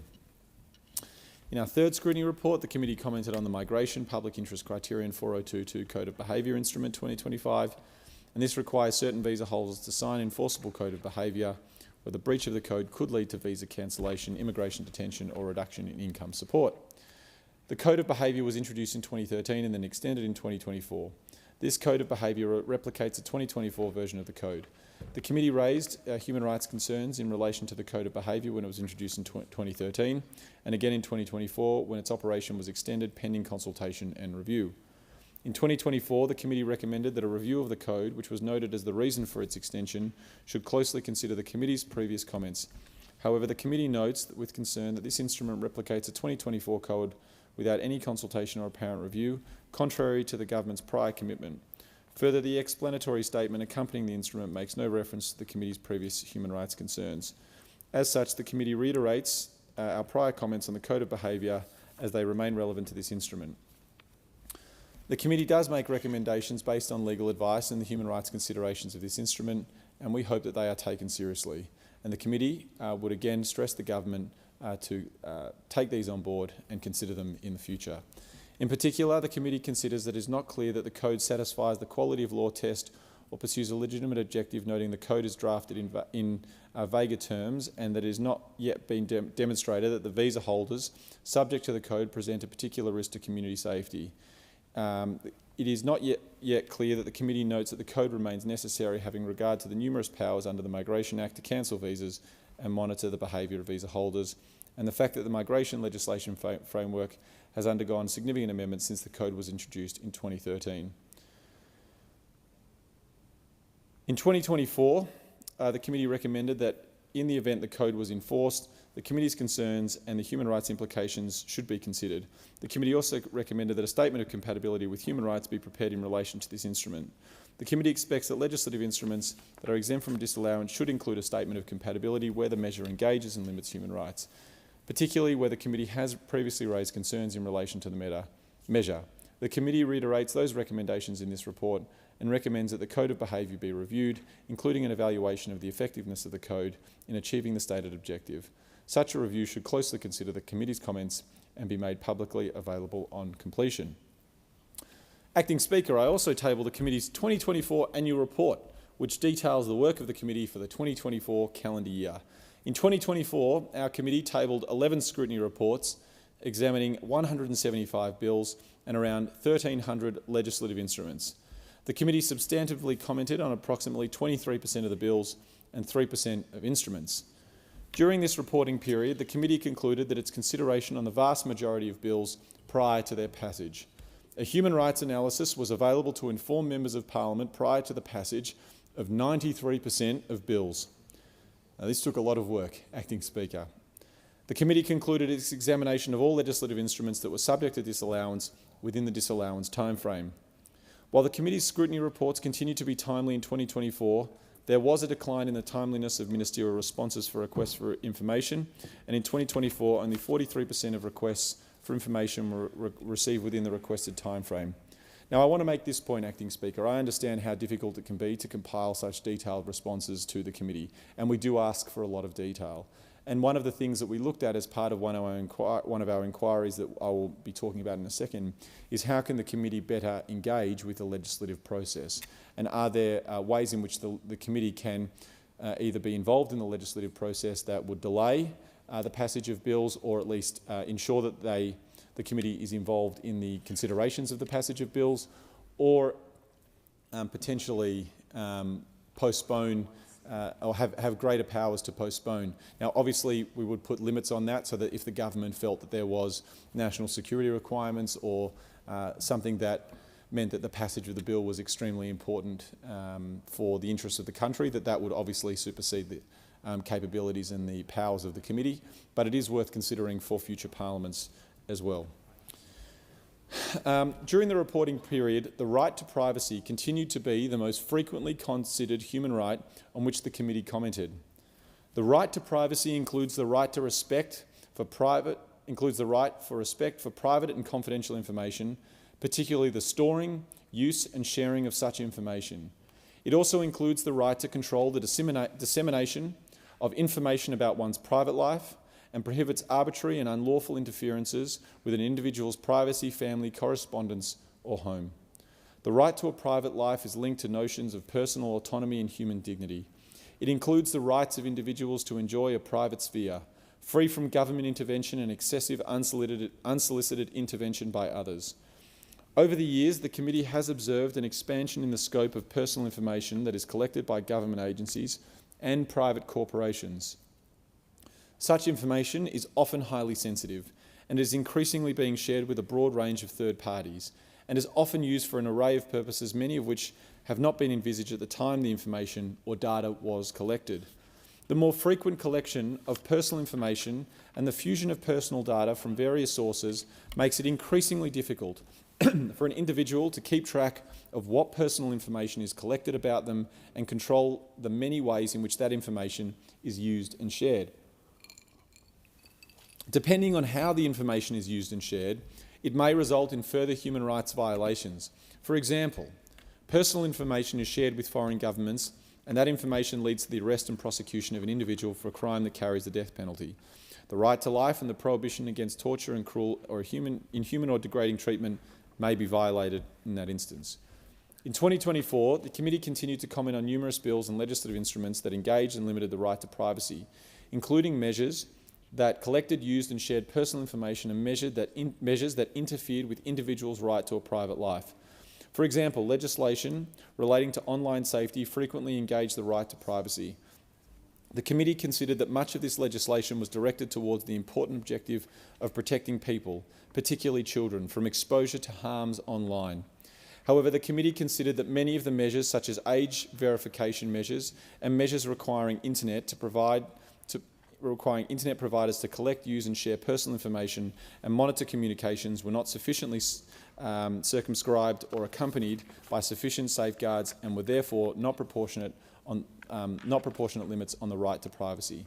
Strong safeguards to protect the right to privacy in the digital age, especially where information is highly sensitive, have great importance. And given the expanding scope of personal information being collected and the rising number of major data breaches in Australia, it is critical that robust safeguards are embedded within the specific legislation that deals with such personal information. Such safeguards should be complementary to the broader safeguards contained in the Privacy Act and the Australian Privacy Principles, both of which contain numerous exemptions. In addition, Acting Speaker, to the committee's usual scrutiny work, the committee also undertook 3 inquiries, 2 of which were concluded in 2024. Of particular, I want to start with the committee's inquiry into Australia's human rights framework. The committee received 335 public submissions, over 4,000 form or campaign letters, and held 6 public hearings. It heard evidence from a range of community groups, religious organisations, government bodies and experts. The committee tabled its report on 30 May 2024, which made 17 detailed recommendations, including that the government re-establish and significantly improve Australia's human rights framework, and that framework should include a comprehensive and effective protection of human rights in legislation through a Human Rights Act, a significant and ongoing commitment to national human rights education, requirements for public servants to fully consider human rights in the development of legislation and policies, enhancements to human rights parliamentary scrutiny and the role of the Australian Human Rights Commission, review of Australia's legislation, policies and practices for compliance with human rights, and measures to monitor progress on human rights. As part of our report, our committee prepared an example draft of a human rights bill to promote understanding of its proposed model for a statutory federal Human Rights Act. As overwhelmingly supported by submitters, Australia needs a statutory Human Rights Act to make rights real in everyday decision-making. A key benefit of a federal Human Rights Act will be to drive human rights culture within the public service so that those who serve us have a clear framework to consider and balance the rights and freedoms of everyday people when making decisions and developing laws and policies that affect us all. The committee is yet to receive a formal response from government on this report and to our recommendations.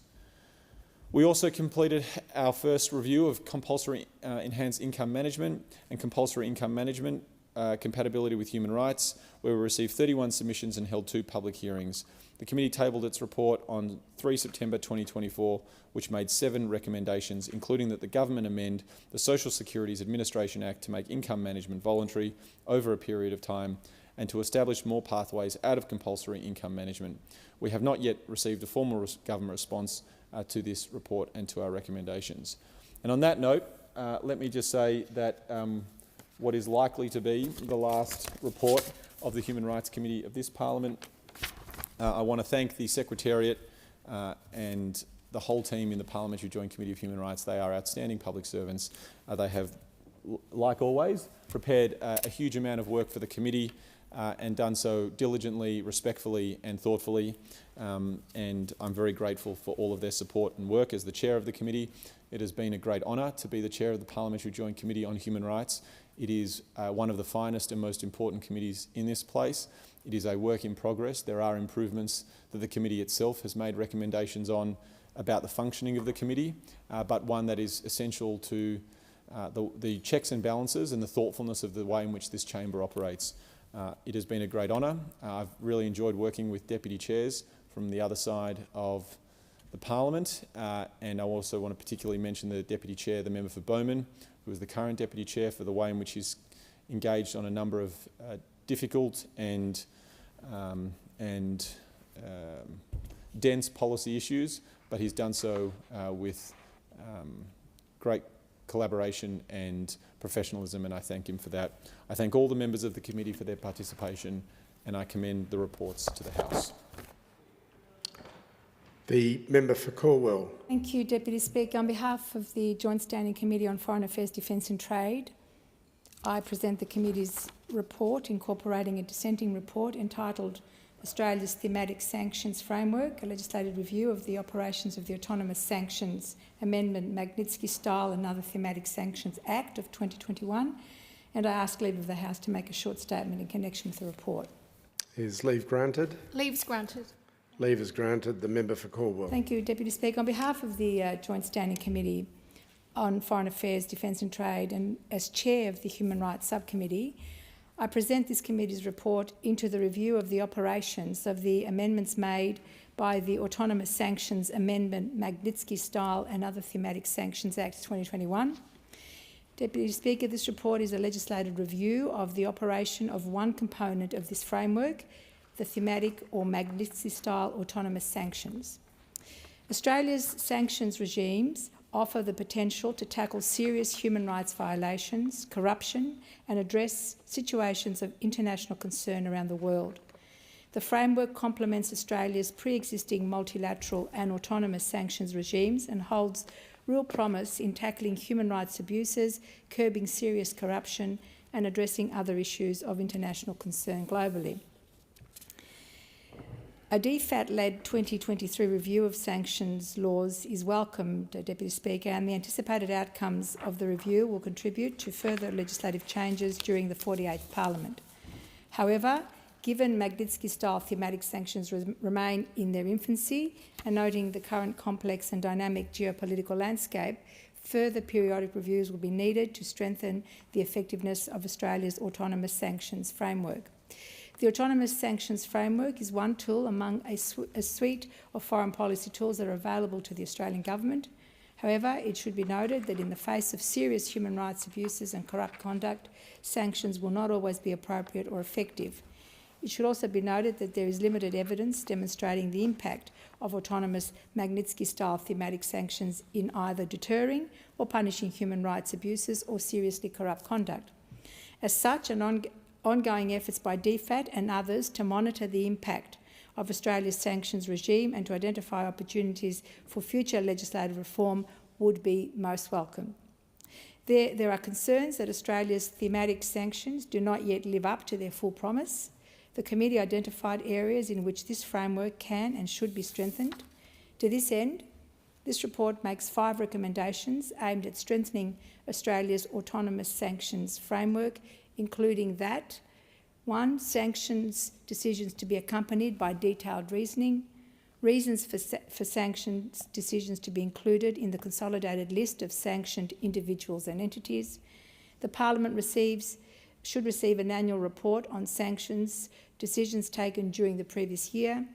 The regulations for imposing autonomous sanctions be updated to include listing criteria for all thematic areas, and humanitarian exemptions be legislated to ensure humanitarian assistance is not adversely affected by the imposition of sanctions. Deputy Speaker, on behalf of the committee, I extend my thanks to the stakeholders and submitters who contributed their time and experience to the inquiry. I also thank all committee members for their collegiate approach. In particular, I'd like to thank the Deputy Chair, Senator Linda Reynolds. I'd also thank the member for Blair, who is a member of this committee, but also chairs the wider Foreign Affairs, Defence and Trade Committee for their assistance. I'd like to thank the Secretariat for their support throughout this inquiry, and I commend this report to the House. Thank the member for Cornwall. The member for Barton. Thank you, Mr Deputy Speaker. On behalf of the Joint Committee on Public Accounts and Audit, I present the following reports. Report 509, Inquiry into Public Sector Information Technology, Procurement and Projects. Report 510, Inquiry into the Use of Governance of Artificial Intelligence Systems by Public Sector Entities. Proceed with caution.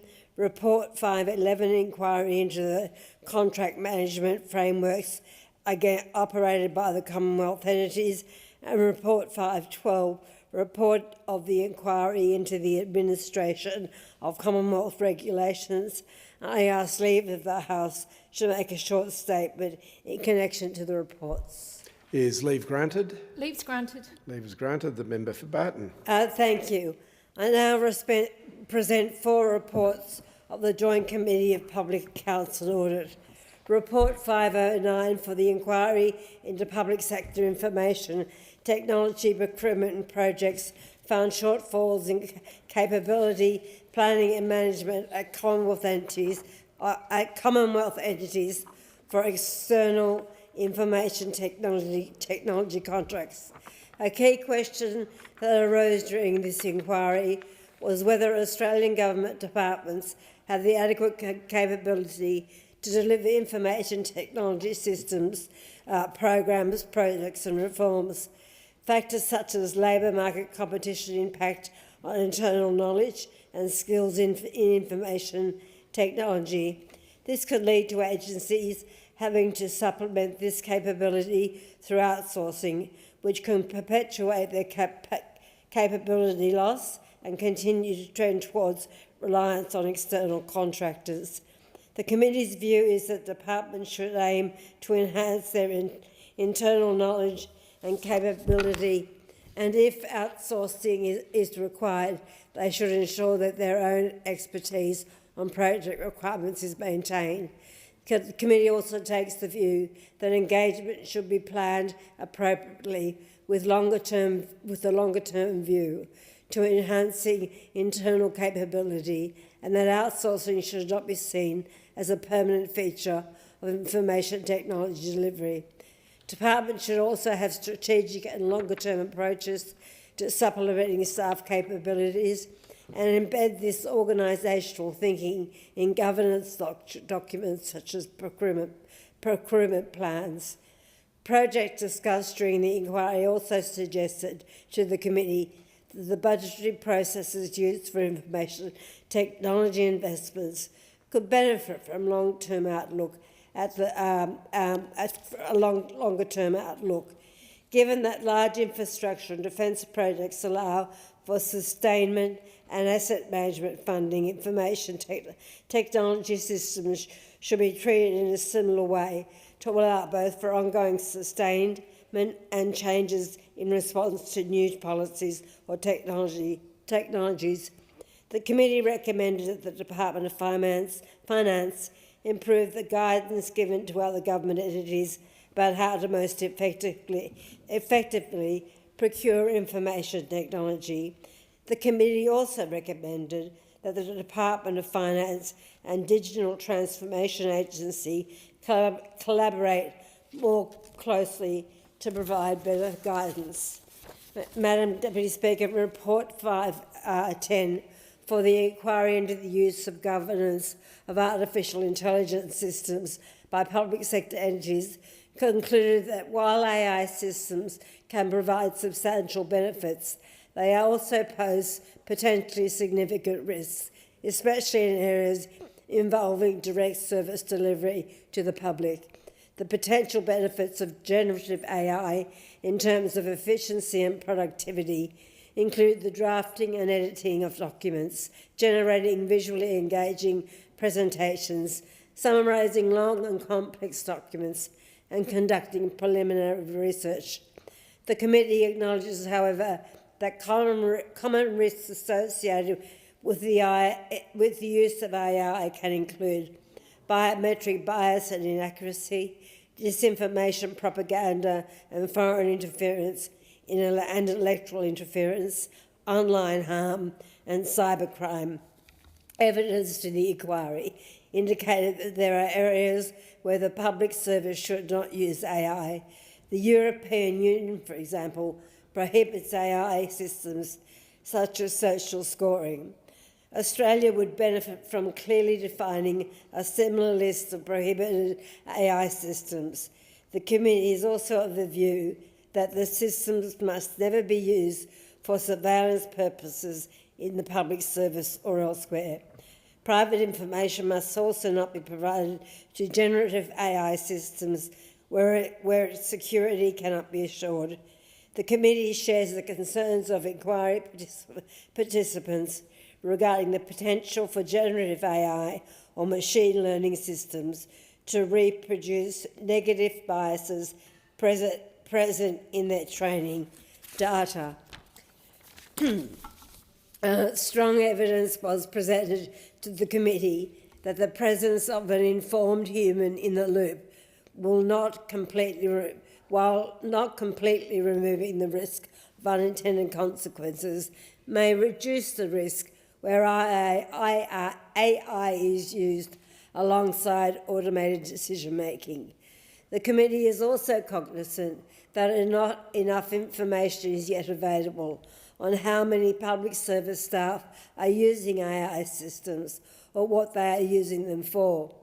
There was consensus among inquiry participants that more AI training is needed at all levels. This will be critical into reducing the risk of AI systems being inadvertently misused, including situations where sensitive personal information is involved. This field is developing rapidly, particularly in relation to generative AI. Effective and coordinated governance frameworks for AI use must be developed now before this technology paces government's ability to do so. Among the committee's recommendations are a whole-of-government working group to consider rules and governance frameworks for AI, and that a statutory joint committee on artificial intelligence and emerging technologies should be established to enable more effective parliamentary oversight. To help inform future policy decisions, the committee is also recommending that the Australian Public Service Commission introduce questions on the use of and understanding of AI and other emerging technologies into its annual APS employee consensus. Madam Deputy Speaker, in relation to Report 511 for the inquiry into the contract management frameworks operated by the Commonwealth entities, found that a well-executed procurement process will not deliver value for money to the taxpayers unless it is followed by effective contract management. The committee has found that contract management is an important skill which has likely not had the same level of attention or development as procurement, but is just as vital to project success. The evidence to the inquiry revealed weaknesses in public sector contract management in several key areas, including maintaining an appropriate arm's-length, robust relationship with suppliers to ensure contract delivery, effective engagement with stakeholders on understandings of their concerns, understanding and fulfilling Commonwealth record-keeping requirements, assessing and then documenting value for money on contract variations, the measurement and management of contract performance and bespoke contract management skills as an essential component of delivering outcomes for the taxpayers. Central to the committee's conclusions in this inquiry are that the Department of Finance needs to be more than just a policy steward. Can I get a glass of water somewhere? steward providing advice and resources. The committee understands that it is not feasible for finance to be the overarching authority on the many thousands of contracts that exist across the Commonwealth. The committee believes, however, that finance must be more proactive. Thank you so much.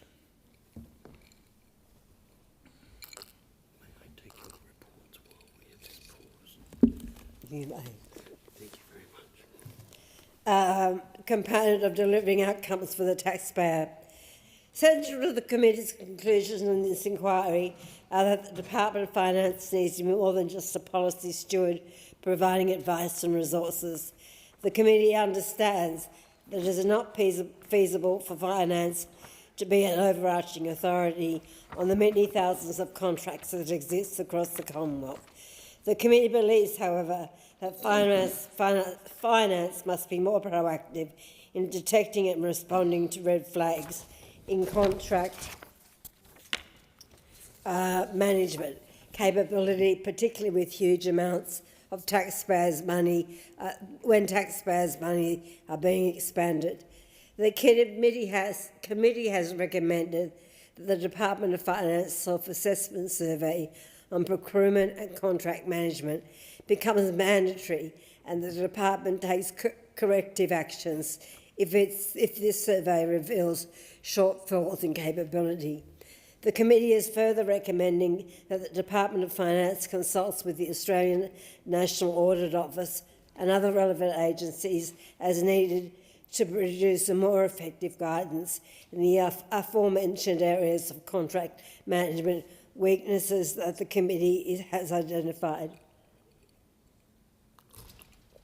During the inquiry, the ANAO noted that it is having to increasingly use its legislative powers to obtain the information it requires to conduct an audit.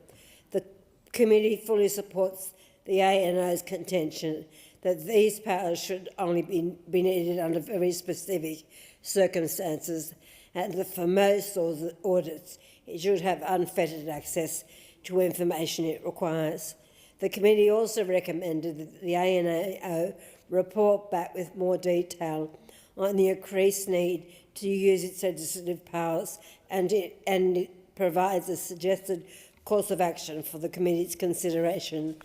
And finally, Report 512 for the inquiry into the administration of Commonwealth regulations found that government regulation has a profound effect on the daily lives of all Australians.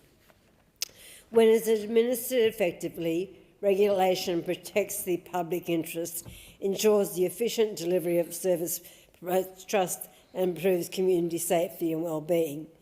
During this inquiry, the committee examined how regulators collect and use data, take a risk-based approach, maintain their policies and procedures, undertake compliance activity, use their regulatory powers, and are accountable for their performance. The committee found the performance of regulators to be patchy. Some entities are failing to effectively regulate at all, or their regulation is only partially effective. Even where entities were found to be largely effective, there were gaps and inconsistencies across various areas. Some of the shortcomings, particularly is the Department of Home Affairs failure to effectively regulate migration agents, and the Department of Industry, Science and Resources oversight of trade measurement were plainly unacceptable. The committee made specific recommendations regarding these entities to ensure ongoing accountability for rectifying the issues discovered in the audits that formed the basis of this inquiry. Accountable authorities of entities and regulatory obligations are ultimately responsible for ensuring these obligations are met.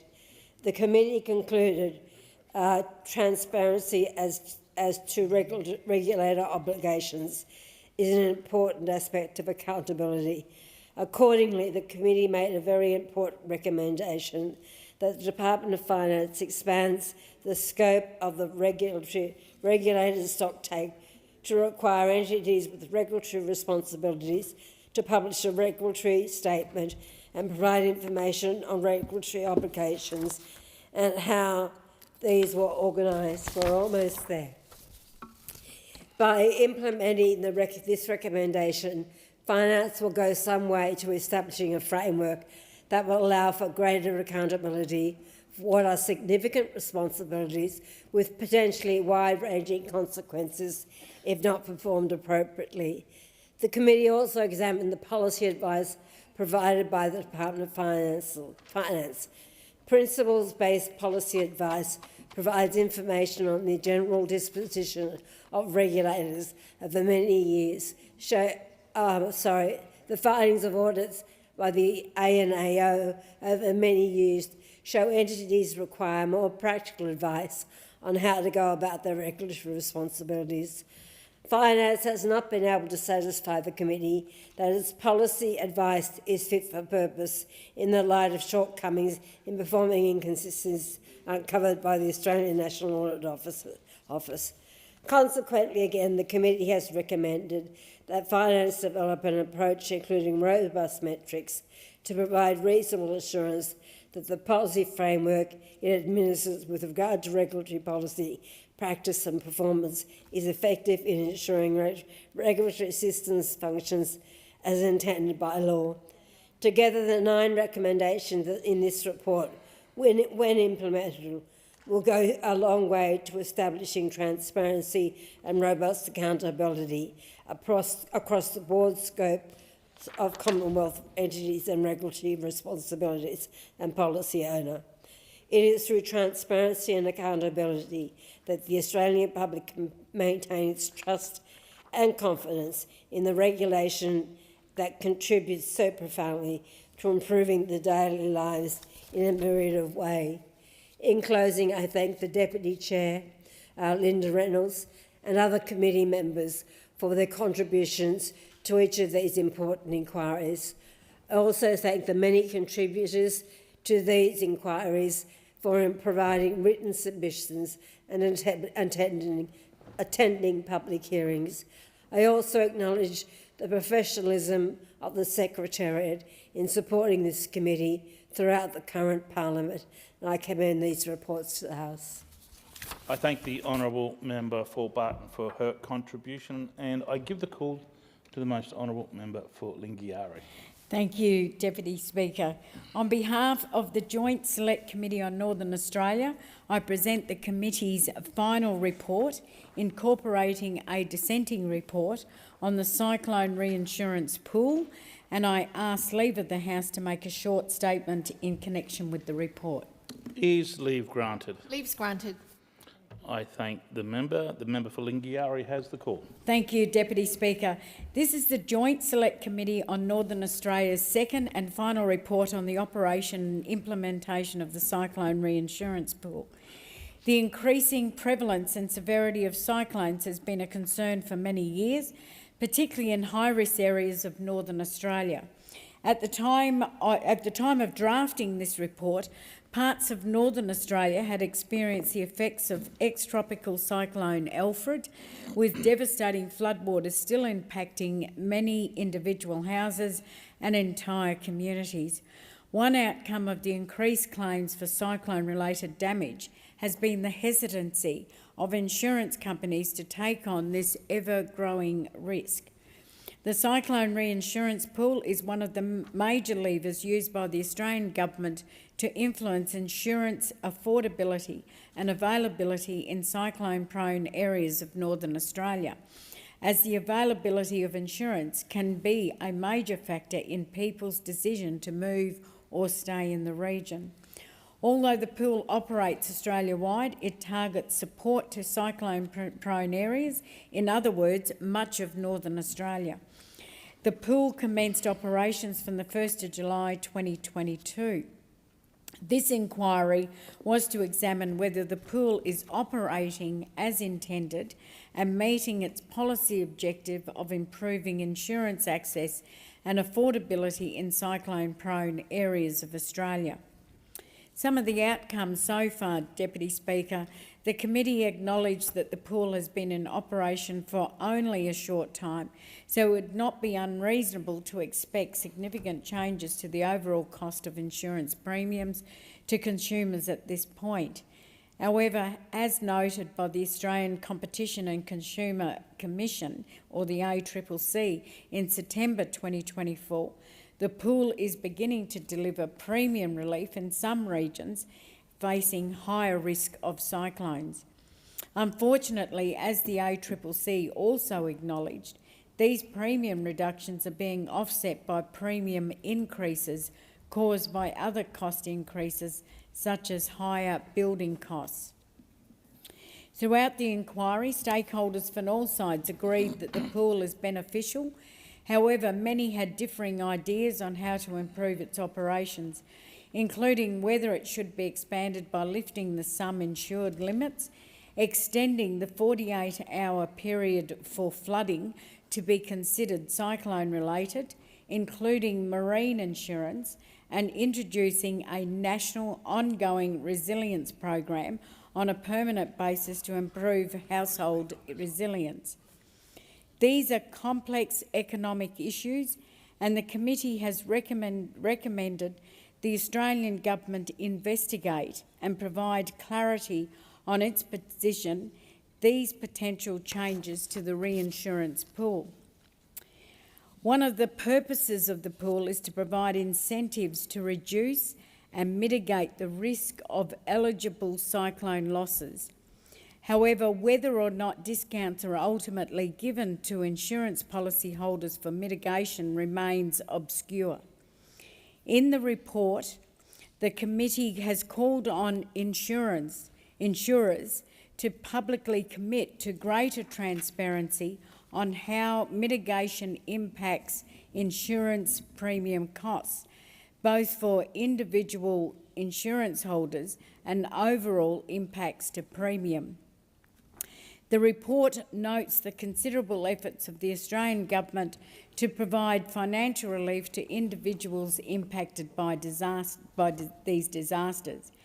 However, the committee is also persuaded by arguments that more can and should be done, given the science indicating that climate change will lead to increased severity and intensity of weather events over the coming decades. Given the importance of mitigation and resilience to reducing premium costs, the committee strongly recommends that the Australian government support an ongoing national resilience program on a permanent basis. In addition, the committee has recommended that consideration be given by the Australian government to funding cyclone damage mitigation via a tax offset or by direct subsidies to eligible householders in Northern Australia to engage in household resilience and mitigation. Noting the higher insurance premiums attract higher GST, the committee has also recommended the Australian Competition and Consumer Commission, in its insurance monitoring role, investigate the impact of current taxation methods on insurance premium pricing. To aid the work of the ACCC, the committee has further recommended that the Australian government fund the ACCC, or the Australian Competition and Consumer Commission, to continue its insurance monitoring role until at least 2030, and consider expanding its remit to examine the extent to which insurers are reducing their insurance premiums in response to mitigation and resilience measures. And we certainly, when the committee took evidence from those insurance bodies, but also talking and having a look at recent events that have unfolded across Northern Australia, there are concerns in terms of housing and more people walking away from, is it better not to have insurance? So that is certainly something that needs to be addressed and is left with a number of recommendations to the Australian government to certainly look at it. And I know that another committee, the Economics Committee, has certainly been looking at some of this. So I look forward to some of that coming through from that committee in the next Parliament. But I won't talk any further because I know that one of the National or Liberal members will speak. National members will speak. But I do want to thank, in summing up, Deputy Chair, the Deputy Chair, Mr Ench, who will be leaving and retiring from this Parliament. But I do want to thank him. It's been, I think, a good committee. We've had, there's been, and whilst there is part of a dissenting report with this final report, I think that all members have tried to work together in the interest of the electorates in which we represent that have been directly affected by these issues. I do want to thank, Mr Wilcox and all of the other members of the committee, and I want to thank the Secretariat for all the work.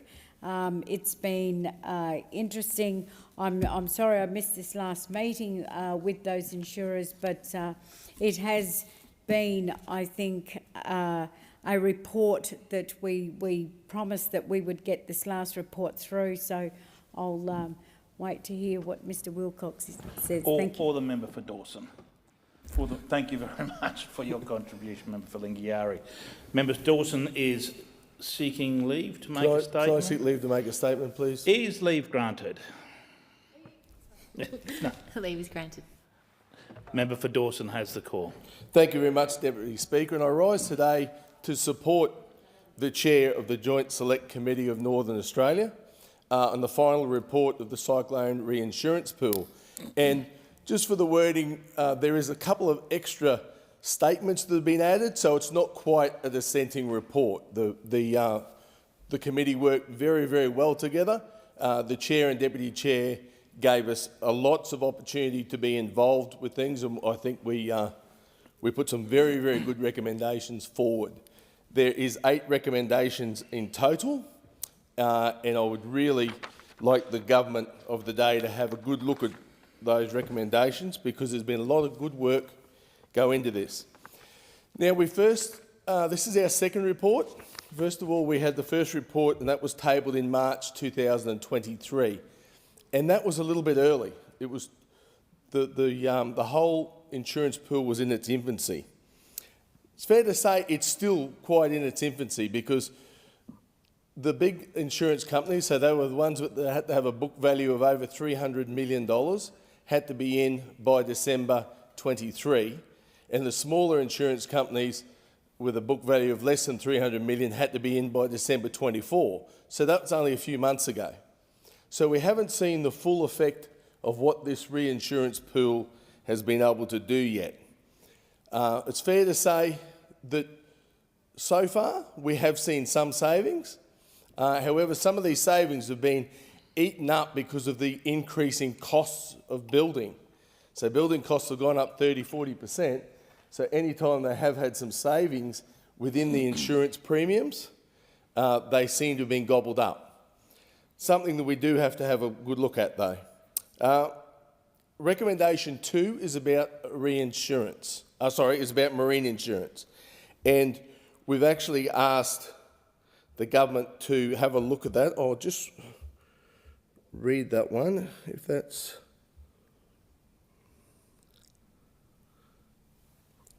the committee recommends that the Australian government publish modelling on the cost benefits of the inclusion of marine insurance in the cyclone reinsurance pool.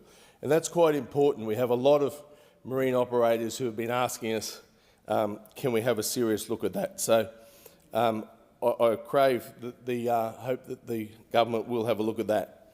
I would like to take the opportunity to thank the Secretariat. They've done a tremendous job in this. Alan, our Secretariat's bounced around a little bit, which has created us a couple of headaches, but Alan and Ros have been with us through these last reports, and they've done a very, very good job. We pay way too much for insurance in Northern Australia, and something has to be done. So I'm not necessarily wedded just to this reinsurance pool. If we have to tweak it in some way, then that's what we'll have to do. There's been some ideas come forward about stretching it out, the flooding component of it. Let's have a look at that. So it's still in its infancy. I think it's got a long way to run, but it's certainly a good vehicle for what's happening so far. So I won't monopolise the time. I would like to thank the Chair, Marion Scrimshaw, for how she involved everyone. I really want to thank our Deputy Chair, Warren Ench. He's been on this committee for quite some time. This week will probably be his last week in this place. He's done some outstanding contributions and works really hard on this committee. So with those few words, I think this is an outstanding report and I commend it to the House. I thank the honourable member for Dawson for his contribution, and I give the call to the most honourable member for Adelaide. Thank you, Deputy Speaker. And Deputy Speaker, on behalf of the Joint Standing Committee on Trade and Investment Growth, I present the committee's report entitled Final Report, Inquiry into the Understanding and Utilisation of Benefits under Free Trade Agreements, and I ask leave of the House to make a short statement in connection with the report. I thank the honourable member. Is leave granted? Leave is granted. Leave is granted. I thank the member. I give the call to the honourable member for Adelaide. Thank you, Deputy Speaker. Deputy Speaker, can I just say it's quite fitting that you're in the chair as Deputy Chair of the Trade Committee, and also I'd like to acknowledge Andrew Bray, who's our committee secretariat, and for the work that you both did in contributing to the report. Deputy Speaker, Australia is a highly successful trading nation with a strong commitment to very open international trade. Open trade is an investment, and investment flows have enormous benefits for Australia, including increased economic growth and jobs creation, improved productivity and greater economic resilience, as well as reduced costs of living and higher living standards for all Australians. Now, over several decades, our nation, Australia, has built an extensive architecture of trade and investment agreements with 30 partner economies, fostering increased trade flows and deeper trading relationships, as well as closer diplomatic ties.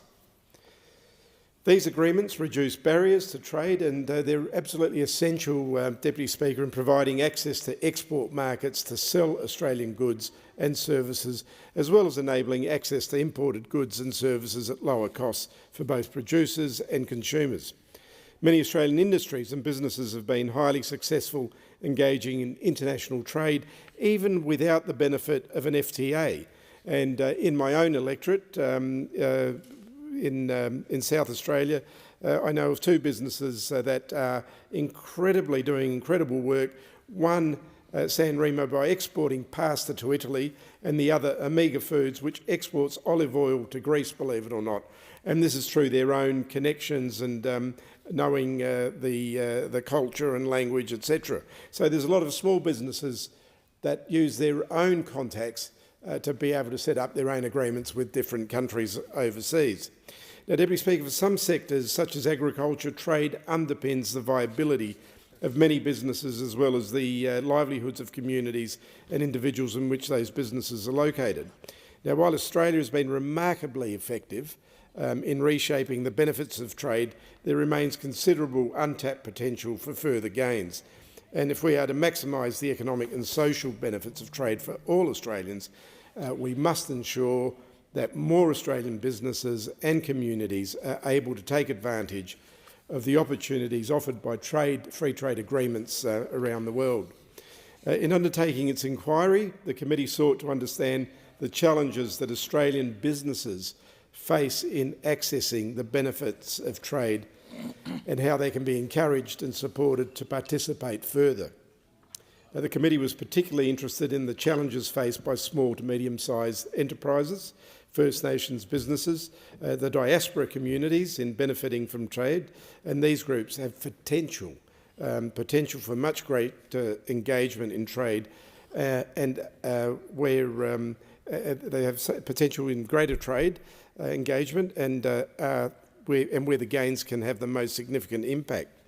The committee's report makes 13 recommendations, Deputy Speaker, that it believes will contribute to reducing barriers to participation and better equipping Australian businesses to engage with trade opportunities, including by publishing more information and data on the uptake and utilisation of trade agreements, developing a strategy to build awareness and capacity for Australian businesses to engage with trade and trade agreements, including through collaboration with industry bodies, accelerating initiatives to streamline requirements and processes involved in accessing trade agreements, particularly relating to rules of origin and certificates of origin, creating a strategy for enhanced targeted education and outreach programs among groups such as small and medium-sized enterprises, First Nations and diaspora communities, and supporting research to better understand how and to what extent different participants in the economy engage with and benefit from free trade agreements, and providing communications, material and trade facilitation initiatives in non-English languages to more effectively engage with those local diaspora communities. Now, Deputy Speaker, often trade opportunities are stifled by challenges outside what we may think of as traditional trade barriers, such as tariffs, for example. The committee heard about the experience of an Australian spirits distillery, Seven Seasons Spirits, which is owned by an Indigenous family and works with Aboriginal harvesters on Larrakia country in the Northern Territory. Now, this is a great example of innovation in trade, harnessing some of the oldest traditional knowledge of Indigenous people to provide a unique product into the global markets. One of their award-winning products is a gin which contains green ants. However, despite keen interest in this product globally, their efforts to export the product have been hampered by non-tariff barriers such as biosecurity requirements in the US, classification requirements in the UK, and China, which is yet to provide a definite answer on how to classify the product. Now, the committee heard other issues arising due to the unfamiliarity of Australian native food and botanical products. Due to these and other examples, the committee recommended that the government continue to work proactively with industry to identify and resolve non-tariff barriers to trade, including advocating for greater standards and greater standard harmonisation. Deputy Speaker, in recent years, several factors such as COVID-19, the COVID-19 pandemic, the Russian invasion of the Ukraine, and a general rise in protectionist sentiment, and as we've seen in the last few weeks, have combined to bring profound changes to the global economy. In just the past few months, the global trade environment has become considerably more uncertain. Now, as a nation that benefits immensely from open trade, this poses a significant challenge for Australia. And there can be no doubt that an increase in trade barriers and the reversal of the decades-long progress made towards trade liberalisation is a risk to Australia's ongoing economic prosperity and the livelihoods of many Australians. The Australian government must continue to closely monitor global developments for their impact on Australia, and we must seek to mitigate such impacts by further strengthening relationships with our trusted trading partners, while also seeking additional trade opportunities in emerging areas of economic activity and in new markets. Now more than ever, we must also actively foster a stronger understanding amongst the Australian public of the value of trade to the Australian economy, to businesses and to individuals. Deputy Speaker, lastly, amid increasing uncertainty, Australia must take every opportunity to continue to strongly emphasise the mutual benefits of the global rules-based trading system and multilateral approach to international trade. So, Deputy Speaker, in closing, I'd like to thank all the businesses that gave evidence and attended the committee inquiry, the industry bodies, the many government agencies that spoke to us, the community groups, academics, individuals that provided written submissions and appeared at public hearings throughout the inquiry. I'd also like to thank, as I said, the Deputy Chair, yourself, Deputy Speaker, in your role as the Member for Right, as Deputy Chair of the committee, the other members of the committee, and of course the Secretariat with Mr Andrew Bray, who's here in the chamber, and Adrian Daniel, Mia Rober and April Stevenson for their tremendous work and support of the committee. Mr Deputy Speaker, I commend the report to the House. I thank the honourable member for Adelaide for his contribution, and I call the clerk. Government business, order of the day number 1, Telecommunications Amendment, Enhancing Consumer Safeguards Bill 2025, resumption of debate on the second reading. I thank the clerk. The question before the House now is that this bill be read a second time, and with that I give the call to the most honourable member for Macarthur. Thank you very much, Mr Deputy Speaker. I rise to speak on the Telecommunications Amendment, Enhancing Consumer Safeguards Bill 2025. This is a very important bill, and I'm very thankful for the Minister for Communications, Michelle Rowland's hard work in this area and her support of my electorate and my constituents in dealing with significant telecommunications issues related to the previous very poor rollout of the NBN and telecommunication services in Macarthur by the previous government. When I was a student at school, we didn't have computers, we didn't have calculators. We used slide rules and logarithmic tables for complex calculations. When I was a medical student, I spent 12 months working in India at the time of the emergency, and in a state called Orissa, in a city called Cuttack, which was the capital of Orissa, that had a large paediatric hospital. As I said, at the time of the emergency, there were lots of refugees following the split of Pakistan into Bangladesh and Pakistan, and Indira Gandhi, the Prime Minister of India, had declared a public emergency and essentially martial law. So we were working with refugees, and communications were very difficult.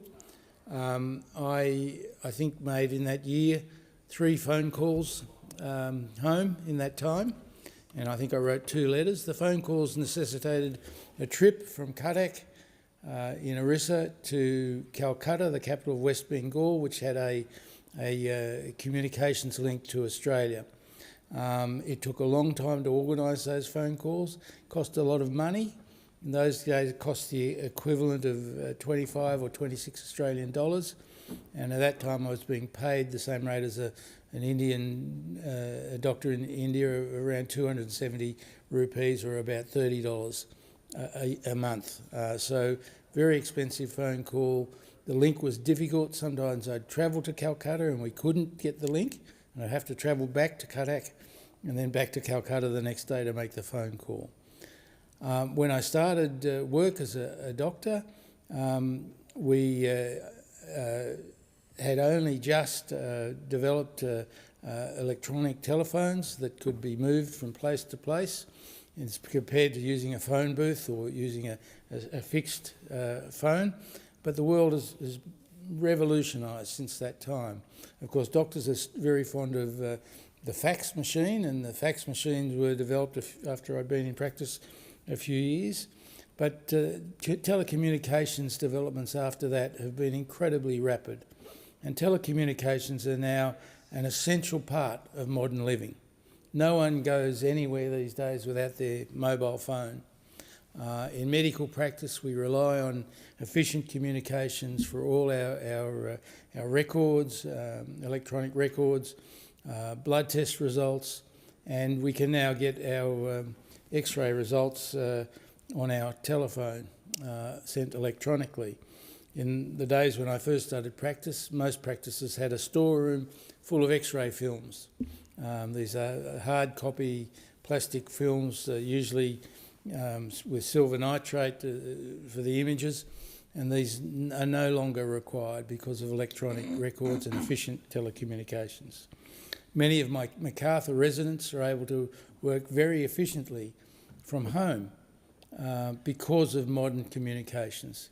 However, as I've said, we've had significant problems in Macarthur because of copper telecommunications wiring that is often many decades old. It's in a poor condition, and the concept of the NBN using fibre to the node rather than to the home and then relying on the copper network to get to the home was deeply flawed. And some of the older suburbs, such as Lamia, Glenalpine, of Campbelltown, suffered incredibly poor telecommunications access because of the old copper network.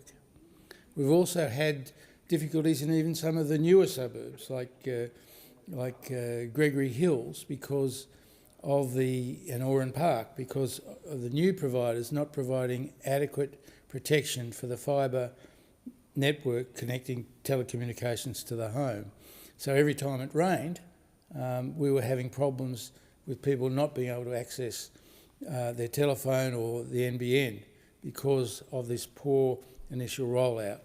And we complained many, many times to some of the providers about the fact that whilst the developers had provided only one provider to access provision of the fibre network to the new suburbs, because of their skimping on the rollout and providing poor infrastructure, many of these suburbs in the time since the NBN rollout have not had adequate access to telecommunications, limiting businesses to function from the home and limiting the ability of people to work from home.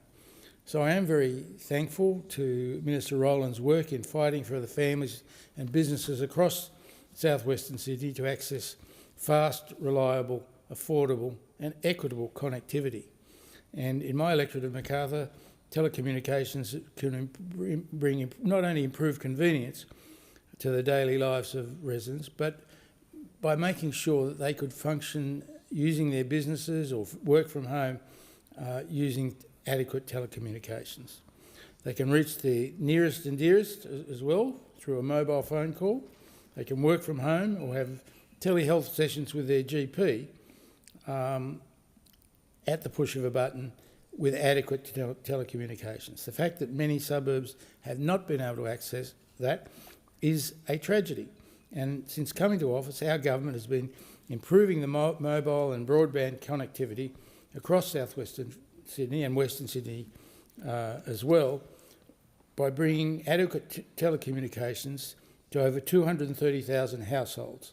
And businesses have been able to receive upgrades with superfast broadband now across south-western Sydney. And for every Australian, regardless of where they live, as we deliver the Labor vision to be the most connected continent in the world, there are over $8 million now being invested by the federal government across 12 projects in Western Sydney to improve our mobile infrastructure. So there is more to be done, but in our 3 years in government, we have done a lot to improve connectivity in Western and South-Western Sydney, and that's thanks mainly to the Minister, Michelle Rowland, and I thank her so much for that. It's very important in Macarthur, where we have several suburbs that remain semi-rural and have been built in a way that has not provided adequate connectivity in the past. The natural terrain, of course, of hills and valleys can also impede connectivity, and that makes it more complex to provide adequate connectivity, and it means that providers have to invest properly in robust infrastructure to do that. The NBN fibre rollout that our government is working hard to implement has improved connectivity to over 6,000 households and businesses in the Macarthur region alone in the last 3 years, and they're benefiting by the full fibre connection rather than fibre to the node and then copper to the premises. This has made a huge difference in suburbs like Eagle Vale, Kent Lynn, Narellan, Smeaton Grange, Claymore and Spring Farm, and it's naming only a few. There are many more that are benefiting. On top of that, over 47,000 households and businesses in suburbs including Minto, Rosemeadow, Camden, Harrington Park, St Andrews, Glenalpine and Mount Annan are benefiting from the existing full fibre connection rollout to their homes. This benefits everyone in my community, from students at university to medical practices, to those running their own businesses and those working from home, which is a really incredible social improvement for many people who can access working from home conditions and work very efficiently, as well as care for their families. Our families are now enjoying streaming services that they couldn't previously access, and this is very good policy from a very good Communications Minister and good government. I've met with the Minister several times. She's been to my electorate several times to see the problems that we are having, and I know this is replicated in other areas of Australia, including rural and regional areas. She's a very active minister and one who's doing her best to make sure everyone in Australia can access the best connectivity possible. We know that some providers have not been doing the right thing, and this legislation is helping to make sure they are accountable in a way that everyone can make sure their providers are accountable to them and to the government for poor service. I know that the Minister and the Department are actively looking into how they can deal with a provider called Opticom, who has many suburbs, including Gregory Hills, Gledswood Hills and Oran Park, who for many years we've been dealing with poor internet performance and poor mobile connectivity. This is very specific, I know, but it is a local issue that I've been campaigning on since I was elected in 2016. And the fact that we still are having issues is a testament to really poor service to the people of these suburbs. This amendment establishes a carriage service provider registration scheme to make sure that there is visibility of carriage service providers operating in the market, and enables the regulatory body to stop service providers from operating who pose unacceptable risk to consumers and to businesses or cause significant consumer harm. Telecommunications is now just such an important part of our lives and of our businesses that we can't work without it. Industry codes are directly enforceable by ACMA, and this will enable ACMA to take immediate and appropriate action to address consumer concerns and complaints, and also provides incentives to industry compliance. There are civil penalties, and the courts can issue now breaches of key regulatory instruments to the greater good of many people. It will expand and clarify any authority to increase infringement notice penalties by ACMA, and can issue breaches in a short period of time. Current provisions are confusing. They do not allow the Minister for Communications to increase penalties in certain areas, and these reforms go to the compliance and enforcement regime for consumers and for businesses and constitute a comprehensive package of improvements to those arrangements. This bill is a very important one for my community, and I commend it to the House. Thank you. I thank the honourable member for his contribution, and the question is now that the bill be read a second time, and with that I give the call to the most honourable member for Casey. Well, Deputy Speaker, it's always important that I rise and speak about communications and the challenges that we face as a community in Casey. I'm lucky to represent a beautiful part of the world. We've got the Yarra Valley, we've also got the Dandenong Ranges, which is beautiful national parks and bushland, but it's in mountains. And then we've got all the way out to the Upper Yarra, the Yarra Valley, Upper Yarra combined area. So we do have many challenges with communications. We know how important it is that they work every day. I was out recently talking to residents in Powtown at a community meeting, and it was raised with me the challenges that they have around their day-to-day communications, but also the issues they have when the power goes out. And after a few hours, they lose phone reception as well. So there's many challenges in my community when it comes to access to reliable communications. And in an area that has significant and ongoing disasters, Deputy Speaker, 2.5 weeks ago we had a bushfire in our community.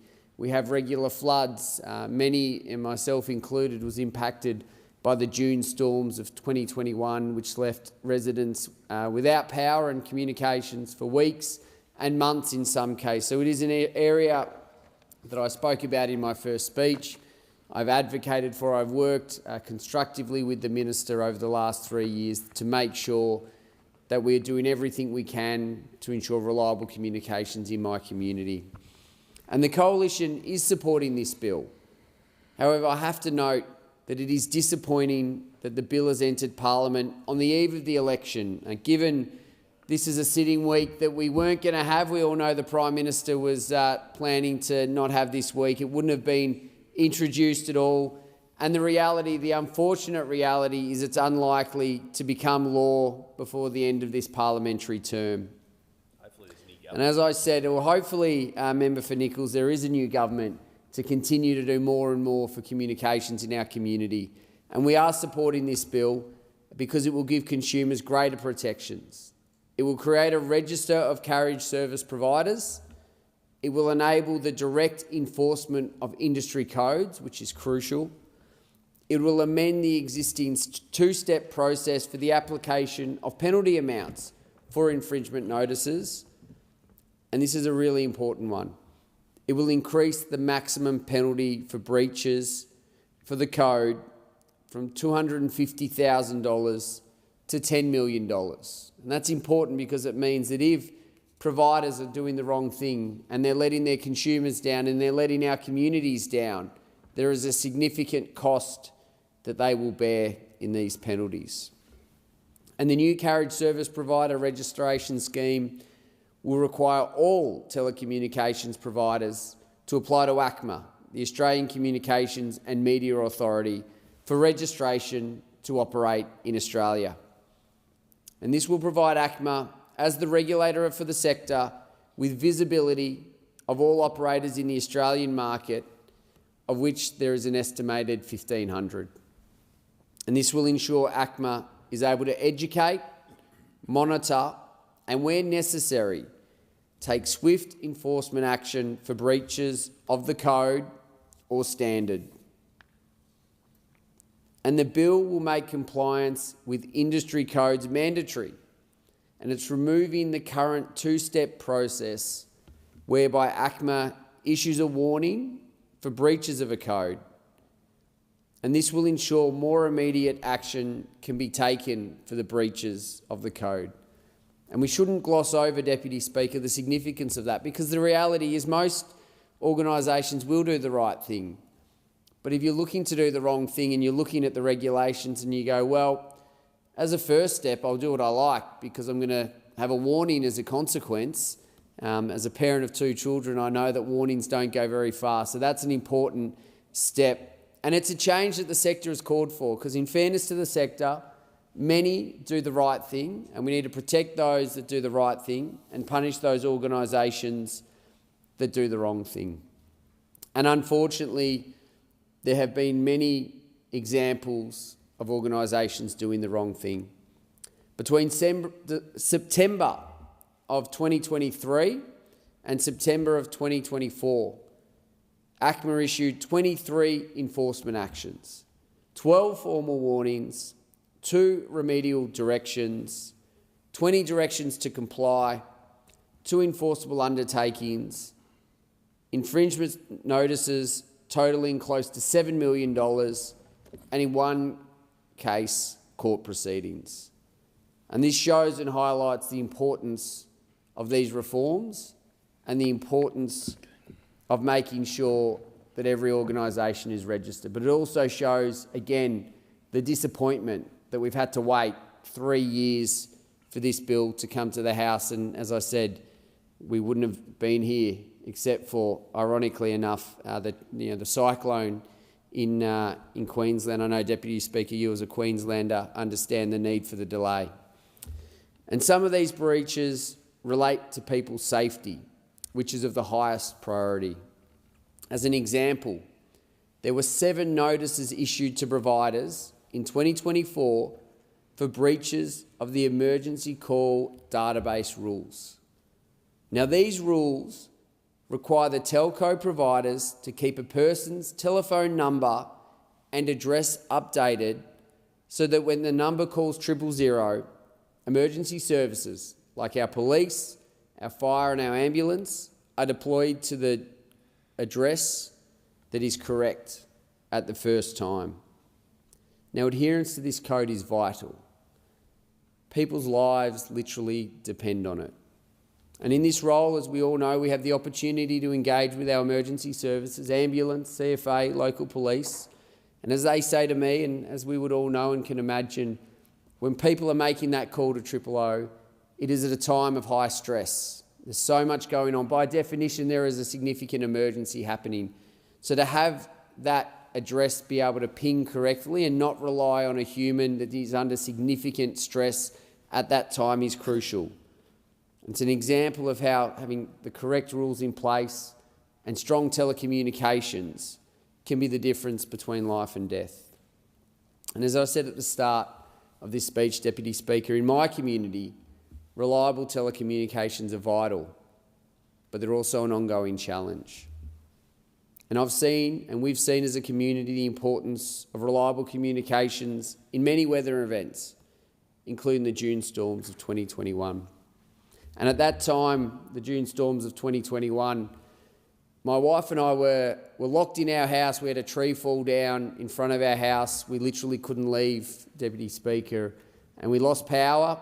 And then after a few hours, we lost communications. And it hits you very hard when you realise that around our house we have trees. And we had the conversation at the time that if one of those trees had fallen through our house and injured one of us, we didn't have the ability to call for help and get the help that we would have needed from the SES or the CFA.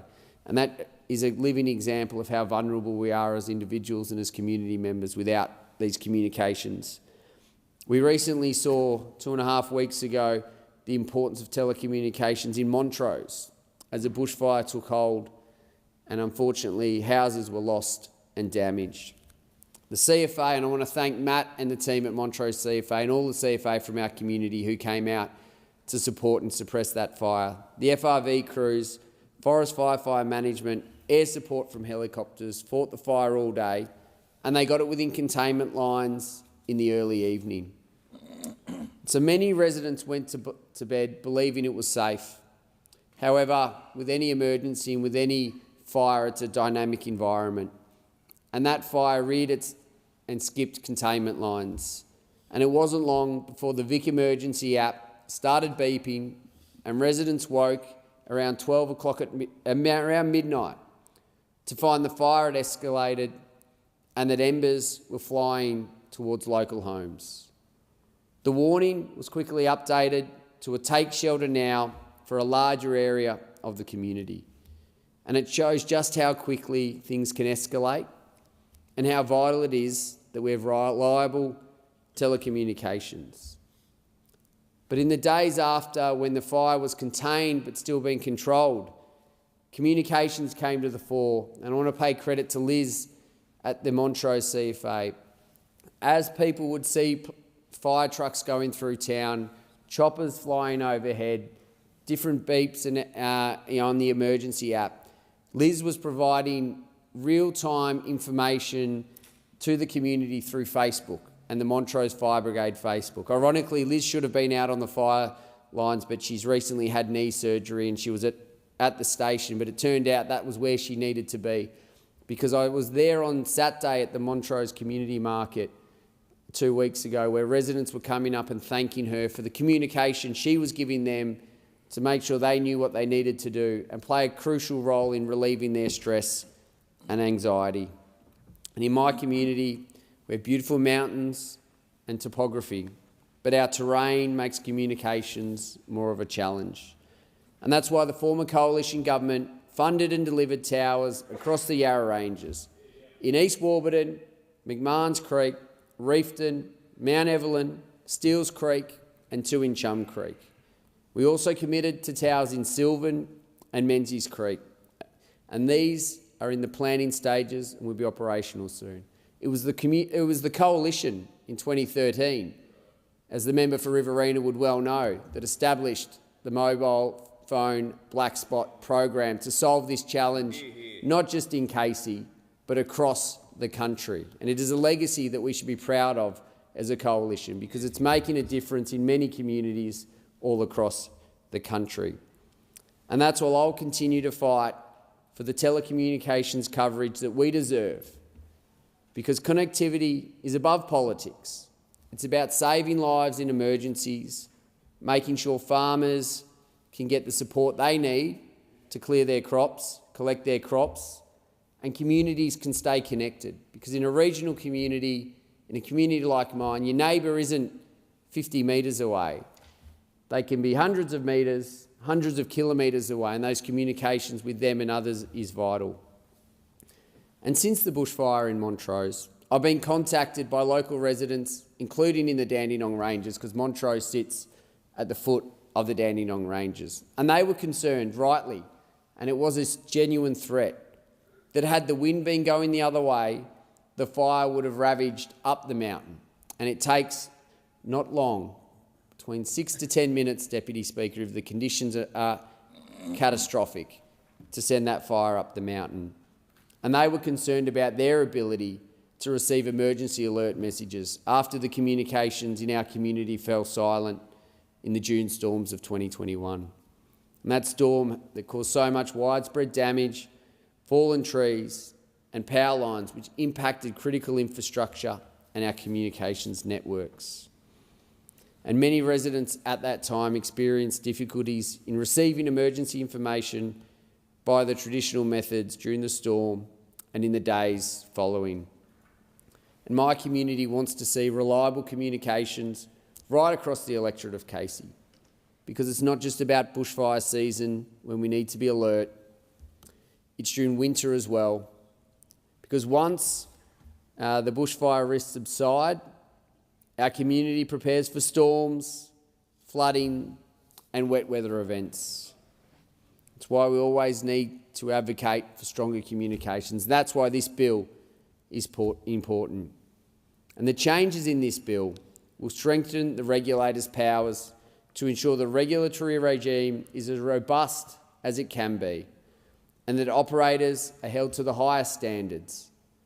The increase in penalties will align the telecommunications penalty framework to those in the energy and banking sectors, competition legislation and the Australian consumer law. This is an important bill, but I'll finish where I started, Deputy Speaker. It is disappointing that it has taken 3 years for the Albanese Labor government to bring this bill to the House. It is disappointing that it looks like, despite the importance of it, it will not pass in this term of the Parliament. And that is something that the government has to own. They've had 3 years to deliver these changes, and they have not delivered. Then we will hear from those opposite about how important this is and how needed it is. Well, the question is, why didn't the Prime Minister, the Treasurer, the Minister for Communications act and bring this legislation on earlier? Thank you, Deputy Speaker. I thank the honourable member for Casey. The question is that this bill be now read a second time, and I call the honourable member for Spence. Thank you, Speaker. For some time now, the world has been fundamentally underpinned by technology. For better or worse, an Australian now treats the mobile phone as an extension of themselves, so much so that your pocket will sometimes vibrate despite nothing being in there. An Australian today will, according to one estimate, spend an average of nearly 17 years of their lives looking at a screen. That accounts for work, play, education, socialising, absolutely everything that a human does. That dependence extends not just to the way we interact with our world either, but also to our behaviour and emotions, to a point where people feel as if they cannot live without that technology. And as a collective, Australia, like the rest of the world, has that same dependence. Countries grind to a complete halt without their technological infrastructure and assets. When the internet is going slow or goes down completely, it can ruin businesses, cut Aussies off from essential services and prevent them contacting their loved ones, as we found out in November 2023. That outage alone was estimated to have cost customers and the wider nation approximately $2 billion or more in economic activity. On an individual level, that one outage meant that 228 calls to 000 couldn't be connected. It meant that 228 instances of an Aussie trying to get emergency assistance couldn't be done. And that outage lasted just 12 hours and affected just one national network, which in that case was the Optus network. So for all of that technology, as the linchpin of the Australian public at home, at work, everywhere, and as the fuel that drives the Australian economy, and on top of that our sovereign capability and ensures our security. It is reliant on the telecommunications sector to operate it. An Australian at work, making calls, sending emails, whatever it is, they are totally dependent on a carrier like Telstra or Optus to get that work done. Aussies are also totally dependent on telcos to get in contact with others, to receive and pay their bills, to access essential services. So it's clear that Australia's telcos have a huge role to play in people's lives, having such a huge influence on the Australian way of life. But that influence means telcos must be held accountable by the Australians they serve. We unfortunately have witnessed cases where carriers have been alleged by the ACCC to be doing the wrong thing, where the Aussies who depend on the telco service have instead been a victim of them. For example, forking out for services they haven't asked for, perhaps not realising they are purchasing additional products. Worse still, in the particular instance I'm referencing, the Australians targeted were said to be financially vulnerable, as well as those living with mental disabilities. While this matter is being followed up appropriately, and the telco in this case has acknowledged this issue, consumers are being exploited by the service they depend on. This cannot be allowed to happen, and that's exactly where the Labor government is coming in with this bill, because we are working to ensure that it does not happen again. The Telecommunications Amendment Enhancing Consumer Safeguards Bill 2025 achieves this in two ways. First, it gives the government more teeth through the Australian Communications and Media Authority to take immediate action against telcos that are breaching their current obligations. Second, it enhances the penalty regime in a way that both introduces the correct measures when a telco does the wrong thing, as well as incentivises an entity to prevent their conduct from getting to this point at all. This bill is both reactive in an effective, meaningful way to hold telcos to account, as well as in a preventative one to ensure providers are aware of their obligations, how they should be met, and the consequences of them when they aren't. This is what a healthy telecommunications sector needs in a modern Australia, and I'm proud to be able to contribute to the bill. The Labor government has already made significant progress towards enhancing our communications sector, and in particular towards protecting consumers. This is exemplified in particular by ACMA's Financial Hardship Industry Standard, which was implemented in March 2024 in response to a direction from the Minister for Communications. The standard makes it mandatory for telcos to better support customers struggling to pay their phone and internet bills. This means telcos are now prioritising keeping customers connected, as they always should, when their customers are faced with financial hardship. It means requiring telcos to offer specific assistance to customers facing hardship, such as payment plans to keep them connected. And this standard provides ACMA with strong enforcement powers to make sure this is happening. So, as well as ensuring Aussies are getting the fair go they deserve, this is another way the Labor government is helping take pressure off families. That's especially so up north. The reality is that thousands of families in Spence have had that tough conversation with a telco provider who they are dependent on to find another way to pay the bill. Labor is making policy with those conversations directly in mind. Labor has also directed ACMA to include a domestic family and sexual violence industry standard to ensure those who are seeking support over the phone or online are able to do so in a safe, secure and reliable manner. Measures as part of this include minimum requirements for telco policies and staff training, prohibiting alleged perpetrators being connected to victims, and tighter privacy rules. This standard also removes requirements for victims to tell their stories multiple times. And going back to cost of living measures, it makes telcos recognise domestic and family violence as a potential cause of payment difficulties and what disconnection could mean for someone vulnerable. Consumers are being looked out for under an Albanese Labor government. The Schedule 1 establishes a carriage service provider registration scheme. This forces telcos, in particular retailers of telecommunications products, to become licensed before they sell their services. In turn, as a result of the licensing scheme, this increases the visibility of CSPs to both the public and the wider market. This means that telco operators whose services are being sold can make sure their obligations are being met. It also means that because the market is more transparent with such a scheme, that ACMA has an extra leg up to better regulate it and both enforce obligations and penalties. This puts the conduct of telco retailers and, by extension, providers straight out into the open to be scrutinised and regulated appropriately to make sure consumers are getting a fair deal. Schedule 2 makes industry codes directly enforceable. Currently, when a telco has breached their obligations to their customers, as set out under industry codes, a slow two-step process follows. First, ACMA must issue a direction to comply to offending telcos, no matter how urgent or significant the breach is. And second, they can only take further action if the non-compliance continues. For this bill, it's as if telcos can do the wrong thing once and not get penalised if it occurs again.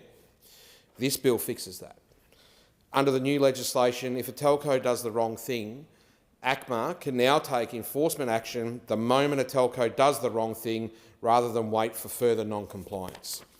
Telcos are powerful, and if that power is being misused, it must stop the moment it is detected to protect consumers. That's what this bill does. This may seem obvious, but telcos are highly profitable organisations. This means that penalties for breaches of the industry codes and standards should match the wealth of a telco to provide an adequate deterrent. That's exactly what this bill does. It increases the maximum general civil penalty for such breaches from $250,000 to $9.9 million.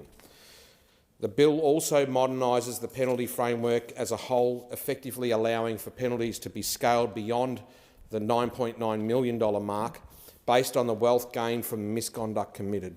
For example, if a telco was found to have done the wrong thing and gained $15 million from its conduct, this legislation allows for penalties to go higher in order to account for that profit, and as it should. In the same way consumers are deterred from doing the wrong thing every day via the law, telcos need adequate punishments should they do the wrong thing in order to stop consumers from being taken for a ride. Schedule 4 complements the previous one by allowing the Minister to increase any infringement notice penalty ACMA can issue for breaches of telecommunications rules. Again, this is a modern bill for a modern industry, ensuring deterrence can be scaled appropriately and allowing for a greater reactivity based on the circumstances of a breach. The Telecommunications Consumer Protection Code, from which penalties are enforced, is actively being reviewed right now, again as part of getting industry standard up to speed under this government. The revised code will include improvements to important areas such as responsible selling practices and has been developed in partnership between the regulator ACMA and industry through the Communications Alliance. This review is currently ongoing, with public consultation having closed on 28th of February. That stakeholder engagement is also another facet of the bill, as this legislation has strong support from key stakeholders in the telecommunications sector, including Australian Communications Consumer Action Network, Consumer Action Law Centre, Telecommunications Industry Ombudsman, Australian Communications and Media Authority and Communications Alliance. So just to recap, consumer-centric protections for telecommunications customers. It's two-pronged, strengthens ACMA to give it teeth, increases deterrence on telcos. On the first end, ACMA will have powers to take direct and immediate enforcement action against telcos who have breached their obligations to customers. It's a departure from the current two-step process. Right now, ACMA must issue the first direction to comply with offending telcos, no matter how significant the breach, only to take further action if non-compliance continues. Now ACMA can do it straight away. The second prong is that it increases the general penalty for those breaches from $250,000 to nearly $10 million. It also allows room for penalties to be based on the value of the benefit obtained from the effective offending conduct, as in a $20 million benefit from an offence can be punished higher to the scale of the rorting. aligns to other sectors, creating a uniform, high standard of consumer relations, introducing a registration scheme for providers to offer more transparency and accountability for customers. An example of what this is combating can be found in the form of Optus, which the ACCC alleged committed unconscionable conduct breaking Australia consumer law. Optus are alleged to have sold hundreds of telecommunications goods, services that consumers did not want or need. Even worse, many of the consumers cited were experiencing vulnerability, financially and personally, and other disadvantages such as living with a mental disability or limited cognitive capacity. Optus apologised, claimed to remedy the situation and take disciplinary action against staff. The Australian Communications Consumer Action Network, ACAN, wanted more and asked for direct regulation of the industry, hence this bill. So in closing, this is a much-needed modernisation of consumer protections in this country. As I've pointed out, this is a welcome enhancement to ACMA's capabilities and the penalty framework they can enforce in order to ensure telcos are deterred from doing the wrong thing. It also incentivises these companies to educate themselves about their obligations and to conduct themselves appropriately. This is significant in itself. But I want to finish by talking a little bit about what this bill means on a community level, on what it means for families and households. I'm sure many of us in this place can attest to one of the people we represent coming into our offices and rightfully raising concerns about how difficult it can be to navigate the internal process of a telco. Especially for older or more vulnerable consumers, this can be an absolute maze of terms, conditions and phone calls. And again, just going back to the dependence Aussies have on these companies, that conversation is urgent. It's an experience that leaves an Australian wondering what their next phone bill is going to look like, or if they're going to be able to use their phone tomorrow. That anxiety thousands of Australians in my community can relate to, especially when faced with a higher cost of living. That is what this legislation looks to address. This is a bill which, through appropriately holding telcos to account, gives certainty to the consumer that a provider or retailer will act in their interest. It's people-centric policy, something that's become a trademark of the legislation passed in this place over the last 3 years, and long may it continue. Just before I close, I just want to say to every single constituent in my electorate of Spence, and beyond for that matter, if you are having difficulties with your telecommunication provider, if you've got issues with reception, you are struggling with paying your bills and you don't know who to reach out to, a great first place to reach out to is your local federal member. We are here to help you. So I encourage you to please pick up the phone, come into my office, sit down, and we'll do everything we can to get you on the right track. I commend this bill to the House. Order. I thank the honourable member for Spence. The question is that this bill be now read a second time, and I call the honourable member for Warren. Thanks, Deputy Speaker. And mobile phone coverage is absolutely vital in regional and rural Victoria, and in particular in the seat of Wannon. And it was why I was so proud to be a member of a government, a coalition government, that put in place the mobile black spot funding. We put that in place in 2014. And since then, it's delivered nearly 40 new mobile phone towers in the electorate of Wannon. We have received more than our fair share as a result of that program, that coalition program. And it wouldn't be in place if it wasn't for a coalition government. And I remember taking Paul Fletcher, the then Shadow Minister for Telecommunications, up the Victoria Valley and impressing upon him the need for us to be able to get improved mobile phone coverage. And that in part helped us be able to get that fund in place and for us to be able to deliver nearly 40 new mobile base stations in Wannon. Now, that's been a fantastic achievement. Does it mean we rest on our laurels, Deputy Speaker? No, it doesn't. It means we continue to keep going.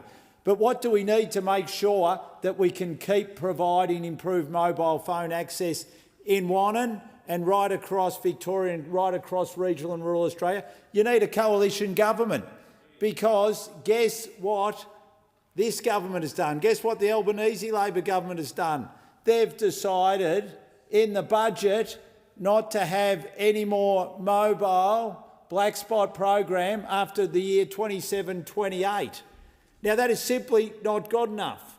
Simply not good enough. And we won't stand for it because we know that we need to keep delivering improved mobile phone reception into the electorate of Wannon and right across regional and rural Australia. As a matter of fact, what this government has done is made the situation worse because through sheer incompetence switching off the 3G network, they've actually reduced the coverage rather than improved it. And that is why I was so proud to be a member of a coalition government that put our mobile black spot program in place to start with, saw it deliver through the advocacy of local community groups and local towns in my electorate, nearly 40 new mobile base stations, and I want to make sure it continues. Now, let me give you one example of why we have to make sure it continues.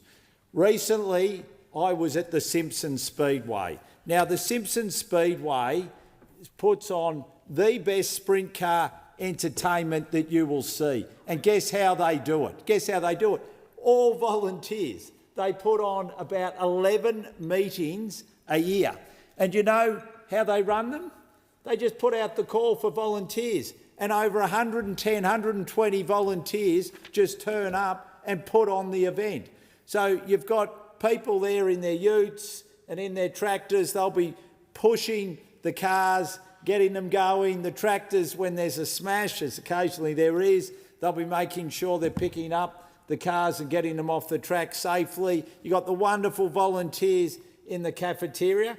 And, Deputy Speaker, you'll love this. The fries in the cafeteria at Simpson, all volunteer run, and I'm sure the member opposite will love this too, the best chips in the Southern Hemisphere. That's how they advertise them. That's how they advertise them. Hot chips. And I can tell you, I had some when I was there, and they're the best in the Southern Hemisphere, I can tell you. And it's a secret spices in there, and it's all done because it's all volunteers. And I want to make sure that this wonderful, wonderful event that they put on in the Speedway, 11, sometimes 12 times a year, all volunteer run, I want to make sure they've got proper mobile phone coverage there. So since I've been there, I've spoken to Telstra and pointed out to them this wonderful community event where they get thousands of people along. They need to make sure that they've got proper mobile phone coverage. And we need to make sure that we've got our mobile black spot funding program to be able to deliver that. And I say that with a tiny bit of self-interest. And the member for Referral will love this. This coming Sunday, I'm actually going in a sprint car. So I'll be going round the track in a sprint car now. Before or after the election's called? We don't want a by-election. I must admit my knuckles are a little bit white, and no, I am not driving. I'm not driving, Minister or Assistant Minister. I'm not driving. But I will be in the back with a very experienced driver doing this for charity, and it is a wonderful, wonderful charity, the Gillen Foundation, and and they do wonderful, wonderful work, and I'm happy to support them.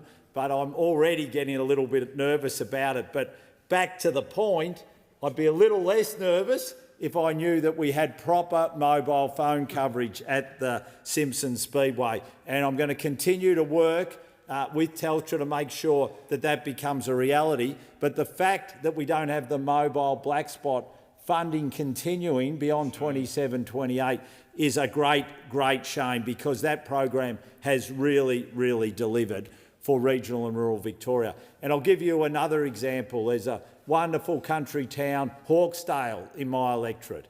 It's got a wonderful Peter 12 school. It's a hub for surrounding farmers, and we need to make sure that it's got proper mobile phone coverage, because it wasn't so long ago that there were devastating fires that threatened that town. And one of the key things about fires, as we saw with the fires in the Grampians that threatened Pomonal, Halls Gap, Wallora, Glen Thompson and other communities over Christmas and the New Year, we need to make sure that we've got proper mobile phone coverage, and we need to make sure that we can get that for Hawkesdale, and the Black Spot program will help deliver it. So, Deputy Speaker, we will ensure that Black Spot funding continues, because we understand how important it is for places like the Simpson Speedway, for places like Hawkesdale. And there are many, many other examples of where we need to keep rolling out that Black Spot funding right across the electorate of Wannon, because we want to make sure ultimately in the end we've got the mobile telecommunication services that the cities enjoy at the moment. And that's why we put in place, the coalition put in place that mobile Black Spot funding. And it's funny because others take credit for how many mobile phone towers that they've put in their electorates, yet none of it would have happened if it wasn't for a coalition government. Right. None of it would have happened if it wasn't for a coalition government. Now, Deputy Speaker, on this bill, the Telecommunications Amendment Enhancing Consumer Safeguards Bill, this bill creates a register of carriage service providers, enables the direct enforcement of industry codes and increases the maximum penalty amount from $250,000 to $10 million, and amends the existing two-step process for the application of penalty amounts for infringement notices. It's a bill which enjoys support across the Parliament, and obviously the more that we can do to increase transparency, to make sure that where there are abuses that we can act upon those is obviously something that everyone wants to see in this place. So anything which enhances consumer safeguards and does so in a way that is sensible, doesn't put a huge red tape burden on place, is something that that obviously we would support. But one thing we don't support, and I'll end on this note, is a cut to the mobile Black Spot program. And I say to those opposite, seriously, for regional and rural Victoria, especially with the debacle of the 3G network being turned off in the way that it did, we need that program and we need it back. And it's sad that it wasn't in the budget. Thanks, Deputy Speaker. Order. I thank the honourable member for one. And the question is that this bill be now read a second time, and I call the minister. Thank you. And I rise today to speak on the Telecommunications Bill, Enhanced Consumer Safeguards.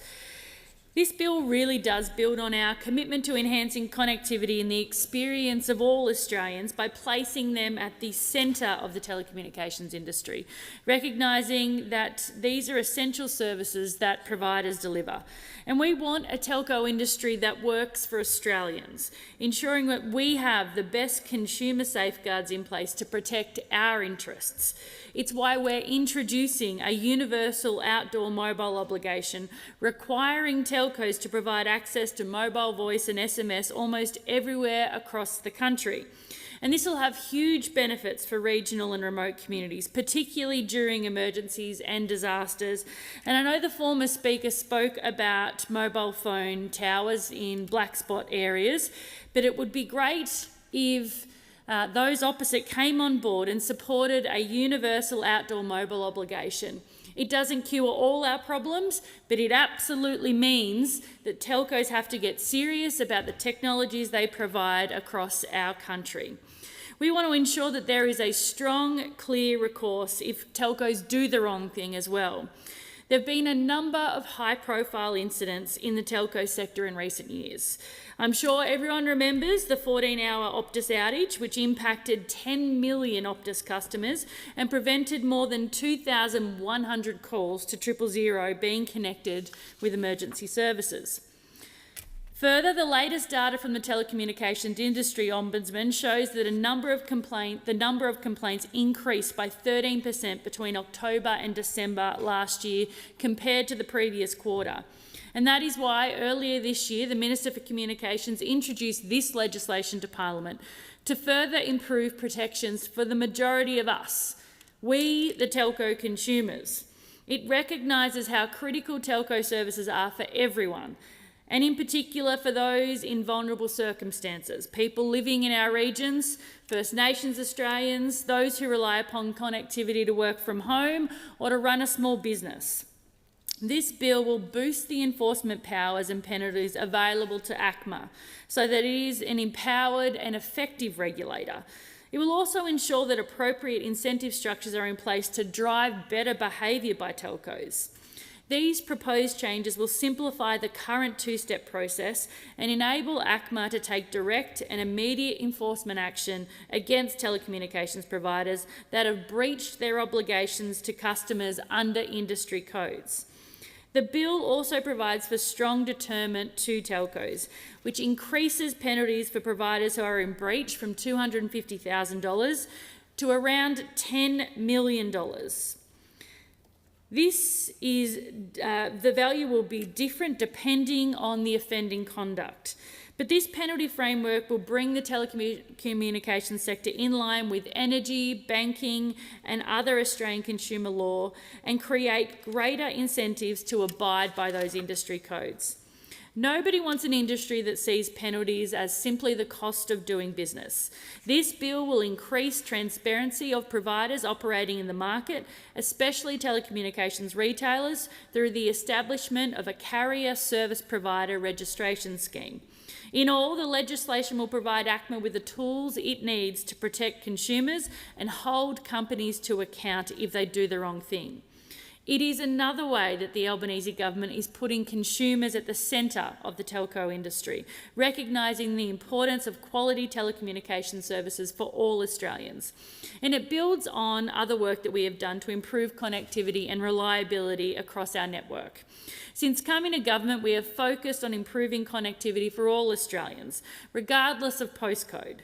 Because we know that connectivity is no longer a nice to have, it's an absolute necessity in the day and age in which we live. Programs like the Mobile Black Spot Program and Mobile Network Hardening Program are seeing expanding mobile coverage, more resilience and better capacity across our network. In Eden Monaro, we're investing more than $8.5 million towards 13 mobile base stations, delivering improved coverage across our region. And this is in addition to 27 projects being supported across Eden Monaro under rounds 2 and 3 of the Mobile Network Hardening Program to keep telecommunications online for longer during disasters. In our term, we've invested an initial $2.4 billion and committed an additional $3 billion earlier this year to expand access to full fibre NBN for 2.1 million premises across the nation, which includes almost 1 million in our regions. In my own electorate of Eden Monaro, this investment has meant that 37,500 premises and businesses can now access full fibre capable of delivering faster and more reliable speeds, with an extra 3,000 premises set to receive upgrades thanks to this additional $3 billion investment. When we came to government, entire postcodes were still stuck on the former government's copper network, impacting the ability to run small businesses, work from home and to access essential online services. Fibre can deliver speeds 18 times faster than the average copper connection, and it is less likely to drop out or to degrade. With the completion of the Albanese government's $480 million upgrades to NBN Co's fixed wireless and satellite services, over 14,500 households and businesses in Eden Monaro are benefiting from faster internet and increased data. The fixed wireless upgrades have already delivered increased download speeds for households from around 48 megabytes per second in 2022 to over 100 megabytes per second today. Regional communities like my own deserve affordable and reliable services, just like you'd expect anywhere else in the country. And this is exactly what our investments are supporting. In addition to fixed wireless upgrades, our investments have also improved NBN's Sky Muster satellite services, which provides much-needed connectivity options for more than 200,000 households and businesses in regional and remote Australia. And thanks to the Albanese government, customers now have unlimited data through NBN Co's Sky Muster Plus premium package, providing download speeds of up to 100 megabytes per second. We know how important the NBN is to drive productivity, particularly for regional Australians who work from home, for our small businesses, and to access telehealth and so much more. It's for this reason that under the Albanese government, the NBN is not for sale. But under those opposite, they might sell it off to the highest bidder. Labor built the NBN just like we built Medicare, superannuation and the NDIS, and it is only Labor that you can trust to deliver better connectivity for all Australians. It's an essential part of keeping connected, having reliable, affordable services from all our telcos. Because you need reliable connectivity to run our small businesses, to work from home, or when you're at a point of crisis and need to arrange support.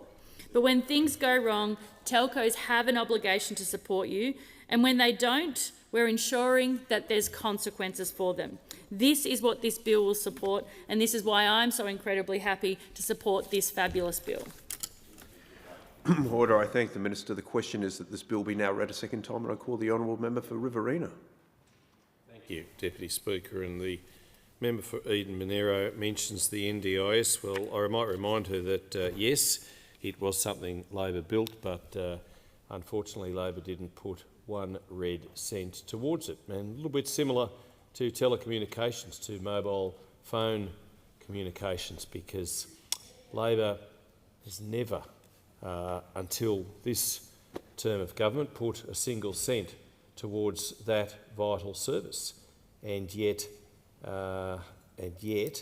when their colour-coded spreadsheets come out for the round that they were responsible for, it was all red. It was all red. They criticised our colour-coded spreadsheets. At least ours have a few multi-colours. Theirs were just all one colour, red. A little bit like the budget, all red, member for Nichols. But indeed, mobile phone coverage, as the Minister for Regional Development has just pointed out, is vital. Is vital. She mentioned the $8.5 million towards 13 mobile phone towers in Eden-Monaro. I hope some of those are in the areas which I'm hopefully going to succeed her in, because indeed some of the areas which she is responsible for, Yass Valley and Snowy Valley's local government areas, are coming into the Riverina electorate, and I certainly hope that some of those mobile towers are in the Riverina, in those 2 LGAs, because let me tell you, as far as mobile phone communications are concerned, then parts of those LGAs have certainly missed out. Because the service is very patchy. I had a meeting there recently at Ardlethan, February 25. Met with community members of Ardlethan and surrounds to discuss mobile connectivity. I was pleased that Regional General Manager Chris Taylor, who looks after for Telstra, Southern New South Wales and the ACT, Group Executive Shalon Segal and Network Engineering Executive Ashley Hunter were there to listen to the concerns of locals. I know the member for Steph Cook, member for Cootamundra Steph Cook was there, Coolamon Mayor David McCann OAM and the General Manager of that shire, Tony Donoghue, were at the round table. They know full well of the hardships that people face because they don't have the right mobile phone communications. Now, I know in the years we were in office, 2013 through to 2022, we funded 1,400 mobile phone towers, of which 1,100 were actually constructed in our time in office, and made a huge difference. It's not just about getting the data and getting the convenience of modern living. It's far more important than that. To get mobile phone connectivity, our farmers these days drive on GPS-operated headers.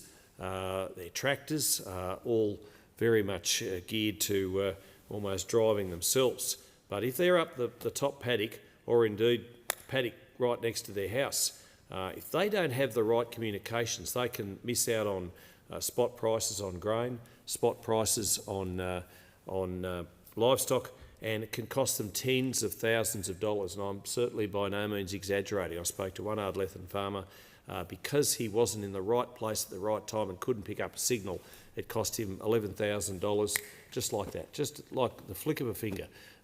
He lost out on that deal, and by the time he got to his house, the price was gone. The price had disappeared. Been a number of concerns in the Ardlethan area. Telstra is actively addressing. I mentioned the importance of ensuring reception during heavily attended Farrer League football and netball games at the Ardlethan Sports Ground. It's a huge attraction for the town. They play their games in conjunction with the ground at Area Park, the Northern Jets, a good football and netball club. They need mobile phone communications if somebody gets injured either on the netball court or the football field. They need to be able to call an ambulance. The nearest one is at Narrandera, and the rub here is that Narrandera Ambulance is about to have some of their services taken away by the cruel Labor state government because they actually don't have enough call-outs, apparently, and I know Steph Cook is putting a petition out about this and the pathology services at Cootamundra, which are going to be centralised in Young. But it beggars belief that Narrandera will be left without some of the ambulance services which the people rely upon, and certainly which are needed, particularly if you get incidents and accidents around the area, and if you haven't got mobile phone coverage, well, you haven't got too much at all. Several residents mentioned medical dramas which have occurred in the district and the difficulty of getting urgent attention with limited mobile service. And I know that there was one particular incident not that long ago where somebody had to climb up the silo and put their phone high up in the air so that they could get a signal. I mean, in today's day and age, that's just simply not good enough. And why should country people put up with such second-rate services? And Telstra gave a helpline for concerns regarding mobile connectivity, 1800 990 853, and I'd urge people to pencil that number down and use it if they are worried about their mobile connectivity. The Telecommunications Amendment Enhancing Consumer Safeguards Bill 2025 is important.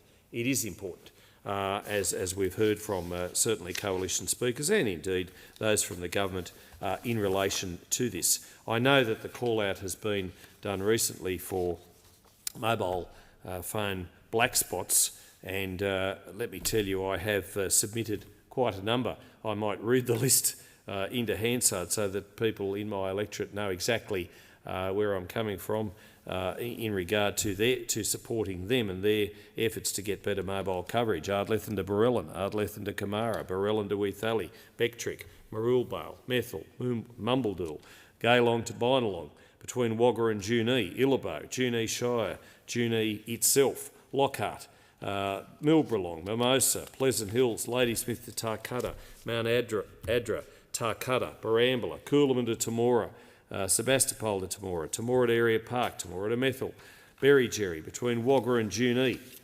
Coolamon to Collingully, Currawarna, Harefield to Bowman, Junee to Urungilly, Junee to Wagga Wagga. It's going the opposite way to what I just mentioned, but it's on the list. Ladysmith, Lockhart to Wagga Wagga, west of the Rock to Fargunya, the Rock to Wagga Wagga. Indeed, Wagga Wagga to Galore, Wagga Wagga to Tootle, Wallistown. It's sort of a bit like I've been everywhere, man, but they are, member for Bruce, areas where they do need mobile phone connectivity, and people from those fine areas have taken part in a survey that I put out there, including Forbes, Grenfell, Ungarry, Withally, and around West Wyalong. And indeed, they do need better mobile phone connectivity. And you know what is one theme central to all of those areas? They're farmers.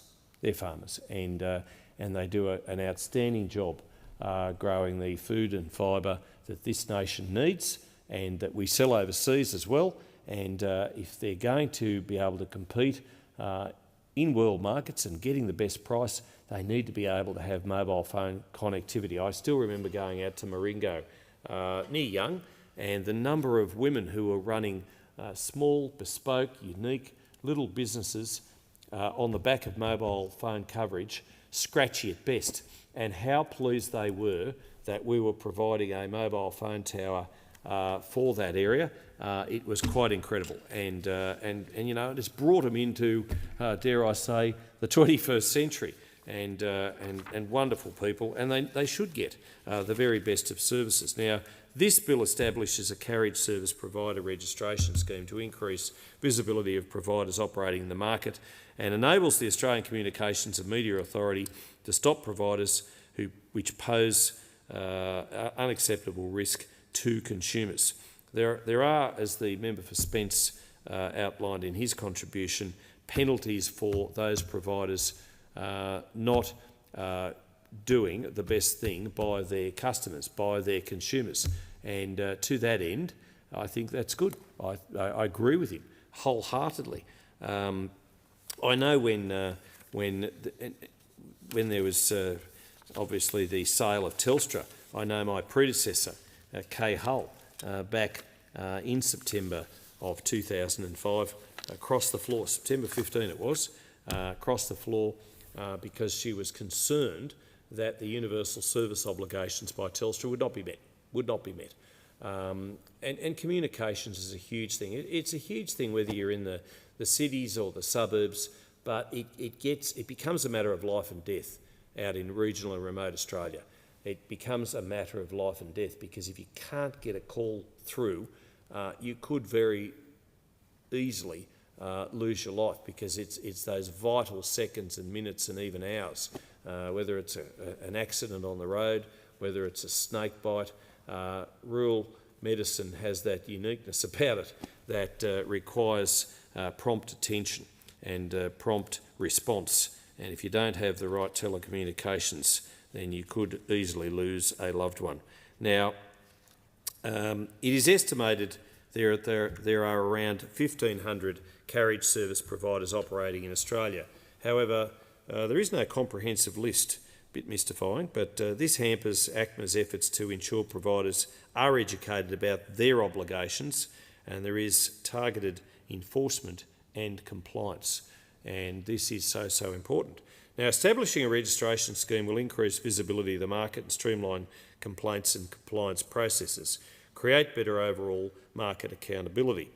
Now, we need to ensure that we do our best for small businesses. Now, I know that under the previous coalition government, we had the instant asset write-off as a COVID measure. We had that as an unlimited amount of money.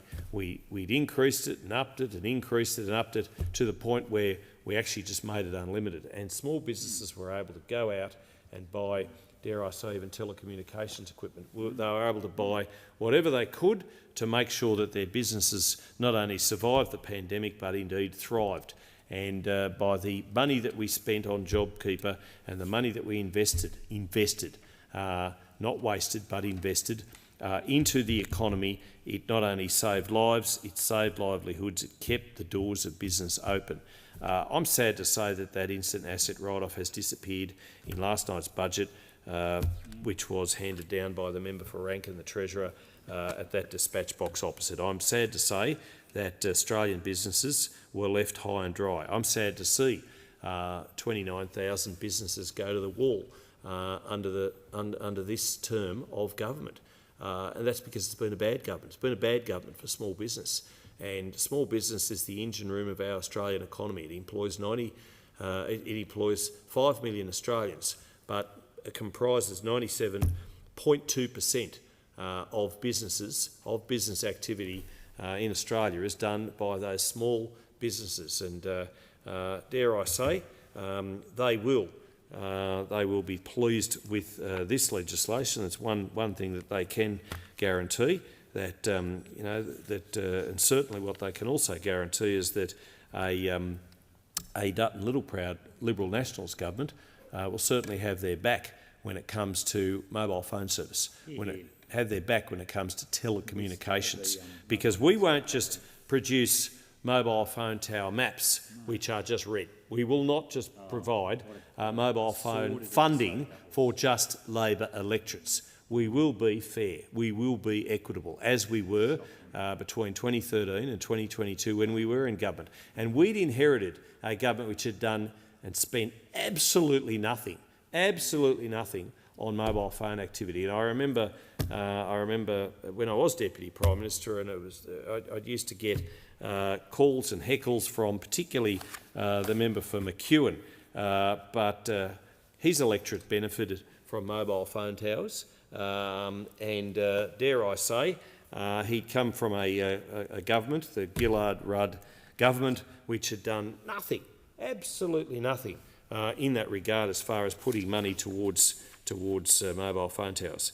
Now, ACMA is going to play an important role in policing this legislation, and I certainly wish that organisation well. Just breaches that they've issued in the last 12 months, you look at them and it's a sorry list. It's a sorry list, but at least this legislation is going to amend the existing two-step process for the application of penalty amounts for infringement notices. At least there are going to be real penalties for those providers, those CSPs who do the wrong thing, as there should be. I look forward to the next round of black spot funding. I don't hold any hope, however, under this government, and what you need to do is get Australia back on track and re-elect a coalition government. Order. I thank the honourable member for Riverina. The question is that this bill be now read a second time, and I call the honourable member for Bean. Thanks, Deputy Speaker.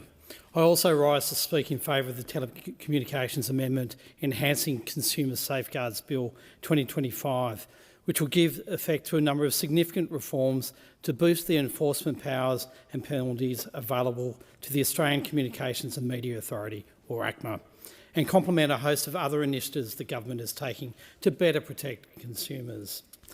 Deputy Speaker, I acknowledge earlier speakers in this debate, including the member for Eden-Monaro, who well understands the importance of this bill. But before going to the content of the bill under consideration, I'll set the scene or background for why I and this government believes that getting these policy settings right is important for the people of Bean and Australians generally. Deputy Speaker, I'd also like to put on the record my commendation of work of the Minister for Communications on this bill and the associated activities to protect consumers in this space. But Deputy Speaker, for many people of my electorate of Bean and right across Australia, staying connected is an essential part of everyday life. It's why the allied work ensuring that 40,000 homes in Bean are being upgraded to fibre to the premises is so critical. In fact, Deputy Speaker, much of the consumer connectivity disquiet for consumers right across Bean has often been linked to unhappiness about the experience with fibre to the node. Within 4 years, Deputy Speaker, up to 95% of the electorate of Bean will be able to experience giga-ready speeds rather than speeds more around the sort of 25 to 28 megabytes per minute. But anyway, Deputy Speaker, the government, of which I'm proudly a member of, understands how critical telco services are for everyone, whether you're a regional member, whether you're a city member, whether you have external territories like Norfolk Island in your electorate or otherwise. But it's particularly important for consumers facing vulnerable circumstances and those who rely upon connectivity to support their families, businesses and provide services to their communities. As MPs, we are reminded every day of the centrality of staying connected through telecommunications. One example is the way people communicate with us through social media and the internet generally. When we speak with constituents or when we visit them in their homes, we hear that for so many residents, being connected is essential to their work, businesses, health, family, and so many facets of modern life, and whether they be in Woden or Tharwa, Uriara or the Molonglo Valley. Accordingly, I want to see, and I know this government wants to ensure, that the telco industry is working for Australians, that they have the best consumer safeguards in place to protect their interests, and that there is a strong, clear recourse if telcos do the wrong thing. The bottom line is telco services should enrich people's lives, not cause inconvenience, frustration or harm. So whilst telcos are essential to modern life, we know that the cost of telco services and the treatment of consumers is becoming increasingly important to people. And many Australians, including many in my electorate of Bean, are experiencing significant cost of living pressures, and this includes being able to afford critical communication services like mobile and internet services. And in addition, there has also been regular high-profile incidents in the telco sector, including significant service outages and claims of irresponsible selling practices across the country. So today the House is considering this bill, which is designed to better equip the regulator, ACMA, with the tools and powers it needs to protect telco consumers and hold companies to account if they do the wrong thing. These new measures will help to ensure the ACMA is an empowered and effective regulator, and that appropriate incentive structures are in place to drive better behaviour by telcos. Nobody wants an industry that sees penalties as the cost of doing business, Deputy Speaker, but the proposed changes will enable the ACMA to take direct and immediate enforcement action against telecommunications providers that have breached their obligations to customers under industry codes. This will remove the current two-step process whereby the ACMA must first issue a direction to comply to offending telcos, no matter how significant the breach, and only take further action if non-compliance continues. The changes will allow ACMA to take quick and appropriate action in responses to breaches to immediately address consumer harm and hold telcos to account. The bill will also significantly increase the maximum general penalty for breaches of industry codes and standards under the Telecommunications Act from $250,000 to approximately $10 million. Further changes will allow penalties for codes, standards and determinations to be based on the value of the benefit obtained from the offending conduct or the turnover of the relevant provider, allowing for penalties greater than $10 million in certain circumstances. This penalty framework will incentivise industry compliance and better aligns with those in other relevant sectors like energy and banking and under the Australian consumer law. To ensure the ACMA has a range of effective enforcement tools at its disposal, an additional change will expand and clarify the government's ability to increase infringement notice penalty amounts that the ACMA can issue for all applicable breaches, including consumer protection rules. Deputy Speaker, the bill will also increase visibility of providers operating in the market, especially telecommunications retailers, through the establishment of a carrier service provider or CSP registration scheme. This will allow for more effective regulation of CSPs, including by empowering the ACMA to stop a CSP operating where they've been found to pose an unacceptable risk to consumers or that they've caused significant consumer harm. The significant reforms included in this bill will better equip the ACMA with the tools and powers it needs to protect telco consumers and hold those providers to account. They provide a powerful deterrent.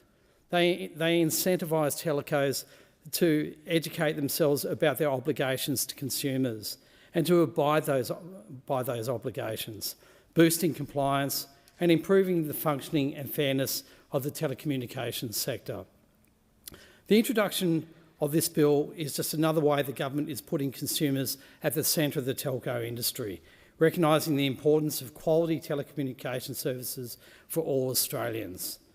The changes to the bill are complemented by other important measures the government has been taking in this space, which will be of benefit to consumers. These extra measures include implementing new rules around support provided to consumers experiencing financial hardship, and more recently, directing the ACMA to create rules regarding support for consumers experiencing domestic, sexual and family violence. Deputy Speaker, in response to a direction by the Minister, the ACMA developed a financial hardship standard that came into effect on the 29th of March 2024, and this makes it mandatory for telcos to better support customers struggling to pay their phone and internet bills. Practical improvements include prioritising keeping customers connected, greater promotion of financial hardship assistance, and requiring telcos to offer specific assistance such as payment plans. The standard replaces the rules on financial hardship contained in the Telecommunications Consumer Protections Code and provides the ACMA with strong enforcement powers to ensure telcos are following through on their obligations. These new rules will mean telcos have to do all they can to keep customers connected if they are experiencing financial hardship, with disconnection the last resort. These are practical and common sense solutions, and it's just one of the many ways the Albanese government is supporting families with cost of living pressures. They are measures that meet the challenges of many Australians, including residents of my electorate of Bean, and I commend the Minister's actions in relation to financial hardship.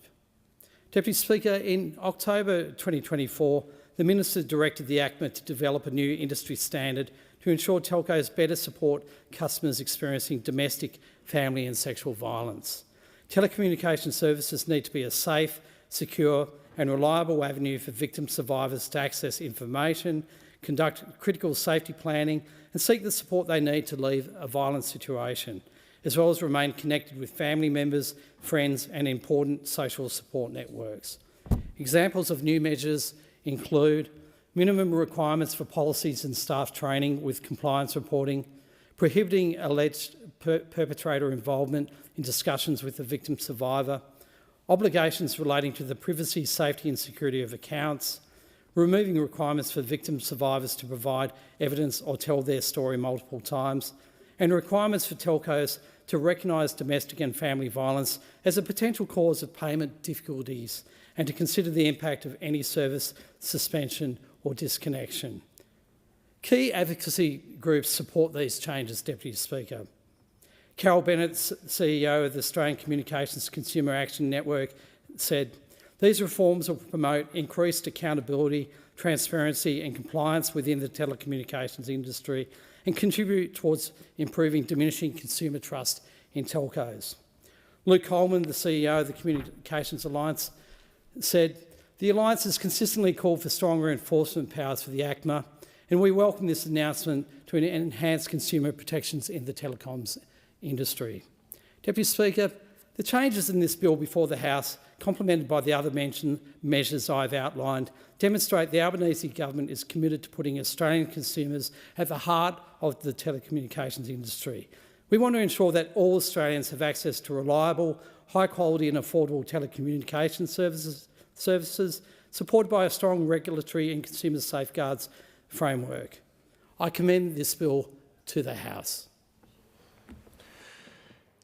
Order. I thank the honourable member for being 7:30 now. I propose the question that the House do now adjourn, and I call the honourable member for Melbourne. If you're worried about the cost of living crisis, you're not alone.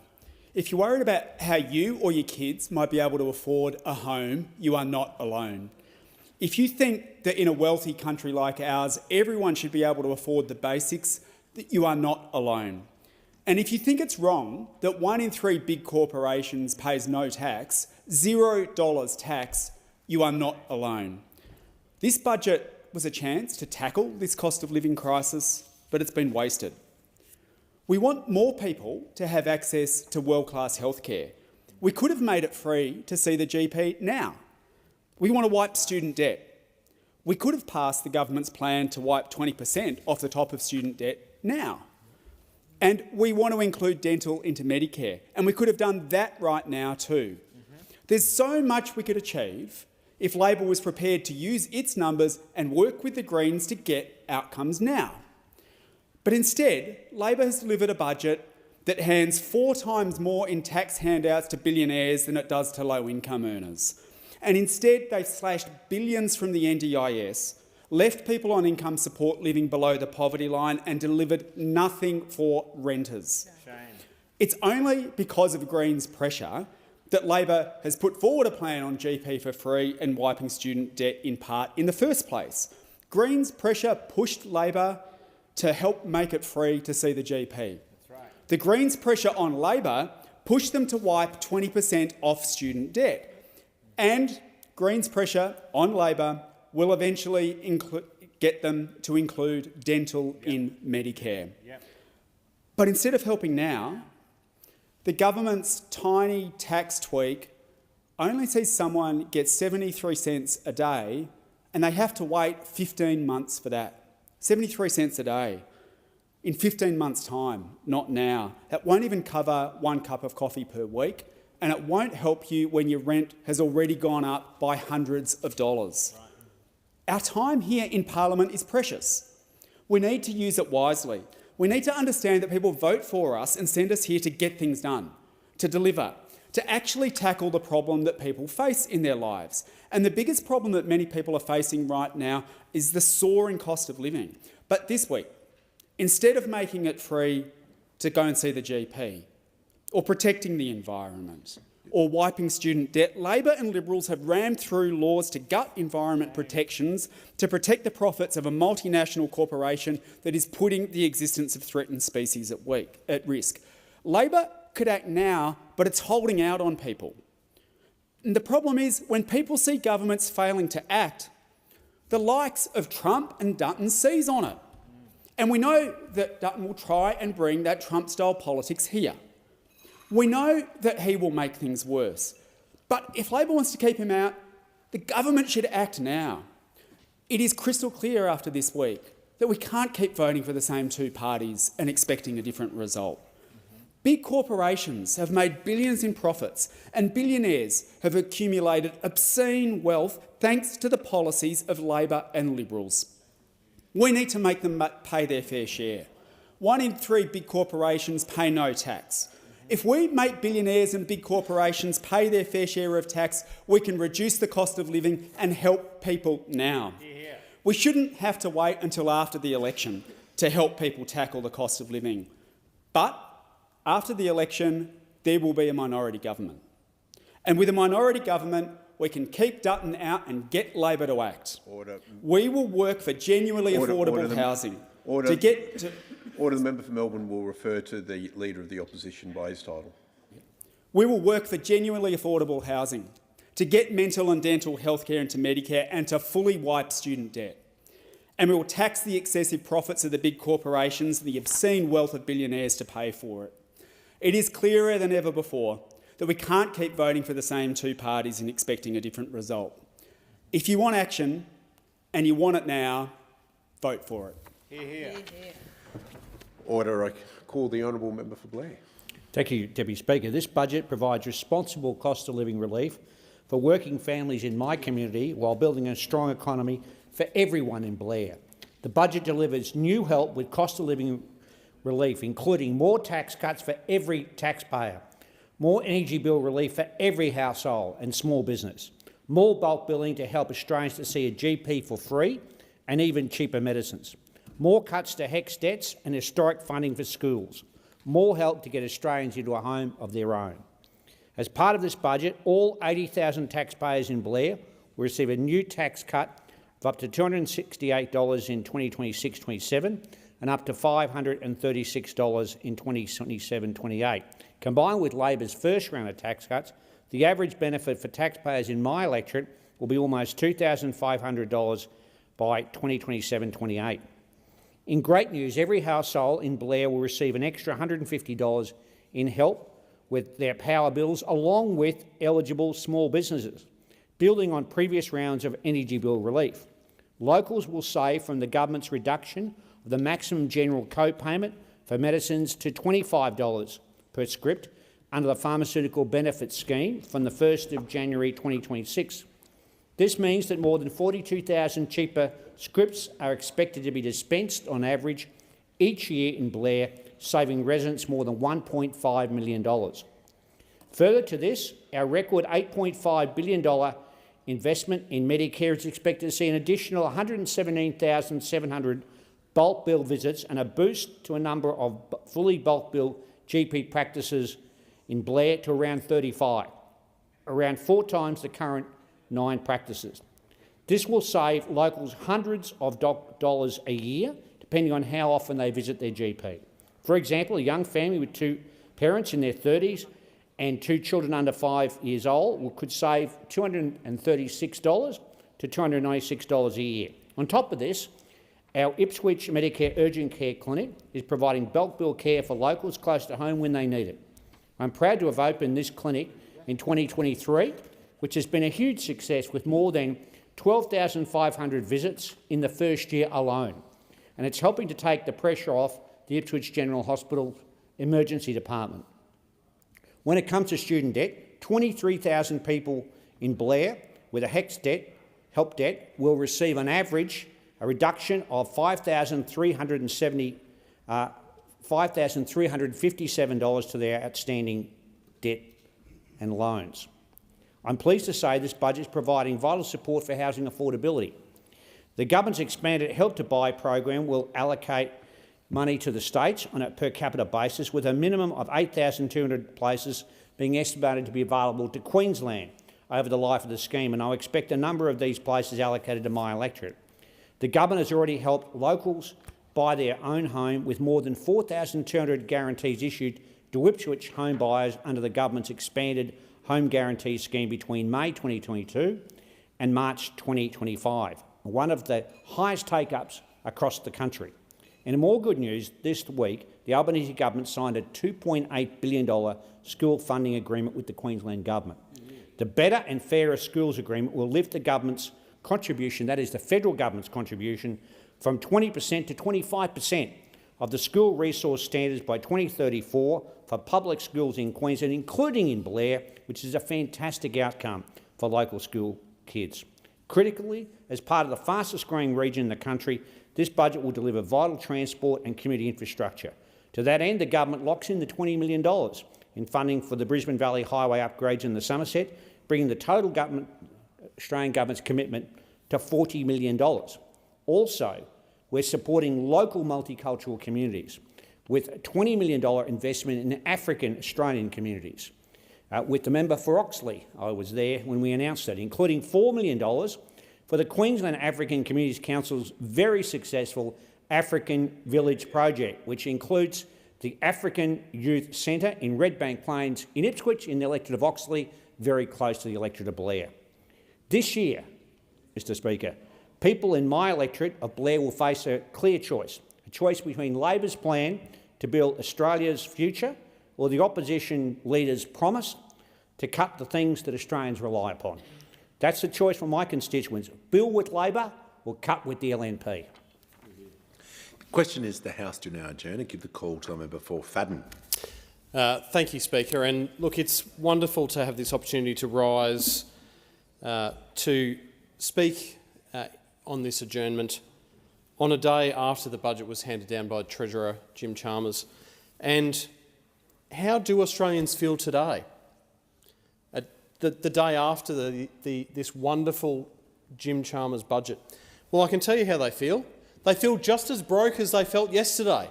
That's the truth of it, because Treasurer Jim Chalmers did not charm us. He's a doctor, but he's not a doctor of economics. He's a doctor of spin. And so what we saw is lots of slick lines. There was a sprinkling of cash. But honest to goodness, this is not what Australians were looking for. The Treasurer aspires to greatness, and we know that he's studied Keating, one of the greatest Labor figures of our time. But what this Treasurer is Keating light. There is nothing of substance to offer the Australian people beyond a sprinkling of cash in 5 years, 70 cents a day in 12 months' time. And, of course, we were so shocked by this pathetic attempt to try and buy votes that we almost lost sight of the fact that we have now nudged $1 trillion of national debt.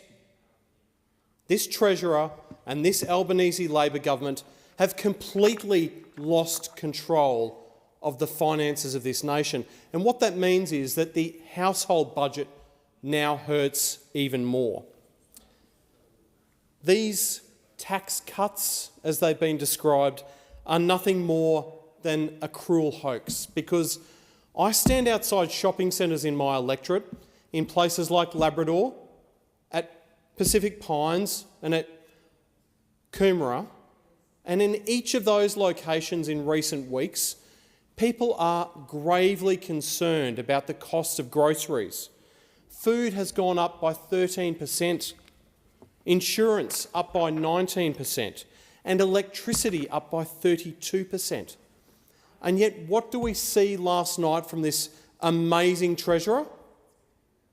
$150 off your electricity bill. Well, that's not touching the sides, because the reality of this cost of living crisis that every Australian family is facing is that we are $50,000 worse off if you're a mortgage holder than when Labor came to office. And so tomorrow night, the Leader of the Opposition will speak from the dispatch box. He will give his budget in reply speech, and I think it's something that Australians should tune into. He will outline a pathway to prosperity and a pathway to a secure nation, economically and in terms of our national security credentials. Because it doesn't have to be like this under this terrible Albanese Labor government. We know that we can't afford another 3 years of Labor. We simply must get Australia back on track. And we know that there are so many sectors that are under attack by this Labor government. And what was exposed today and laid bare in question time was that small businesses under this government are going to continue to suffer.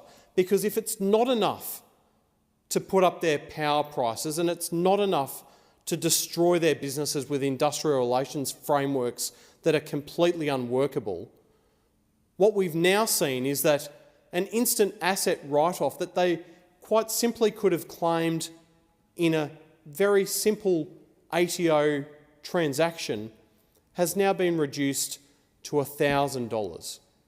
And what the Coalition will do is support small and family business by providing a $30,000 instant asset write-off, and we will make that permanent.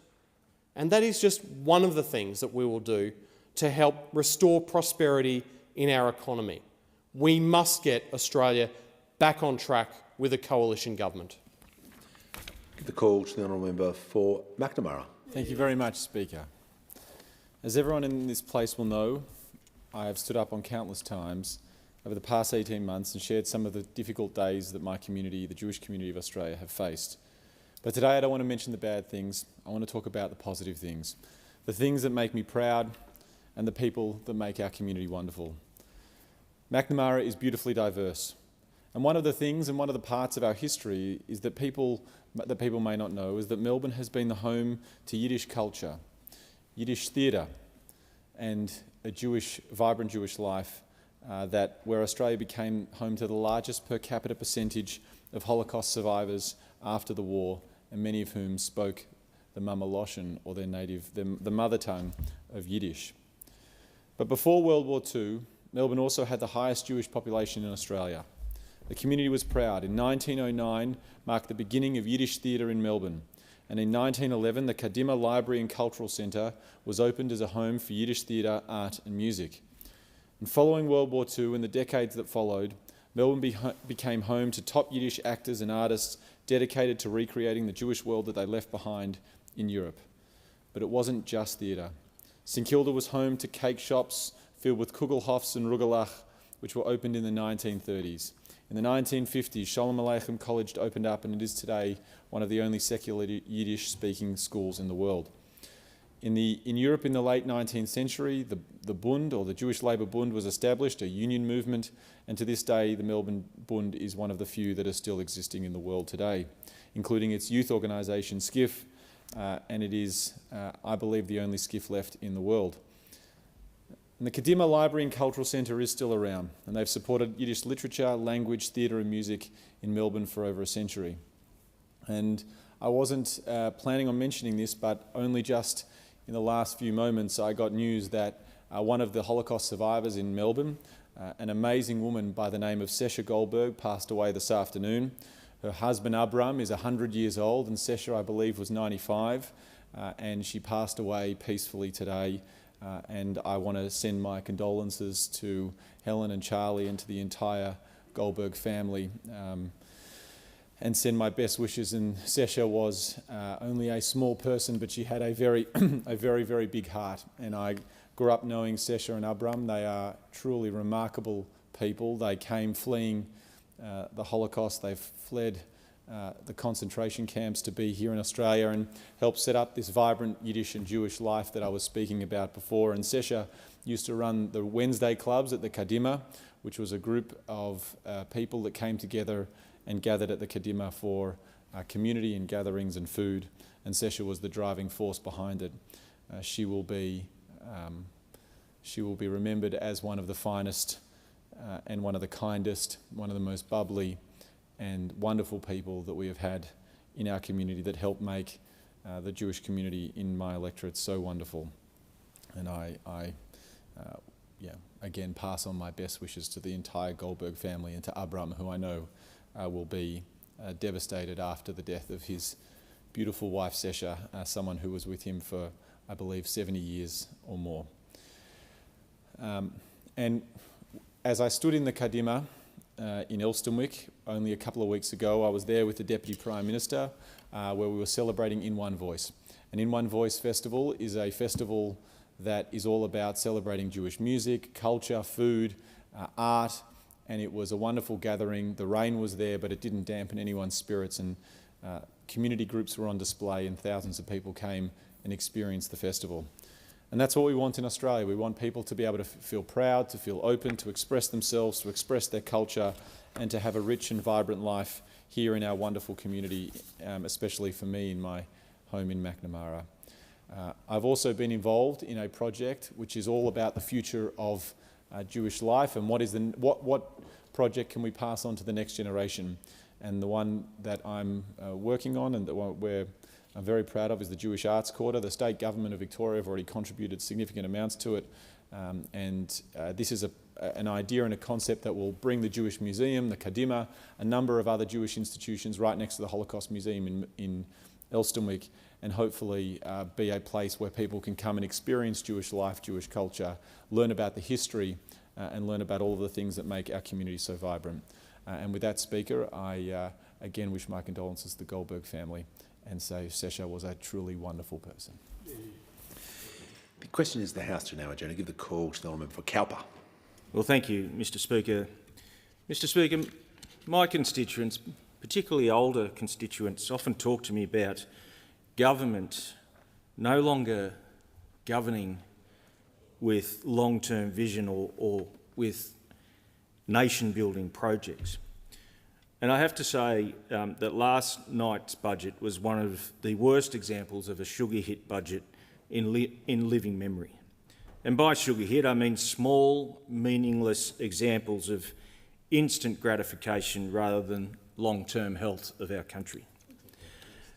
Labor are focused solely on the next 5 weeks, not the next 5 years, and certainly not the next 50 years. They continue to ignore the regions, instead pouring their focus into marginal seats in metropolitan suburbs around the country. And we've heard the saying, New South Wales, NSW, does not stand for Newcastle, Sydney and Western Sydney. The Nationals in government are the only champion of the regions and what we actually need right now. In the past 3 years, we've seen nothing but cuts to funding streams that the Nationals introduced to protect regional interest and to ensure their growth. Projects like the Building Better Regions Fund, which was unceremoniously axed and replaced with a program that promised less than 1/10 of the Coalition's funding.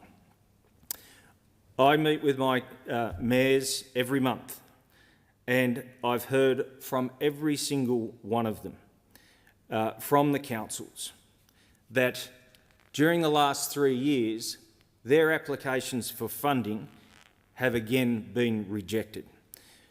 Projects that I'm talking about are like the Bellingen Shire's Council Sewering Coastal Village project that would not only maintain the current system and ensure that it meets the EPA environmental standards, it would set the Shire on a course to be able to build new homes that our region desperately needs. Without sewer, you can't build it. It's as simple as that. Similarly, the rejection of applications for the valid growth area in the Nambucca Valley, again rejected despite funding setting up the Shire to be able to build again new homes. This funding could have opened up to 7,700 lots. That would make the world of difference for my electorate and those people living there to get a roof over their head.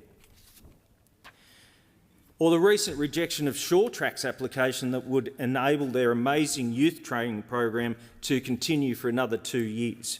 This inspirational, community-minded organisation has a 93% success rate of training youth who have disengaged with traditional schooling and who are at risk. You have to ask, how could a program aimed at setting troubled youth up for a prosperous future not be considered valuable by this government? Our communities are rife with youth crime and desperately need more gold standards like Shore Track. Essentially, every one of their funding promises around housing, sustainability and safer communities have been solely aimed at their own metropolitan seats. This budget solidifies the fact no one will be left behind. That is, of course, if you don't live in the regions. The Stronger Communities program, Local Roads and Community Infrastructure program, Growing Regions program, the Regional Precincts and Partnership program are all critical to building community infrastructure in regional Australia, and there has been absolutely no acknowledgement to this.